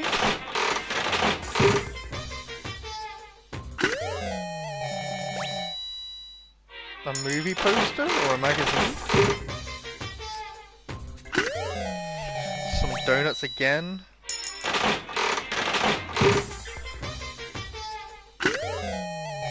Some black armor. Looks like it came out of Dark Souls. Oh, we've seen that before. Oh, it's like a glass duck. Some scissors.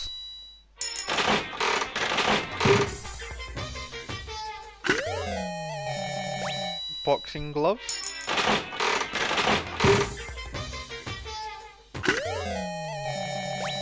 Some sunflower seeds?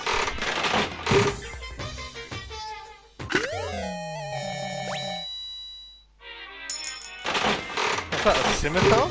Scimitar? A cup of tea. Is it milk tea? That's the question. Is that a gun? Is that like a golden gun? From James Bond? A book about cats and dogs. A red onesie thing.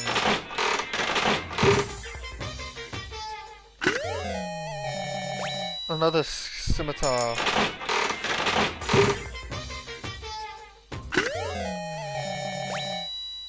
Sugar? Like poker chip or something. With sugar on it. A flashlight. A fluck light. Oh, the fluck lights, they burn. A gaming console.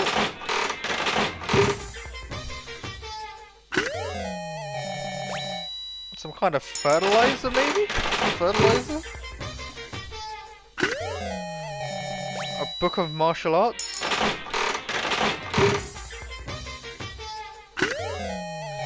A photography camera.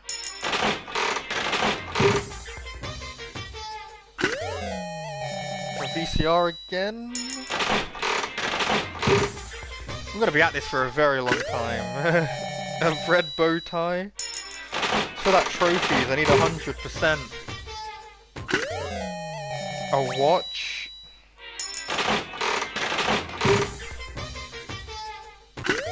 When I get to around 50%, I'll start putting in 2 at a time. How many can you put in at once? As many as you want. Oh my god.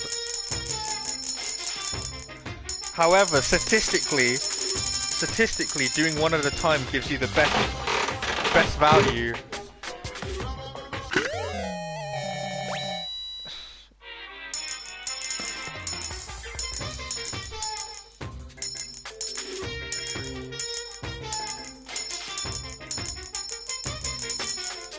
I think you lose exactly 1.9. Maybe not. 9. Yeah, 1.9. You lose each extra coin is worth 1.9%. But statistically, it's using a whole coin to lose one chance is not even worth it. You're better off just doing one at a time.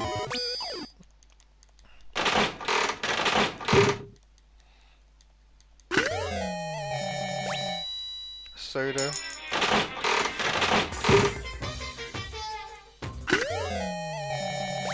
Katana.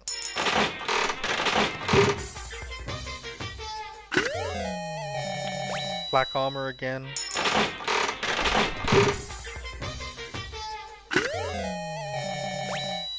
And radio. I wish there was a way to speed this up.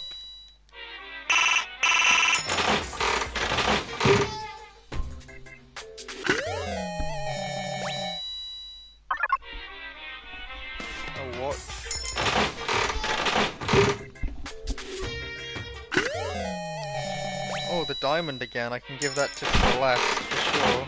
I know she likes that. A fax machine?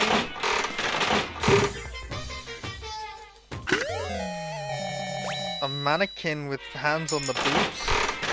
What the hell? I don't remember that. Another dandelion.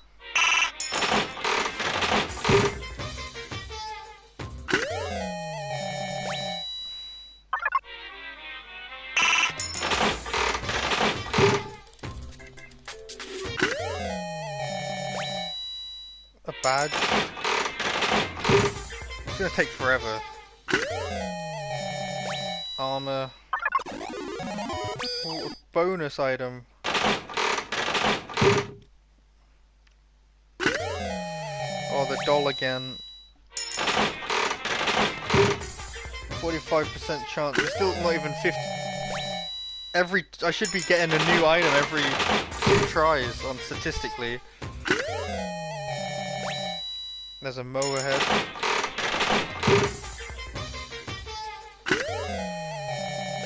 Oh, we've already seen those before. This is going against statistics. A really burnt croissant.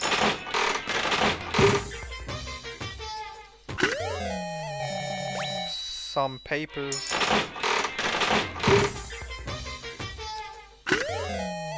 Cupid doll. Cupid figurine.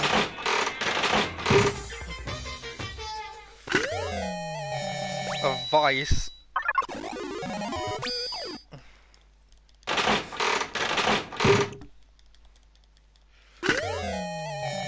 Another badge thing. Come on. That thing again.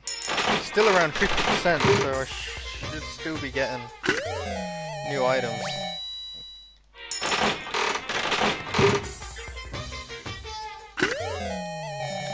Bunny earphones.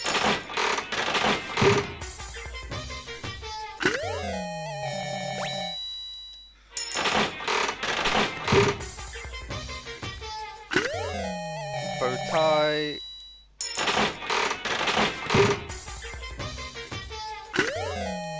Bottle of water.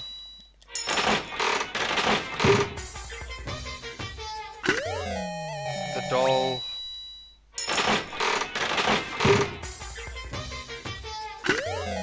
Vice. Ah!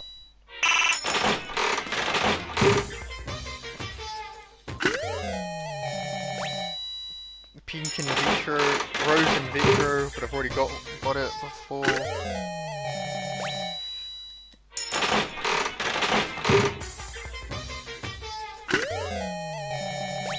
Some weeds.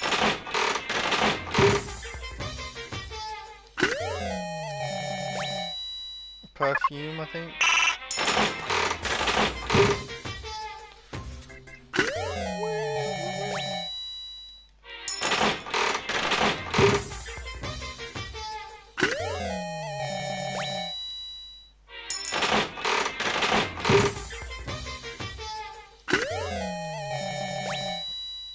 Come on, we're not even at 60% yet. Why aren't I getting more items?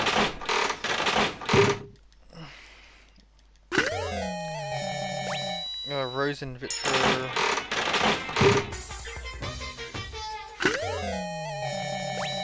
Some red. I think that was like a, you know, one of those things they used to exercise ghosts, right?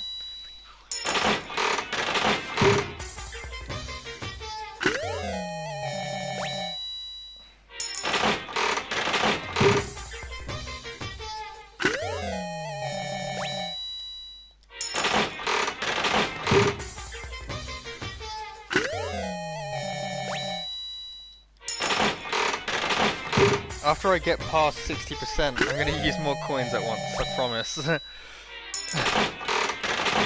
Some luggage.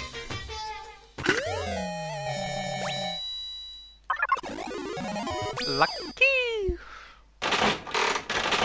It's going to take way too long. Some sunglasses. Look, if I make the odds 50%, I'm guaranteed to win. Come on, 50%! Oh, I got a book. And we'll go again, 50% chance! Come on! Oh, for fuck's sake, what a waste of tokens. Alright, well, that's good enough for me. My money... I'll make some more money in the next trial. Anyway. Time to find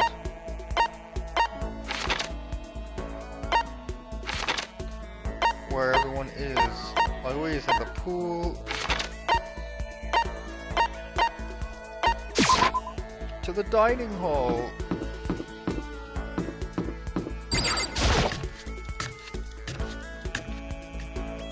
Oh, my head.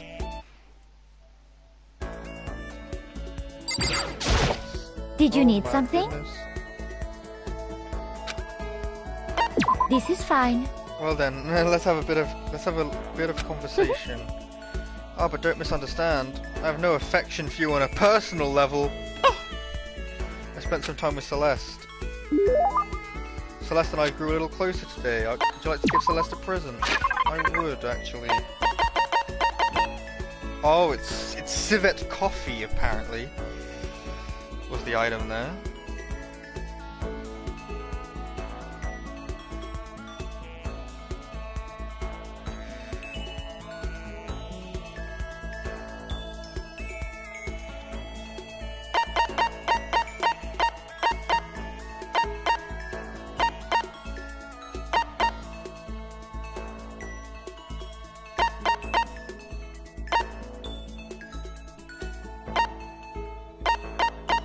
I've already given her a diamond before, so I don't really want to do it again unless I have to. Oh, it's a God of War charm.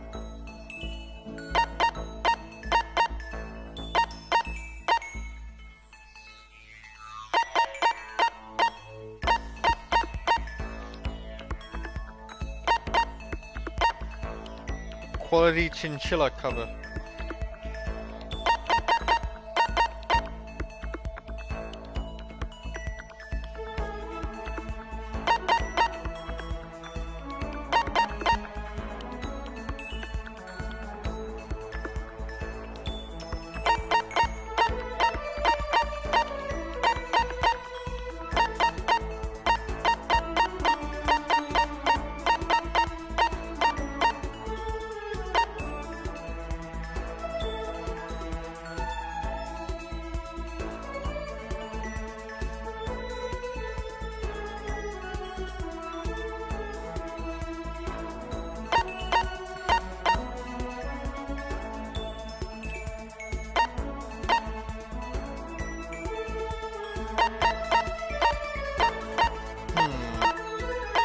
can't think of anything new that I could give her that she hasn't already got.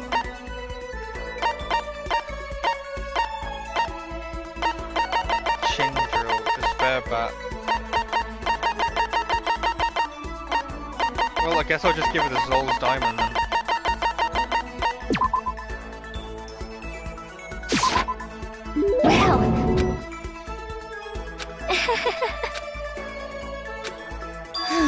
Celeste Ludenberg.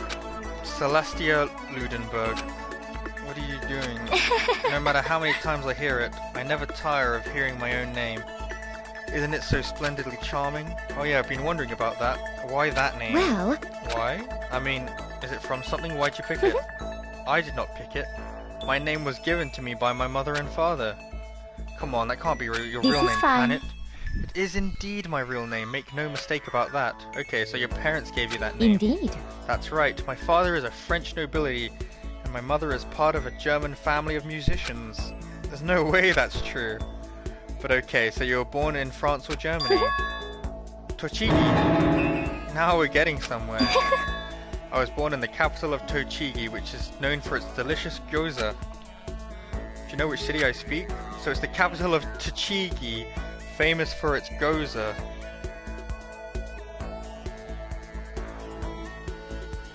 Celeste rhymes with molest.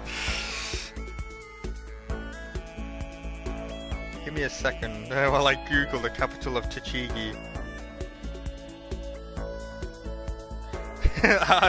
This is the first result that comes up.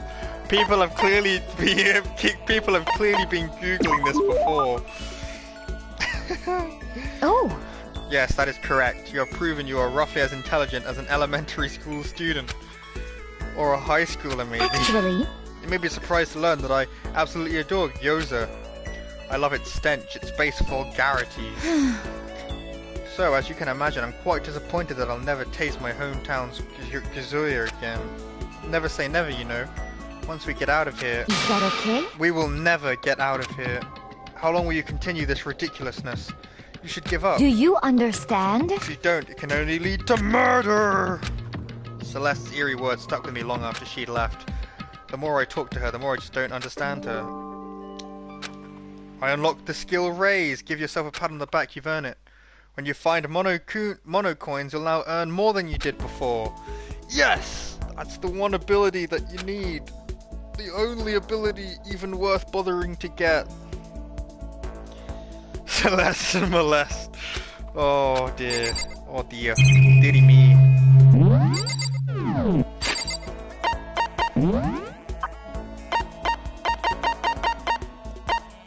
Dead!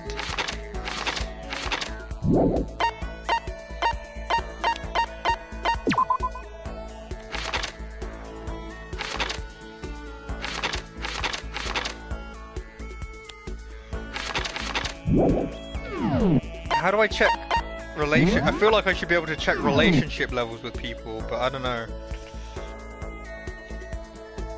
Either way, I think we've dealt with her enough. Who should my next? We need to find a new target. We got the ability we wanted, so there's no reason to stick to her anymore.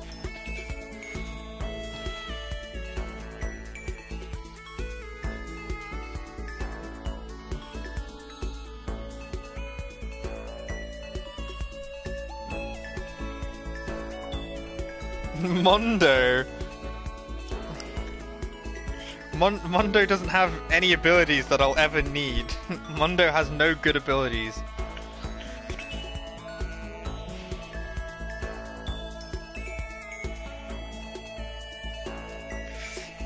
We gotta min max that the game.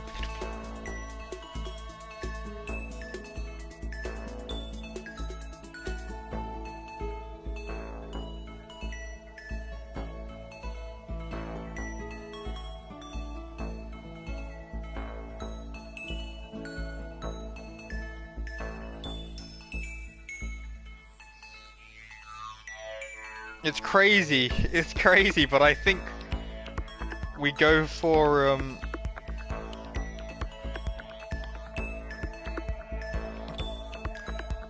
maybe Ishimaru, Taka Ishimaru.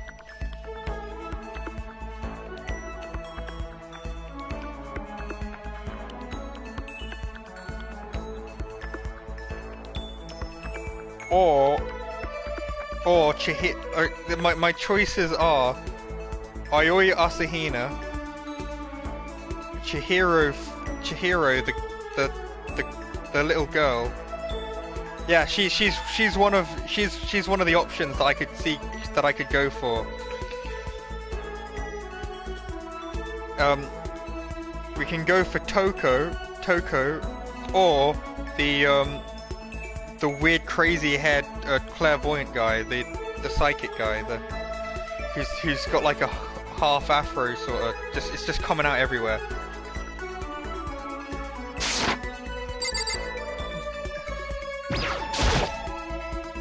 But there's also Taka Ishimaru.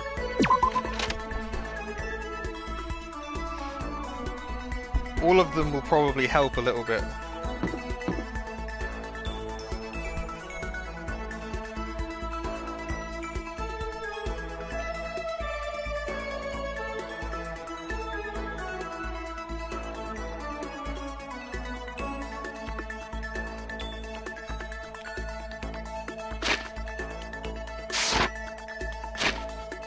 By the way, I've got enough money to. I've probably got enough gifts to choose anyone I want.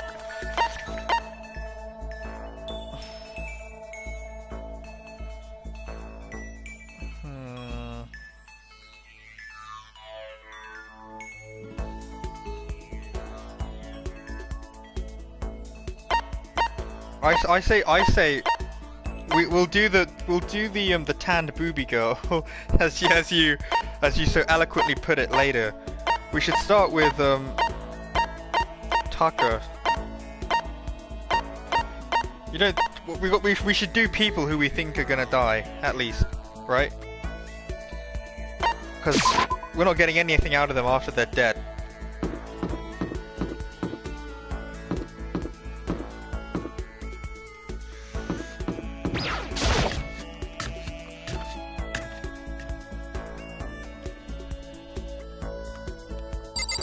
Oh wait, there she is.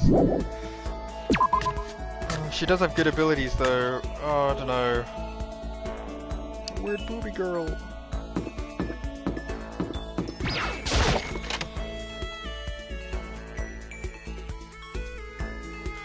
Maybe if we have time we can do both. That'd be nice.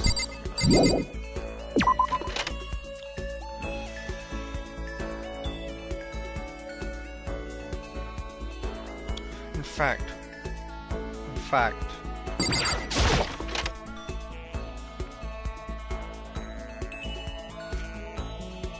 We could do this chick if you want. How about this girl? Huh? Are you concerned about me? I'm sorry.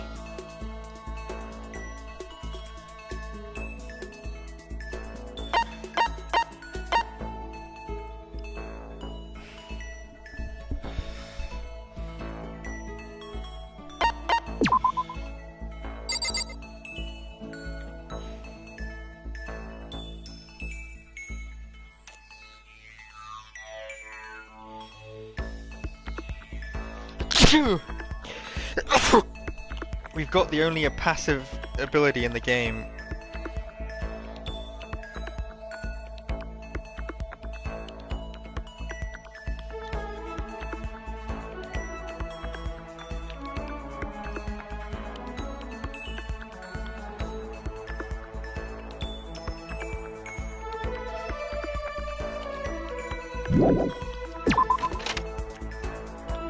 God damn it. There's no good options. There's really no good options right now. I feel like I could win the game even without any of them. But this is the guy I'm going to focus on. Until we get his abilities at least. You want to hear what I got to say? Quiet down and listen! Very well. I've got many theories on many topics and I'll share them all with you. We're going for his Steel Patience ability. Just give him a gift.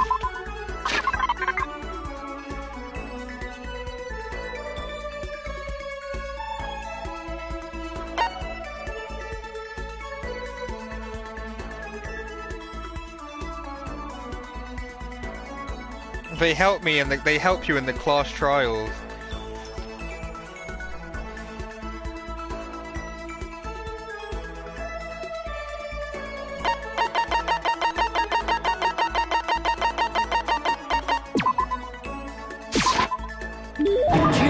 They just give you like some like small bonuses and stuff. Except the raise one, which is a passive ability, except the one I got off Celeste, which is passively increases my my money I gain. Excellent. You hear me? Then let's get down to the brass tacks and find out where we stand on the big issues. What would you like to discuss? Politics, economy, international affairs? Wait, hold on. Instead of big serious discussion, can we just have a normal conversation? That's the best way to learn about people, I think. What do you mean by normal conversation?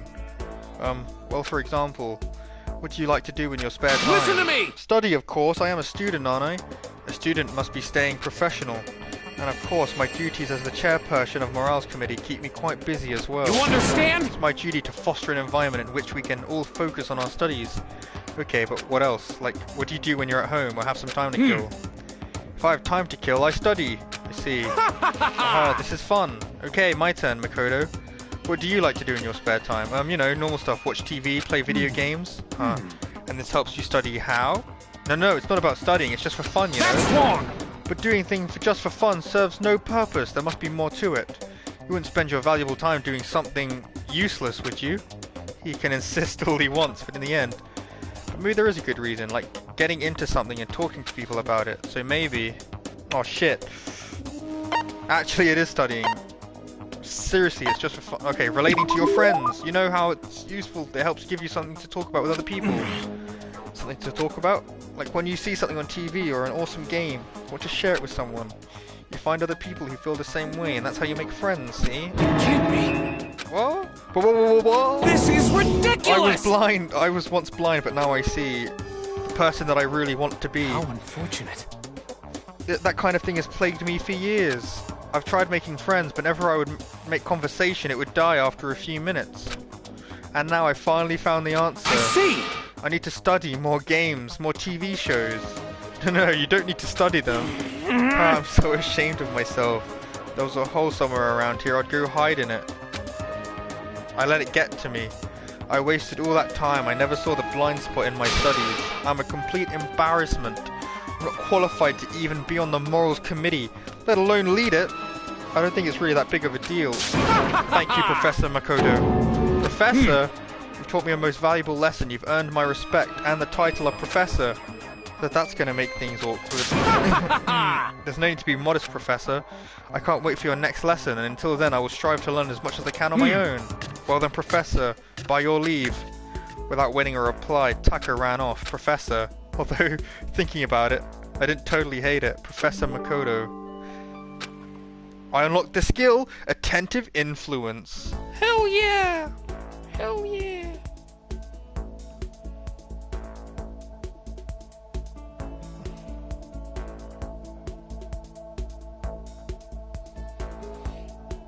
We just need steel patience now. How is this better than the... Okay, because the abilities we get are better, and this guy might die soon if we're not careful. That's why. This is a school announcement. I don't know if he dies or not, I don't remember. PM. As But such, I get the feeling he does. I get the feeling... I don't know. I get the feeling he dies. At least sooner than the big booby girl, tan girl. We do it for the abilities, son. There'll be plenty of time to do the booby tan girl later. Trust me.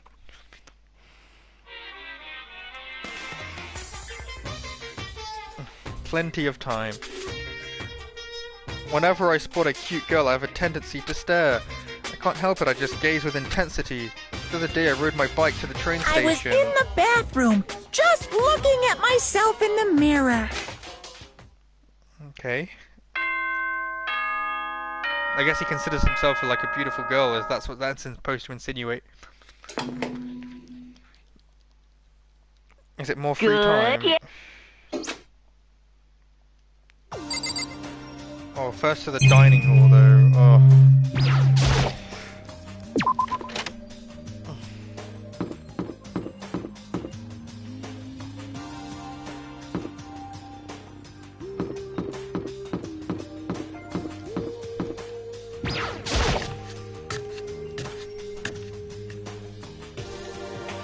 I went to the breakfast meeting, same as always, but...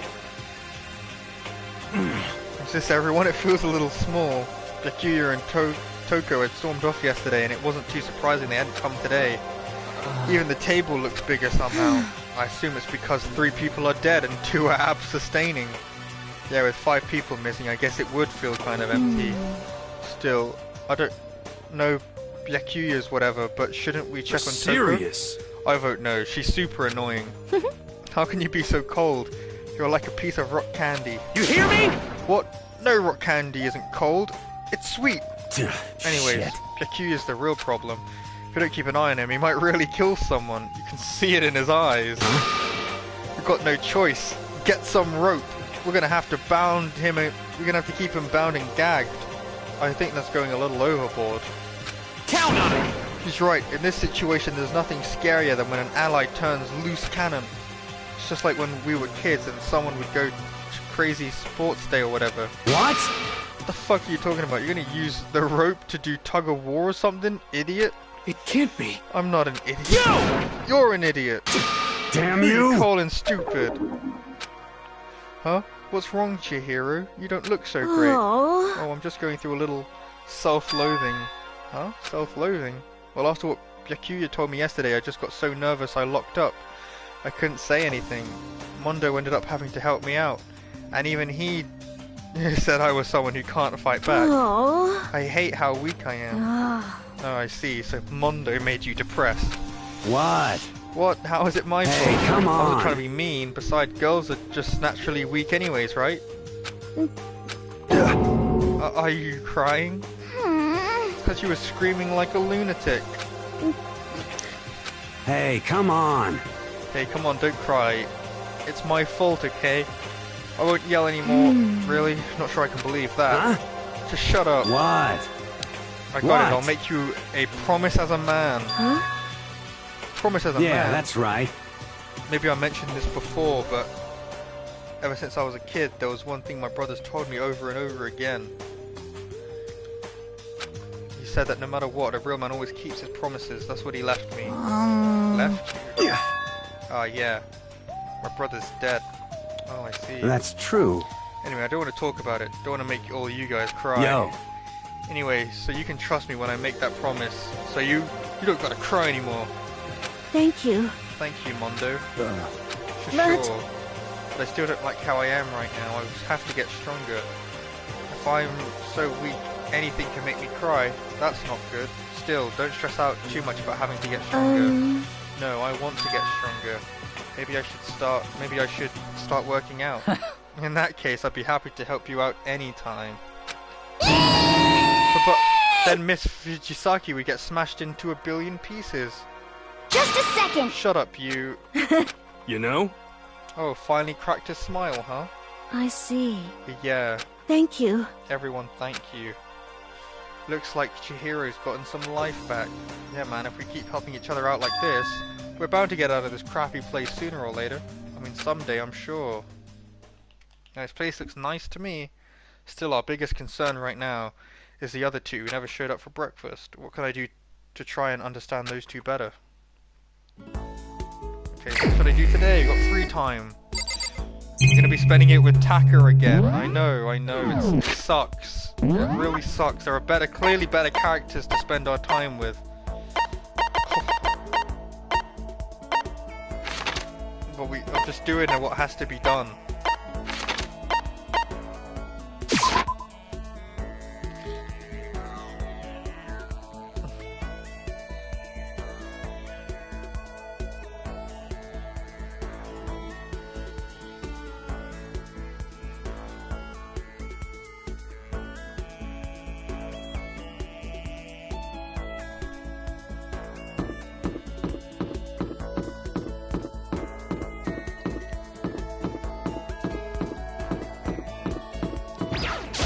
You hear me?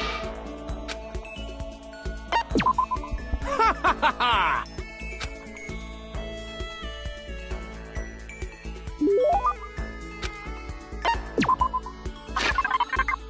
Just give him... He likes red things, so anything red he likes.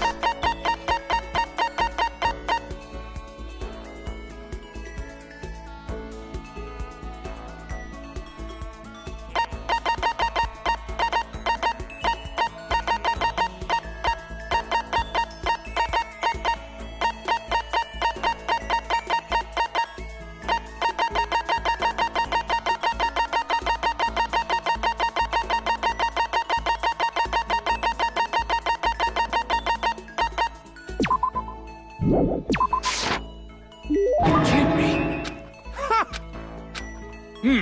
I've been wanting to tell you something for a while now, Makoto. You hear me? And now that it's just the two of us, this is the perfect time to confess, huh? Listen, Makoto, your hoodie is awesome, thanks. You have really amazing fashion sense now, wearing a hoodie under your school uniform. Your public morals are ruined. Just absolutely ruined. So sorry, did I do something wrong? The dress code was pretty flexible at my old school. You understand? Well, that's not the case here at Hope's Peak Academy. As long as I live, I will protect our morals. Take off that incredibly stylish hoodie at this instant. Right now? That's enough! Of course! Crap, Taka seems to be taking this really seriously, but I better come up with a good excuse. Or I might actually have to give him my hoodie. It's Meishipada, it's a raincoat. It's a flashlight. Oh my god, I don't know. No, that's the wrong answer. Just hold on! You hear me? That hoodie would only protect your head. I should have said it also covers as a hard hat. Oh. You understand?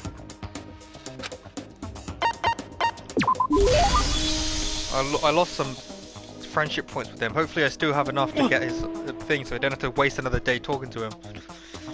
School's really dangerous, you know. You may have a point there. Well, if it's for your own safety, I suppose I can give you a special permission just You hear me? For the instant this school goes back to normal, you'll hand over that amazingly cool hoodie. Yeah, you got it. Shoes these days are so ugly, ignorant a proper dress code, it's quite a pain.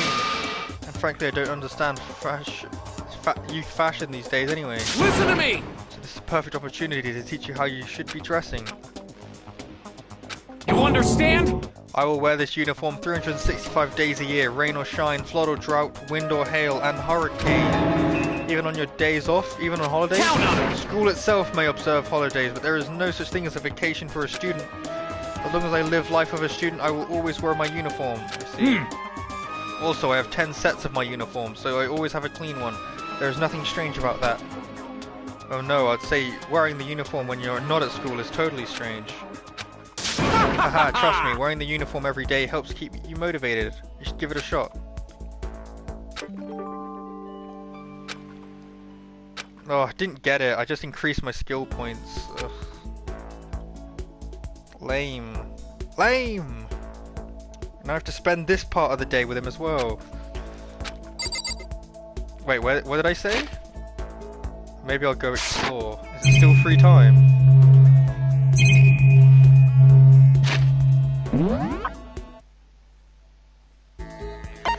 Makoto. I didn't realize I was next to Kyoko's room.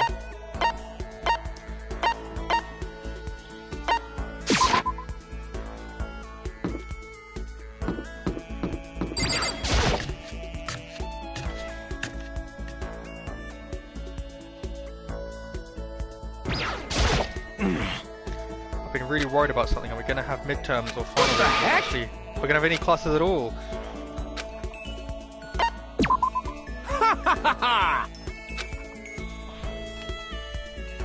We went to the dining hall and Taka made some of his delicious tea. Let's give him a present.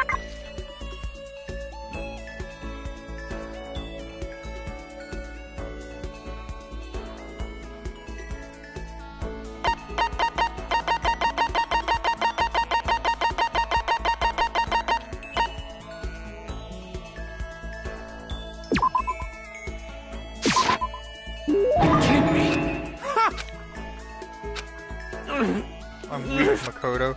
So very weak. What happened? Haven't you realized the school is missing something of utmost importance? Textbooks, classes. Oh well, I really can't say I missed that stuff. I'm just gonna come right out and say it. I'm freaking out.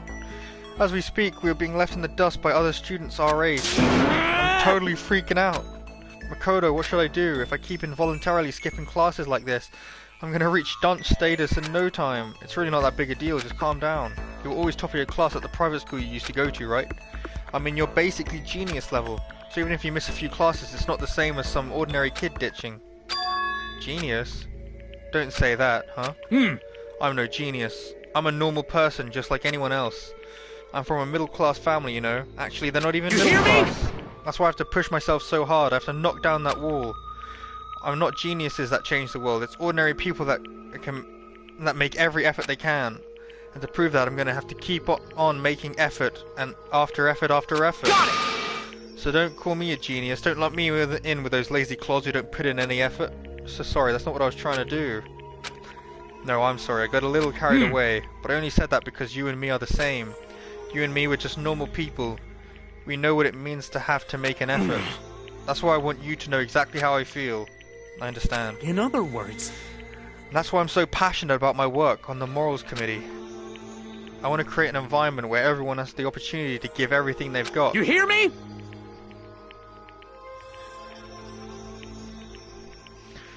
That's why I put my blood, sweat and tears. I want everyone to understand that too. In the end, you can't succeed if you don't try. Anyone who says differently is selling something. Got it! Effort is everything. That's the only way to fix anything in this world. And I have to prove that to all these ordinary people out there, so they keep on trying. I have to become the ordinary man who can surpass any genius. Those are the feelings I carried with me when I entered Hope's Peak Academy. But now that I'm trapped here, I've been robbed of the opportunity to make that effort. So now what am I supposed to do? Taka. Sorry, Makoto. I didn't mean to make you listen to my pathetic complaining. No, it's not pathetic at all. I can totally understand why you'd be upset. You obviously feel really strongly about this. I really hope you don't give up hope and start to lose track of what you want to do. If you really believe that effort is what matters, then you can't give up, right? Because if you can't make that effort, then what do you have left? I think until you said that just now, I'd totally forgotten what I was here for. The foundation of effort is the will to never give up. You're right, I have to try no matter the situation, even without classes, without assignments. I can't just look back at what I've learned already and reinforce those. I can just look back at what I've learned already and reinforce those basic principles. Yeah, good idea. I'm glad we had this talk, Makoto. Wow, I feel so much better getting this all off my chest. As my way of thanks, next time I buckle down for a study session, I'll make sure to invite you. You understand? Let's work together as fellow ordinary people to show those geniuses who's boss. His face is filled with unwavering confidence I was used to seeing from him. I feel like maybe I'm starting to understand him a little better. But I still think he might be a genius. Specifically, he's a genius when it comes to effort. Still, I did notice one thing. He seems to have a lot of hostility towards the idea of someone being a genius. Is there some reason he feels that way? Yes, we got steel patience. We don't need to talk to him anymore. If you don't want. We'll find some other people to talk to. Like Chihiro.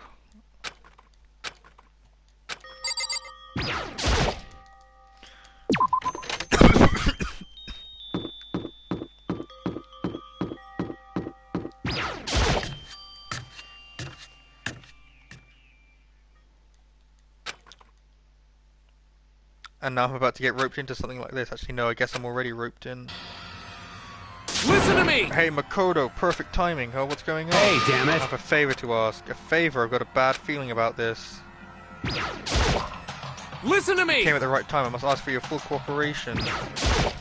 Hey, damn it! Come on, Makoto, you got to be our witness. Witness to what? This guy's been talking shit about me since day one, calling me a coward and shit like that. You're corrupt! You are a coward. That's why you turn to violence to solve your problems. You! That's why you can't do what society asks of you. Why you walk around dressed like that. Huh? What the fuck you say? You don't know shit. You hear me? You've already lost yourself, but you're such a coward you don't even realize it. Damn so what you! You're saying you're not a coward? You think you're tougher than me? Count on it! I know I am. You wanna fight? Okay, then let's throw down. Prove you got what I don't got. You hear me? I accept your challenge. What? So that's what's happening, Makoto. You gotta be our witness. You're gonna throw down? You're gonna like start punching each other, are you? Hey. There's a bathhouse on the first floor of the dorm, right? With a sauna inside. I see! I see. A simple endurance contest, is it? Got it! We're gonna see who can stay in the sauna the longest, am I right? Piece of shit! Goddamn straight!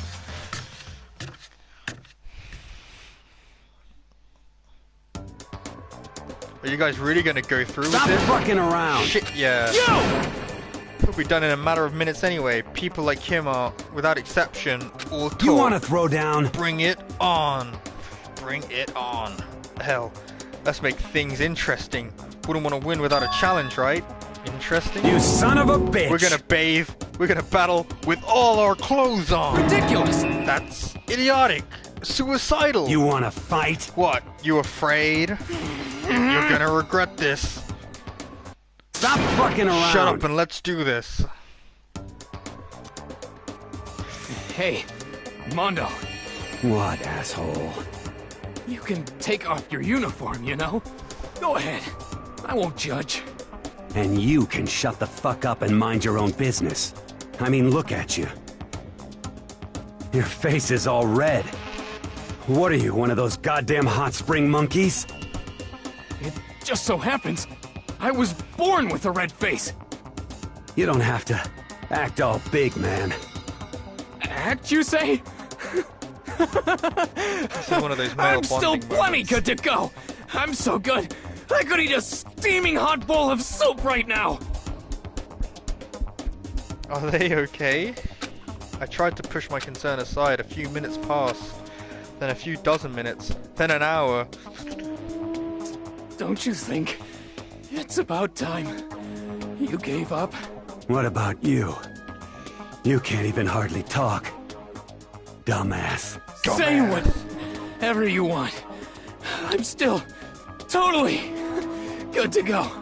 In fact, I'm starting to feel kind of cold. That's probably not good. Hey guys, I know both of you want to prove how big and baddest you are, but don't you think you've done enough? Shut up! God, you just can't win.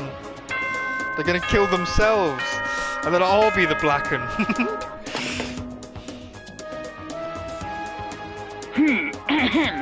This is a school announcement. It is not as such. Soon the doors to... Okay then. Sweet dream. Hey, did you hear that? It's nighttime. How about we call it a tie? In a true competition, there's no such thing as a tie. You win, or you lose. That's the only thing that matters. Edward Richtofen noises. Listen to you son of a bitch. Then bring it on. I'll push right up to the gates of hell. Push you right up to the gates of hell. The gates of hell? That's not a good place to push someone. This isn't good, guys. Now you hear him? Better crawl on back to your room. I'll let you know how it went in the morning. Then you can start spreading my legend. Come tomorrow morning, you'll fall down in front of me. Down on your knees, I'll show you where to do it. Big talk from someone whose face is about to explode. Right back at you. Well, good night then. I really hope those two don't overdo it, but I'm sure to the death? No, surely they wouldn't go that far. Right? Right? Right?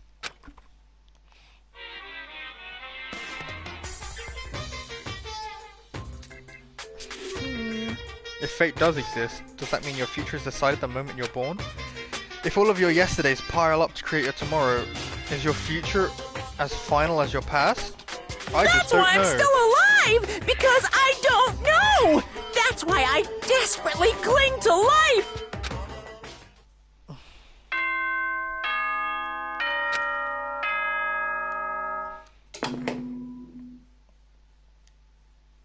Good morning, everyone. It's now 7 It is a.m. now Nighttime 7 is a.m. officially and nighttime is officially get. Morning, huh? I hope Mondo and Tucker survived. We better go check on them. Worried about the two, I hurried along to the dining hall more quickly than usual, and when I entered...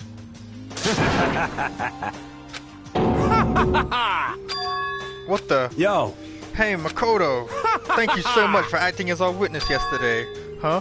Are they friends now? They've been like this all morning. They were all buddy-buddy as soon as they walked in. It feels gross. What? Feels gross? Hell no. Feels great, more like. That's almost feels like sexual harassment somehow. Forget her, bro. A girl like her doesn't get our manly bond. You hear me? Friendship between men is stronger than blood. A woman could never understand. Ain't that right? What you just said? Bro, that was cool as shit. I should get a tattoo of it. Without a doubt. Nah, bro, you mustn't. Your body's a temple given to you by your loving parents. So, who won the contest? Piece of shit! Who gives a shit? Got it! Yeah, don't ask stupid questions. What matters is that we both took part in it together. That's completely different to what you were saying last night. I see. Friendship between men seems very simplistic. Nothing like what I'm used to with girls. Yeah, for real. All throughout breakfast that morning, the room was dominated by Mondo's and Taki's overpowering brotherhood. What do you mean, okay? All in all, it was a pretty unfortunate experience. Where's our manly bond? Where is it? What should I do today? Ding dong, who could that be? It's Toko? Get out of my room, Toko. Toko, what the fuck's the matter? What's your problem? Am I really that annoying? Sometimes. Well, I don't know. Well, I already know I'm annoying. I came here knowing that, so that makes it okay. No, you're not annoying. I just wondered what was going on. I have a favor to ask. Do you want to go somewhere with me? And where is it you want to go? Well, the library. Huh, you're looking for a book or something? Why don't you just ask Byakuya? He spends all his time in the library anyway. Did I say something wrong? You're not a blabbermouth, right? This has to be a secret. Honestly, I have no idea what you're talking about, but if you want me to be quiet, I'll be quiet. Then let's go to the library. Okay, I got it. The library. Jeez. Why so pushy? When push comes to shove. Be quiet when you go in. Don't let him see you. She was actually starting to get annoying, but I did what she said and quite gently crept into the library. Unsurprisingly, Byakuya was there by himself, absorbed in his book. He's here. He's really here. Okay, Makoto, go talk to him. What? Stop being so loud. Just hurry up and go talk to him. You go talk to him if you want to so bad. I can't. I don't want to interrupt him. That's kind of crazy.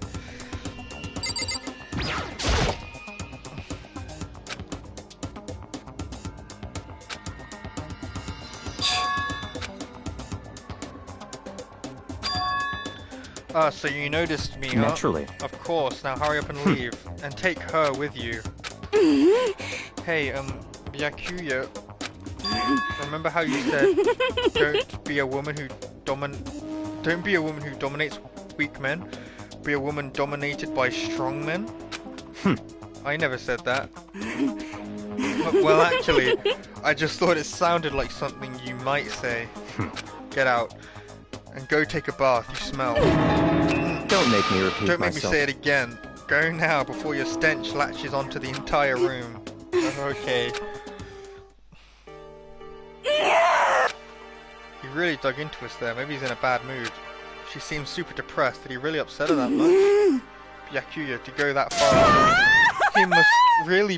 he must be really concerned about me. Huh? He told me to take a bath and everything. He must really care about my well-being. Hey, Makoto, what do you think? Think about what? Think about Byakuya and I. Would it be good together? Well, now I don't really know. Maybe. But that's true. There's no way to know. The distance between us doesn't change our love. Because as soon as you realize your feelings, the love is born. That's how love works. Okay. There might be a day when there might come a day when you understand. Maybe someday. Well, bye. Ah, young love. Who would have ever guessed she would go for someone like him? She's got issues. But eager passion can also be scary. Sometimes that leads people off in wrong direction. of a sudden I feel exhausted. Maybe I'll head back to my room for now.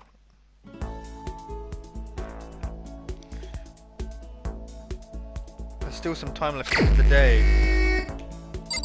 Alright, let's go visit Chihiro. See if we can get some of her skills before it's too late. I'm just guessing that she's in here. She's probably not though. No. Should we be so lucky?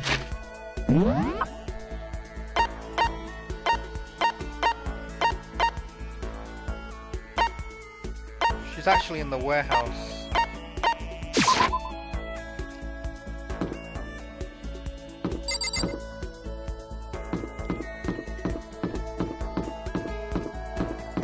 Alright, this was another room that opened up. I forgot.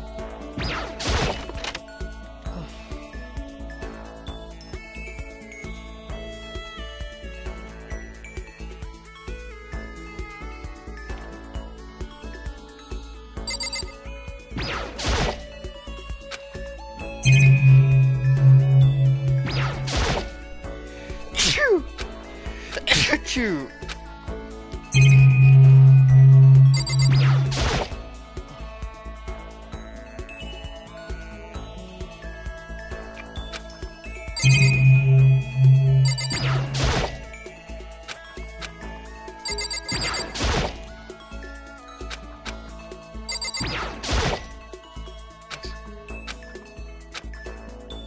Alright, well I didn't see anything, there was no coins in here. Oh. Chihiro Fujisaki. Maybe it's some kind of bear-shaped cyborg from the future.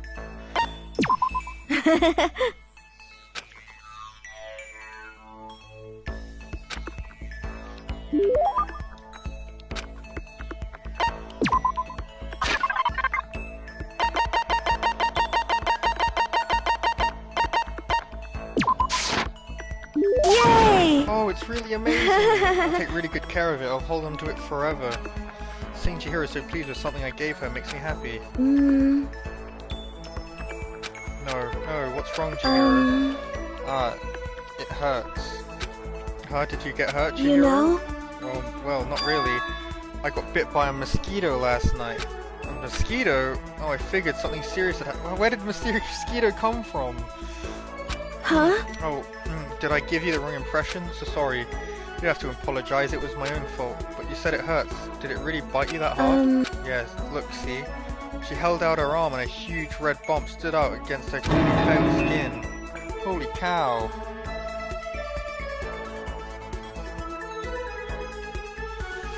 What should I do? It's way past itchy now, it really hurts. But why is it so big? Did it bite you while you were sleeping or something? You're wrong. Oh no, I was awake. But you didn't notice? No, I noticed, but what? You know? Well, I felt it bite me. I looked down at it, but I didn't do anything. I just sat there and watched it suck my blood.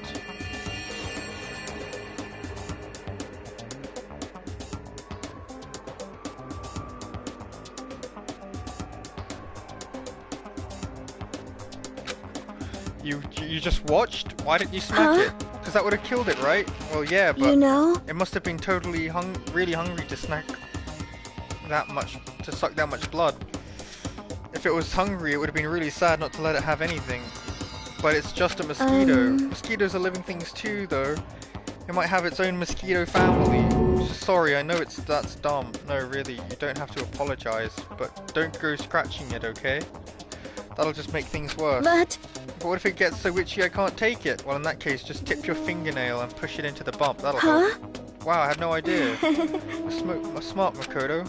As she said that, she smiled like a tiny, cute little animal. I wonder if she does that on purpose. If so, that's a whole nother level of scary. But she doesn't. But anyway, don't you think it's kind of strange? What is? You know? Well, this school is completely sealed off, right? So how do mosquito get in? Maybe there's somewhere in the school where bugs can live and grow, like some kind of naturey spot. A naturey place in the school where I can't say for sure that there's not. Or maybe there's a secret passage somewhere that leads out of the school. A secret passage? Well, even if there's not, I'm sure we'll get out of here somehow. As long as we all work together, I'm sure we'll be out of here at no time. You're right, working together is super important. Of course, I don't know how I can be useful. I'll probably just weigh you all down. That's not true. It makes me feel better knowing that you're here to help. Huh? It does? Really? Yep, so let's all do our best, okay? Thank you. Oh, okay. Thank you, Makoto. Oh, I didn't get a skill, though.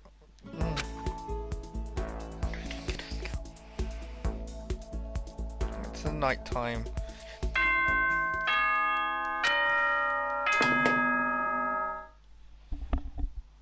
Ahem. School announcement, school announcement.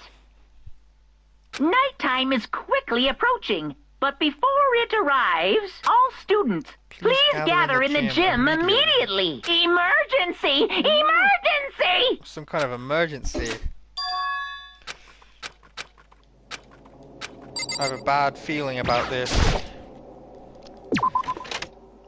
This is like what happened with Sayaka. Oh, Kyoko, did you hear the announcement just now? I don't want to go, but we don't have any other choice, right? Right. I can't imagine it's going to be good news, but it's not a good idea to defy him here and now. Goodbye. So I'm going on ahead. I really can't do anything except what Monokuma tells me.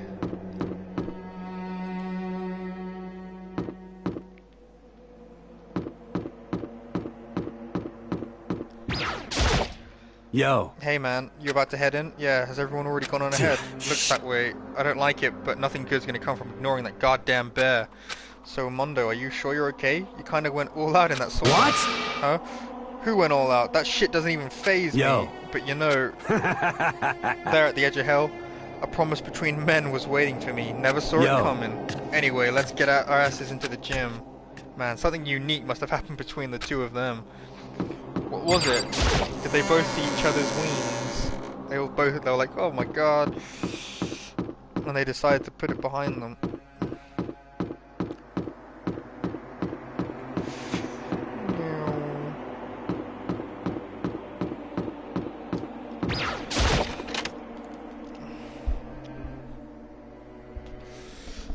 Alright, I'm at the gym.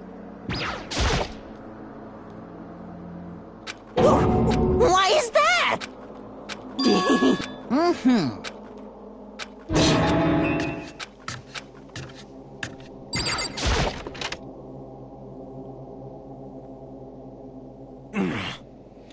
Asking us to gather together all of a sudden like this. What could he possibly want? Indeed, what might await us this time? He keeps things interesting, that's for certain. How is that funny? Can't you smile like a normal person once in a while?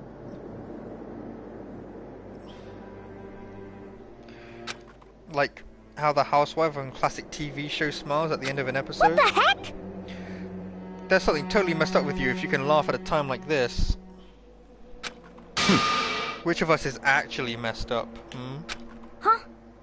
What's that supposed to mean? Nothing in particular, just admiring, that's all. I don't want to kill anyone, but I also don't want to stay here, living in blind denial day after day.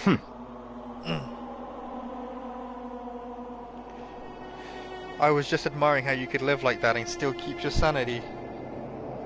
What is this?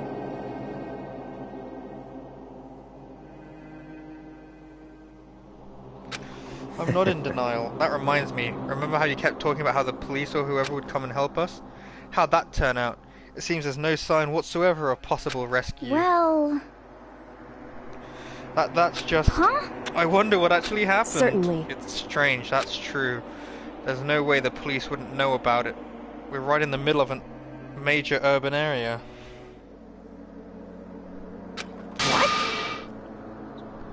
The police suck. On the contrary, the mastermind may be just that powerful to take control of even the police. Could it be? Oh, this might not be related, but then don't say it. Nope, gonna say it. It's not like some occult about mystery. Last night, I was near the main halls just staring off into space, when all of a sudden I heard it. Huh? You heard what? A sound that I don't really know what it was. What kind of sound? Well, like I said, I don't really know, but if I had to describe it was like a construction site, I guess. A construction site? Serious? I mean, could just be making that up. I only just barely heard anything. Then you definitely made it up. Must have been the sound of the ocean in that head of yours. Say what? What you talking about, Toko?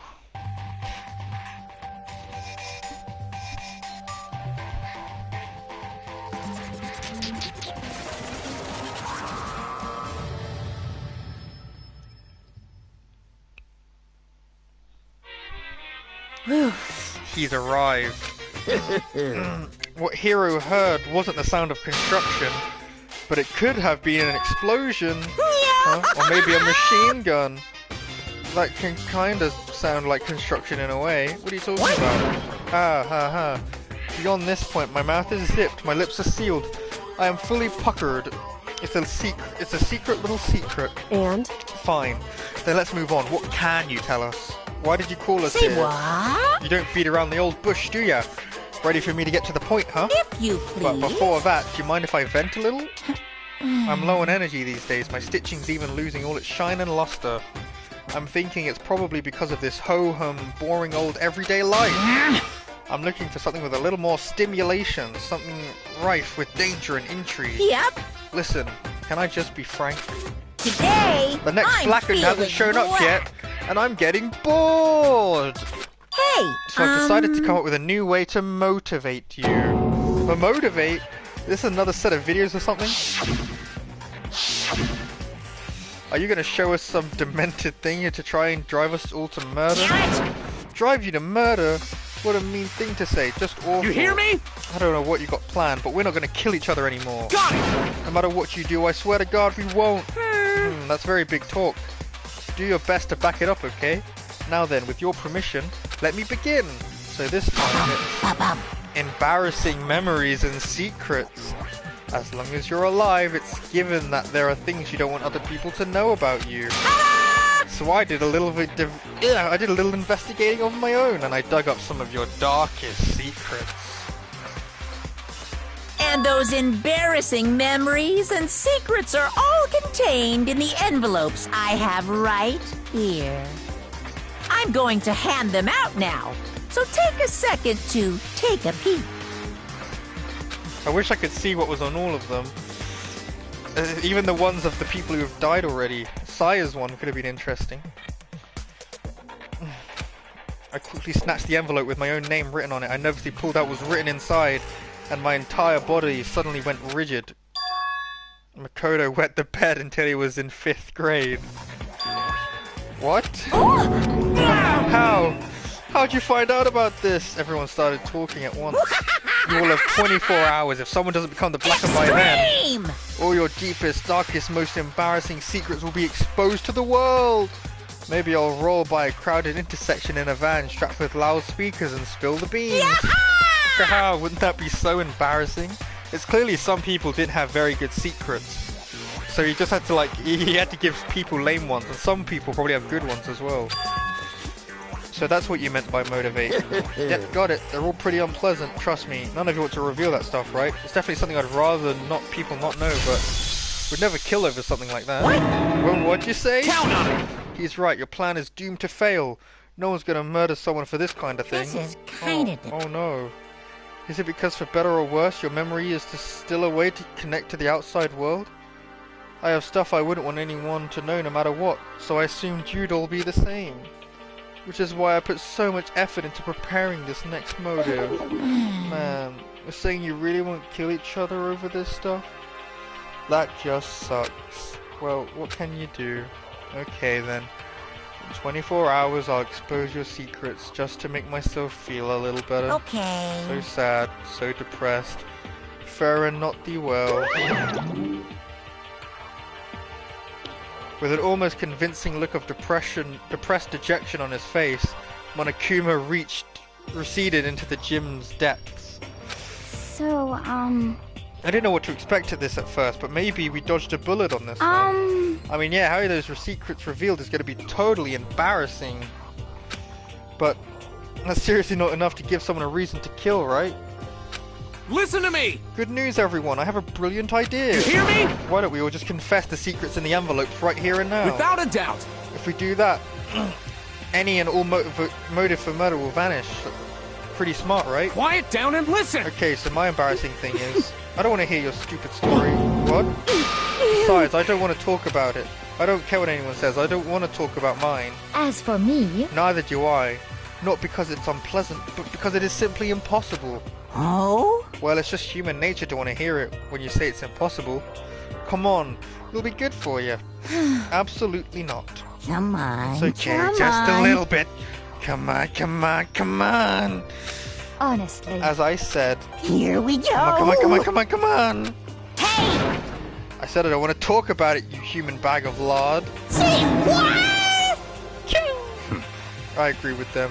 There's no need to discuss it. What do you think, Chihiro? I'm sorry. I don't really want to talk about it right now. But I also don't want to leave things the way they are, so maybe I can talk about it later. After I try my best to become strong, then I can tell everyone. So, If you don't want to talk, you don't have to. I'm not super excited to talk about it either. That's true. If everyone is that much against it, even my bros, even if my bros don't want to suggest it, I've got to say no. Well, that's okay then. Either way, it's just a few secrets. I'm sure nobody will kill anybody over it. I hope you're right. A secret so bad you'd kill anyone to keep it? Nobody's got something like that, right? Okay, I'll stop with all the secret talk. You hear me? Each of us has 24 hours to get ready. Having our secrets exposed isn't going to be fun, but it's not like we're going to die because of it. So, you know, don't do anything hasty. Well... The way you keep repeating it kind of makes me worry even more. Okay, sorry. I know it's going to be tough, but...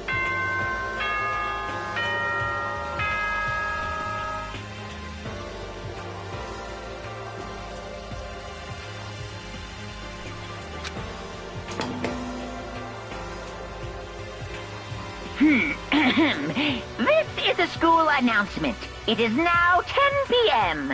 As such, it is officially nighttime. Soon the doors... Okay then. Well...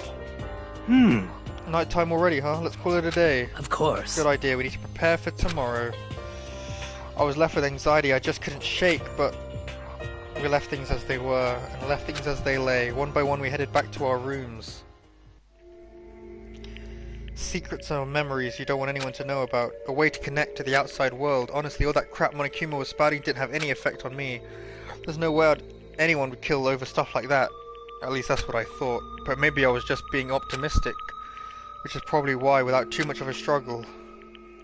Jeez, I'm more tired than usual. Super tired today. I fell asleep. But what I didn't know was that even then, a tragedy was taking place.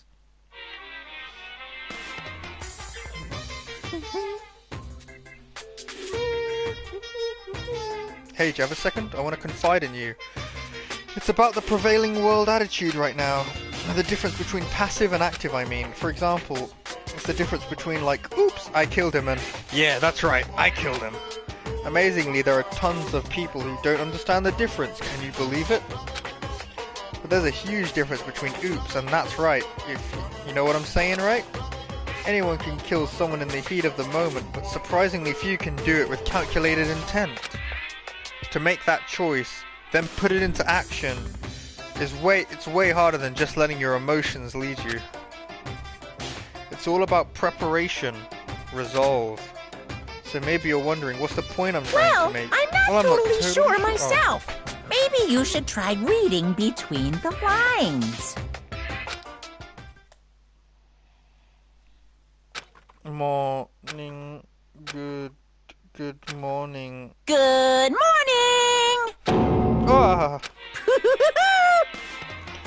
Nice reaction, I'm glad to see you didn't disappoint. Well, what are you doing here? Yep. I wanted to spice things up. So instead of a school announcement, I've decided to wake you up in person. What the hell for? Because it's fun. And as long as I'm here, I figured I'd let you hear it right from the bear's mouth. Hear what? Are you sure you should be acting this laid back? I mean, even though something's happened to one of your buddy classmates.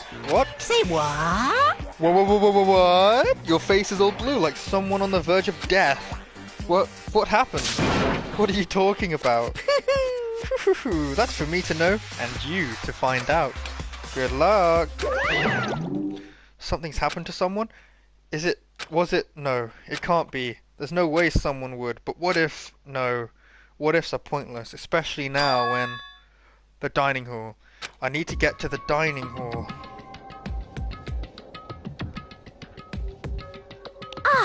Ah, Makoto, are you okay? Hey.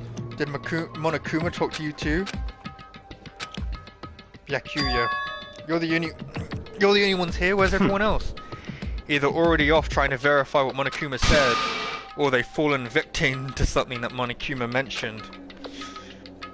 Perhaps. It can't be. Has it happened again? Murder?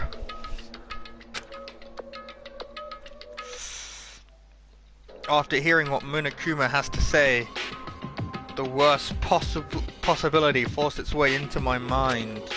It took everything I had to drive that thought away. So if something really did happen, does that mean someone did it because of what happened yesterday? Huh? It can't be. That stuff is just a bunch of old memories. Just old memories. Don't be so sure about that. Clearly someone felt it was more important than that. Huh? To judge someone else's values based on your own outlook? Don't you realize how dangerous that is? What the heck? Well, why didn't you say something yesterday? Naturally. Did you already forget this isn't a co-op game, it's every man for himself?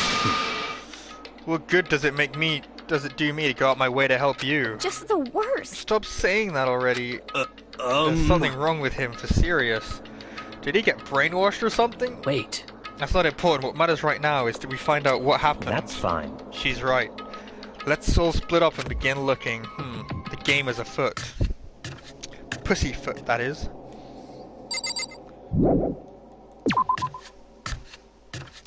If I had to guess...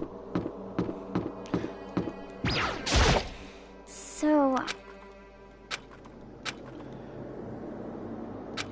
Yeah, if I had to guess, it'd be in the new place. I hope I, oh no. If someone I was working on died just now, that'd be such a waste. It would be such a waste. I spent a free time on them. If Chihiro's dead. And I also need them to not be the murderer too. I know who lives and who dies. I just don't remember the order. I know, obviously.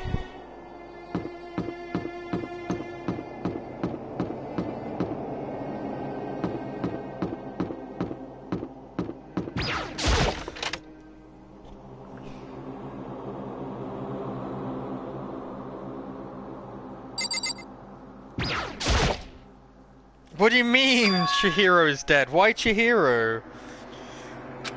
What did you just write? And what did you just write? I can't see it without going into the options. For this check. investigation, I have unlocked the doors. Please look around to your heart's content. What makes you think it's one of those three? There's a message on the in the game. I don't know what it says. It's all clear now. There's a message in the stream and I can't read what it says. Yakuya. I see. Judging from what he said, there can be no doubt a murder has really taken place. Better not be a spoiler. and the locker rooms. They're suspicious. Very suspicious indeed. What about Celeste, Josh? What about Celeste or that weird scissor girl?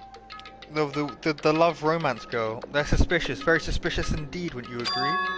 Ah, suspicious. Seems nobody searched the locker rooms. Let's start with the girls' locker room. He was muttering as if talking to himself.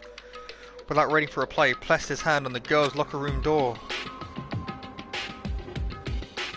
It's Charles. Oh my god, I see. Thank you.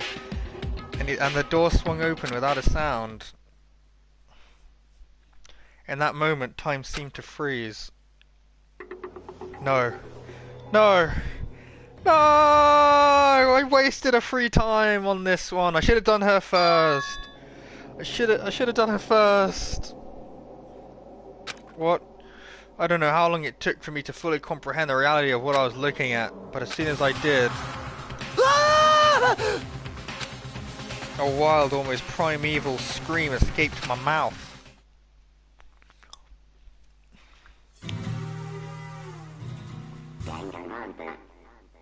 I'm gonna finish this trial and then I'll probably head off for the day. I tried to surpass my screaming, but it was useless. It surged out of me like water from a spring gushing out of the ground. Yakuya, on the other hand. Very strange. Most unusual, don't you think? He was totally calm, almost like he was watching this all unfold in front of a TV screen. I see. Look, Chihiro's corpse has been suspended somehow, and something's been written on the wall in blood. Bloodlust. Such a brutal way to kill someone. No, this is beyond brutal, wouldn't you agree? They killed her. How could it not be brutal? No, that's not my point. The murder is too bizarre for an everyday amateur to have committed it. Unlike with Sayaka, this murder was not a crime of passion or necessity. Interesting. It's almost as whoever did this did it for fun. You see what I'm saying? You see what I mean, don't you? What? My head was swimming, I was still reeling. Too confused to understand what he was trying to say. Before I could begin to clear my head. Hey, I heard screaming, did something... Chihiro!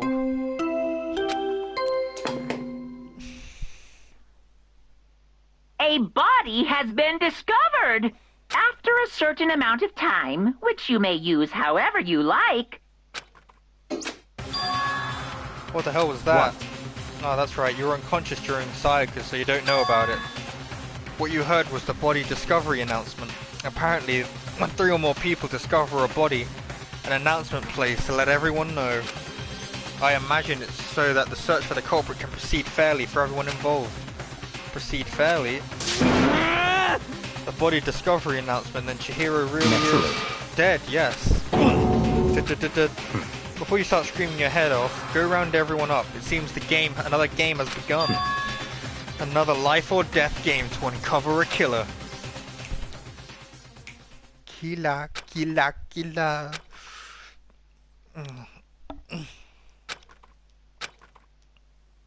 We all just stood there gathered around Chihiro's body. Damn. Damn. She's gonna power up into Super Saiyan God! Damn, I couldn't keep her safe. So there's another victim. Which means we are now in the same position once again. Fuck, man. What the fuck is this? It's a dream. This is a dream. It's all just a dream. In fact, I haven't even been born yet. I don't even have another memory of being alive. Josh, do you know who killed this one? Josh, have any idea who killed this guy? That girl. Dude. Chick. Dolly. Shut up.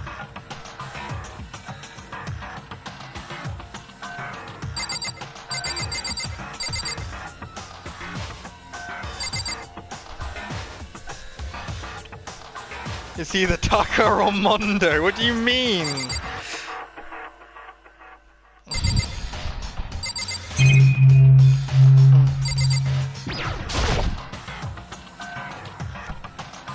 I see what you're saying. I see what you're saying.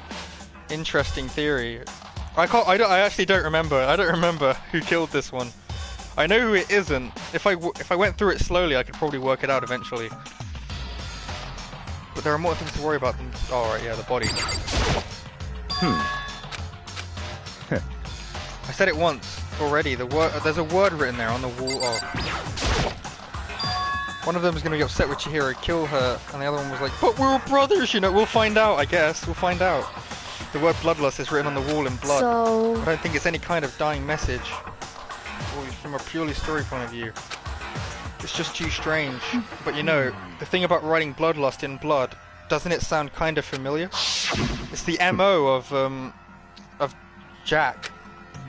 But if I had to guess, I would say it's somebody copying the killer. It's a copycat killer! What? Genocide Jack. Genocide Jack, the murderous fiend, whose grisly attacks are famous all around the country. The ultimate murderous fiend, creating a reputation of abnormal, downright cruel killing. What is this? Then this is some copycat killer trying to imitate Genocide Jack's style? But why would anyone do that? Perhaps it's the work of the real Genocide Jack. Real? Wait, are you saying Genocide Jack is here in the school? No way! There's no way! But going so far as to write bloodlust at the scene, I'm surprised at their stupidity. I can't imagine a worse situation than dealing with a stupid murderer. What is it now? Toko! Hina was pointing towards the entrance of the girls' room. Toko was the last to arrive, and now she was just standing there. No! Why? Why?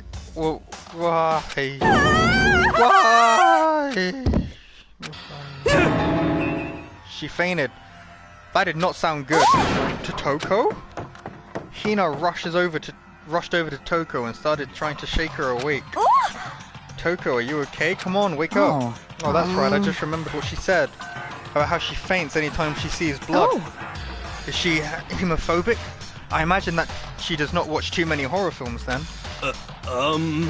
This isn't a violation of the rules, right? I mean, technically, she passed out somewhere besides her room. No, I think it should be okay. The regulations prohibits sleeping, like on purpose. So since she didn't faint on purpose, it doesn't count. Gotcha. Just a second! Toko, can you hear me here? You gotta wake up. As if she would hear her. Toko suddenly shot awake. As in, she literally jumped up from where she was laying. It was such a strange reaction, I was at a total loss for words. She leapt straight up into the air, changing her stance as she did. In no time flat, she was just standing up. Ignoring the physical contortion she had to go through, her motions were totally haphazard. What? Sorry about that, I was just so shocked, you know.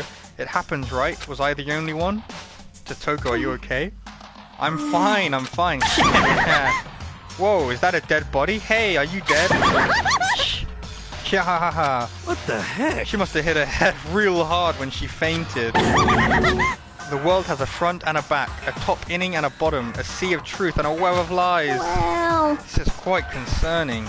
I mean, she sounds completely different. No, everything's fine. At least the stutter's all gone. That's a good thing, right? I see! It's clear to me that everything is not fine. Your eyes seem strangely vacant. It might be best if we take her back to her room for the time being. I don't mind taking her, but could someone help me? If you need help, I don't mind. Tucker, could you help me? What? She totally ignored me. Very well. You take care of the girl. The rest of us will begin the investigation right away. Can I assume nobody has a problem leaving Sakura and Mondo on guard duty again? Hold on a second. Rushing to an investigation. The mastermind isn't behind that. After what happened last time, you realize that. Don't make me repeat myself. There's no question that Chihiro was murdered by someone among us. Among us? No. Not among us. Isn't that right, Monokuma? Of course! Right as rain, but don't take it as a bad thing. Just as a fact of life. Because that's how graduation works. Then it's happened again. Is that what you're saying? That another one of us killed a fellow classmate. Why, does that freak you out? You guys got no balls, you know that? Is there just nothing down there at all? Well, I'll let you pray to mine if you want. Actually, I don't have any either, sorry. Stop talking. Stop monologuing and give us what you came here to give us. You did bring it, right? Hehehe, I sure did, chum. It's the Monokuma Allow me to present the file. Monokuma file. I know how much you must be looking forward to it. See ya later! So please do your very tippity-top best in this investigation. No way! Do we really gotta do another investigation? Examining the corpse of one of our friends? Having to suspect all our other friends? Why? I hate this. I can't take it anymore. I hate it too. Help me! I've had enough. I'm getting out of here. Hey! Where do you plan on going? There's nowhere to run. Such Just ignorance. accept it already. After all, blood is just a liquid. A dead body is a simple object. You are very enthusiastic about all of this, are you not? Naturally. How can I not be? If we don't unmask the culprit, we all die. That's true, but to jump into it so soon... What, do you want to die? Such ignorance. Fine then, go off and die somewhere. Right now, go ahead. You're a waste of space. Damn Dead you! body is an object. Piece of shit! Chihiro wasn't an object. Show a little respect or I'll beat some into you! Calm down. Everyone stop bickering. Listen, there's some truth in what Byakuya said. Kyoko, Because... if we don't solve the mystery and find the killer, our own lives are forfeit. And if Q, you're right, and Genocide Jack is somehow the one who killed Chihiro. That's right. Then unless we do something, more victims could start piling up. Forget more victims. If we mess this up, we're all dead meat. Hey! Hey! Hey, hold on. If that's your worry, you don't gotta worry no longer. In any one killing game, the guilty party may only kill a maximum of 2 people. What? I don't remember any rule like that. Actually... I just came up with it. I mean, if one person went round and killed everyone, your lovely student life would all be over, right? The new rule has been added. So then... So in that case, why not limit it to 1 person? Hey, Well, in a good mystery, you don't want to miss out on at least the potential of a serial killer angle. Just 1 would totally murder that possibility. Punishment is waiting for Farewell you. for now. I'll catch you guys at the class trial. I can't say I understand his thinking, but if we can kill up to 2 people, then 1 more person's life could still be in danger. Which is definitely not good. We need to uncover the culprit before something else happens. You son of a bitch! You need to shut the fuck up. So, Well, for now, Taka and me are gonna drop Toko off at her room. Nice. I'm gonna get dropped off. There is nothing to be done. We have no time to stand around here. We must begin our investigation toot sweet. If we do not solve the mystery of who killed Chihiro, Is that okay? then we will quickly follow her into the afterlife. That's true. I hate this, but if I want to survive, me and everyone else, we have to do it. We don't have any other choice. Investigation on. First of all, I better check out the Monokuma file. The victim was Chihiro Fujisaki. The time of death estimated to be around 2 a.m. The body was discovered in the girls' locker room on the 2nd floor of the school. The cause of death was a blow to the head with a blunt object. She was killed instantly. That's all it says. Well, it's not like there's any point in complaining about it.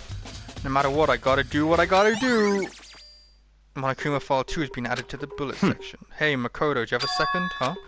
Did you need something from me? Naturally. Of course. Life without purpose is quite dull, you know. So what did you need? I'm gonna let you cooperate with me during my investigation, huh? What? I'm purchasing your talent. The same talent which allows you to solve Sayaka's case. So solve, no Stop idea. talking. You seem to have some limited use, which is why I've chosen you. You have the honor of contributing to my investigation. So you're inviting me to come with you. You're doing it in the most arrogant way possible, though. Let's go. Now then, shall we get started? But we need to get moving. There's no time to be standing around. I don't really know what just happened, but it looks like I'll be working with Byakuya on this one. The word bloodlust is written on the wall in blood. The meaning behind it, bloodlust. I could feel the life draining out of my own body. It's a dead body. Chihiro's dead body. Very strange. But the more I look, the more strange it seems. This must be Genocide Jack's handiwork. Well, but... What? But we're still not sure he did it. Is that what you want to say? I wonder about that.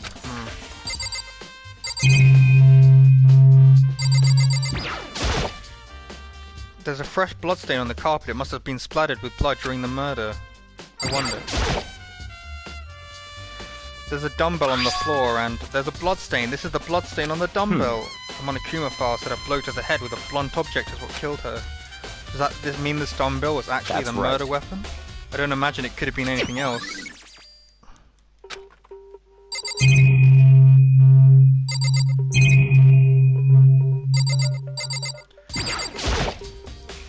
If you have time to talk, you have time to start investigating. Okay, I'm on it. Mundo, what do you have to say? Dude had a real complex about being weak. You heard Chihiro talk about it, right? All I need is to get stronger. Yeah, I do remember. She said that more than once. Sure did, which I guess explains the trip down here. But did she really need to get stronger that badly? You already mentioned it, but she was a girl after all. Most girls aren't that strong. I don't know, man. Haven't really thought about all that stuff. The cause of Chihiro's complex. I can't help wondering what it might be. Mondo's account has been added to the truth bullet section of your handy book. I use this locker room all the time. Now it's become the site of Chihiro's death. But why was she killed in the locker room? Actually, if you think about it, she could have been killed somewhere else and then carried here. She was very light, that is true. It wouldn't be hard for someone to carry her, but still, I think she came here on her own, by choice. What makes you say that? She'd been talking a lot about how she wanted to get stronger. So So you're saying she came here to exercise, but according to the Monokuma file, apparently she was killed around 2 in the morning. Would she have really been exercising that late? Hina or myself are usually in the locker room during the day, so she was probably avoiding it then. Avoiding it? Although we invited her to join us more than once, she never showed up. So I can only assume she was trying to avoid us and instead came to exercise in the middle of the night. However... Perhaps, but it's difficult for me to imagine she would have come alone. She did want to start exercising, but specifically mentioned she couldn't do it by herself. She needed support from others. So you're saying she could have come here in the middle of the night to train in secret, but that she also would have come here with someone else. It's a possibility, I think. Sakura's account. Now I believe it's about time for us to move on. Huh? Already? What? New clues won't magically appear by standing around here. We need to check every aspect of this case, that's true. Let's go. If you're satisfied, let's hurry up and proceed. He's so pushy. I got caught up with the wrong person this time. Well, at least he's guiding. So this is our next location. This place? The boys...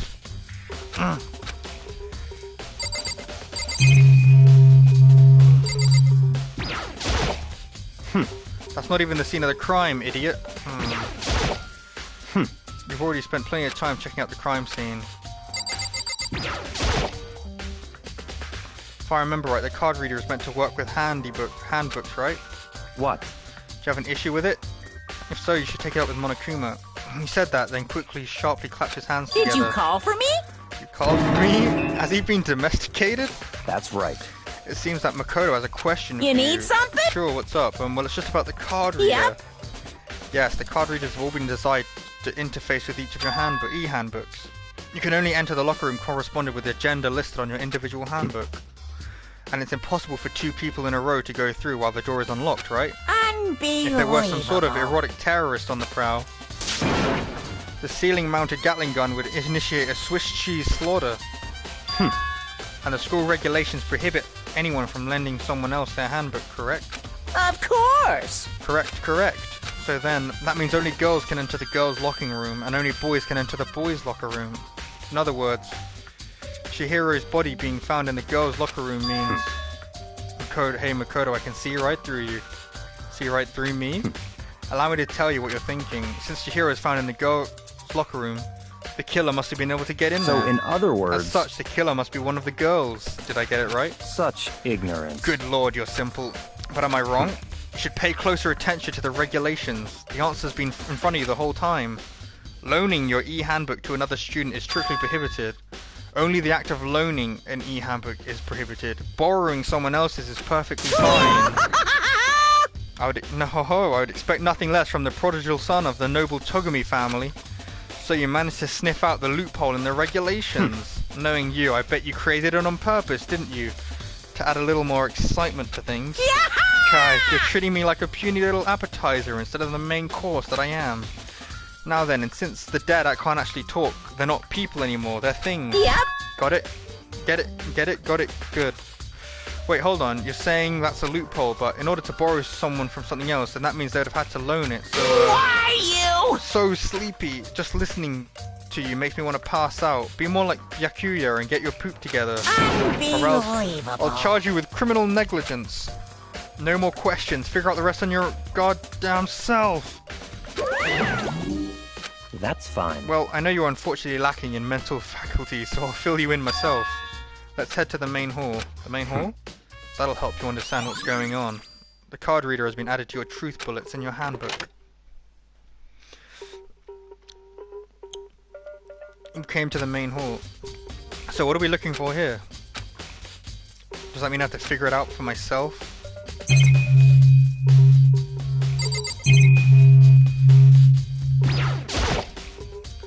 There's a mailbox here. Could there be something inside? It's e-handbooks. No, wait, there's 3 of them. What are they doing here? So you finally found them, huh? Did you know these were here, Yakuya? I happened to find them by chance the other day myself. It seems there's a system in place where handbooks of dead students get delivered to this mailbox.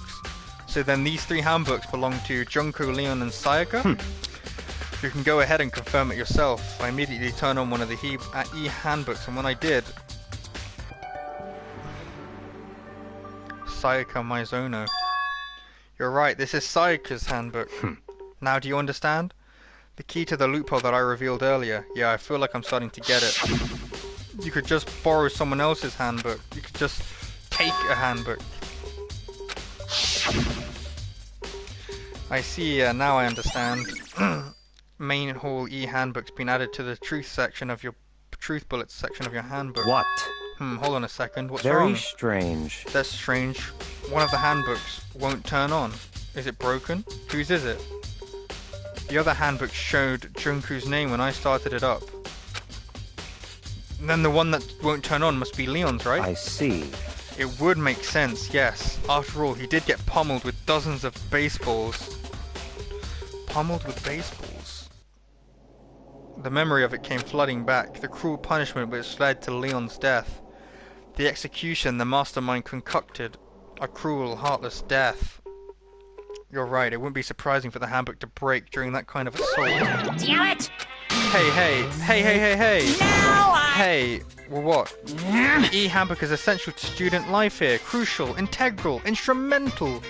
A super big deal. There's no way it would break that easily, but it did. That's impossible! If I said it wouldn't break, it wouldn't freaking break. It can withstand up to 10 tons of pressure, and it's waterproof up to 100 meters, okay? I don't care how many baseballs you hit with it, it wouldn't do crap.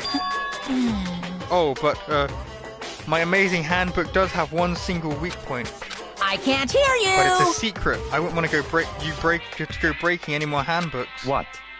Then Leon must have broken it somehow without realizing what its weakness was, right? Hard to say. You know what I think? I think his handbook isn't actually broken. But you might ask, how could that be? Leaving the question hanging in the air, Monokuma disappeared. What just happened? Monokuma said it's not broken, but it's an undeniable fact that it's not turning on. That's fine. Well, I don't see any connection to the case, so it doesn't matter for now. You think so? Either way, something about it still bothers me.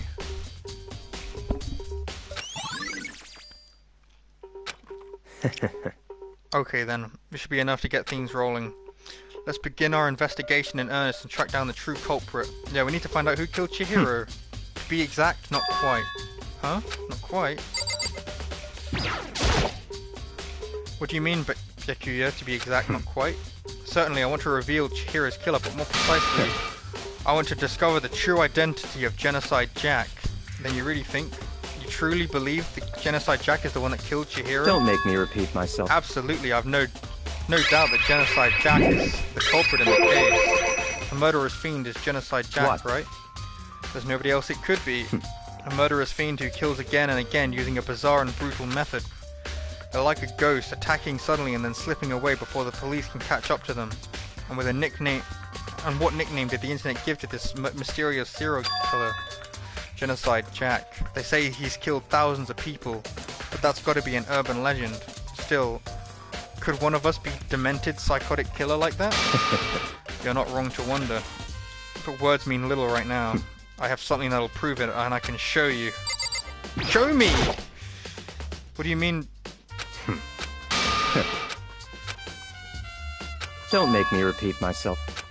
I have a basis to believe that, and I assure you, Genocide Jack is one of us. Don't make me... Oh shit. I'm making you repeat Don't yourself. make me repeat. Is there really proof? There's somewhere I'd like to take you. This will prove all the evidence I need. It's all clear now. Evidence that Genocide Jack is the one that killed Chihiro. Evidence to something like that. Ah, hey you two. Big trouble, need your help. I don't have time to play with you. We're busy, leave us alone. I mean... But it's an emergency. Emergency! Come on, please, you gotta help me. Oh, what is it? Please! This is a serious emergency. Please, please, you gotta help me. Just calm down, okay, Hina? I mean... But it's crazy, and it's an emergency. An emergency, what happened? Well... Something's wrong with Toko, she's acting super strange. What should we do, Byakuya? Very strange. Since it's Toko, I must admit, I'm intrigued. I suppose we can take a second to see what's going on with her. Don't make me repeat myself. Don't make me... repeat myself. I didn't expect that. I thought for sure you would just say no and that'd be the end of it. Yeah! Okay, come on, hurry. Wait for us, Let's Hina. go. It looks like she's headed towards the dorms, to Toko's room most likely.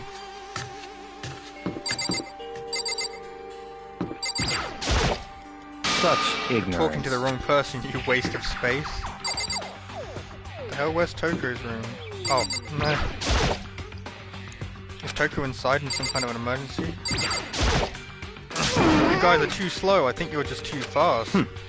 So what's this emergency? Well, after what happened in the girls' locker room, we left Toko in her room so she could lay down. After a while, we came to check on her, you know, see how she was doing, but when we did, it was weird. She refused to come out. She kept saying all this weird stuff. That's fine. We should try talking to her ourselves. Yeah, good idea.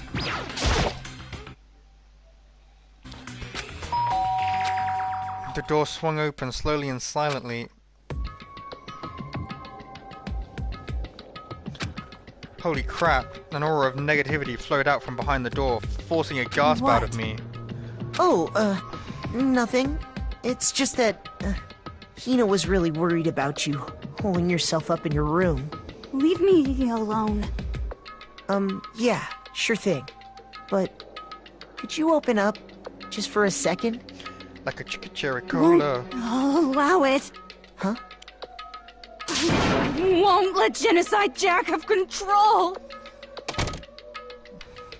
And just like that, she slammed the door in my face. What was that? She's been acting like that the whole time when I rang a little while ago. I'll drive out the killer to drive out the murderous scene. It doesn't make any sense, right? I was afraid to leave her in there alone, so I tried to bust down her door, but I felt like something was holding it shut on the other side. I couldn't even budge it. Toko was scared enough to even bar her door. Does she think the same thing as Byakuya? Does she think the serial killer, Genocide Jack, really murdered Chihiro? Is that why Toko's so scared? But... Whatever it is, I'm really worried about her. Is there anyone who might be able to persuade her?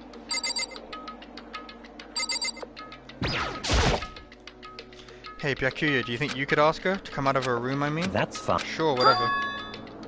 You're gonna talk to her, Byakuya? Wow, I guess you can be nice when you want to be. Byakuya stood in front of her door, not making a sound, and pressed the doorbell. After a few moments... What do you want? Leave me alone, you're all so annoying. Ah, Byakuya. It's Byakuya. It's Byakuya. I'm sorry, I couldn't keep our promise. But don't worry, never again. I won't let Genocide Jack have control ever again. And with that, the door slammed shut. Even Byakuya couldn't pull it off. There's nothing else we can do. Let's get back to the investigation. But hold on, hey Byakuya, what was Toko talking about just now? Something about a promise. What? Oh, I have no idea. Another one of her delusions, I'm sure. Stop talking. If I say I don't know, that means I don't know. Just let Hina take care of her. Oh yeah. I'll stay here and keep an eye on her. Let's go. Well then, let's go. Well, that was pointless. Without waiting for a reply, Byakuya sped away. Byakuya! Where to next? But he didn't even look back, let alone say anything. He just kept walking towards his destination. Finally, his feet brought him to stop in front of a certain room. The library? Come on, let's go in.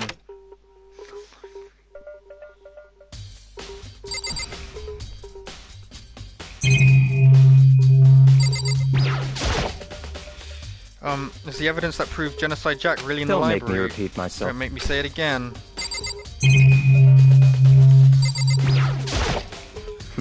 Knock it off. What does the death like matter right now? I remember on the other side of this door. It's the archive, right? Hurry up and go inside. Let's go. So this is what the archive looks like. Whoa, there's so many books and files. So in other words... I would say there's enough value to this place to endure the dust.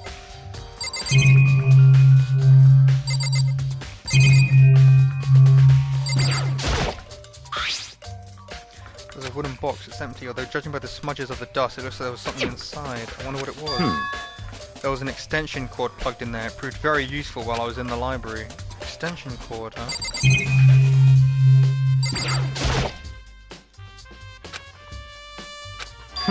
Ah, you have a sharp eye indeed to select that file. That's right. That's the report on the presidential assassination. The original is kept in the National Library. It won't be declassified for another 30 years. Are you sure you want to look at it now? There's no telling whose crosses you might wind up in for peeking at it. Without making a sound, I return the file to the shelf. That's enough. Those documents are dangerous. Dangerous? They detail about people who control the world from behind the scenes. Dangerous truth for a commoner. You mean like members of the Diet or something? No. I mean the ones with real power, the secret council controlling everything from the shadows. If you're ready to disappear for it, take a look. There are some very interesting people in there. You're just kidding, right? Am I? I'll just let it go for now. I want to... Huh, it's a desk lamp. Oh yeah, it's the same one I saw Byakuya using in the library before. What? Do you have a problem with that lamp? It was here before when I moved it over there. It's too dark over there, so I thought I'd put it to good use.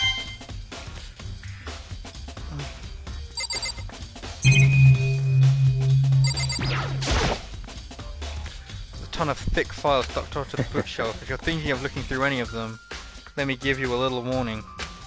Those things are filled with graphic, disturbing photos from all kinds of crime scenes. They're the kind of thing any normal person wouldn't ever want to look at. Be careful. What do you mean? All of those files are investigation reports related to different cold cases. Those are internal documents for police eyes only. They're not the kind of thing you'd expect to leak. Oh. So are you finally beginning to understand the true splendor of this library? The entire reason I was interested in this library is because of this room right here. Interesting. It's home to classified government documents, police records, things no ordinary person should ever see. Isn't it magnificent? This can't be for real, right? Such ignorance. That's your guy's problems. Anything that doesn't fit in your conceived reality, preconceived reality, you label it a lie. Well, it's not that, it's not like I totally refuse to believe it, but... I mean, there's just so much. How could anyone put all this together? I suppose it goes to show you how much power Hope's Peak truly wields. Or perhaps, the mastermind may have wanted to provide us with enough entertainment to keep us from getting bored. It's no use. I can't keep up with all this. It's just too unreal. What's wrong? You still can't believe it? What about you? How could you possibly believe it so easily? Things like that are usually impossible. What do you mean, usually? Usual, normal, ordinary, simple? Those things don't exist anywhere in the real world. If you don't understand what they actually represent, you don't understand the nature of anything, you don't pull your punches, do you? Besides, what you consider usual is based on your common sense, right? But what makes you think your own common sense applies to me at all? The documents gathered here are genuine. I have reviewed them multiple times, so there is no doubt. Hold on a sec, you're saying you've read all these documents and more than once? But all of this has to be top secret confidential stuff, right? So why? My family has a reading room just like this at our home. Ours is bigger, of course, and not as dusty. Members of the Togami family have access to a variety of government-related documents. That includes foreign powers as well as domestic. How is that possible? So in other words... I already told you, there's a secret council that controls the world from the shadows. My family is a member of that council, and I have within me the bloodline that would allow me to one day bend the world to my will. To become such a ruler, I must know all levels of the world, backwards and forwards. So whenever I have time, I like to review whatever documents and materials interest me. Which is why I can proclaim, without a doubt, that the materials gathered here are the real thing. This is beyond believing or not believing. Byakuya is actually starting to scare me more than the actual mastermind. And what's always interested me were the cold case police investigation reports. Reading through those reports has always been a hobby of mine ever since I was little. It's excellent mental exercise. I've solved more than a few of those cases just by reviewing the reports. And among all of those reports, one of my recent favorites is the Genocide Jack case. As he talked, Byakuya grabbed a specific file from the shelf. That's right. This is the complete case file. Every single report surrounding Genocide Jack cases have been compiled in here. Because there are so many, allow me to quickly summarize the main points. To begin with, there are two notable characters in every Genocide Jack murder. The first characteristic is that every crime scene the word bloodlust is written in the victim's own blood. And the second is that when the victims are murdered, their bodies are suspended in a certain way. Bloodlust is written in blood, and the victim's body is suspended. It's exactly the same as what happened to Chihiro. Save your surprise, the best part is yet to come. The second characteristic where the victims are suspended. The only ones who know about this particular fact were members of the police and other higher-ups. By all accounts, nobody in the media ever found out. Huh? In other words, no one on the news, no one online, nobody knew about that aspect of each crime. Only key officials and the killer himself knew about the act of mounting the victim. Now, if you recall Chihiro's corpse, her body was most certainly mounted in this fashion. So how could the killer have known about suspending the victim? That's right. That's the key question. But in fact, the answer is quite simple. So in other words... the culprit isn't a copycat killer. It's a real Genocide Jack. In other words... that right there is evidence that Genocide Jack has hidden himself amongst the rest of us. Then Genocide Jack really is such a brutal, fiendish killer, really walking around among us. Interesting. Things are really starting to get interesting, aren't they? I never imagined a killer with such a reputation would become part of our little game. Now, don't you think it would be good for you to take a look at what you've already seen? You might manage to ferret out a clue or two. Such ignorance. If you get down on your knees and beg, I might even show you myself.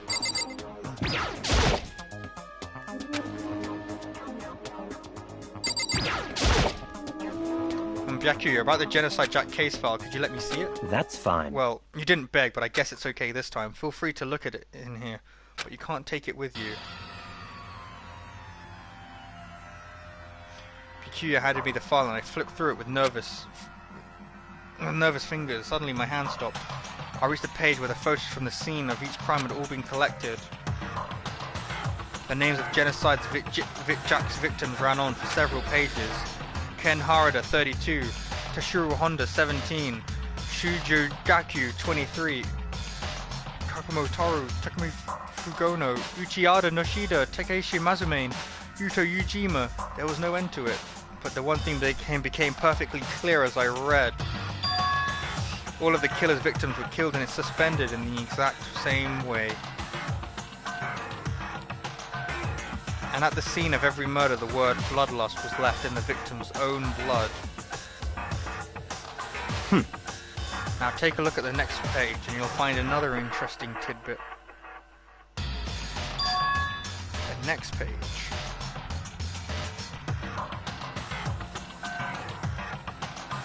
Profiling results. All of the crimes took place either on weekdays or nights, or during holidays, either at day or night. The most common time for killings to take place was on holidays in the afternoon. Based on this fact, it could be suggested that the suspect might be a student. Evidence suggests that the suspect lingered at the scene, but when they did, they were in a panic. Because an eyewitness has never come forward, it's unlikely that there was any external reason for this. Confused behavior suggests the suspect may potentially suffer from dislocative identity disorder. So in other words... the key point here is that the culprit may have a split personality. A split personality, like the kind of thing you see on TV. So I'm part of another totally unbelievable story. But this one is way more unbelievable than anything up till now. Or maybe it really isn't, I don't know. It feels like my mind has gone numb.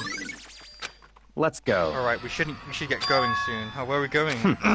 Anywhere but here. We finished our business here, haven't we? Oh wait, Byakuya. As usual, Byakuya turned and left without a word. I hurried out of the library to catch up. Well, this is where we part ways. I have some things to take care of before the class trial, huh?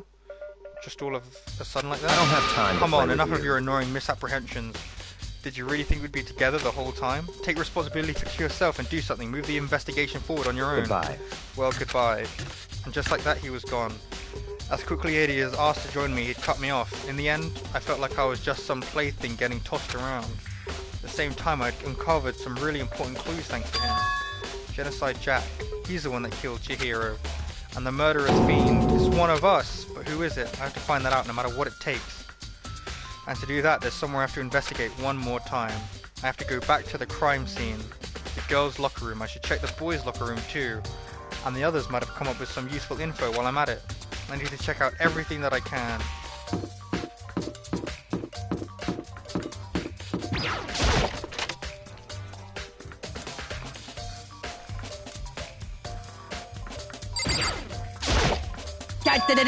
Ding ding ding.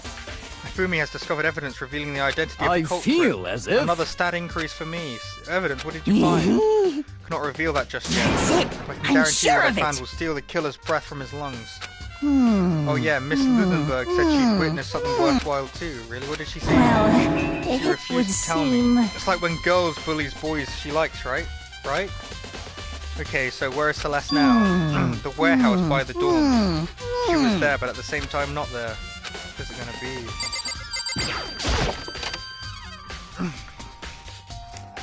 Alright, so I need to check out Celeste then.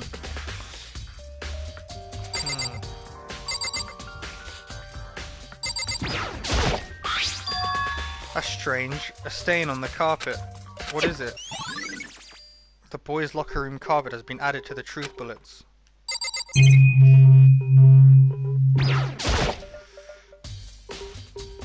This poster. The popular boy band called Tornado. Somehow it doesn't quite fit in the boys' locker room.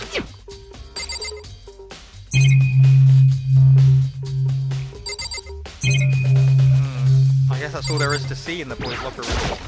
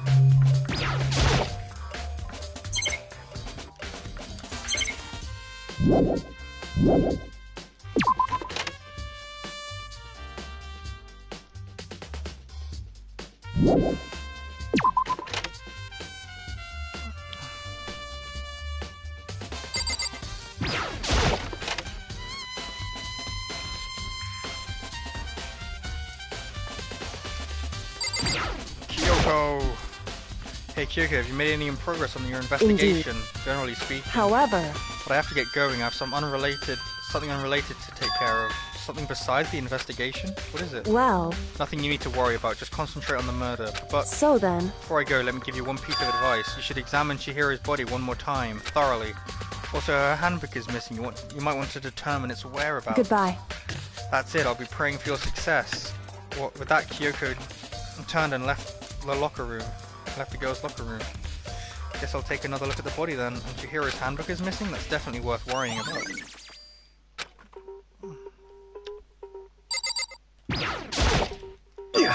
Jude had a real complex. We've already heard this. No!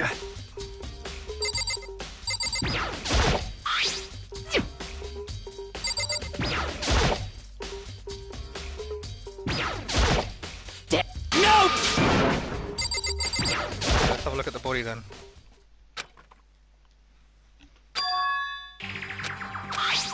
Let's see, Chihiro's hands are bound with what looks like some kind of rope.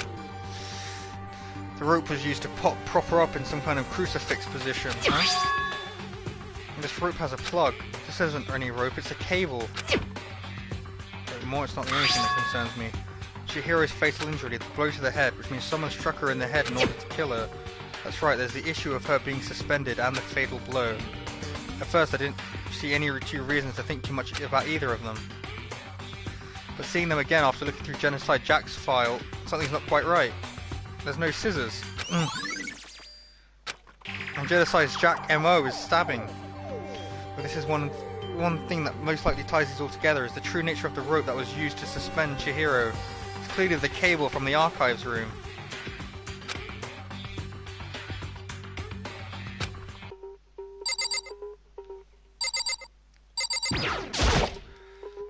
Alright, back to the library. Oh, is there?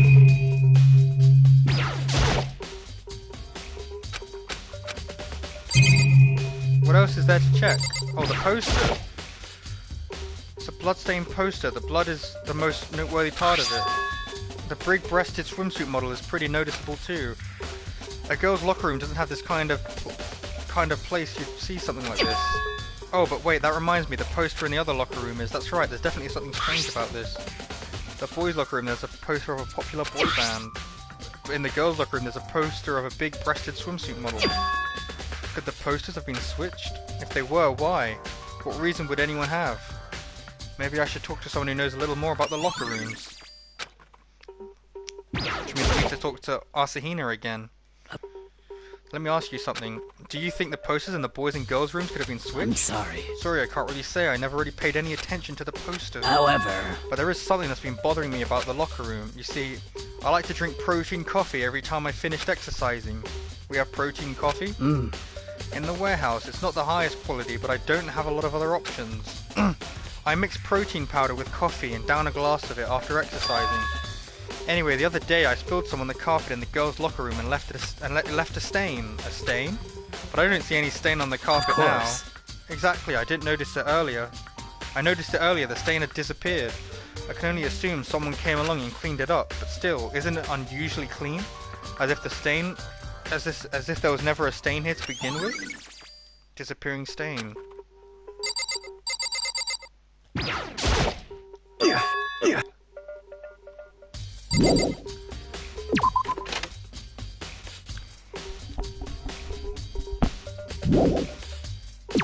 Alright, well, let's go see if we can find Celeste. Oh no, the library first. Library first, yes.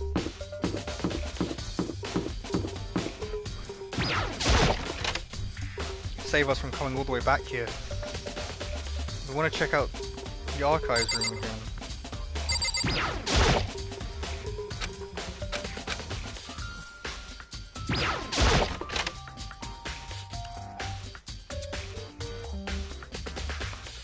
The box.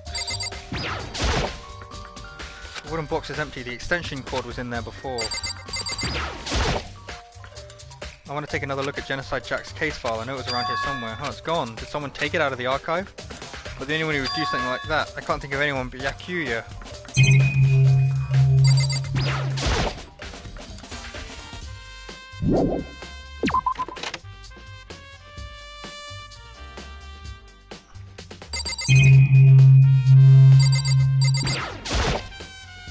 Oh, the lamp won't turn on. I see it's not plugged in. The lamp's cord isn't long enough to reach the outlet from here, but last time we saw it was definitely on, and it was definitely right here. Oh, that's right. Yakuya was using an extension cord. But there's no extension cord here now. I wonder if... That's right. Alright, let's leave. We got the clue.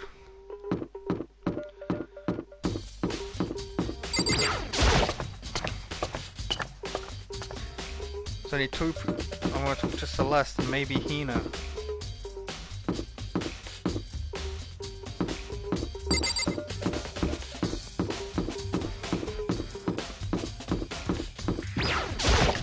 To the Despair Hotel.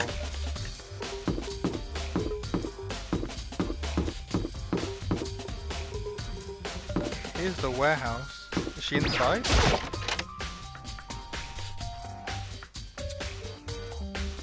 Oh, there you are. Celeste, what are you doing here? This warehouse is amazing. It has absolutely everything one might need to live a full life. From food to clothes to towels, there's an endless supply to choose from.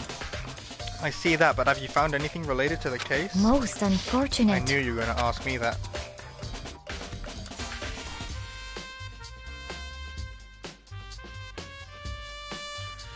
Then did you find something? Very well, I would tell you and only you. Actually... Last night I saw her here. Chihiro was in the warehouse. What, really? Indeed. That's right. This was right before nighttime. What are you doing out this late? I was just... Are you planning to go exercise, perhaps? What? How did you know? Because I can see a blue track jacket sticking out of that duffel bag you're carrying. Oh, you're right. Thanks. Well, I'd better get going. I'm kind of in a hurry.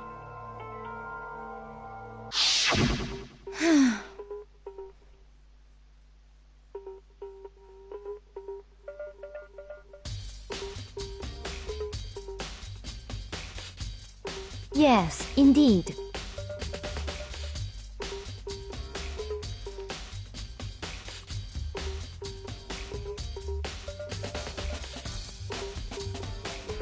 It would appear she ignored the nighttime rule. If she hadn't broken our rule, none of this would have ever happened.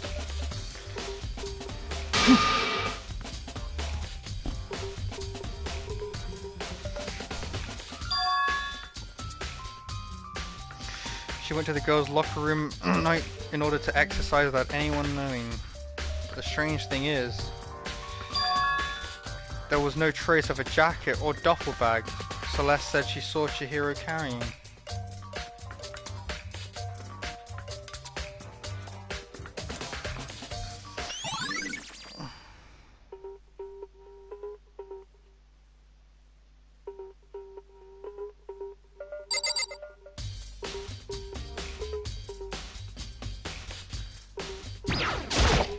Actually, in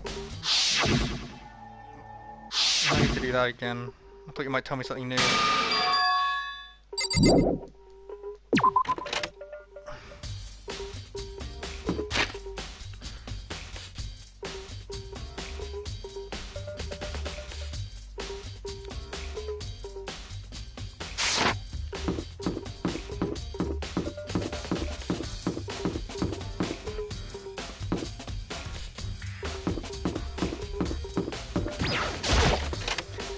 Where could the track jacket be?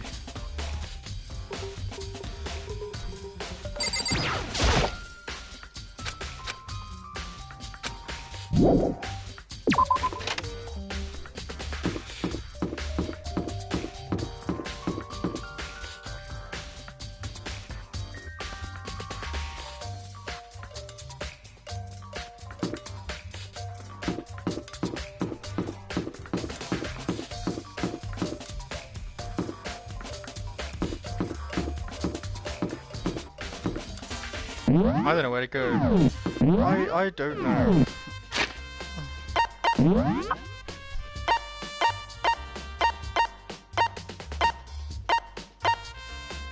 The dining hall.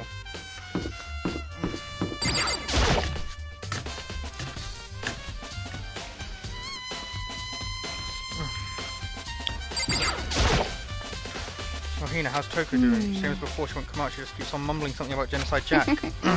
So I just left her there. You left her? My head was all swimmy and I was getting pretty hungry. Yeah! Oh, but don't worry, I'm gonna head back as soon as I'm done eating. Toko's not exactly pleasant, but I'm still worried about her. Speaking of which, what are you eating? A donut, of course. Of course. There are two things I love. Is it swimming and donuts? I can't see because a message has appeared on my screen.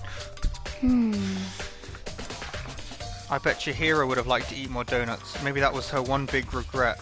I think that's just yours.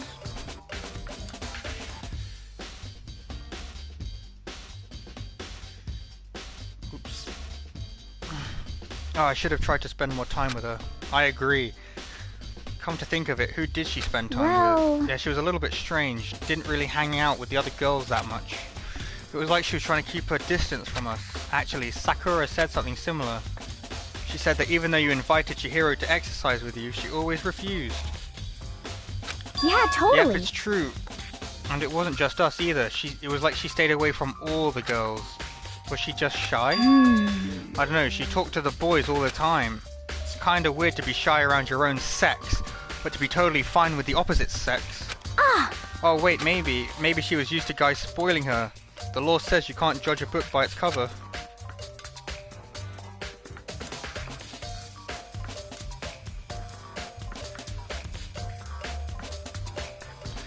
You think so? I never really saw her as that kind of girl.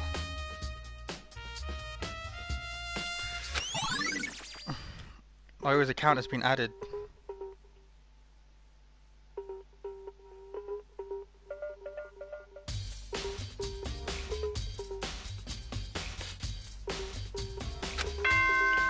Ding dong bing bong. Oh, it's time for the trial to start. The last trial for today. And then we'll wrap this up.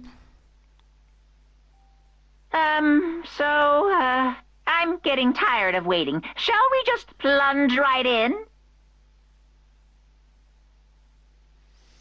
It's the moment you've all been waiting for! The class trial! You remember where to meet, right? Please go through the red door on the first floor of the school. See you soon!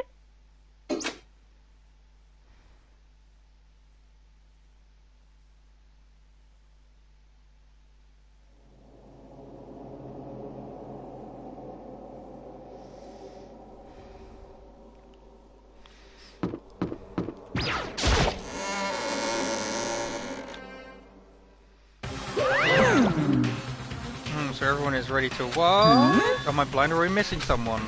Yo. Yo, Toko's not here. Huh? And Toko is... You really don't remember? Come on! Kidding, I'm just kidding. How could I forget that little nut job? She's a crucial part of the class trial this time. What are you gonna do? Okie dokie, I'll go ahead and drag her out kicking and screaming. Just one moment, please. And just like he said, a few minutes later, he reappeared, dragging Toko behind him. I told him I didn't want to, but he forced me. I can't believe you would drag a girl around. Terrible, you're terrible. Phew, so now everyone's here, right? Okay then. Hustle onto the elevator and let's get this show on the road. I'll see you guys down there. Let's go. Shall we get going? It's time to find out who killed Chihiro. Chihiro Fujisaki. She was so gentle, so calm and meek. Nobody had any problems with her. Someone made the choice to kill a girl like that. And that murderer is one of us. Someone standing right here. It's true. Yes. I gave a small nod in reply. With one last breath, I walked onto the elevator with shaky legs. With each step forward, I could feel my heart starting to race faster and faster. As soon as everyone was on, the elevator began to descend. I couldn't handle on my emotions, couldn't stop speculating.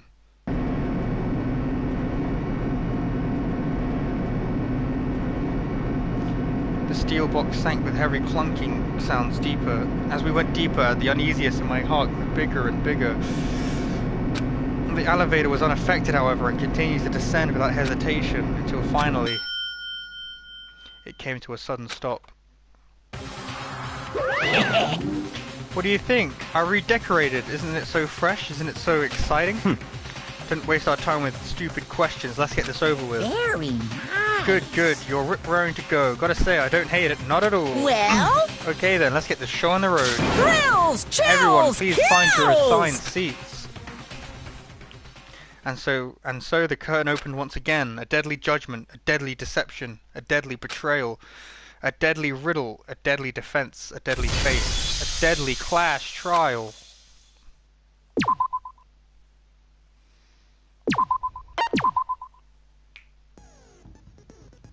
I'm going to use the attentive affluence that we got. And the steel patience, but it's a shame that we didn't get the ones from Chihiro before she died. Oh, it's my biggest regret.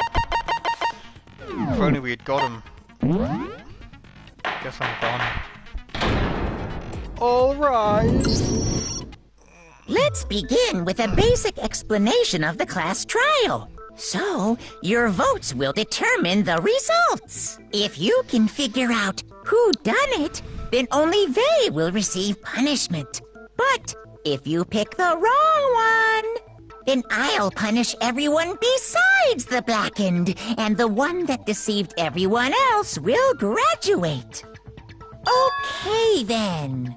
So, first off, let's talk about the murder weapon! First, I have to make clear what was used to deliver the fatal blow. I think it should be obvious just looking at the scene. It was clearly the locker room dumbbell. Chihiro's fatal injury. It appears it was a head wound. That's correct. According to the Monokuma file, the killer used a blunt instrument. That is correct. What kind of blunt instrument could it have been? The one I bet it was an iron pipe. Wrong. Interesting. That certainly would make for a powerful weapon.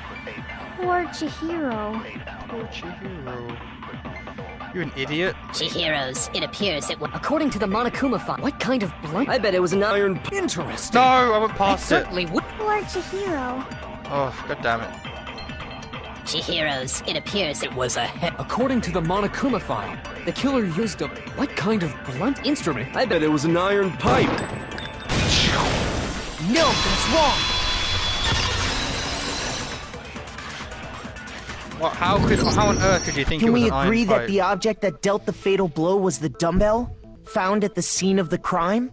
It was covered in blood, and there was nothing else at the scene that could have caused that kind of injury. And the wound on the victim's head is consistent with the shape of the dumbbell. As far as I'm concerned, there's no mistake and no room for doubt on this one. You looked at her head wound? Yay! That's so creepy! If you don't mind, I will proceed from here. Let's move on to discussion of the culprit.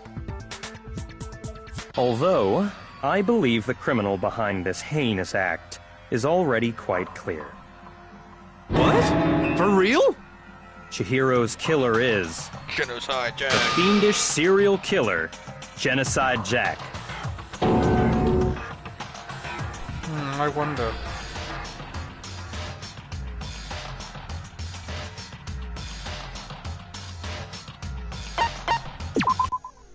For this debate, white noise will appear to disrupt your reactions. The truth bullets would disappear if they hit these lines.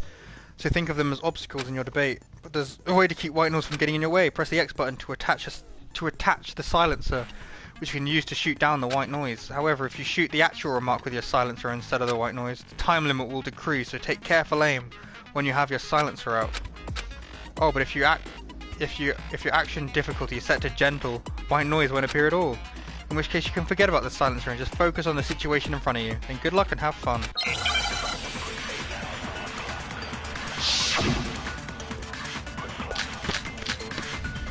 Genocide Jack case files. Vibrant Destra. It's going to be the case files. The culprit is Genocide Jack. I'm sure of it. Case closed, as far as I'm concerned. But that's impossible! Why? What makes it impossible? Well, I mean, come on! There's just no proof for it. Hey, so, speaking of Genocide Jack, I don't know who that is! The culprit is Genocide Jack. Case closed, as far as I'm concerned. But that's impossible! Why? What makes it impossible? Well, I mean, come on! There's just no proof for it. Damn it, I got deflected! Hey, so, speaking of, I don't know who that is! The culprit is Genocide Jack. I'm sure. Case closed, as far... But that's impossible! Why? What makes it impossible? Well, I mean, come on, there's just no proof for it. No, that's wrong!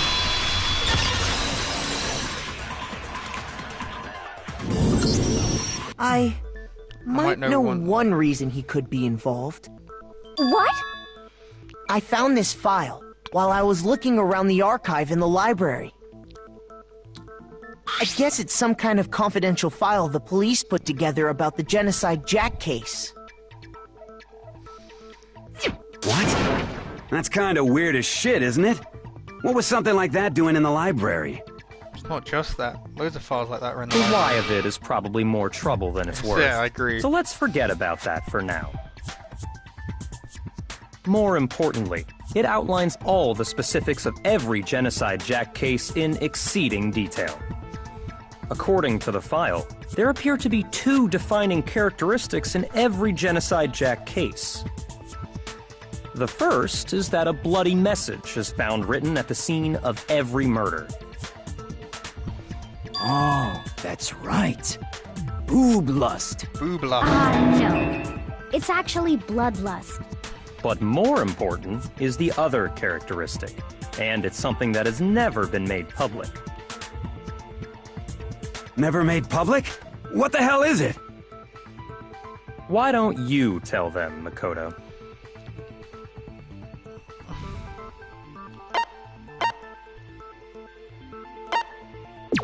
I got it! Apparently, in every Genocide Jack case, the killer suspends the body in a certain way. Other than the killer, the only people who know about this are the higher-ups in the police department. However, Chihiro was most definitely suspended in the same way.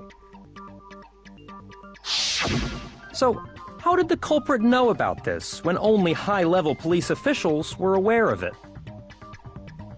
There's only one logical answer I can think of. Is Genocide It's because Jack. the culprit in this case is the real Genocide Jack. I wonder about that. No fucking way! You're saying Genocide Jack is one of us? One of Yes. us? In fact, It's Toko. It's Toko. What? Genocide Jack's true identity is Toko Fukawa. You lie! What? Hey, okay, wait, hold on a sec. Toko has, like, bloodophobia or whatever, remember? Yeah, Josh has What kind of bloodophobia. serial killer is afraid of blood? Is Toko Genocide Jack? The answer is yes and no. She has Another riddle. split personality. Man, why has this gotta be so complicated? It's not a riddle.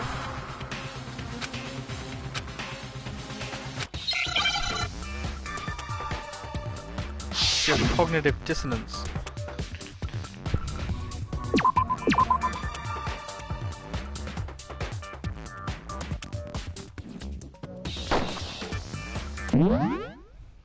I don't know how to spell it.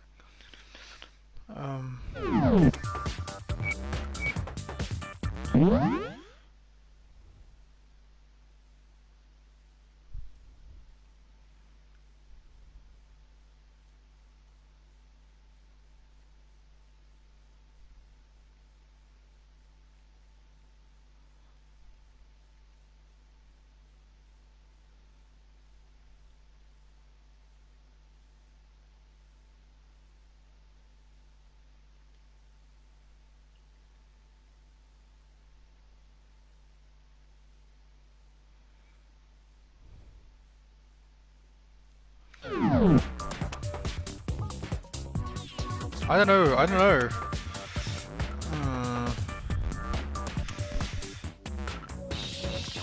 What words can be used? Damn it. It's not C.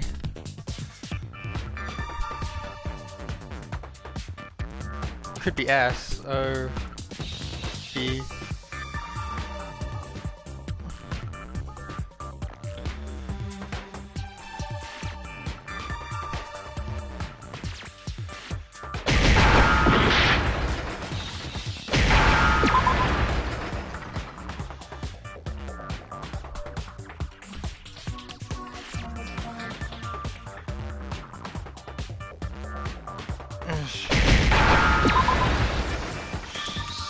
Oh, is it skits? Is it just skits? Schizophrenia? Is it like the beginning of schizophrenia?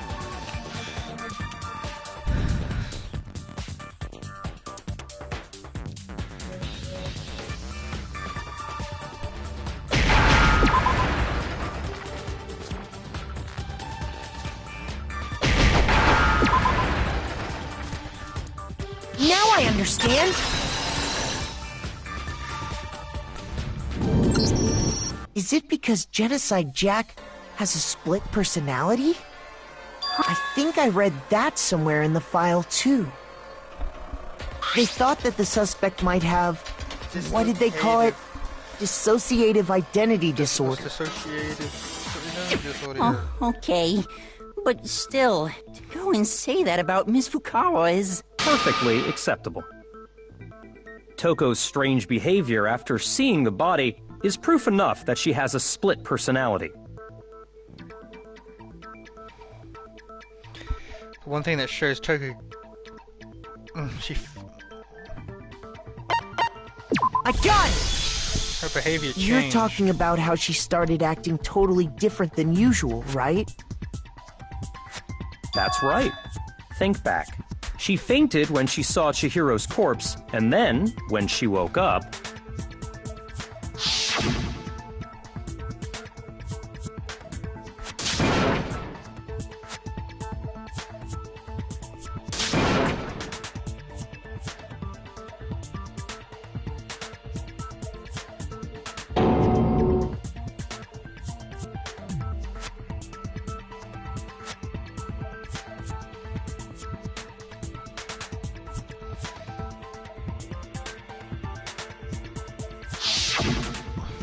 She was acting funny, that's for sure. That melancholy tone of hers completely disappeared. Don't go assigning adjectives to my tone without permission. Not to mention, once she regained consciousness and saw Chihiro's body again, she was utterly calm.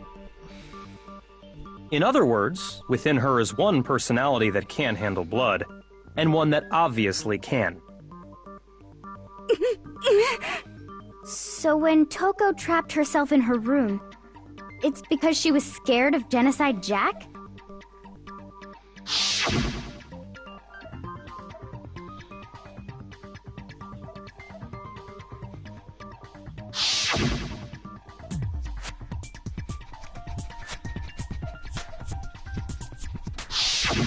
The reason she locked herself in her room wasn't to keep other people from getting in. It was to keep her other personality from getting out.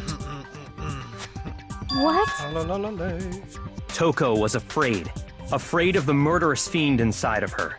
Of killing even more people. How? Yeah. How can you know all this? I do believe you misunderstood her. What she's trying to say isn't, how can you know all this? No. What she wants to know is, how could you tell them? Huh? Last night, just before Monokuma gave his motive speech, Toko and I had a strange conversation.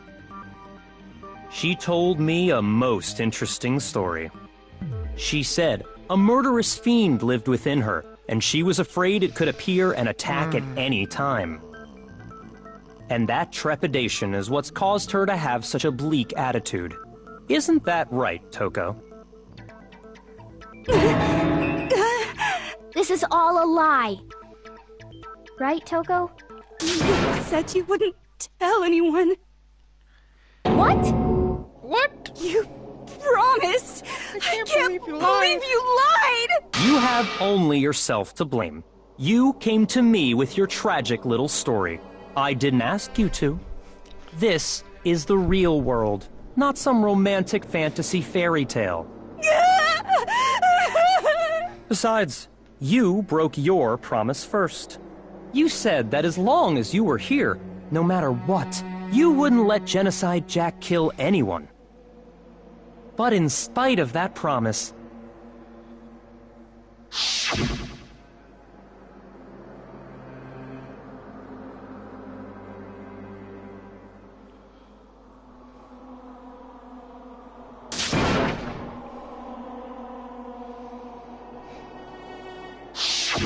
You said if I kept my promise, you would go out with me.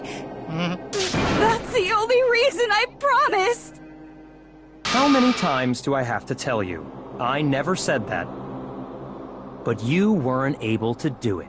You just couldn't resist that rush you got from killing, could you? I tried. I swear I tried to control it, But your efforts were useless. What a disappointment. I hate you. Well, the opening act is nearly finished. All that's left is to hear from the person in question directly. The person? You don't mean...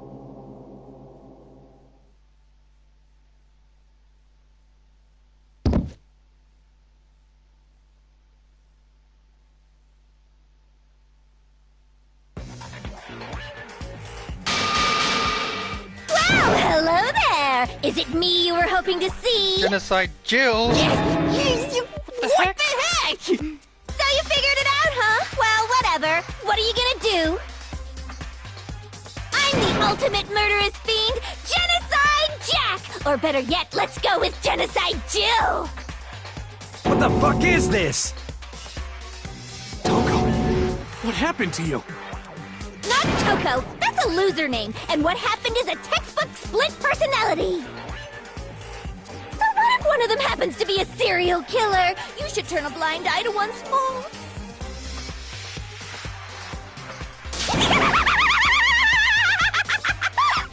So intense. Like they say, sound in murderous mind, sound in murderous body! This one is so different from the one we've come to know. Yes, well, the world is composed of a front and a back, you know. Just like how every inning has a top and a bottom, or how in the depths of every truth lives a little lie. Behind every dark and gloomy soul lives another that shines as bright as the sun!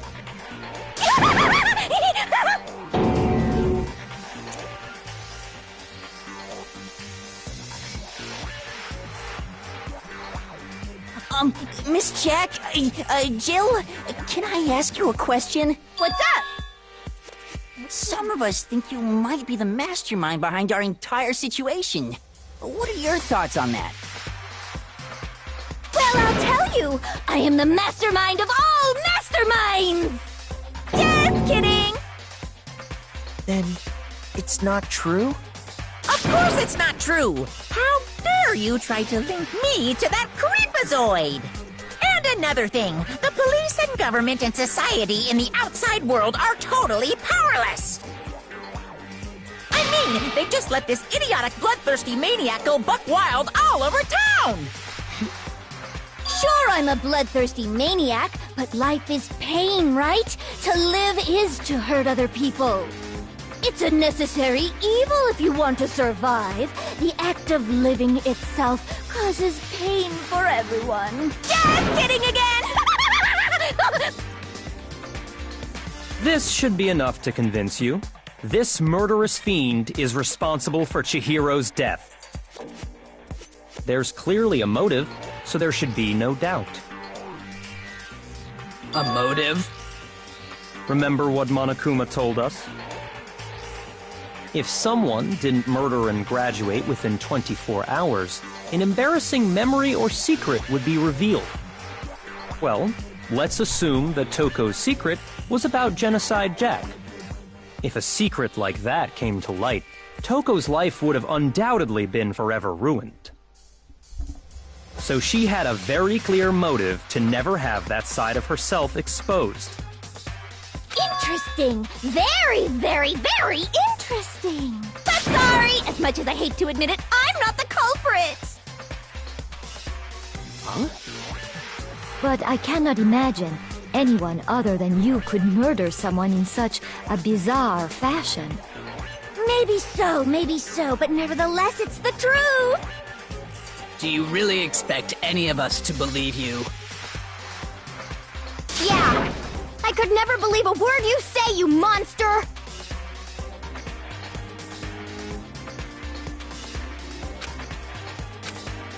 Well, she said I need to get more details about all of this. I need to get more details. Oh my god. Makoto. Status of dead body disappearing.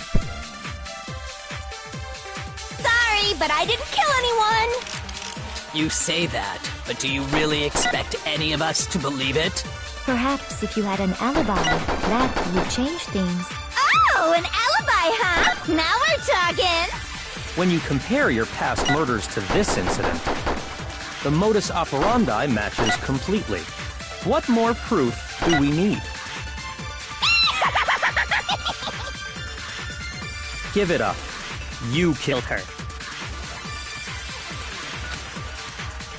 Sorry, but I didn't kill anyone! You say that, but do you really expect any of us to believe it? Perhaps if you had an alibi, that would change things. Oh, an alibi, huh? Now we're talking! When you compare your past murders to this incident, the modus operandi matches completely. What more proof do we need? No. Give it up. You killed her. Sorry, but I didn't kill anyone! You say that, but do you really? Perhaps if you had an alibi. Oh, an alibi, huh? When you compare your past murders to the modus operandi matches completely. No, that's wrong. Objection. Are the methods of murder really exactly the same? I think there's a slight difference between the Genocide Jack cases and this one. Huh? How's it any different? First of all, Oh, you don't know? Genocide Jack's targets are Well, that male. human garbage, let me tell you! I murder with passion and conviction. I consider myself a professional, and I have a very particular way of doing things. Imagine you go to a fancy Italian restaurant. They're very picky about the noodles, the sauce, everything. But what happened to Chihiro? It'd be like if that same Italian restaurant started using ragu or Chef Boyardee. This is no creation of mine. Let me rephrase that, in a way that maybe makes more sense. There are two clear differences between the Genocide Jack cases and this one.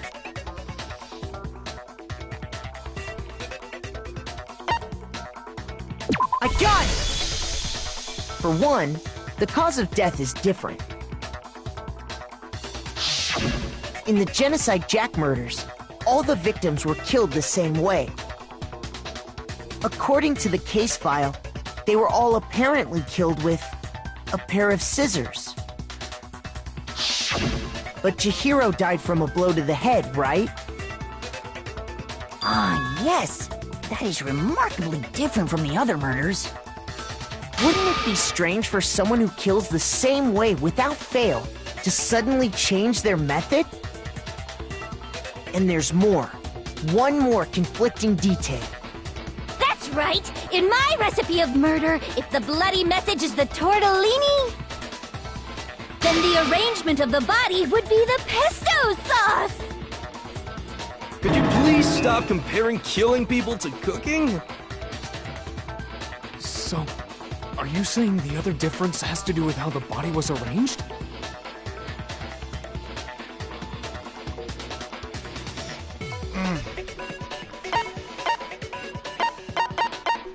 I got it! Do you remember what the killer used to suspend her? They used some kind of rope to hang her up by her wrists. What is your point? Well, in all the previous Genocide Jack cases, something else was used to suspend them. Specifically, pairs of razor-sharp scissors. And guess what? I used my own specially designed scissors for the murders and the arrangement! Like I said, I'm a professional, so naturally I'm very picky about the tools I use. And you know what else? Big Mac said there's two differences, but he's wrong. Big Mac? Are you referring to me? Listen up, Big Mac! There's actually one more difference! Have another difference. My word, you really didn't notice? Take a look at who the victims were in males. each Genocide Jack case. There's a pattern there, just waiting to be discovered. A pattern? Figure that out, and it'll be plain as death why I couldn't have possibly killed that little lolly girl. Why are we even going through this? It was plain to see straight away. I think I figured it out why she couldn't kill Chihiro. Because Chihiro was a girl. I got it! Is it because Chihiro was a girl? Bingo! Bullseye! Right on the money! What are you talking about? In all the Genocide Jack cases, all the victims had something in common. This is a dislocative identity disorder. She has two personalities.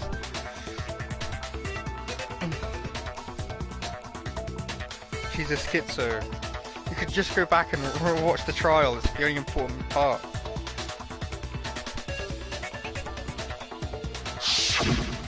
They were all guys? That's right! The people I kill with such passion and conviction are all adorable little men! I can't believe I said it! I'm so embarrassed! So embarrassed. The hell is wrong with you? I can't help it! I'm just a full-throttle boy-on-boy fangirl, and the mopey side of me just hates it. But now I'm on the fast track to becoming a full-fledged fan madam! So, since Chihiro was a girl and not an adorable little man, you wouldn't kill her? Would an Italian chef suddenly start making ramen just because they're both noodles? Don't be stupid. I have too much passion and conviction to cross that line. That's the absolute reality of the one and only. We get it. You've clearly explained your hobby and your philosophy.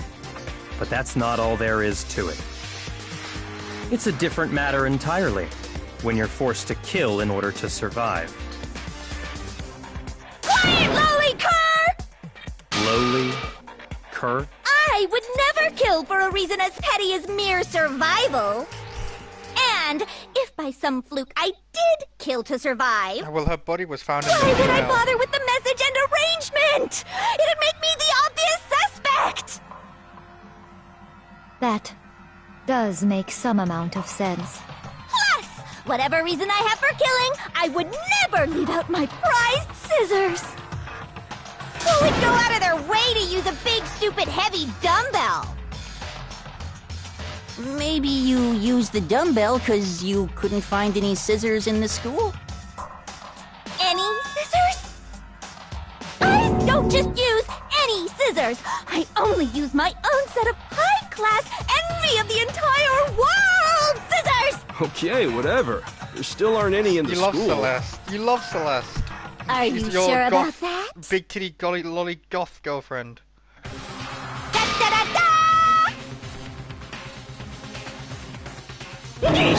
She's fully equipped! That's right! So I can kill anywhere, anytime! Why would I resort to dumbbells or rope when I have my trusty scissors by my side? Go ahead, tell me I'm wrong! You can't, can you, gutter dogs, all of you! Not to mention, I have no clue how to tie a good knot! So rope's totally out of the question anyway! I have no idea what's going on anymore! Could such a heinous villain really be innocent? But the body really was suspended, right? And nobody but the police knew about that. Yeah. That's why we figured it had to be the real deal, and not some copycat killer or whatever. Actually, hold on, there is one person. One person who could have copied Genocide Jack's cases.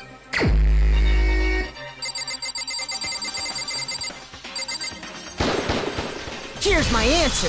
Yakuya, told me you already knew. It's possible you could have found out, isn't it? You'd have no problem gaining access to classified government documents or internal police records. Plus, you'd already looked through the Genocide Jack file before this all happened, hadn't you? Are you saying Mr. Togami did it? Then, the reason he pushed the theory of Genocide Jack I don't being the remember. killer I don't so remember who hard it was is, but I think I probably know. because I actually he don't wanted remember to at all. pin the crime on her. But I need to play this in the way the story He wants me to rearranged take the it. scene to disguise it and make it look like I put my stamp on I it. actually don't remember this case at all, so I don't know The who did it. adorable glasses man was behind it all. Oh, I'm on fire! Well, Byakuya, what's your response? I see. So now the suspicion falls on me. Then I must ask, when would you say I began acting suspicious? Surely you must have an answer. Looking back and thinking about it now, the way you were acting right before we discovered the body was a little strange. I don't remember. On the locker room. They're suspicious, very suspicious indeed, wouldn't you agree? Oh, suspicious. seems nobody searched the locker rooms. Let's start with the girls' locker room. You wanted to go to the girls' locker room right away, right? But since you're a guy... I should have naturally thought of the boys' locker room first. Is that what you want to say? The victim was Chihiro, a girl. Hence why I said we should check the girls' locker room. We didn't know it was Chihiro. Nothing strange about that, I'd say. On the contrary, there's something very strange. Okay then, what's so strange about it? We didn't know Go ahead. we'd been killed Share with yet. the rest of the class.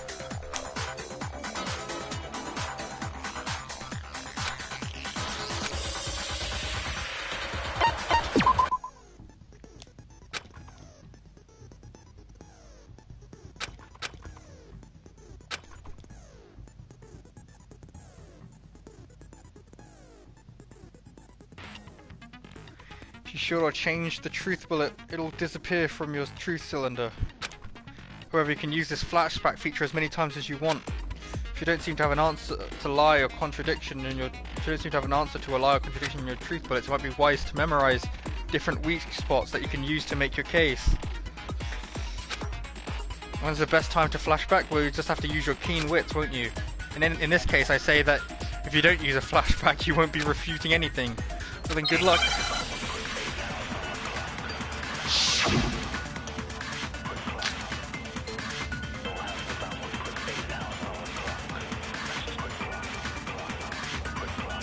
So, you said Byakuya was acting kind of weird before we found the body.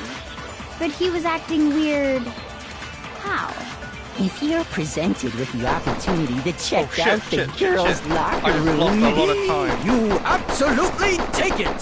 That's a natural reaction for any guy! Oh my god, I just think I The just threw away 50 victim was seconds. Chihiro, who was a girl. So of course I would suggest we check the girls' locker room first. There was no time for pointless distractions. What's so strange about that? I wish you'd taken me with you.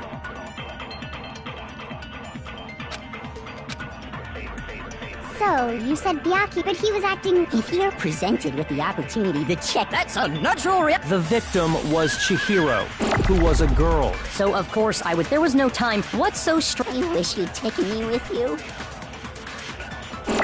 So, you said Byakuya was acting kind of weird before we found the body. Damn it! That's the wrong one! Oh, shoot! I'm not gonna have to... Do I have to memorize it and use it on the same one? If you're presented with the opportunity... That's a natural reaction! The victim was Chihiro, who was a girl. Oh, So of course I would say there was no time. What's so strange? I wish The other way you'd around. taken me with you. So, you said Byakuya was acting kind of weird before we found... But he was acting... If you're presented with the opportunity... I got it the wrong way around. It's the same victim thing. was Chihiro. No, that's wrong. It's the same. It's basically the same. I just reversed it. What's the difference? Who I'll cares? tell you what's so strange about that. Because up until we actually discovered the body, we couldn't have known who the victim was. So your claim that you went to the girls' locker room first because Chihiro was the victim doesn't hold up. I see. That's a good answer, I must admit. Interesting. Very interesting indeed. But your reasoning is still too weak. Huh? What's wrong? Is that it? Surely you've got more than that. Go ahead. Show us.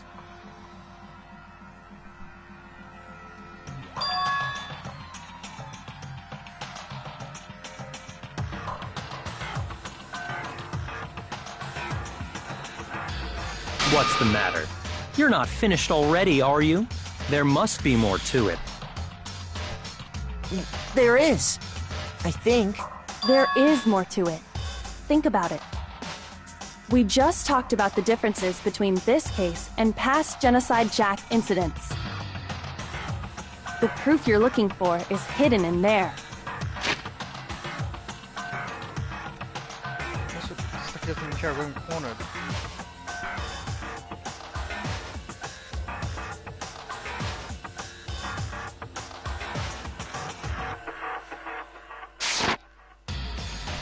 Oh? Proof that I'm the culprit, you mean? The difference between this case and the other Genocide Jack murders. The evidence that proves Byakuya is responsible is hidden in there. What could it be? Could it be?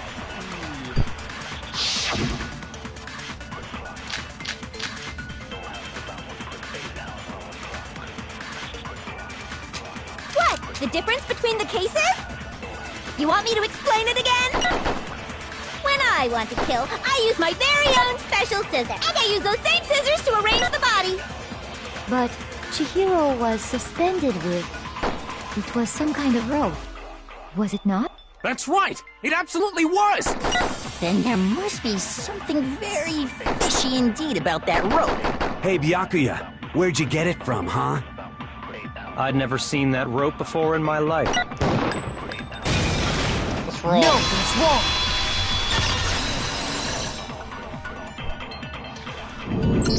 Liar. Actually, I'm pretty sure you have seen it before. Because, you see, that rope, or should I say, that extension cord? Dun dun dun! What? An extension cord? Byakuya, you've used the extension cord in the library more than once, haven't you? And the same extension cord that was in the library all this time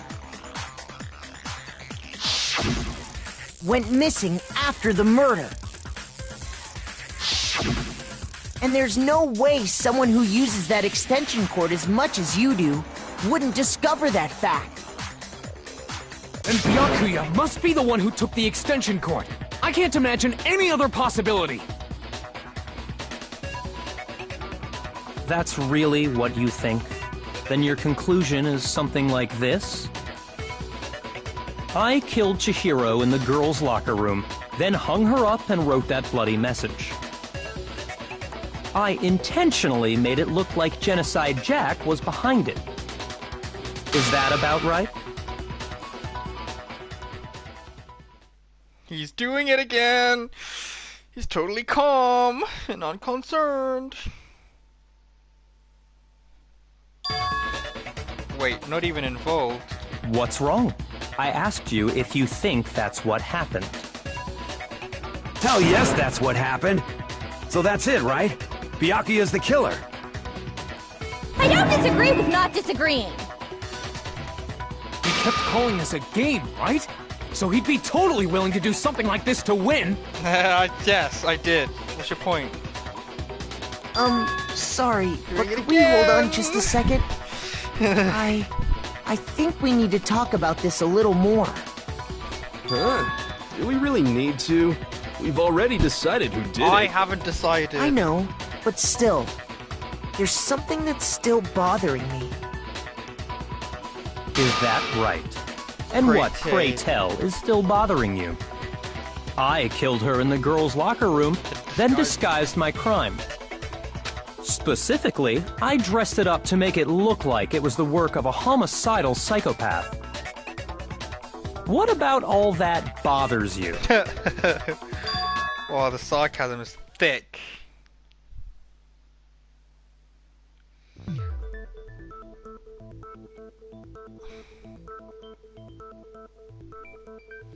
Byakuya's monstrous just now. There's something that concerns me. The scene of the crime. I got it! You say you killed Chihiro in the girls' locker room, right? That's right. But are you sure about that? Isn't it possible that the murder took place somewhere else? Somewhere else? How disappointing. What kind of question is that? Even in the world of disappointments, this is a true letdown. She was found dead in the girls' locker room. There is absolutely no question about that. How could the scene of the crime have been anywhere else?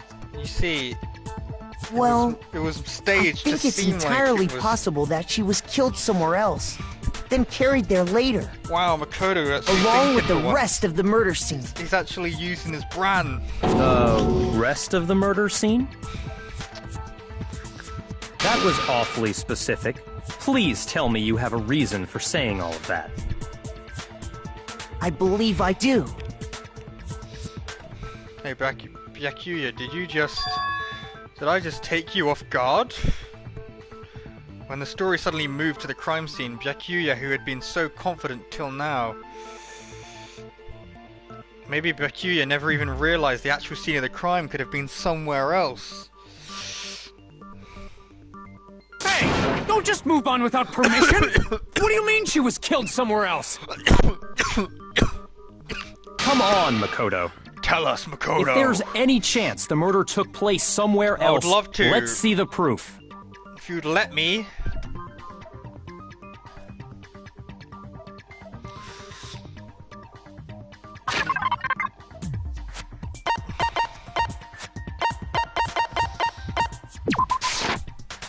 No, first I have to prove the scenes were switched.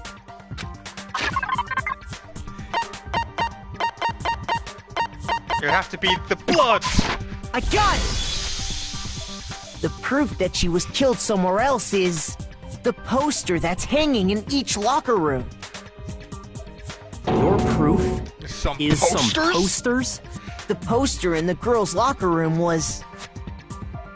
a picture of a big-boobed supermodel.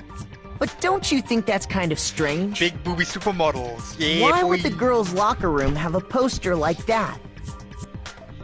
I bet those massive jugs of hers were totally fake! Meanwhile, the boys' locker room had... a poster of a boy band. A poster of the called super Tornado. popular boy band Tornado. What the heck? Again, that doesn't really seem to belong in a boys' locker room. So you're saying that maybe the posters were switched? Switched? And there's one other thing I Favorite noticed character, about Celeste. the locker rooms. You know what I'm talking about, right, Sakura? You're referring to my protein coffee, aren't you? That's correct. Protein coffee? While I was in the girls' locker room earlier, I spilled some protein coffee on the carpet. But I noticed that after the murder, the stain had been totally scrubbed away. That's wrong. It'd never been scrubbed away. In fact, it was moved to the boys' locker room.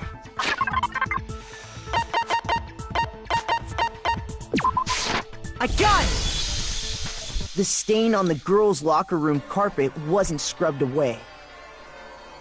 In fact, I found it on the boys' locker room carpet. That's definitely the stain from my protein coffee. How? Well, you didn't take pictures of it. How do you Does know? that mean that the carpets were switched too? How do you know? But why would anyone do that? To move the murder scene from one locker room to the other. It's certainly plausible, don't you think? But why would In the other killer need words, to do that? in order to completely swap the scene of the crime, the bloodstained poster and carpet were moved along with the dead body. By doing this, the killer was able to change the entire room where the murder took place. I can certainly follow your reasoning, but why would the culprit bother doing that? Look, Celeste and I... Huh? I actually know Why why. would they go to all that Obvious, trouble of isn't it? switching the scene of the crime? To divert suspicion away from themselves, Actually, because... an even bigger question. If the murder did take place in the boys' locker room, then how did Chihiro get in the boys' locker room in the Celeste, first place? Are you dumb?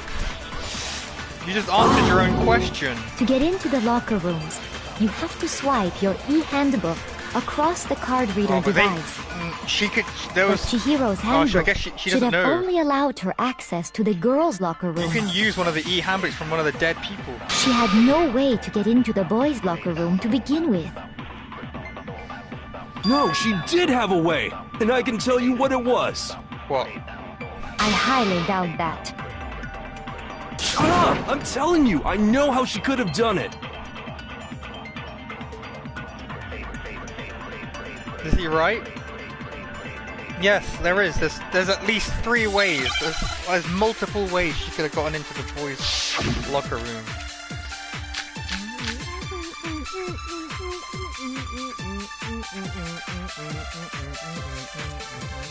Is it really possible? Could Chihiro really have gotten into the boys' locker room somehow? Ah! I've got it! She must have hacked her e-handbook. You're an idiot. She was the ultimate programmer, after all. I'm sure that would have been no problem for her. No, I don't think that's it. She used the thing that was in the main hall. Huh? What thing? I'm talking about Leon's handbook, of course. If she had that, she could get into the boys' locker room no problem. Is it really? Could Chihiro really have got... She must have hacked her e-hand. She was the ultimate program. I'm sure that would have... No, I don't... She used the thing that... Huh? What thing? I'm talking about Leon's handbook, of course. I missed! If she had that, she could get into the boys' locker room no... Oh, I missed. Is it really? Could Chihiro really...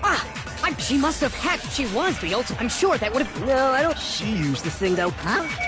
What thing? I'm talking about Leon's handbook, of course. No, that's wrong.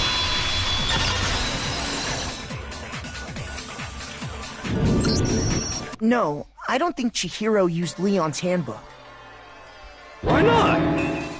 Because Leon's handbook was broken. Oh. Well, then, yeah, I guess that'd be pretty impossible, huh? I am struck silent by how quickly you gave up. Plus, isn't there a regulation? Actually, the rule states that loaning your handbook is prohibited.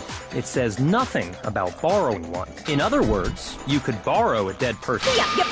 Yep. Of course, if it were broken, that wouldn't make any sense anyway. So then, she must have hacked hers, like I said. She used her ultimate programmer skills and... Psst! You can't fix an e-handbook. The instant you open one up, a security buzzer starts blaring. So, if she didn't use Leon's handbook, and she didn't modify her own handbook... Maybe Mr. Naegi's initial assumption is just... wrong? It seems like there's no way she could have got into the boys' locker room. I know how she could have got in So I there. guess so. You're such an idiot. Okay then, I vote for Byakuya. Wait. Hold on I agree with you, though. I think you're on the right track. What the... You finally decide to open your mouth and that's what you've got to say? There's no way she could get in the boys' locker room, right? So... Why are you so sure she couldn't get in? There's still one other way she could have gained access. I agree. What? What are you talking about? Well, why don't we take a little break from the trial? I'd like you all to come see something. Wait. Just what do you think you're doing? Don't worry. This'll make the whole trial more exciting. I'm sure that thought must please you. Huh? It'll make things more exciting? Well, all right then. I declare an official class trial recess. Huh? For real? Now then, what is it you want to show us? It better not be boring or I'll be very unhappy. Oh, I have no doubt it'll meet your lofty expectations. So, shall we go?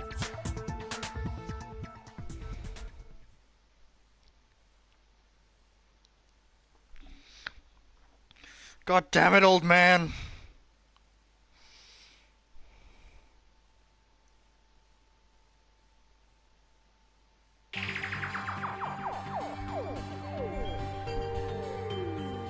The girls' locker room?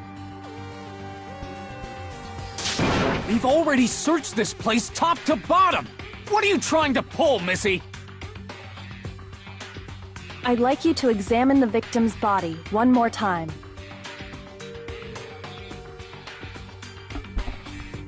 Be sure to examine the entire body very carefully. Take your time. Examine her carefully? Like using our hands? Like using our hands? No way! It's probably best if I don't run my hands all over a girl's dead body. It's not that I'm creeped out or anything, it's just... based on religious grounds, you know? Very well. I'll do it. But you're a girl. You shouldn't have to touch a dead body. Just let one of the boys do it. No, it's okay. I think Chihiro would rather have a girl examine her. I think that's fate. So just that's leave this to me. Sakura. What is this? Some kind of secret girl-on-girl action? Is that what you two are about? That's not it at all. Stop screwing around. Okay, here I go. I'm sorry, Chihiro. Please excuse the intrusion.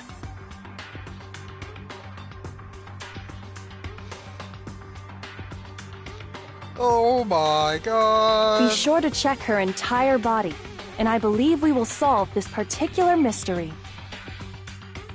Her entire body? I know you say that, but... What? This is... What is this... What is it? Not possible. It's not possible. You insult my honor? This girl is... Is what? Is what? Is a boy! Ah, I see.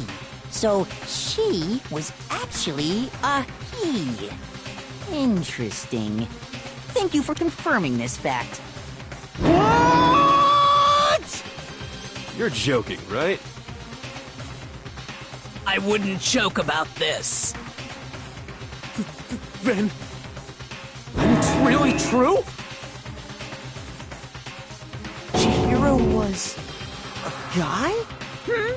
Oh, what? You guys didn't know? Heck, I knew that right off the bat. Chihiro Fujisaki was totally a guy. He was a cross-dresser? Oh, I'm really on fire! I wish I had killed him! So that's what Kyoko wanted to show everyone, huh? Interesting. Yes, that certainly does make things much more exciting. Now let's ride this wave of excitement back to the courtroom and get back to the trial. Ahem. I do apologize for keeping you waiting. Now then, let's resume the class trial. We've all just learned of the shocking revelation that Chihiro was actually a boy. Let's pick up from there. Yes, well, I don't know his reason for hiding it, but the fact is, Chihiro was not a girl, but a boy.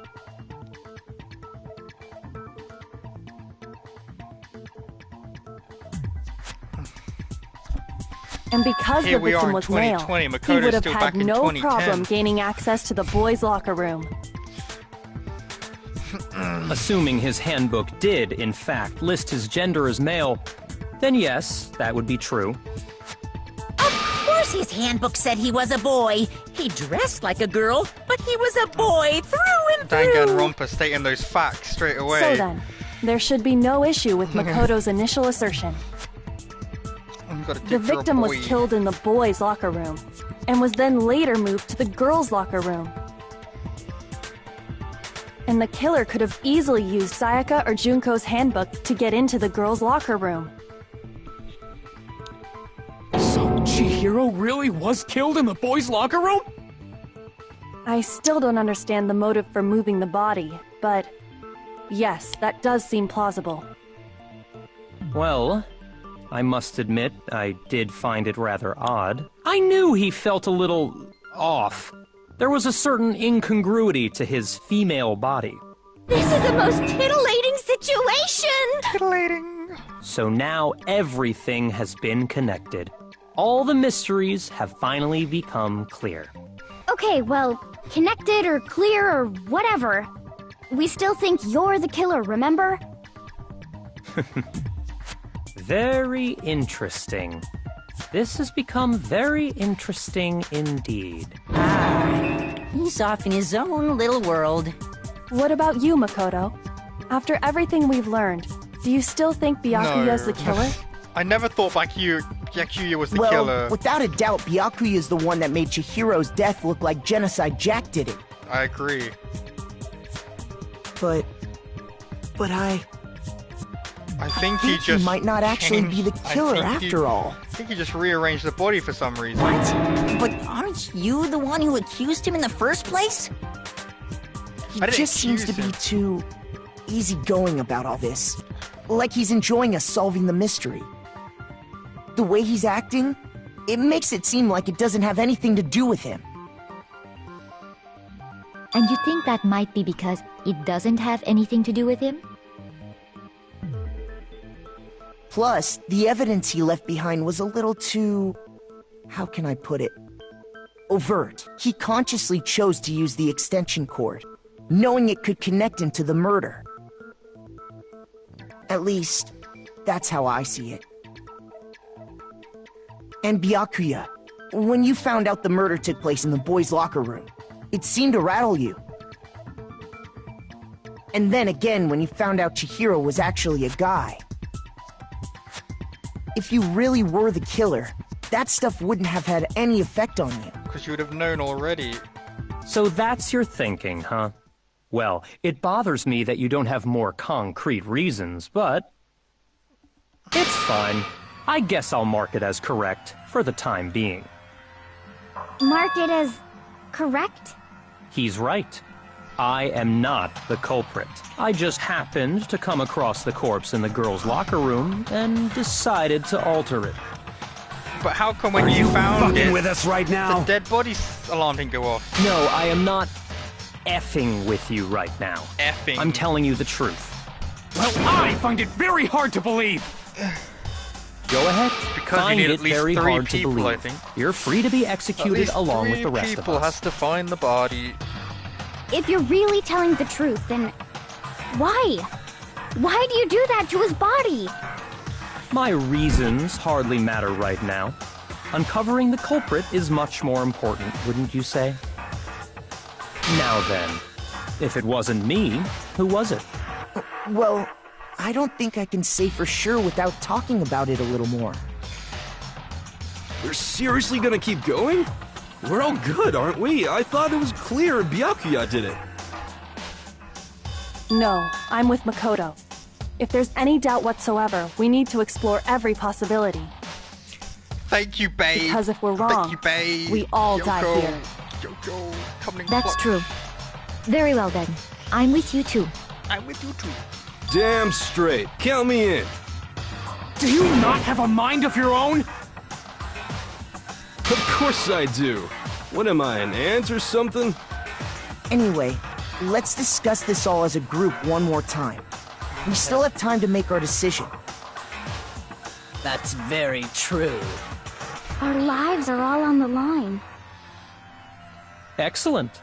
Then shall we resume our game of hide and seek?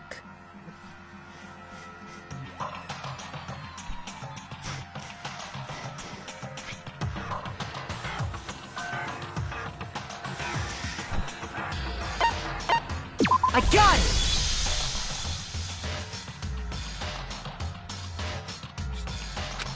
Since Leon's handbook is broken, the killer would have had to use their own. In other words, the killer had to have been a guy. That's still not enough. I need to find some more clues.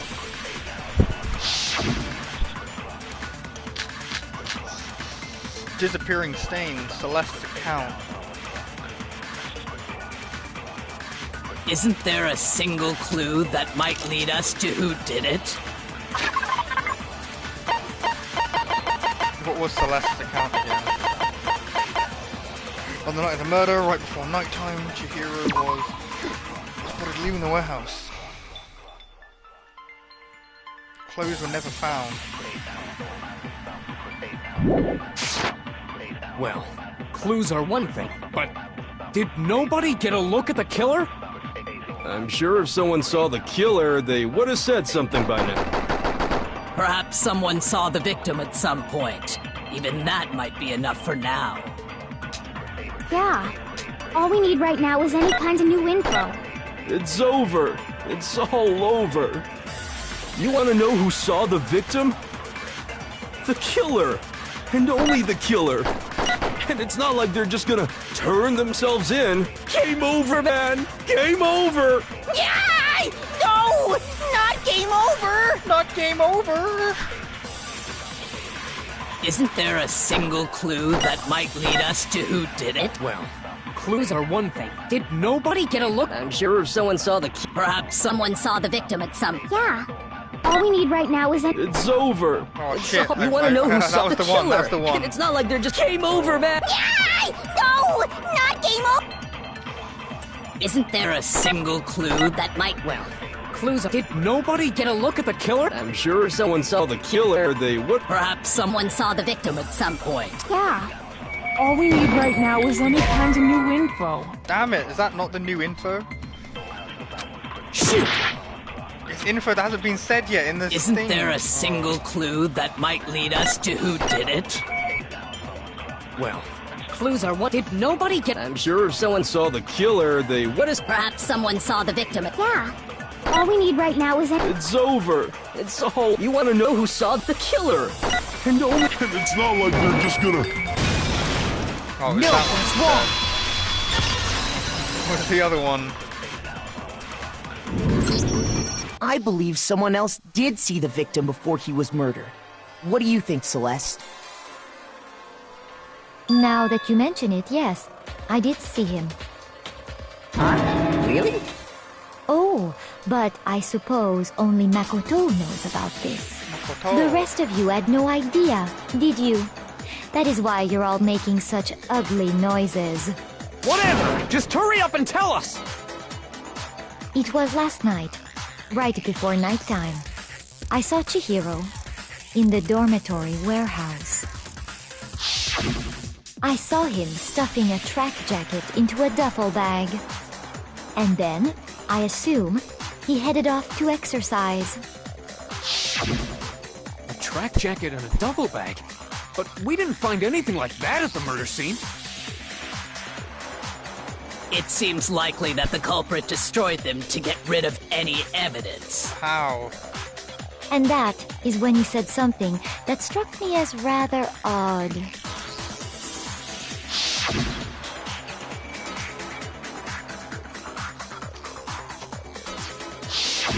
Chihiro told me he was in a hurry. But why would he be in a hurry? Only if someone were waiting for him, I should think. So, Mr. Fujisaki was on his way to meet with someone, and then they were going to work out together? But Hina and I had invited him to exercise with us plenty of times. I think I remember and now. he always declined. Probably because he was afraid you'd find out the secret he was hiding, right? Which means that conversely, he must have trusted whoever he was meeting with Oh, very I think much. I know who it is now. I think I remember. Enough so that he was willing to risk his secret being revealed. That was enough info to let me remember. What a marvelous friendship! The point is, whoever he met up with is the culprit, right? Yeah. So we just gotta figure out who it was. But knowing what we know, I can't even guess. I can. No. You already have what you need to make the connection. We have. Huh? You know who the killer is. It's sad, but we do. Seriously? I know. Who is it? Who's the killer? Think back to the track jacket and duffel bag the killer disposed of. Right. Focus on the details of these items, and it should become obvious who was waiting for him. Are you sure about that? You really think we can figure out who did it based on 2 pieces of evidence that we don't have? What? You want to track down some fingerprints or something? No, that's not it. Even if we had the equipment for that, we wouldn't know how to use it. As was noted, the evidence is already gone. There's nothing to get fingerprints from. Maybe, but we can make certain inferences if we just take the time to talk it out. Easy for you to say. But fine. Celeste, did you notice anything special about the bag or jacket? The bag was just a normal duffel bag from the warehouse.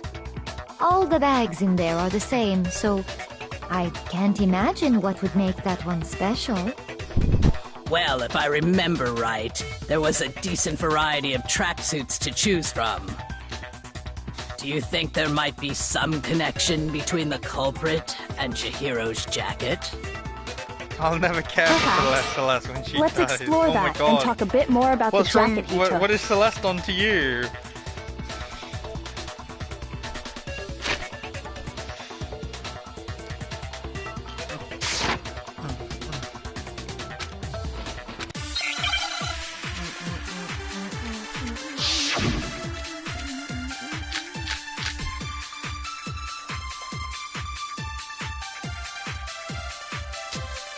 First of all, we know where Chihiro was headed.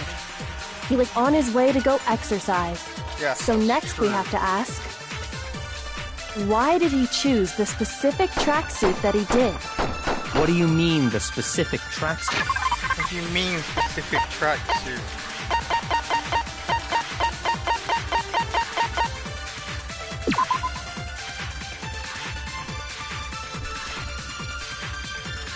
Why were they blue? Suit. I got it! He picked that tracksuit because it matched the one the culprit was wearing! So, what you're saying is, the killer was wearing the same blue tracksuit as him? My tracksuit is black! I don't even have a tracksuit. 'Cause exercising sucks. I have a white tracksuit, personally. I got it from the warehouse, if you must know. Did any of that really help us get any closer to figuring out who the culprit is? No way. Not a chance. You heard him, right? First of all, we know where he was on his way to go, so next week, why did he choose? What do you mean this? I got it! It matched the one the culprit... So, what you're... The killer was wearing the same blue tracksuit as him? My tracksuit is black! I don't... 'Cause exercising... I have a white I got it from the... Did any of that really help us? No way. I caught it. Not a I chance. see now. You heard him, right? What he just said without even realizing it. I did. Without First even of all, realizing he was on his way, so This is next so week, sad. why did he This is the choose? What do you sad, mean this? I saddest got story. it! It matched the one... So, what... The killer was wearing the same blue tracksuit. No, that's wrong.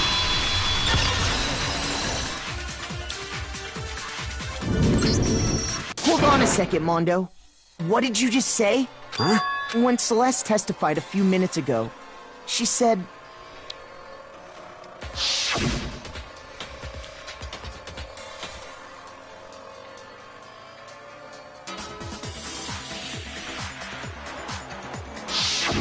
She never said anything about the jacket's color.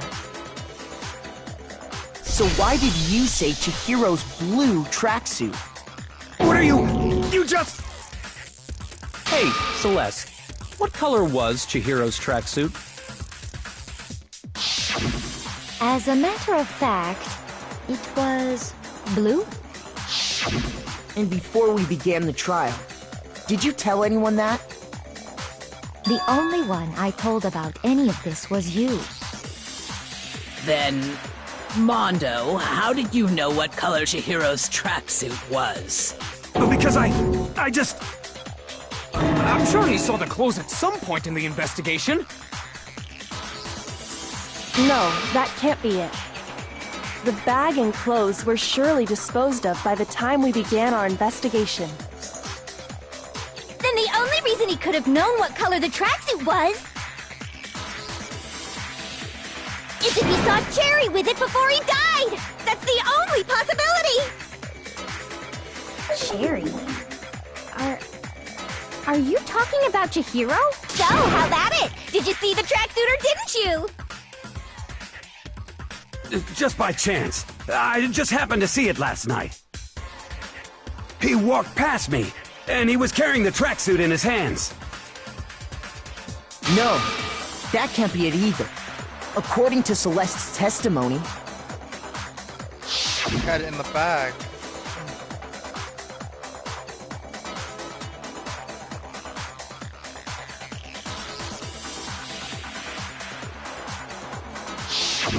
When Celeste noticed it, Chihiro made a point of making sure the jacket was completely in the bag.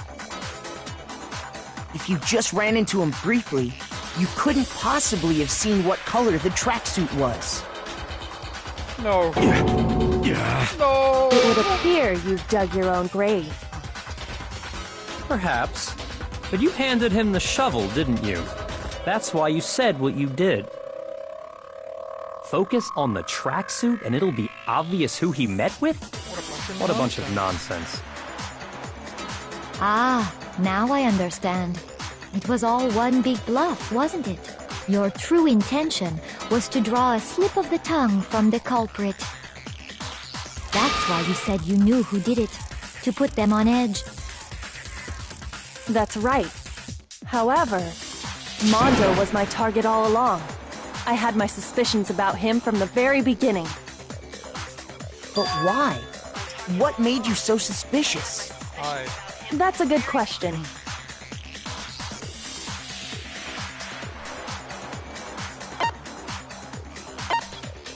I don't know. I actually don't know. There was a certain turning point. Maybe you didn't notice. And after, Yes, once I I picked up on that, Are you a witch? not near. Mondo. Oh shit, I skipped a bunch. It's because he was referring to him as a man.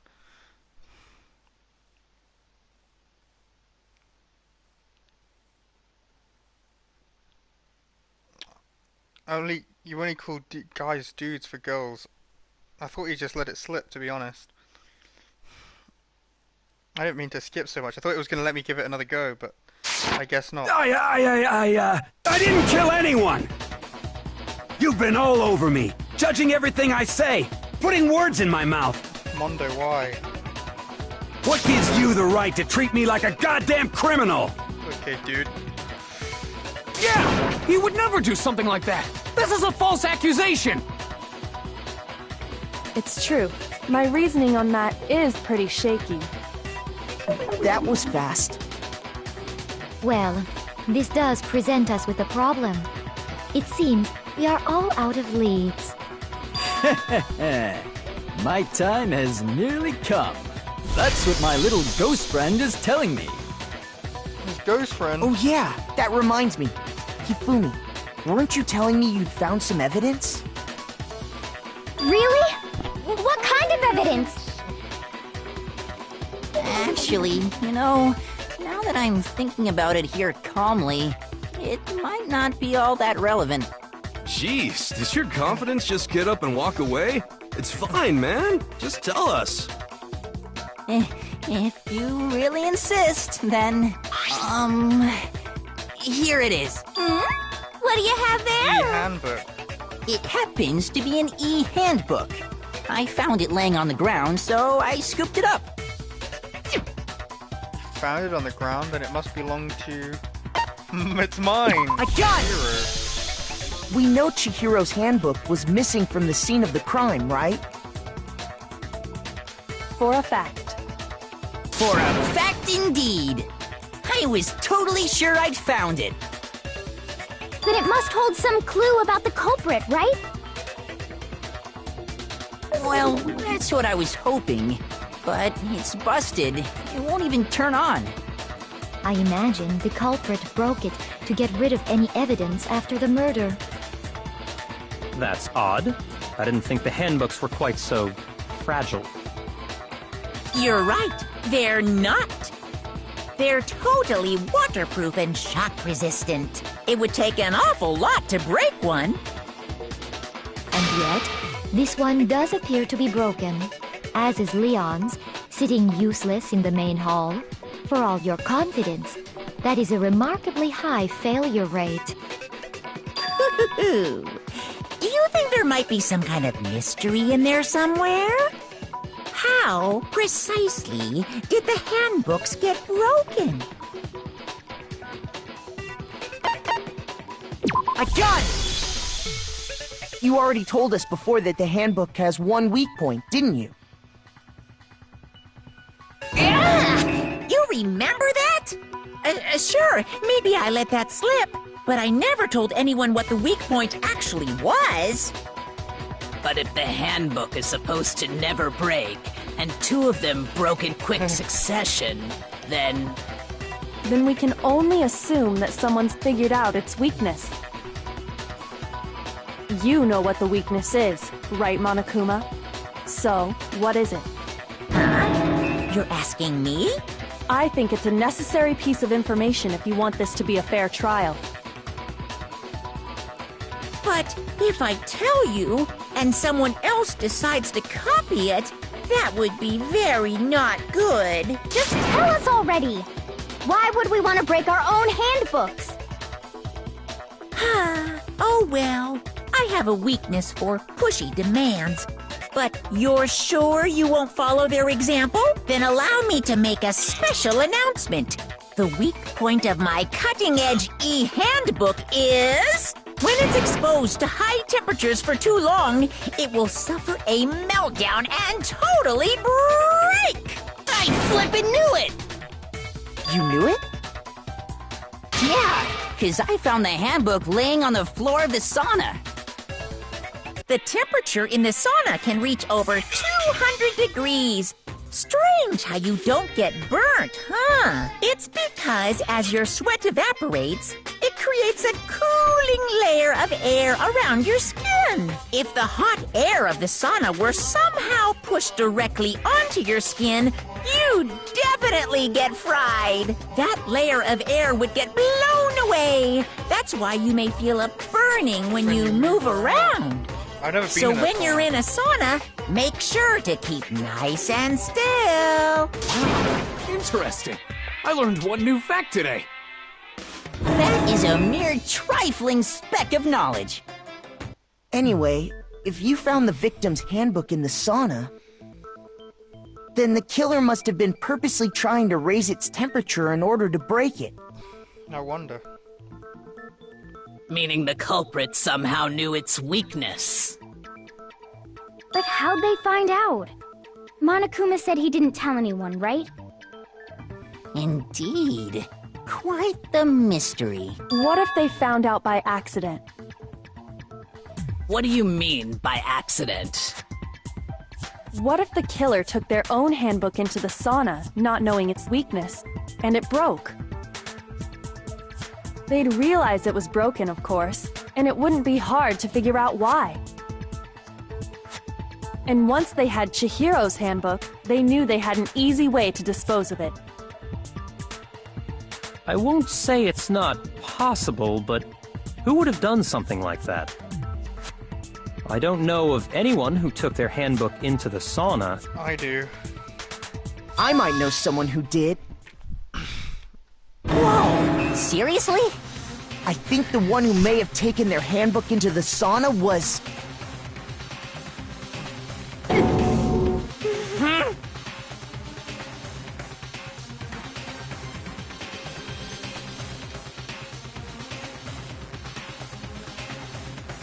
I know.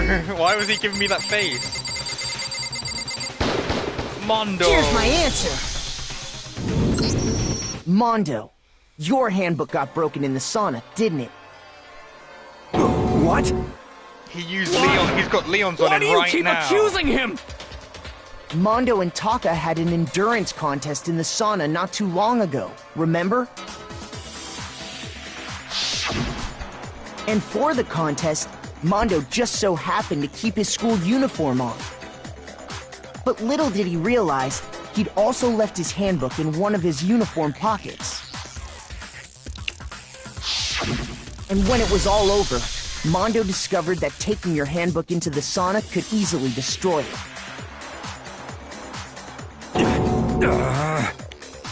No, wait, hold on. You've got it all wrong.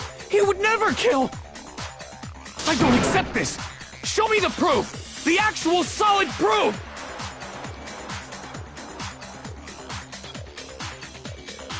Ishimaru, you're delusional.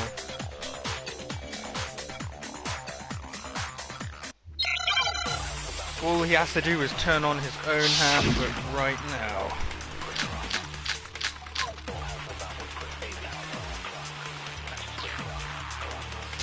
Let's test Makoto's assertion. If what he says is correct, you broke your own handbook. In other words, if Mondo's handbook is actually broken, then that proves that what Makoto said is right. Well, my goddamn handbook works just fine.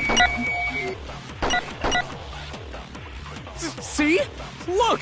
Makoto was wrong after all! Mondo wouldn't hurt a fly!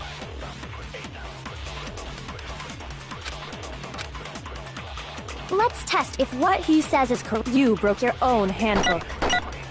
In other words, if Mondo's handbook is actually broken, then that proves that what Makoto said is right. Well, my goddamn handbook works just fine. I got deflected. That's not fair. See? I got cheated on. Makoto was wrong. Mondo wouldn't hurt a fly. Mondo wouldn't hurt a fly. Let's test if what he said. You broke your own handbook. In other words, if then that proves. Well, my goddamn handbook works just fine. No, that's wrong. I already figured out this case. Mondo, the handbook you have right now, is it really yours? The fuck is that supposed to mean? The broken handbook that was in the main hall. Isn't that one actually yours? What the heck are you talking about? What I mean is, I think Mondo swapped his handbook out for one that actually works. The one he's I got on think right he now took Leon's is handbook and Leon. replaced it with his own. And we can After prove all, that easily. Monokuma said himself that Leon's handbook never should have broken. That's right! The punishment it suffered wasn't nearly enough to destroy it. How convenient. It So wasn't then, enough. How the convenient. broken handbook in the main hall is actually Mondo's, which would mean that the handbook Mondo has right now is actually Leon's, yes? That would But be doesn't the- that violate the school regulation that says loaning out your handbook is Asahina, prohibited? we went through this earlier. We went through this earlier. We said borrowing it Here's how I look from a at dead it. person is not far. There is a rule about loaning your handbook to another student. Oh my God. But if they're dead, been they're through not a student. It's kind of a gray area, I admit. But no worries. If anything, it just makes things more interesting. As such, I decree that exchanging handbooks with a corpse is not a violation of the rules. Well, Mondo, if I'm wrong about this, you're welcome to say so. I'm happy to admit I made a mistake, but... Son of a bitch. What's wrong, bro? Come on! Tell him he's wrong! You are wrong! You have to be wrong! What the fuck up, Ishimaru? Everything you just said is wrong! You made it all up! Okay, then why don't we look back on this case one more time, from the It's time beginning. for the reconstruction. That way, everything will become clear, and we'll all see if I was right or wrong. Wrong.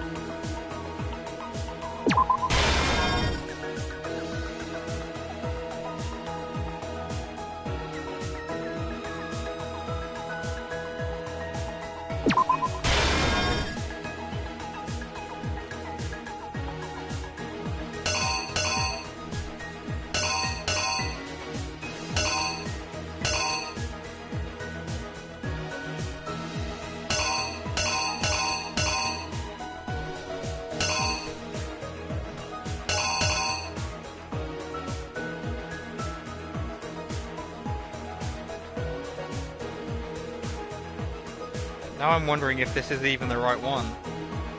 This one might be unnecessary. Because that same image is used here.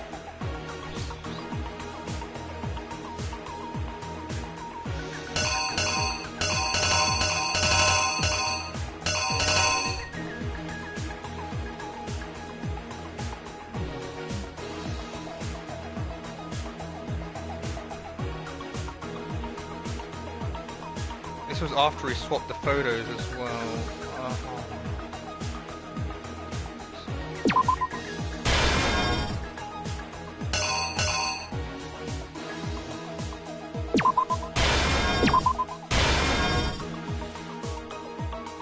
I don't know which way these two are supposed to go.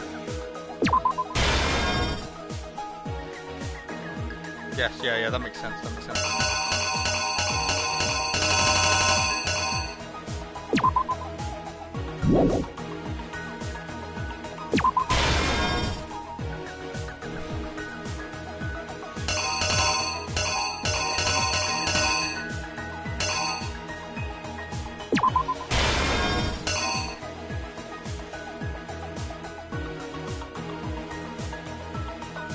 Yakuya comes in, sees the body.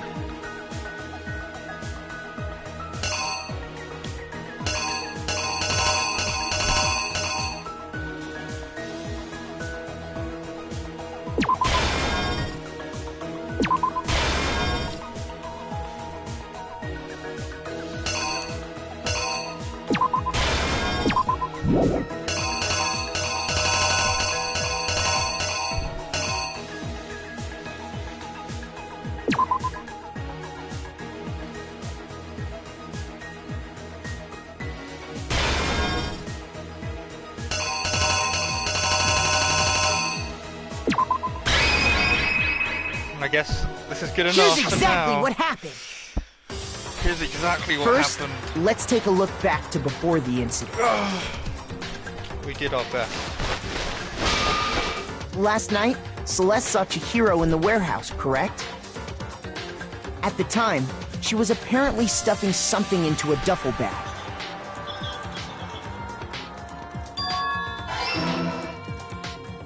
That something was a blue tracksuit.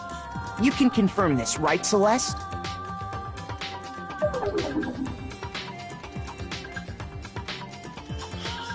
With bag in hand, Chihiro headed out, even though it was officially nighttime. She made her way to the locker room, specifically the boys' locker room. But how could the victim, who was apparently a girl, access the boys' locker room? Damn it.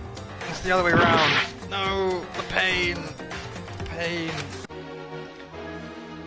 This one obviously goes there then.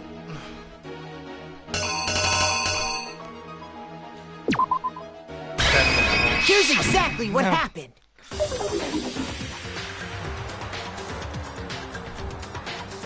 With bag in hand, Chihiro headed out, even though it was officially nighttime. She made her way to the locker room, specifically the boys' locker room. But how could the victim, who was apparently a girl, access the boys' locker room?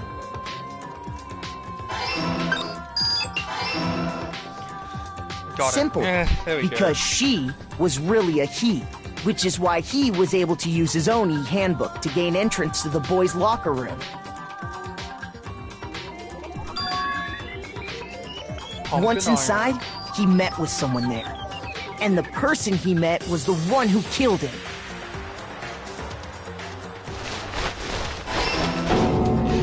It seems likely that the killer grabbed the nearby dumbbell, approached the unsuspecting Chihiro,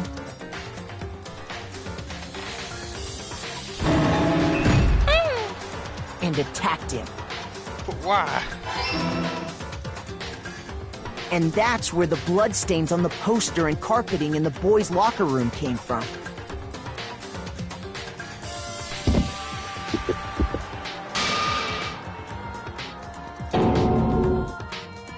It was likely in the heat of the moment. The body was arranged, but the murder itself felt unplanned.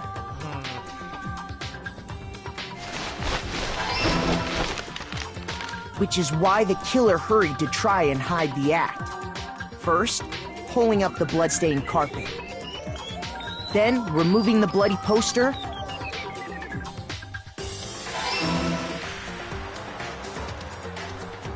And finally carrying the corpse into the girls' locker room. A girl's handbook was necessary to get into the locker room, of course. But this alone doesn't prove that the killer was necessarily a girl. After all, Sayaka and Junko's handbooks had been placed in the main hall.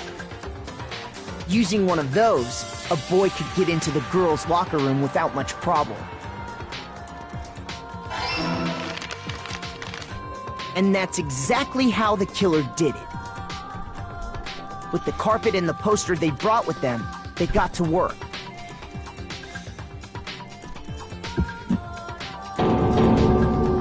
They changed the layout of the boys' and girls' locker room in what you might call a crime scene switch.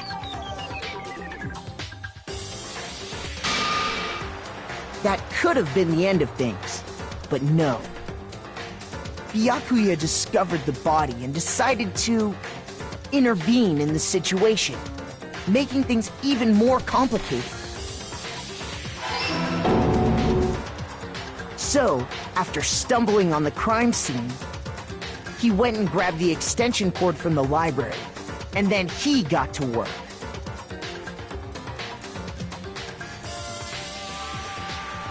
He used the cord to string up Chihiro's lifeless body.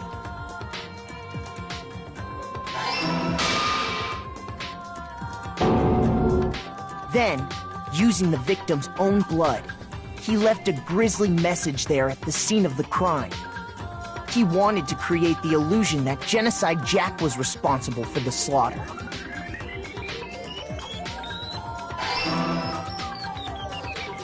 And around the same time that Byakuya was putting together this facade, the killer, having already disposed of Chihiro's bag and other belongings, arrived at the sauna. There, they planned to destroy the last piece of evidence, Chihiro's handbook.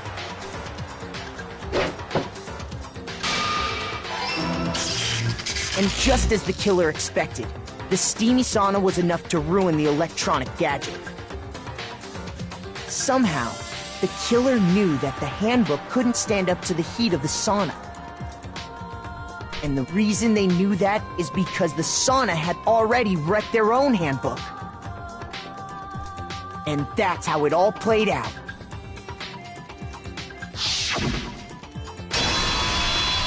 Mondo! Isn't that right, Mondo Arata? Not Mondo! Why would he do it? Why, Mondo, why? Wait! No! This can't be right! Where's your evidence? Yeah! Where's your evidence? Your evidence is written all over his face. Evidence! You need proof! Without any proof, you can't pin any of this on him! It was, you're right. You missed most of the trial, but you were right. You were right, yeah.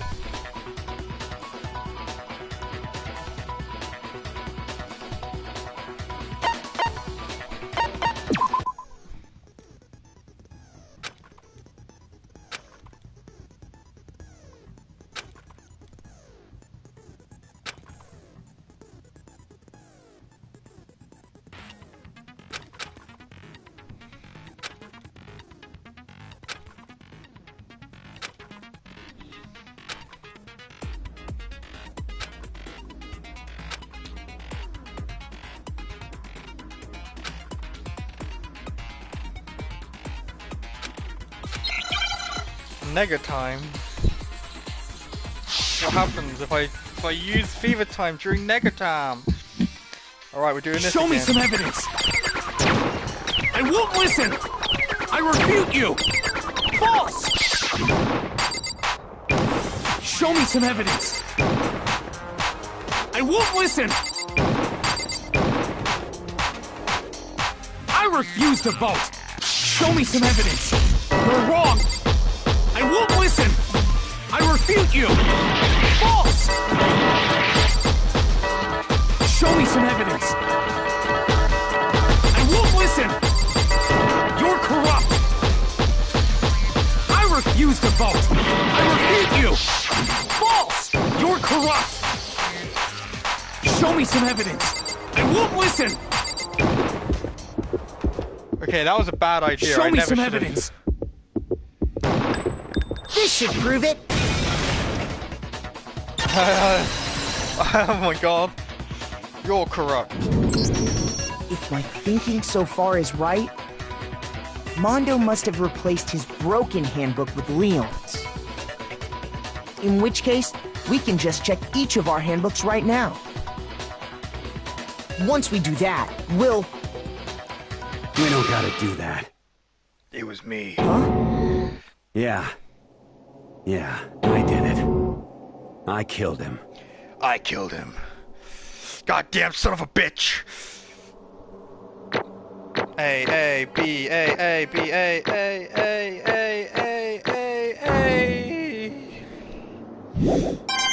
But I wanted S rank. Oh. If that even is a thing, I don't even know if it's a thing. What are you saying? I got no choice, man. After hearing all that, I gotta just... give up. Go ahead, Monokuma. Get it over with. Ask for the goddamn verdict. Roger that! Wait, before you why though? Wait! Hold on! No waiting! No holding on! No! Time for the moment we've all been waiting for! Grab your lever and give it a yank! What was the motive? Who will you elect as the Blackened this time around? I can't know the motive. Will you make the right choice or the dreadfully wrong one? What's it gonna be? What's it gonna be?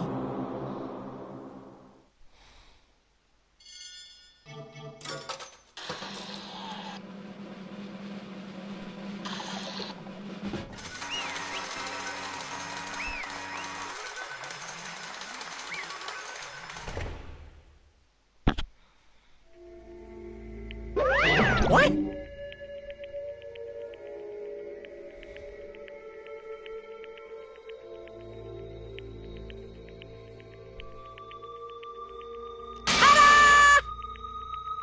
Mondo Owada! Unbelievable. The vote was not unanimous. Kiyotaka chose the wrong answer.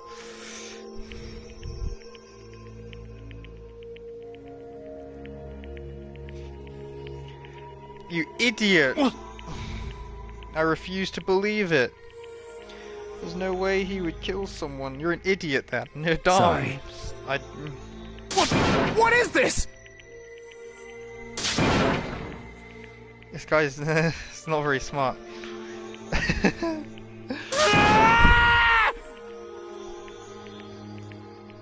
Now then.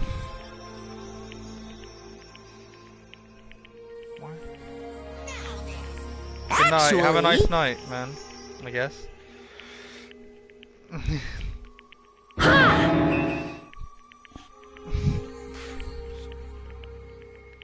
Circle button to fast forward the text.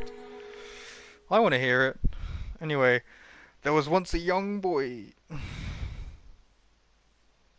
His name was Chihiro Fujisaki. He had an extreme inferiority complex regarding his own lack of strength. You're so weak, even though you're a boy? He'd heard things as long as he could, remember, and he couldn't overcome his weakness. On the contrary, he tried to hide and buried himself further and further into that weakness. To take the fragile form of a petite young girl. He had chosen that as his way out. Now nobody will be able to say anything about even though you're a boy. But no matter how tightly he wrapped himself in that shell, the inferiority complex had already taken deep root inside of him and was not so easily weeded out. As it turned out, the shell was completely empty. The complex didn't disappear. Instead, it only grew stronger and stronger. I'm weak. What's weak, wrong weak, with weak, that? Weak, weak, weak, Boy, weak, oh boy. weak. I love it when you fall. Once the killing game had begun here at school, he had no choice but to accept this fact.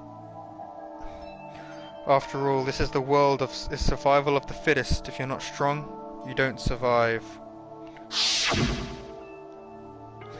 And then the lovely and hateful Monokuma announced the revealing of the embarrassing secrets.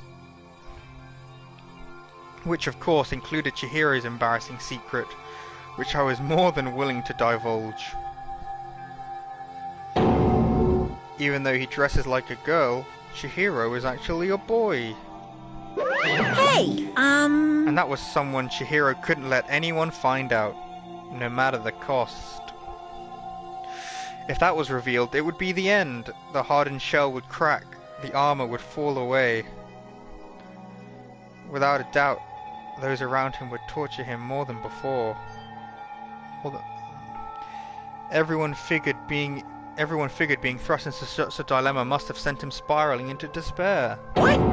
And yet... I'm sorry.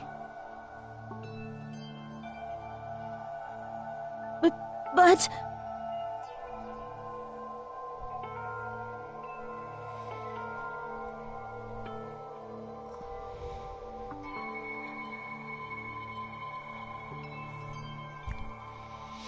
Annoyingly, he used the thread of discovery to motivate himself to become stronger. That's right. Now's my chance. I want to change. I'm going to get stronger and accept who I am. Strong enough so that when someone says, even though you're a boy, I'll be okay. I'll get better. With that thought at the front of his mind, he resolved to take immediate action. And so... that day he made the commitment to begin exercising. He was prepared to retrain his mind and body. That would be the first and only chance he would get at it. Hey, When he decided to start exercising, he thought it would be good to ask someone for help. To ask for someone's help, but he wanted to tell that person his secret first, and he wanted them to help him from there. And the person he went to... Yeah, that's right. It was none other than Mondo Iwata. Wow, what a poor choice. The biker gang fella had been painfully clear how important his manly promises were. So Chihiro probably figured that even if he confided in Mondo, his honor would make him keep the secret. uh-huh. Plus, Mr. Macho Mondo was the very symbol of a strong man that Chihiro had always aspired to.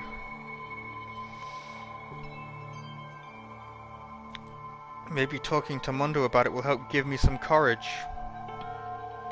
So he went and asked Mondo to help him become strong.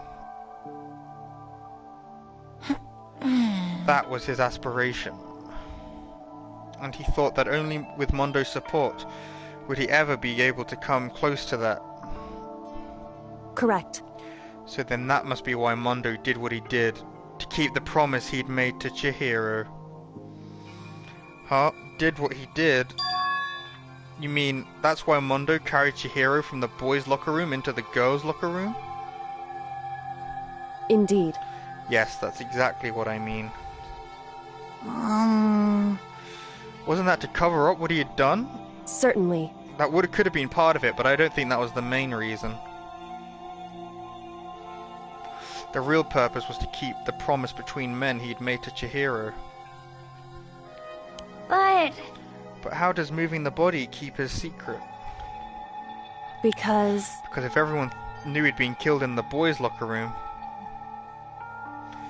then everyone would have argued about how she got into the boys' locker room, right?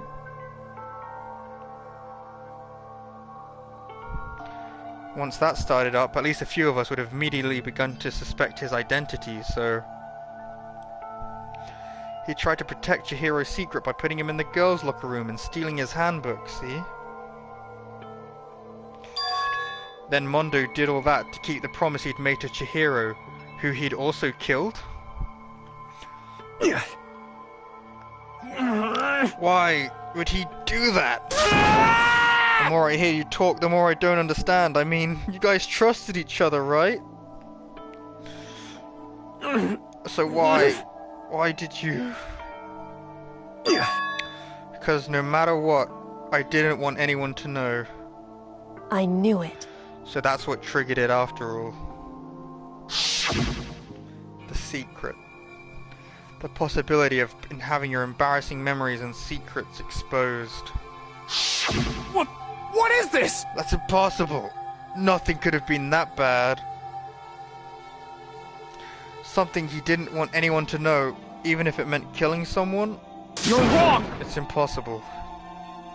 Don't make me repeat myself. How many times must I repeat myself? To judge others by your own standard is the height of folly. Even if you can't comprehend it, he obviously can. That's all there is to it. Well, while we're on the subject, why don't I tell you?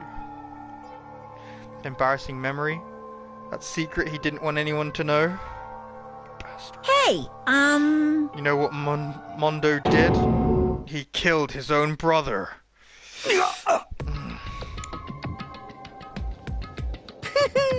Mondo, the ultimate biker gang leader, makes all the hoodlums and riffraff across the country tremble. But the only reason he had the chance to join a gang in the first place was because of a certain someone.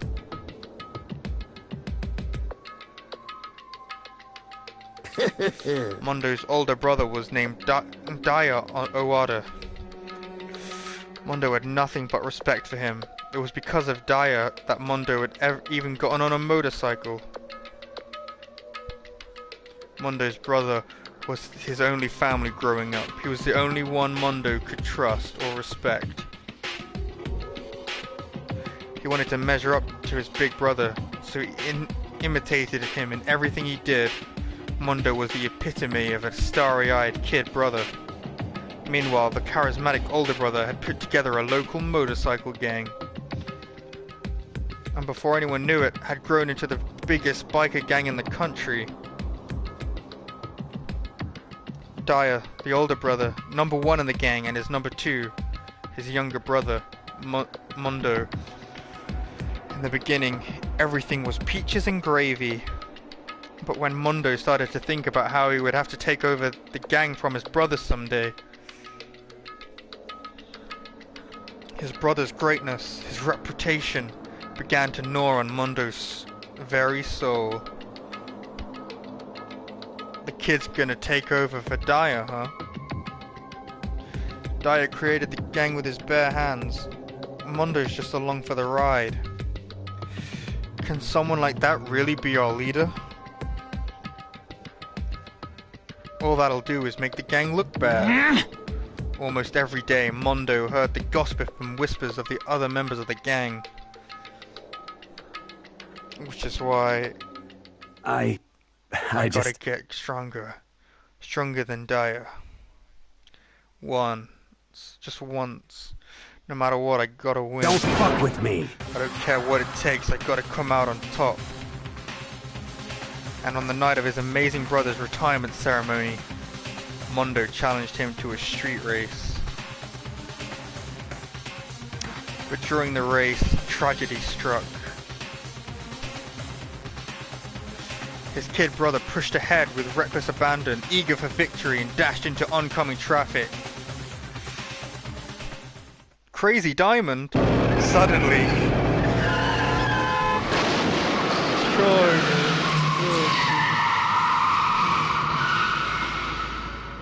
Laying in his kid brother's arms, the older brother delivered his final words. My bad, kid.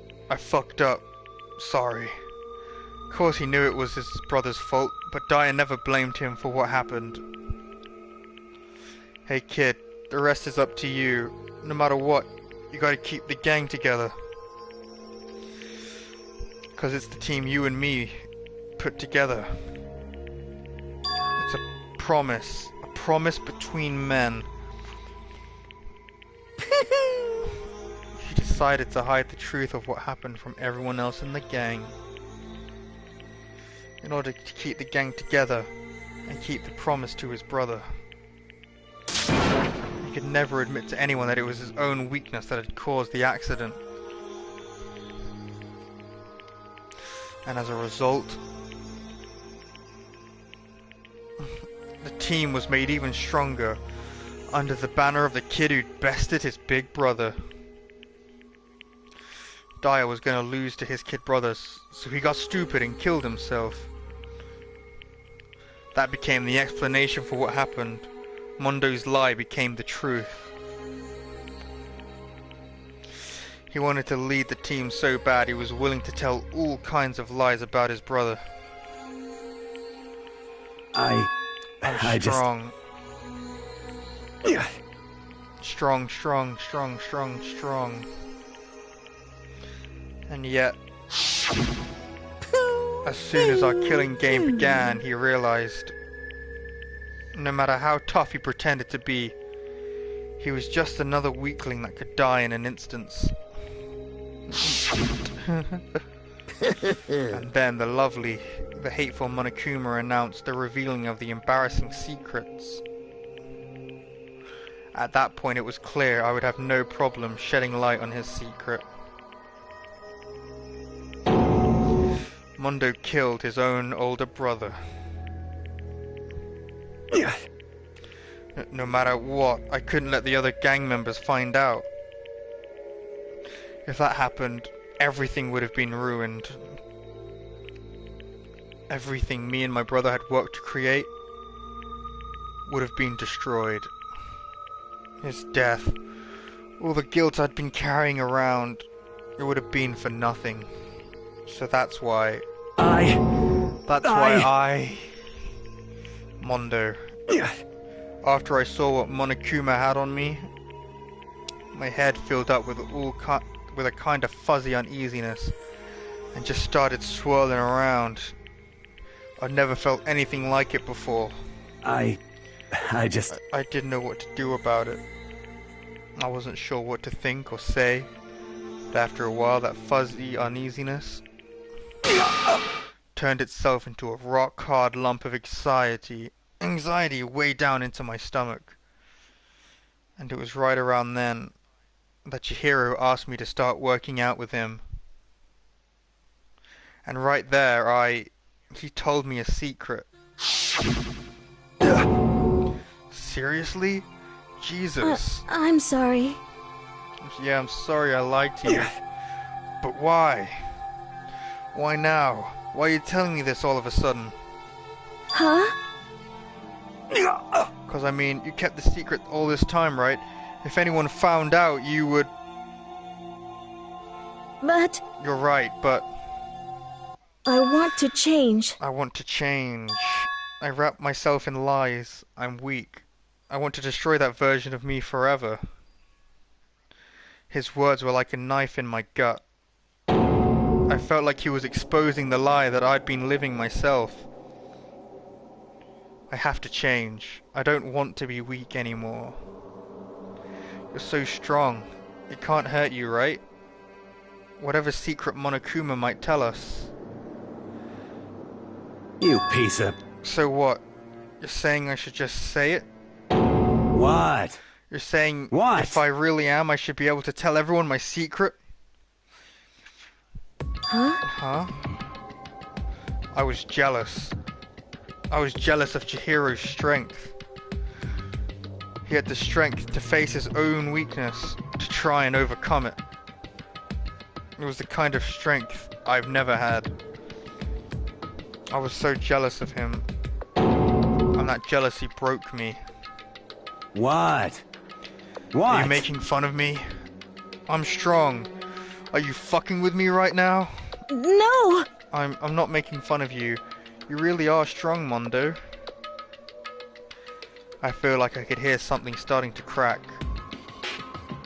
Something inside my head. What did he want me to do? What was I supposed to do? Was I supposed to just sit back, let my secret get revealed and ruin everything?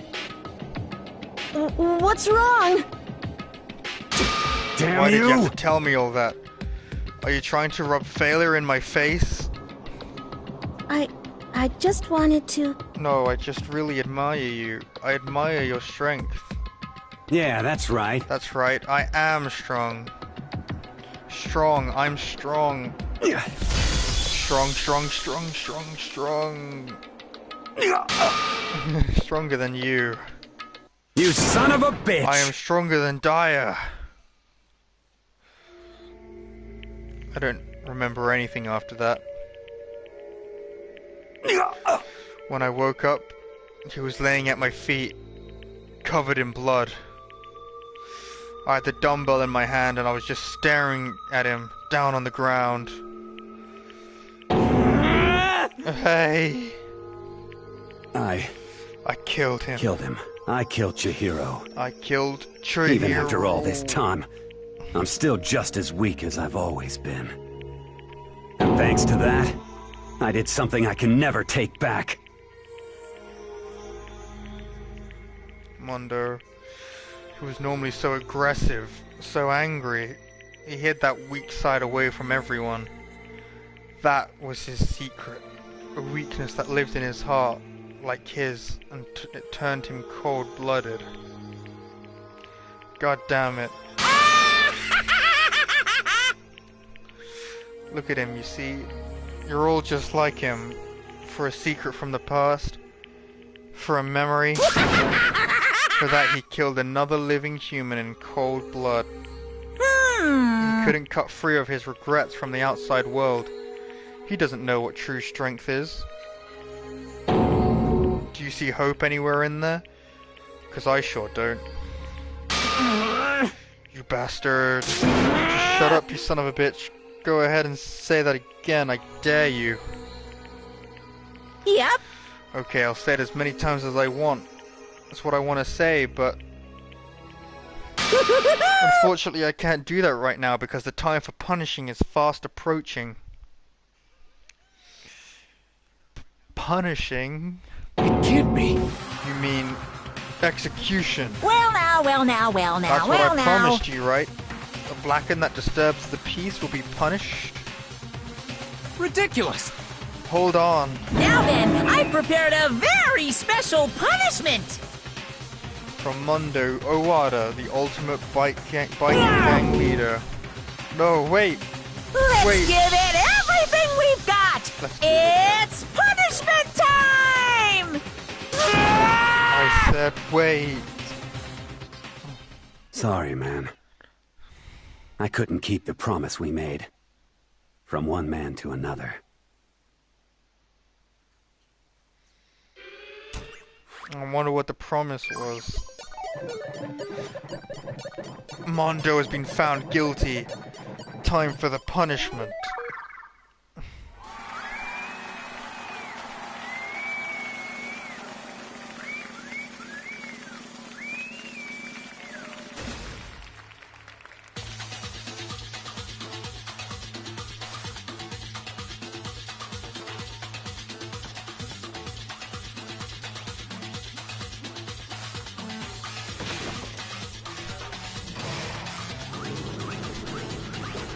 You have to believe it. The cage of death.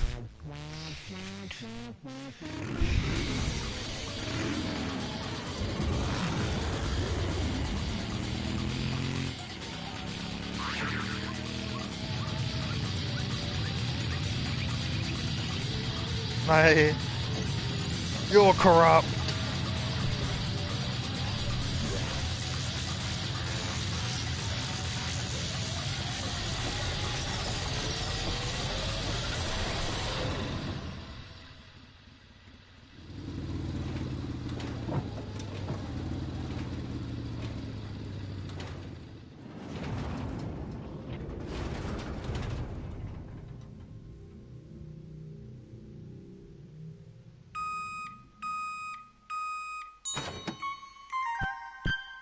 Mondo butter? Would you like some Mondo butter, Josh?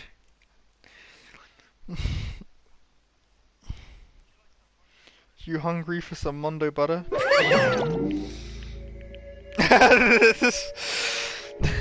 It turned What the fuck?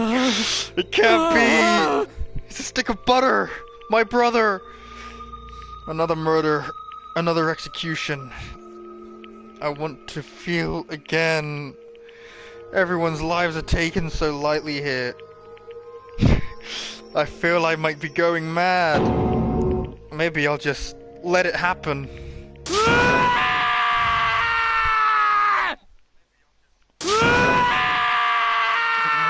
What's the matter, Josh? You're not hungry for some butter? As Taka's sad screams invaded our skulls, we were forced to recognize once again. But he, of course, had to. What a disappointment. This is the end of the game? Byakuya? What is this? Taka is going Super Saiyan. You're completely insane, you know that? A game?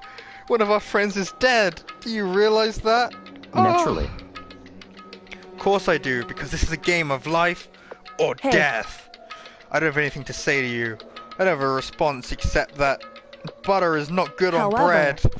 I just don't understand why. Why did you go out of your way to disguise Mundo's crime? What? Why? For fun. Isn't obvious because it made things more interesting. His voice was calm, emotionless, like the voice of death. It chilled me to the bone. Last night, when the murder took place, I was in the library as usual. Honestly. So you ignored the nighttime rule too? That rule never mattered to me. I don't recall agreeing to it. There is nothing to be done. Well, I don't particularly care. Please continue. The night grew late and I decided to return to my room, which is when I stumbled upon him.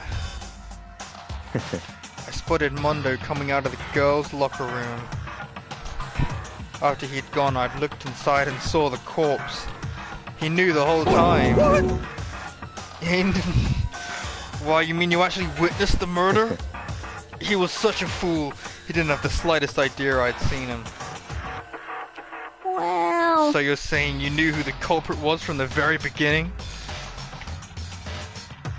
That's right. Indeed. But if that had been the end of it, how boring would that have been? I mean, what a waste of time to have the answer revealed right at the beginning. Which is why I decided to lend a little helping hand. I thought it would liven things up. You did all that to liven things up? I see.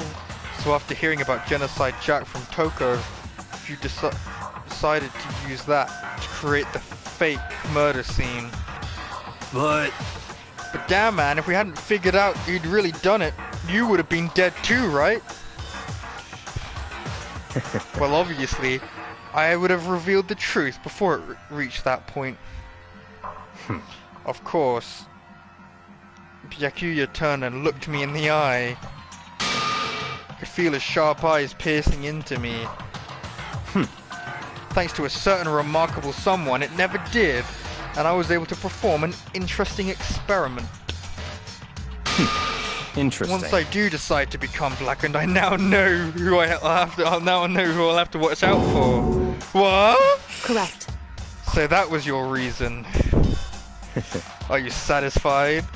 Indeed. Yes, we're done listening to your story.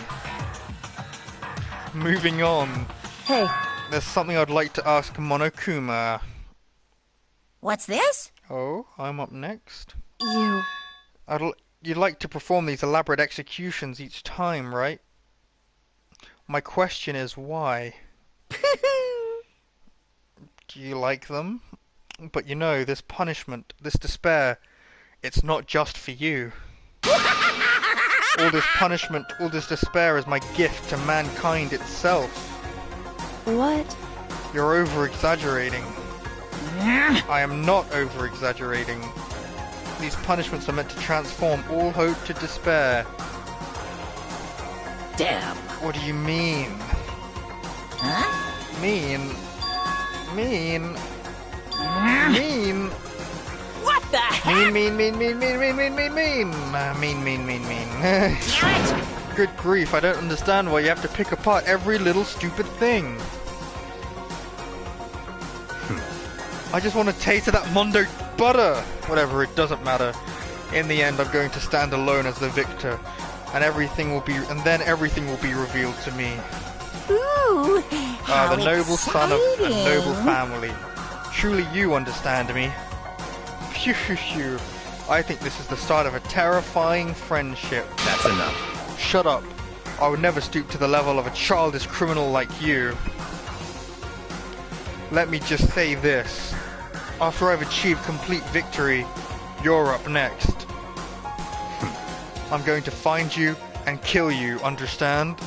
In the name of my family. In the name of the Togami family, for which victory is a foregone conclusion. You're getting all riled up! Ooh, so cool. It's like you're the main character of a video game or something.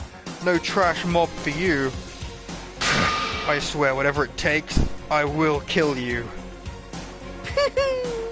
Temper, temper. Sounds like someone needs a nap.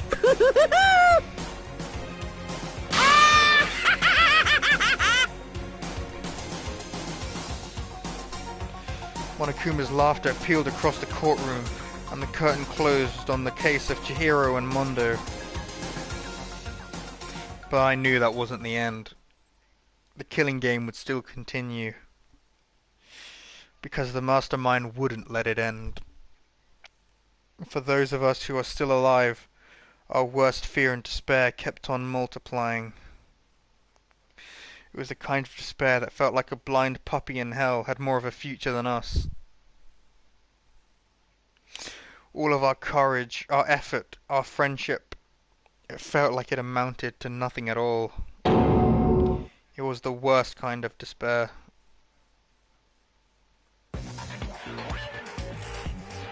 Well, anyway, like I was saying, this is a pretty good spot. Yeah, a really good spot. Anyway, isn't it amazing how that girl went and killed someone before things even had a chance to get boring? Once things really get moving, it'll be like a roller coaster. There won't be any stopping it. Fear and despair charge forward at a speed nothing can hope to match. But I must admit, I'm disappointed. I went to all the pain and effort of making you part of the group, and you couldn't play your part.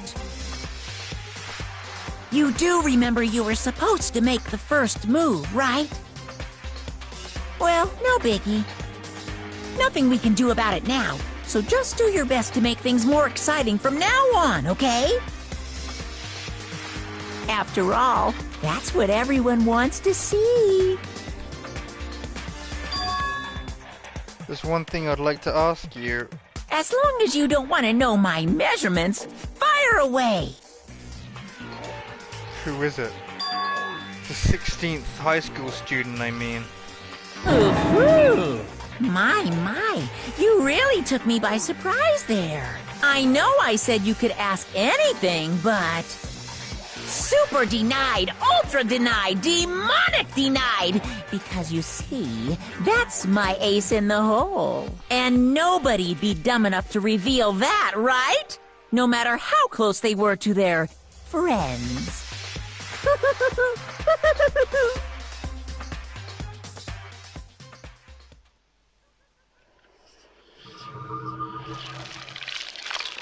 Episode complete. The end. 10 left.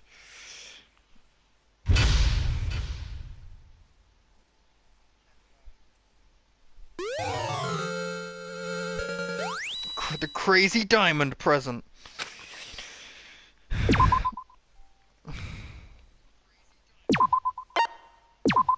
Right, well, I'm done for today. Oh, that was a long one.